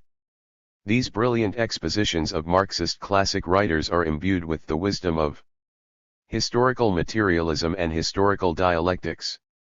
They provide a scientific viewpoint and method for us to correctly understand historical conditions and realistic approaches to the emancipation of the proletariat. Of course, the affirmation that capitalist development has prepared the necessary material conditions and new social factors for the emancipation of the proletariat does not mean that the proletariat can rely on these factors to smoothly enter into socialism.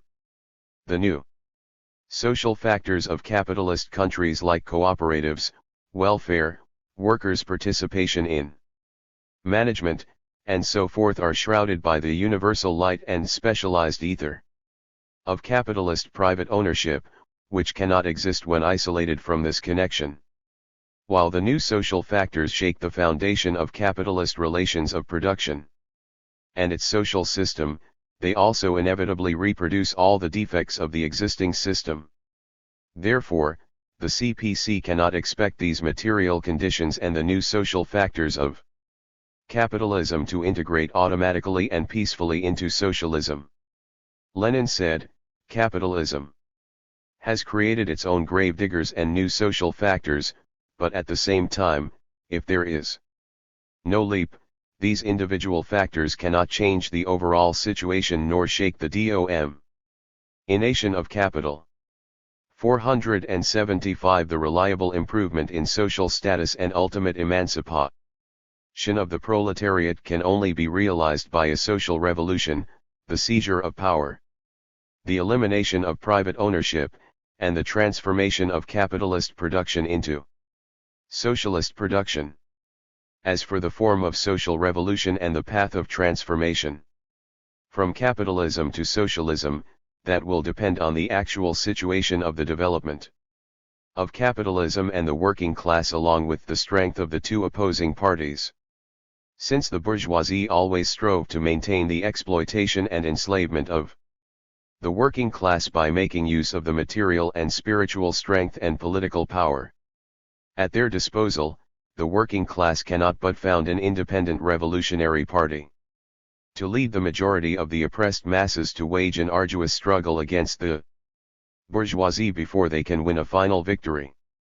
Engels, in the document to the Spanish Federal Council of the International Workingmen's Association, pointed out that the socialists had to, and still have to, combat the influence and the action of old political parties, whether aristocratic or bourgeois, monarchist or even republican.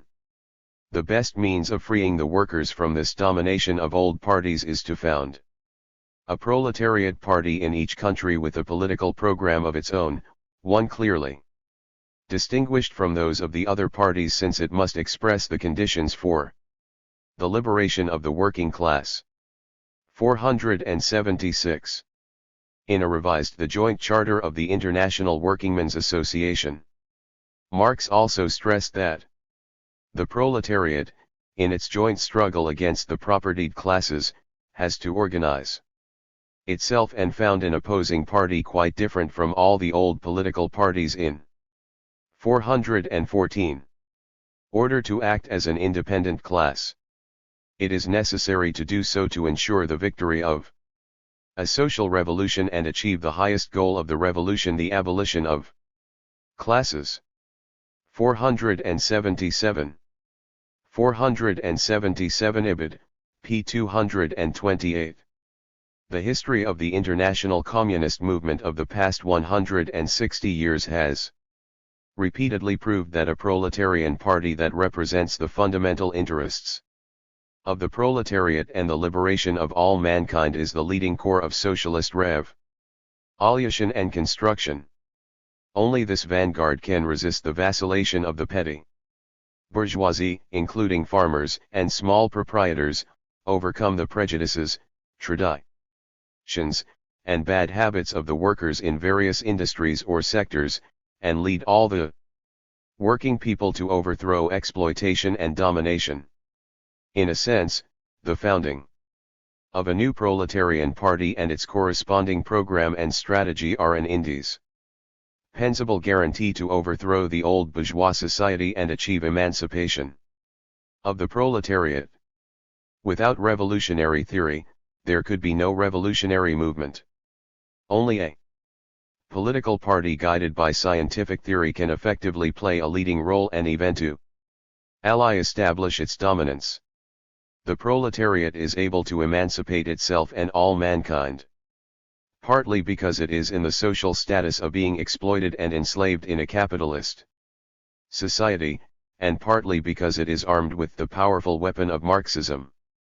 This ideology is scientific, practical, and revolutionary, the three characters of which are highly unified. This theory always represents the fundamental interests of the proletariat and the working people, openly declaring that it serves the proletariat and the masses to smash the old world and create a new world for the cause of human emancipation. It holds that people are the creators of history, and it takes the complete emancipation of the proletariat and mankind as its theme and purpose. The emergence and development of Marxism has brought about the greatest, epoch-making change in the history of human thought, the sharpest tool to understand and transform the world. With this theory, the working class completes its transformation from an unconscious class into a conscious class, and is able to recognize and assume its own historical mission of emancipating the whole mankind. Marx pointed out that philosophy regards the proletariat as its material weapon, and similarly, the proletariat regards philosophy as its 415 spiritual weapon. The mind of human emancipation is philosophy, and its heart is the proletariat. 478. Mao Zedong also said, "The universal truth of Marxism-Leninism, which reflects the practice of the global proletarian struggle, becomes an invincible weapon for the Chinese people when it is integrated with the concrete practice of the revolutionary struggle of the Chinese proletariat and people. This the Communist Party of China has achieved. Our party has grown and advanced through staunch struggle against every manifestation of dogmatism and empiricism that runs counter to this principle." 479. The great practice of the international communist movement and especially the revolutionary struggle of the world proletariat since the publication of the manifesto of the Communist Party have irrefutably proved that Marxism correctly reflects the interests and opinions of the proletariat and guides the correct way of getting rid of the physical and mental slavery of the oppressed classes.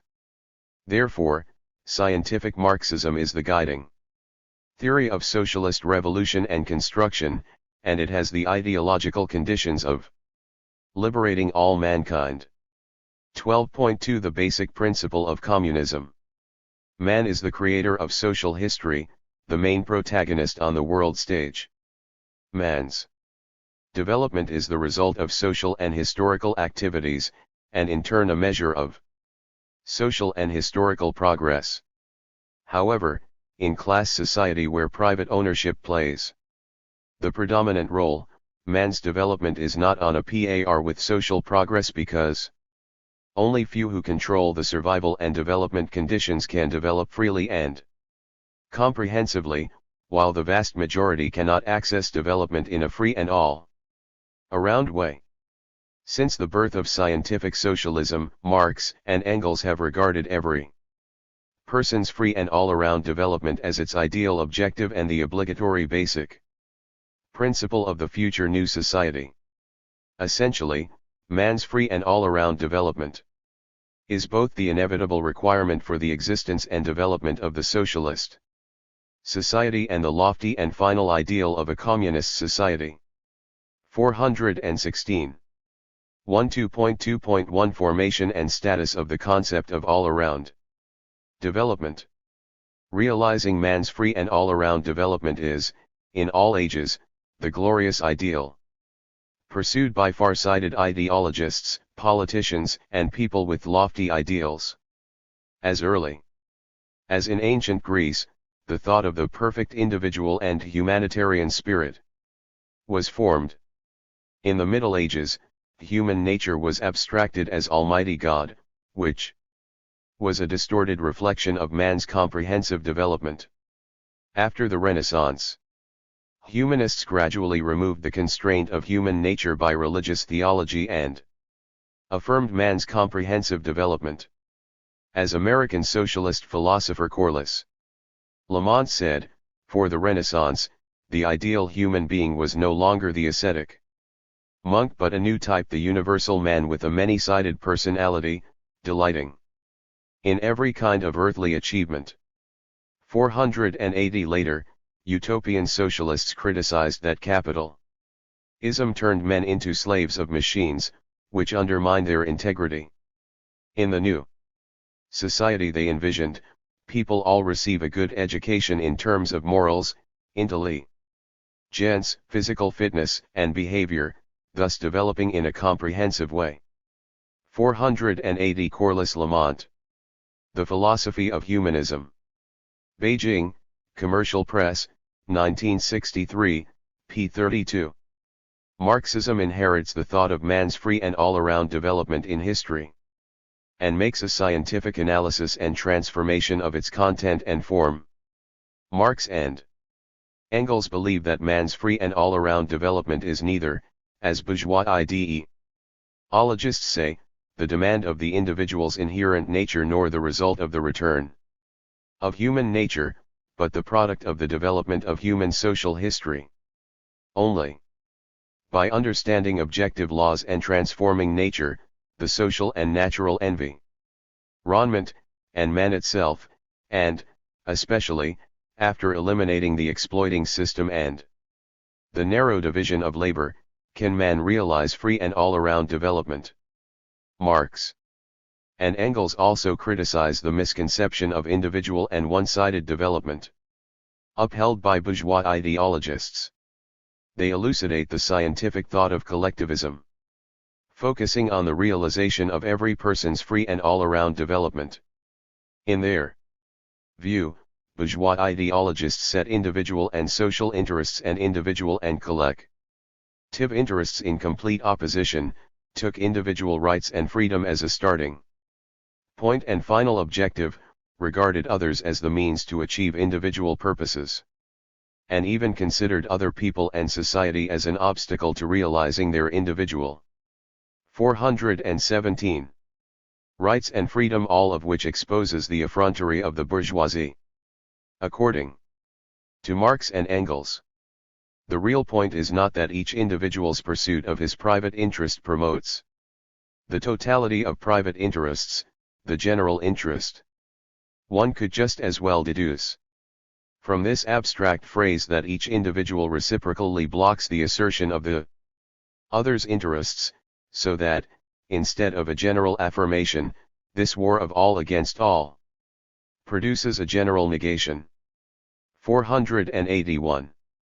They think that in the limited communities of the past, like the state, individual freedom exists only within the ruling class, while, for the ruled class, the so-called community ties are not only entirely illusionary but put new shackles on them.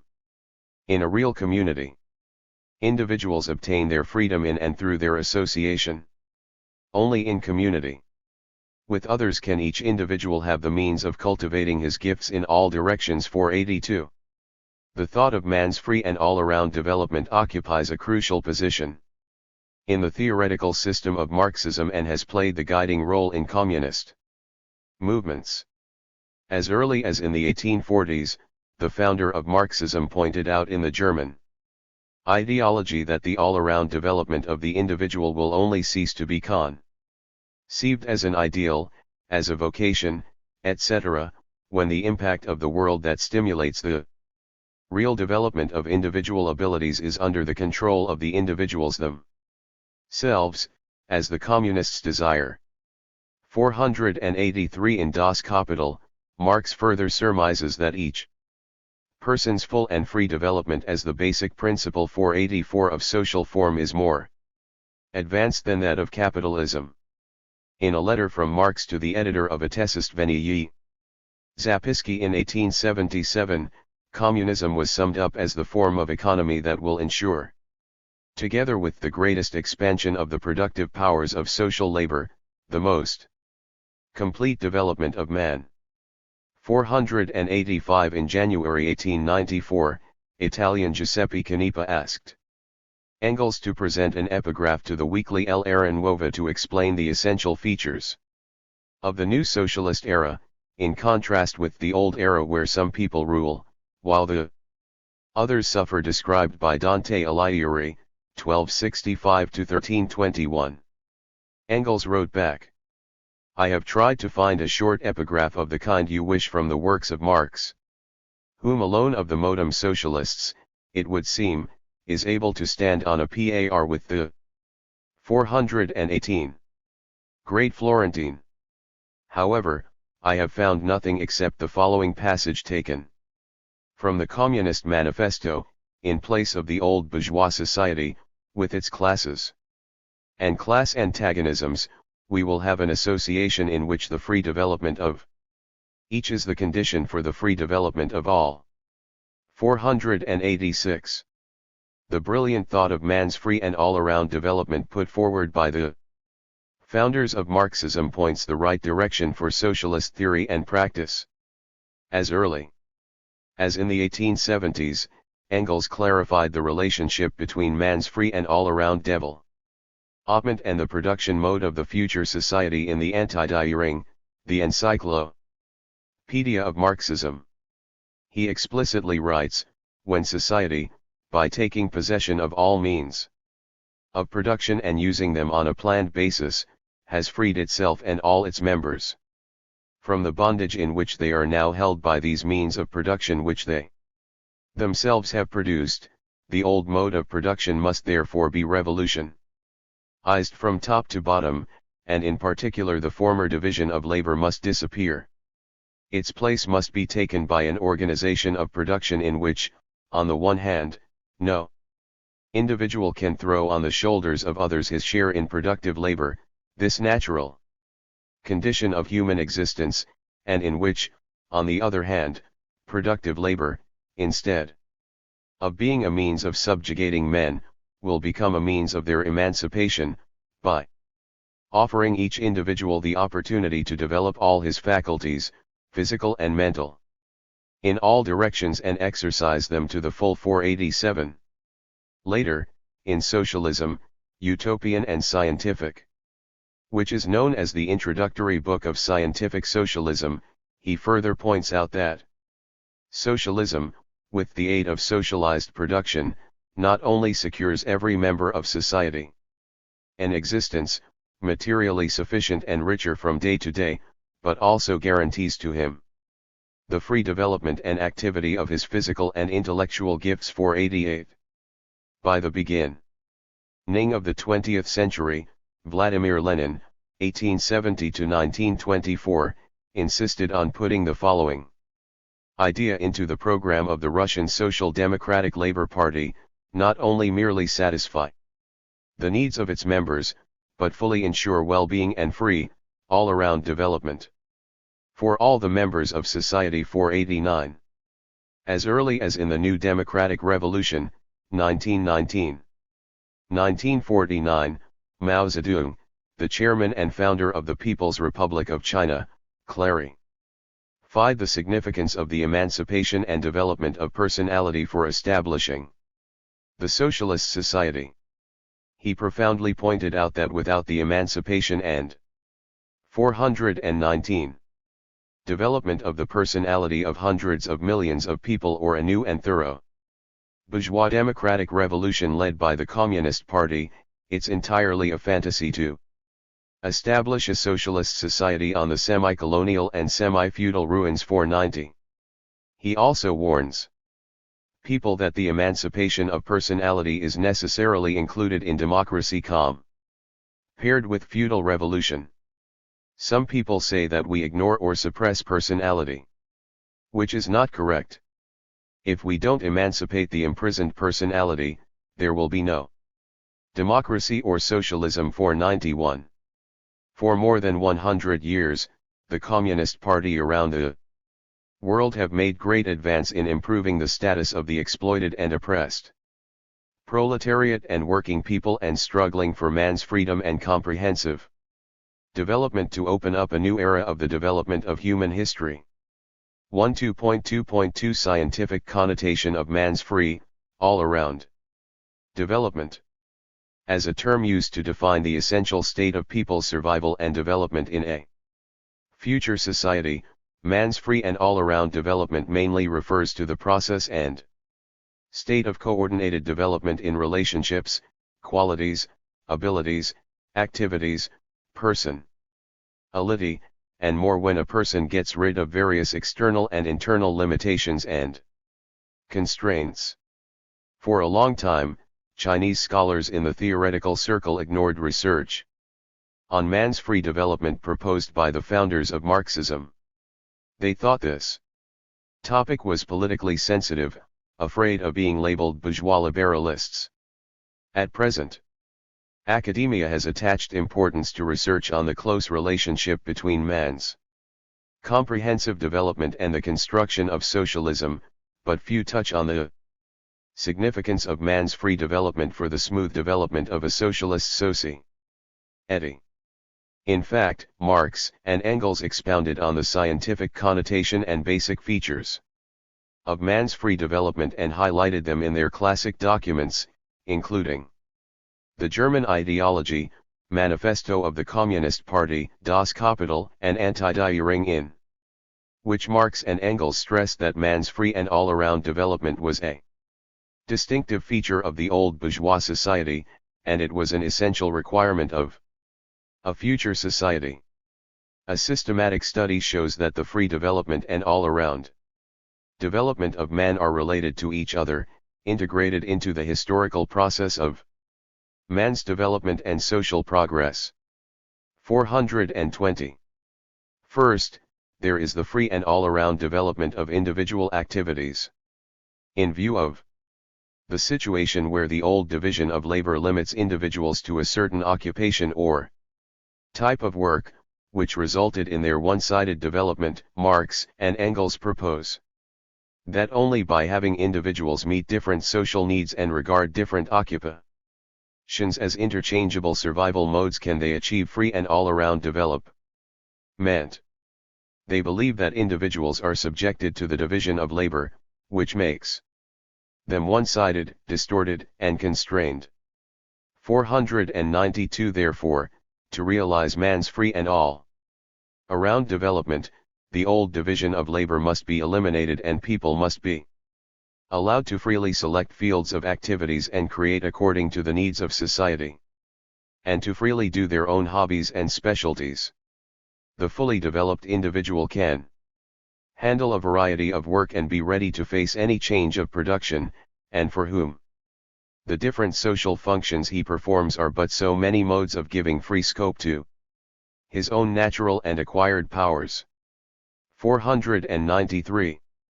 Second, there is the free and all-around development of individual abilities, which include innate and acquired aptitudes, physical strength, intelligence, and the ability to pursue truth and goodness and to appreciate aesthetics.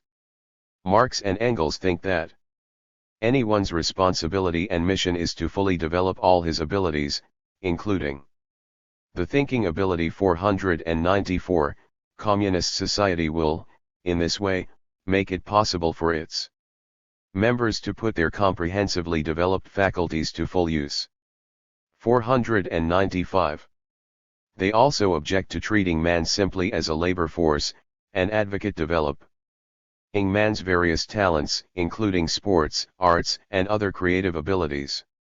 In view of the practical experiences of the socialist construction of Soviet Russia, Lenin further expounds that man's free and all-around development is not only achieved by education or training, but also is inseparable from production practice and other social activities.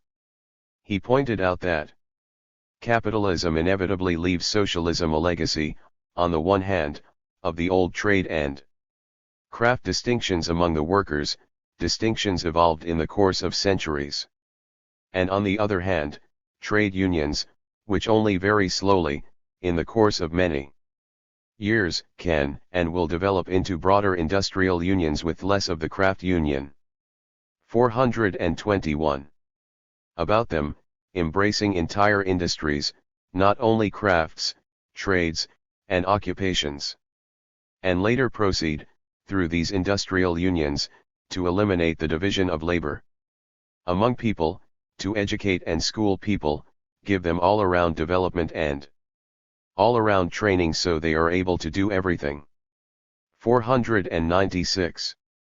Lenin also claims that socialist countries must carry out education combined with technology, with intent to make people become generalists with diversified skills and abundant knowledge.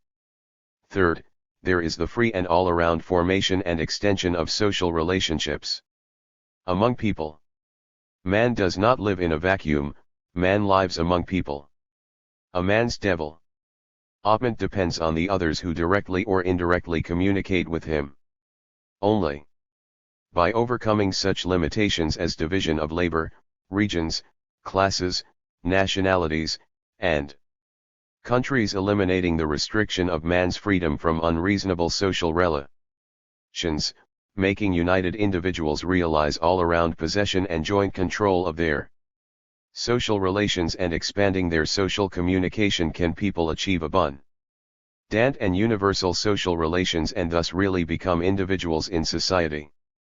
In a private ownership society, individuals in a certain class form common relationships and belong to a type of community that is constrained by common interests against another class, and they belong to the community when they are under the survival condition of their class. They exist in their common relationships as members of a class, rather than as individuals. However, according to Marx and Engels, in the community of revolutionary proletarians who control the living conditions of their own and all members of society, it is just the reverse. It is as individuals that individuals participate in it.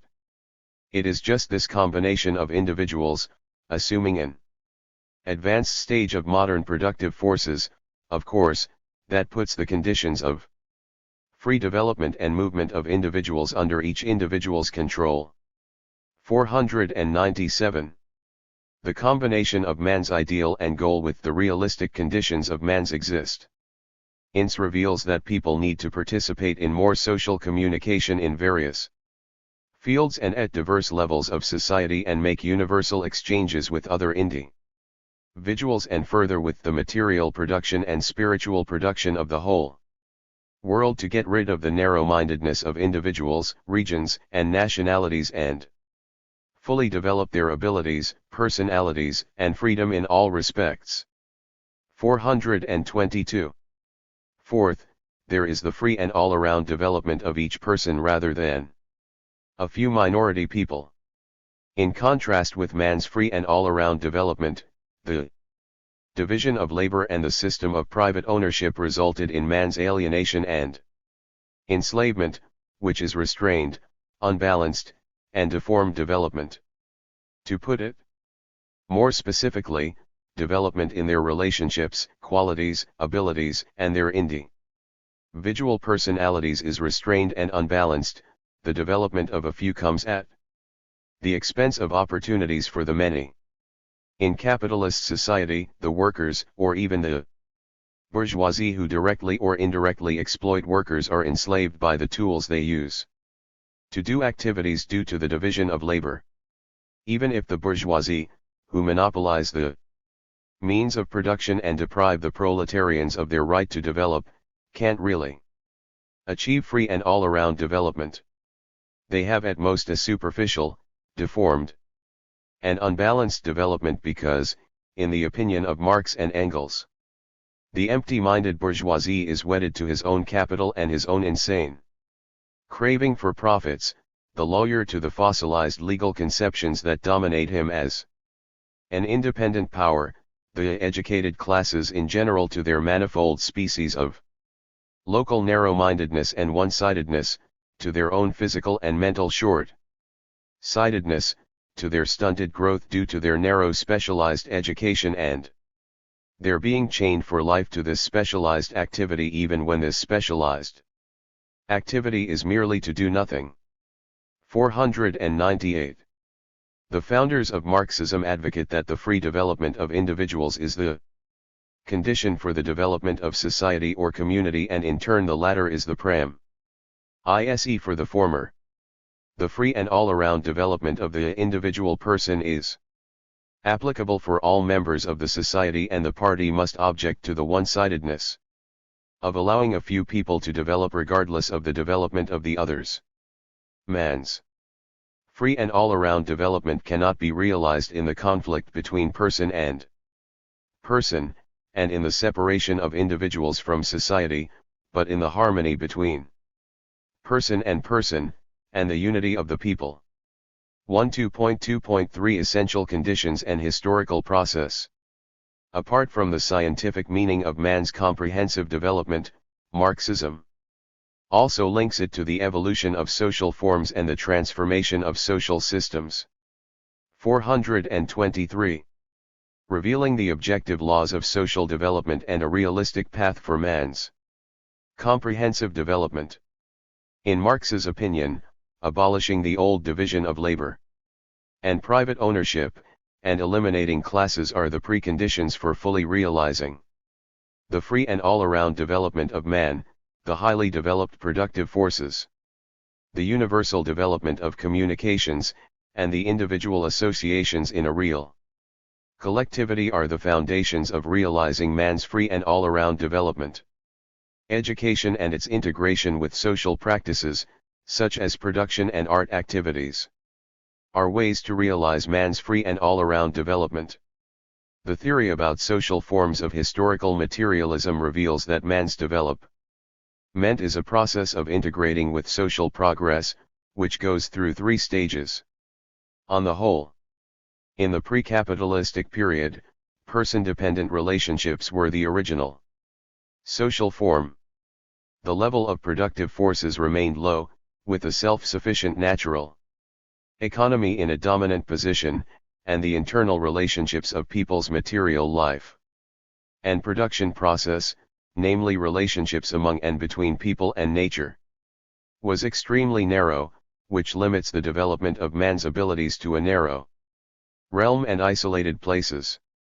Neither individuals nor society could imagine achieving free and full development because development conflicted with the original relationships between individuals and society. 499.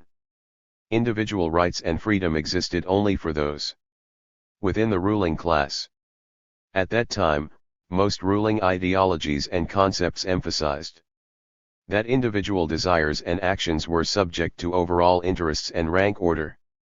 This suppresses an individual's independence and freedom, which when expressed would generate shock and destruction of the existing social order and the common interests of the ruling class. Thus man's free and all-around development could hardly be achieved in that historical condition.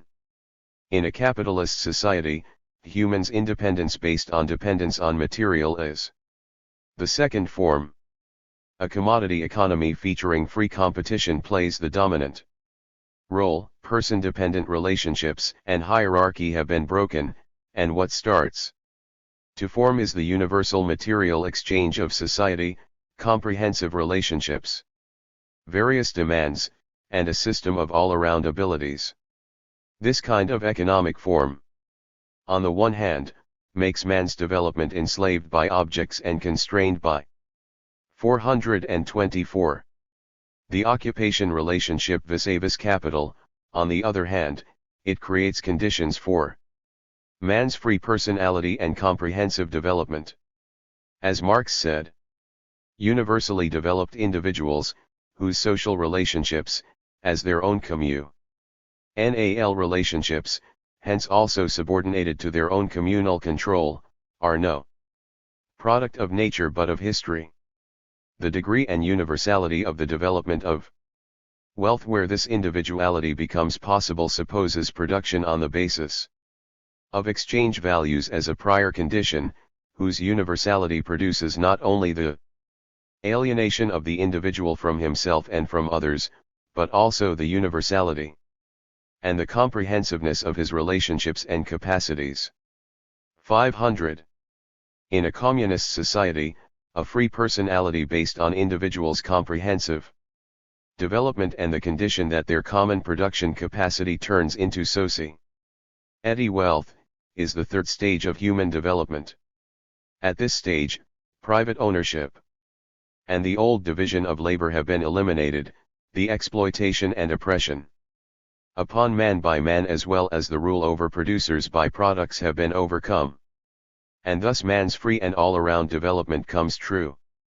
As Engels said in Socialism, utopian and scientific.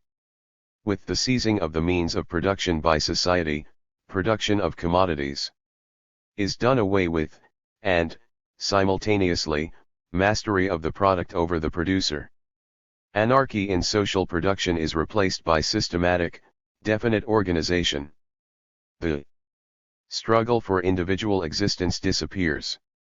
The whole sphere of the conditions of life that surround man, and which have hitherto ruled man, now comes under the dominion and control of man, who for the first time becomes the real, conscious lord of nature, because he has now become master of his own social organization. The laws of his own social action, hitherto standing face to face with man as laws of nature for into and dominating him, will then be used and mastered with full understanding.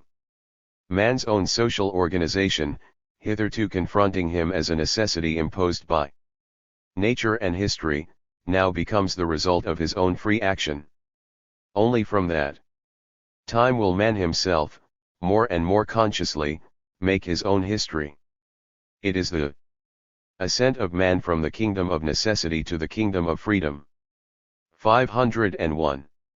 Man's development is limited by the economic, political, and cultural development of the society, and its realization inevitably goes through a long historical process. In a capitalist society, capital turns all activities of people and the products of the activities into exchange value, which brings about the appreciation of objects and the depreciation 425 of man. The production system of capitalism uses human beings as the tool to create wealth, simply aiming at squeezing more surplus value from them. The production facilities, organizations, and management systems of capitalism do not follow the principles of man is the subject and man is the goal, but are subjected to the pursuit of surplus value and the need for monopoly profits. Therefore, although capitalism, to some extent, promotes the development of science and technology as well as productivity and gives PLE access to some independence and individual emancipation, it can't consciously apply spiritual and material productivity to the comprehensive development of man himself. Marxism reveals that the future communist society will enable the aptitudes of all members to achieve comprehensive development 502 and finally realize the ideal realm of free and all-around development of both society and people, will clarify the differences from the perspective of the essential characteristics between the new communist society and the old capitalist society, the historical inevitability and superiority of socialism, and will show the deep concern of scientific socialism for humans' future and destiny. 12.3 Socialism with Chinese Characteristics and Man's Free and All-Around Development. In the new stage of the new century, the CPC, based on the Marxist theory of man's free and all-around development, further reveals the significance of the theory for building a moderately prosperous society in all respects and promoting the development of the socialist cause. The CPC clarifies a series of such essential issues as implementing the important thought of three represents advanced social productive forces, the progressive course of China's advanced culture, and the fundamental interests of the majority, and the scientific outlook on development, promoting man's free and all-around development on the path of socialism with Chinese characteristics, and bringing about the great rejuvenation of the Chinese nation. 12.3.1 Essential requirement for socialism with Chinese characteristics. Man's free and all-around development is not only a historical process that embraces different phases, but is also a goal that the CPC must struggle for in China's socialist 426 society and will eventually be achieved by China's communist society. The supreme ideal of the CPC is to build a communist society where people can work according to their abilities, and resources are distributed according to people's needs.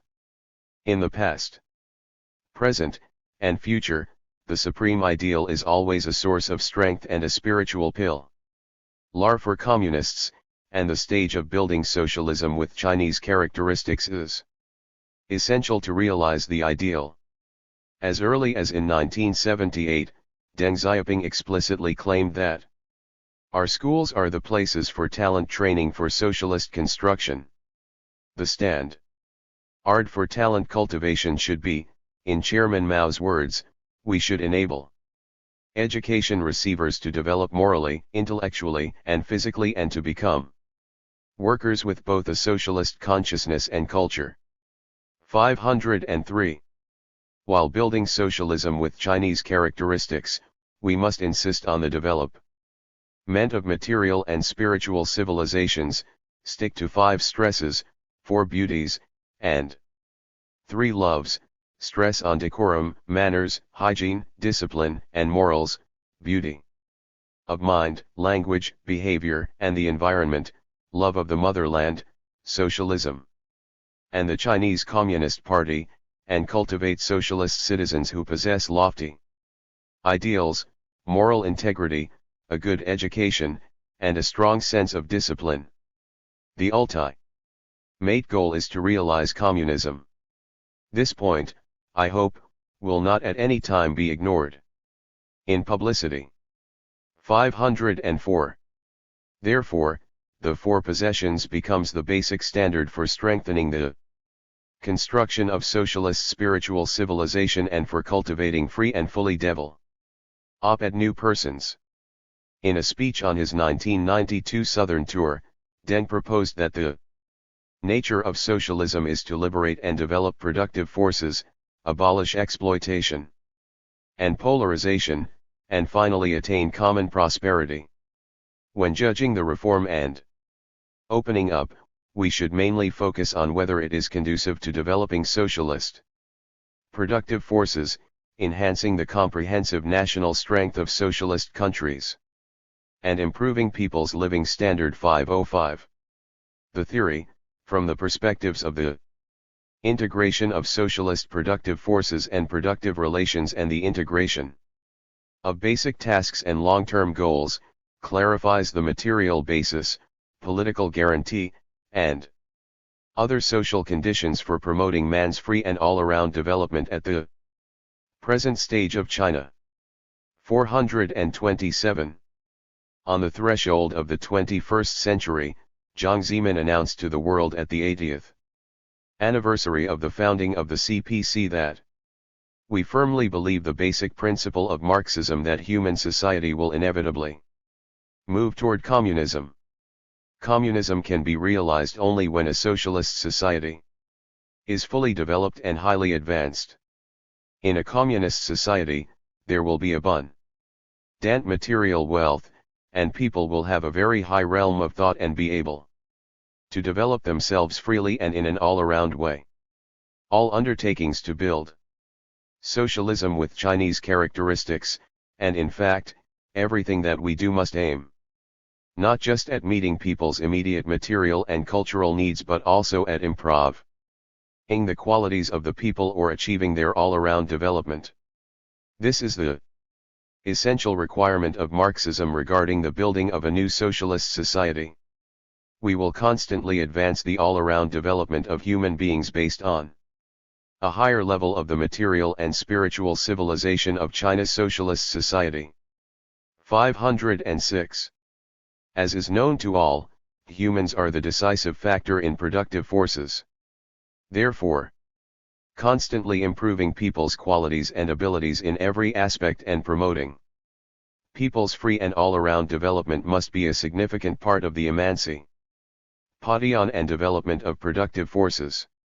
Moreover, abolishing exploitation and polarization, attaining common prosperity, and emancipating people from various social constraints can create the necessary social conditions for man's free and all-around development.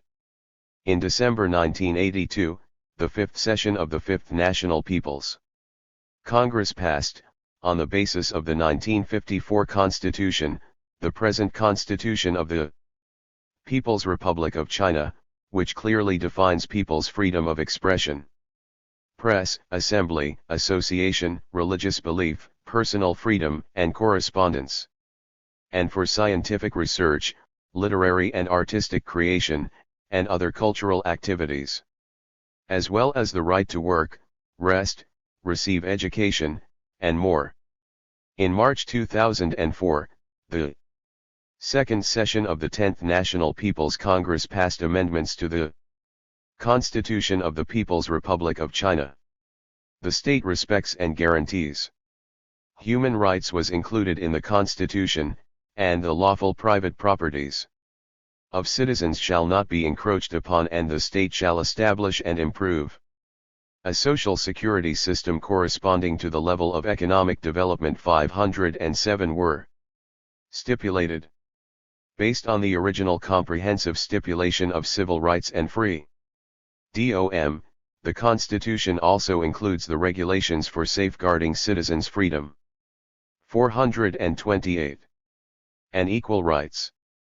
It is the enrichment and development of essential socialist theories by the CPC to solemnly write man's free and all-around development into the guiding principal documents of the party and China. On the issue of man's free and all-around development, the CPC must insist on the dialectical unity of the ideal and reality, as well as the CPC's maximum and minimum programs. In other words, the CPC cannot propose, in the primary stage of socialism, the goal of each person's free and all-around development that can only be realized in the advanced stage of communism, nor spread the slim hope theory of communism on the pretext that China will remain in the primary stage of socialism, and neglect the practical request for this ideal goal and essential principle: man's free and all-around development. Poverty is not socialism. Without democracy, there will be no socialism. Likewise, if man's free and all-around development is not promoted, there will be no real socialism. On the basis that the economic, political, cultural and ecological civilization constructions of socialism develop coordinately, constantly boosting man's free and all-around development is the high reflection of the progressiveness of the CPC as well as the superiority of the socialist system. The failure of socialism in countries around the world is mainly due to rigid ideologies and systems, unreasonable economic structures, the unimproved life of people, and the slow process of democracy and the rule of law that would seriously impede man's free and all-around development. Only by taking man's free and all-around development as the essential requirement plus the work objective of socialism with Chinese characteristics can we truly uphold and develop Marxism and truly consolidate and develop socialism. 12.3.2 Essential means of realizing man's free and all-around development. The founders of Marxism, on the one hand, affirm the historical role of capitalism for promoting the development of productivity and human lives, and believe that capitalism itself created the elements of a new economic order by giving the greatest impulse at once to the productive forces of social labor and to the integral development of every individual producer. 508.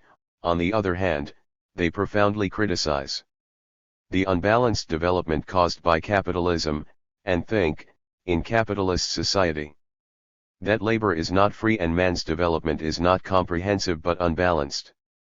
Only a socialist revolution and construction can ultimately eliminate the obstacles for man's free and all-around development, because the primary reasons for it are the low productivity and the spontaneous division of labor, private ownership, class antagonism, class exploitation, and class rule that resulted from low productivity.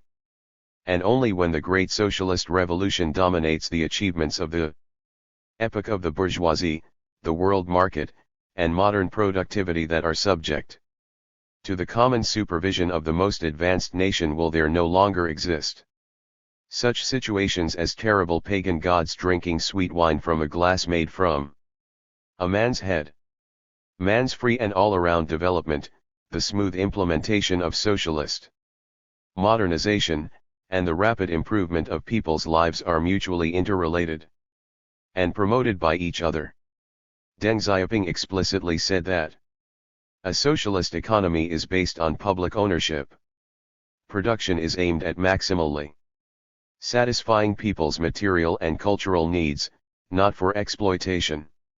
The characteristics of a socialist system make it possible for Chinese people to share the common ideal of politics, economy, society, and common moral standards.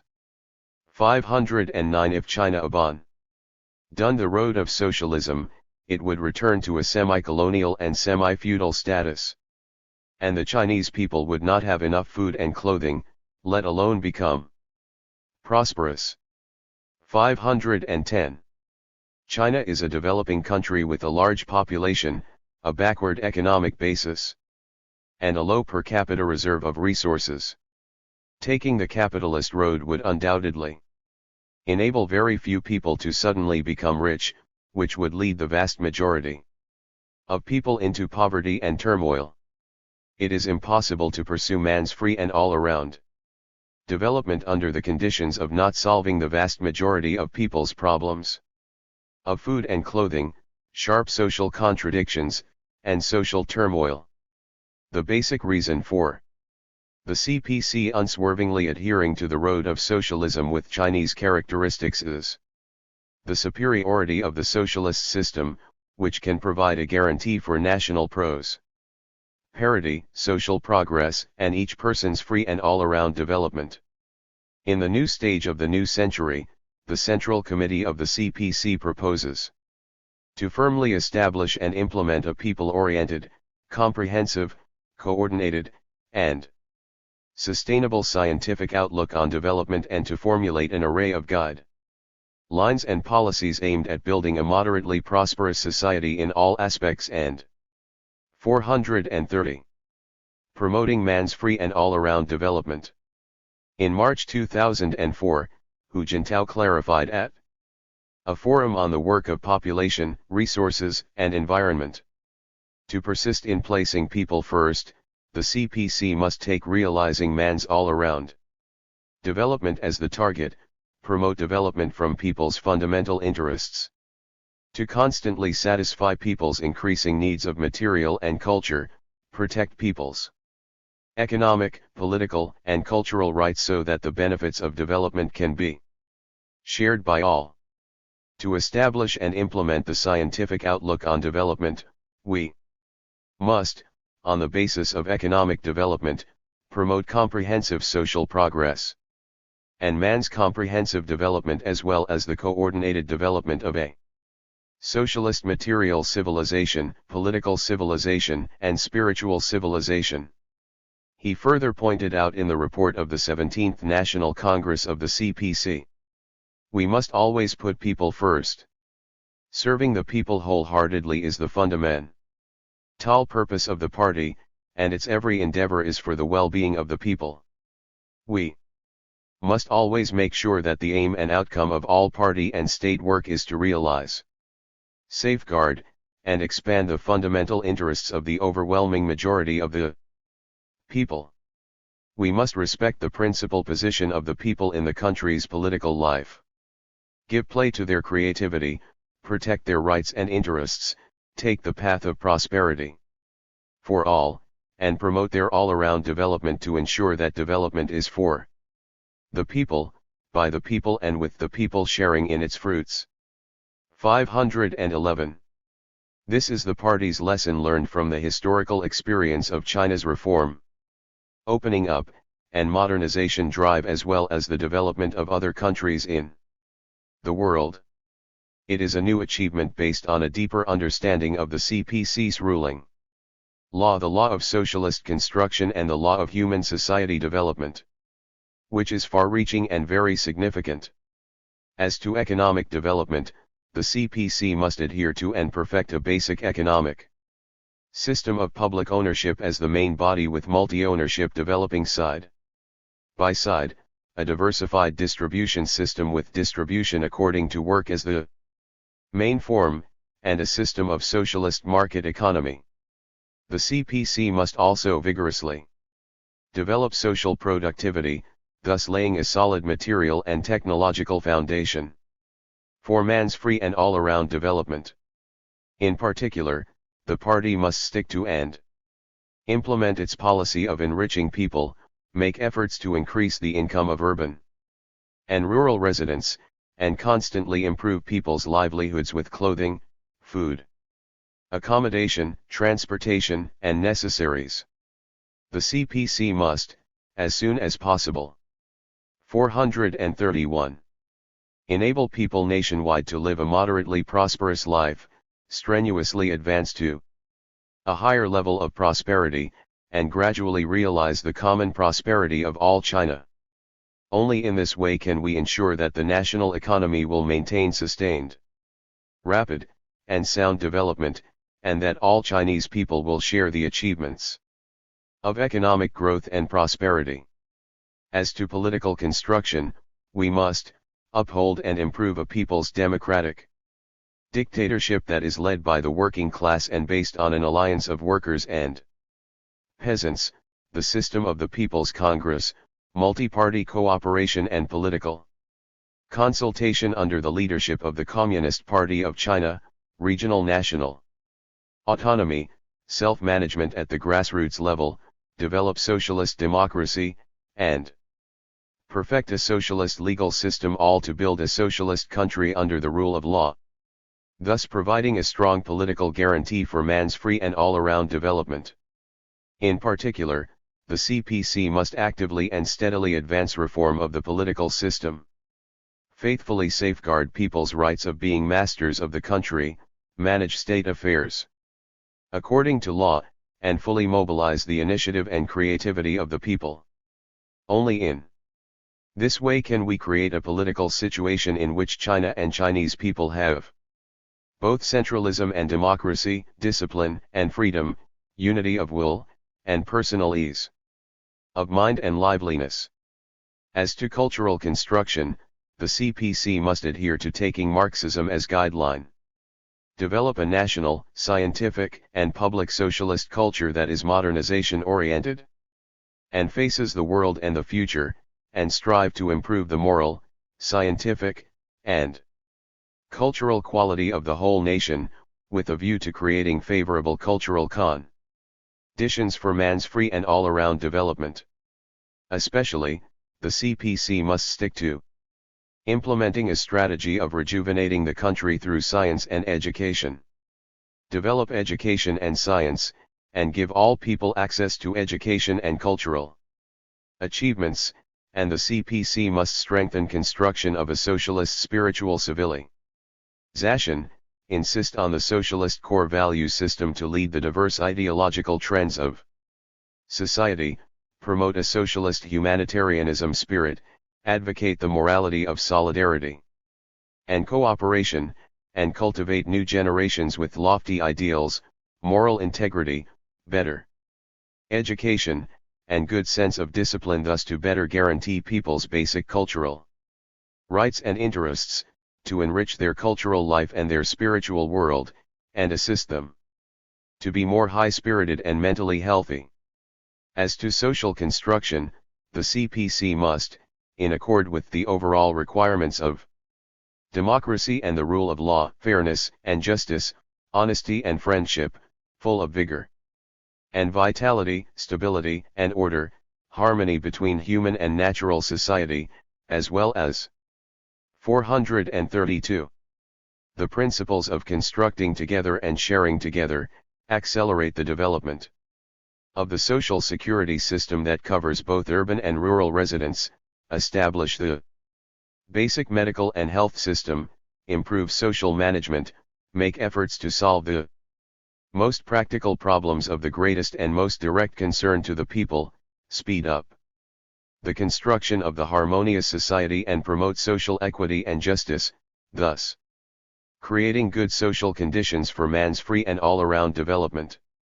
Especially, the CPC must advance the social system reform, attach priority to developing education, expand employment, adjust the distribution pattern of national income, strengthen public service functions, enable every child to study in school, everyone to have work and a roof over their head, every sick person to be treated, and to enable the elderly to be taken care of, thus to gradually create a situation where all people work according to their abilities, play their proper roles, and live in harmony. As to ecological construction, we must stick to the strategy of sustainable development, rationally develop and use natural resources, protect production and living conditions, keep ecological balance, and promote harmony between man and nature, thus to create a favorable natural environment for man's free and all-around development. Nature, man's home, provides indispensable material resources and a living environment meant for human survival and development. In view of the narrow and short-term benefits of individuals or groups, people excessively exploit nature, which generates environmental pollution and ecological destruction and will eventually undermine the material basis for man's free and all-around development. Who stressed at a CPC Central Committee seminar on population, resources, and the environment that to establish and implement the scientific outlook on development, the CPC must strive to improve the quality and efficiency of economic growth, make efforts to achieve the unification of speed, structure, quality, and efficiency of China's economy, coordinate economic development with the population, resources, and the environment, and constantly protect and enhance the sustainability of development. It requests the CPC, in the process of promoting economic and social development, to give full consideration to the bearing capacity of China's resources and environment, and correctly handle the relationship between economic development and population, resources and environment, and to prevent and control environmental pollution and the wasting of resources, take overall consideration of the needs of current and future development, and leave future generations with abundant conditions and space for development. Only in this way can the party realize the virtuous cycle of a natural ecosystem. 433. And socio-economic system, develop production, and carve a civilized development road, featuring a thriving economy, affluent life, and a sound ecosystem.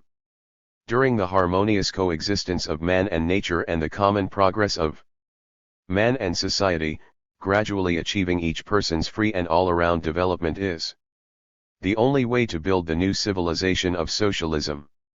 Marx once pointed out that the development of human capabilities would sacrifice most individuals, even a whole class at the beginning. It would finally overcome the antagonism to keep consistent with the development of each individual. 512. The fundamental objective for a socialist revolution and construction is to overcome antagonism and realize the free and all-around development of man and society. In September 2008, in a mobilization meeting of the whole party further studying and implementing the scientific outlook on development, plus a seminar of provincial leading cadres, who said that every endeavor of our party is for the well-being of people.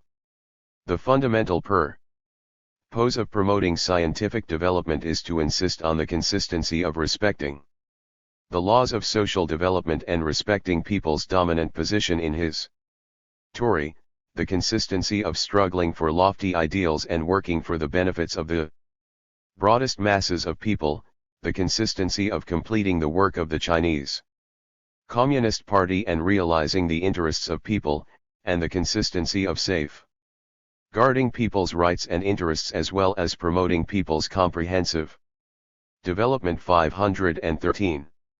Only economy, politics, culture, and society developing in a coordinated manner, and material civilization, political civilization, spiritual civilization, and ecological civilization promoting mutually can create socialism with Chinese characteristics. The party must comprehensively promote economic development, political construction, cultural construction, social construction, and ecological construction, speed up PLE-oriented, comprehensive, balanced, and sustainable scientific development, and unceasingly create a new situation of man's free and all-around development as well as socialism with Chinese characteristics. Certainly man's free and all-around development is always closely related to real production and social progress. The development of social productive forces, the economy, and culture is a historical process of gradual and endless progress, as is man's. 434. Free and all-around development. Marxist classical writers profoundly pointed out that people won freedom for themselves each time to the extent that was dictated and permitted not by their ideal of man, but by the existing productive forces. 514, the rights enjoyed by people must not transcend the economic structure and the cultural development of a society restricted by its economic structure. 515 The free and all-around development actually reached by all the ethnic groups of China must adapt to the existing productivity level and the present situation of economic and social development, but must not transcend China's national conditions in its current primary stage of socialism. The party must proceed from China's reality of the primary stage of socialism, adapt to the new changes in domestic and international situations, satisfy new expectations for a better life for the people of all ethnic groups, steadily implement reform and opening up, advance the modernization drive, and strive for the social ideal of realizing socialism and communism and the ambitious objective of achieving man's free and all-around development. Postscript.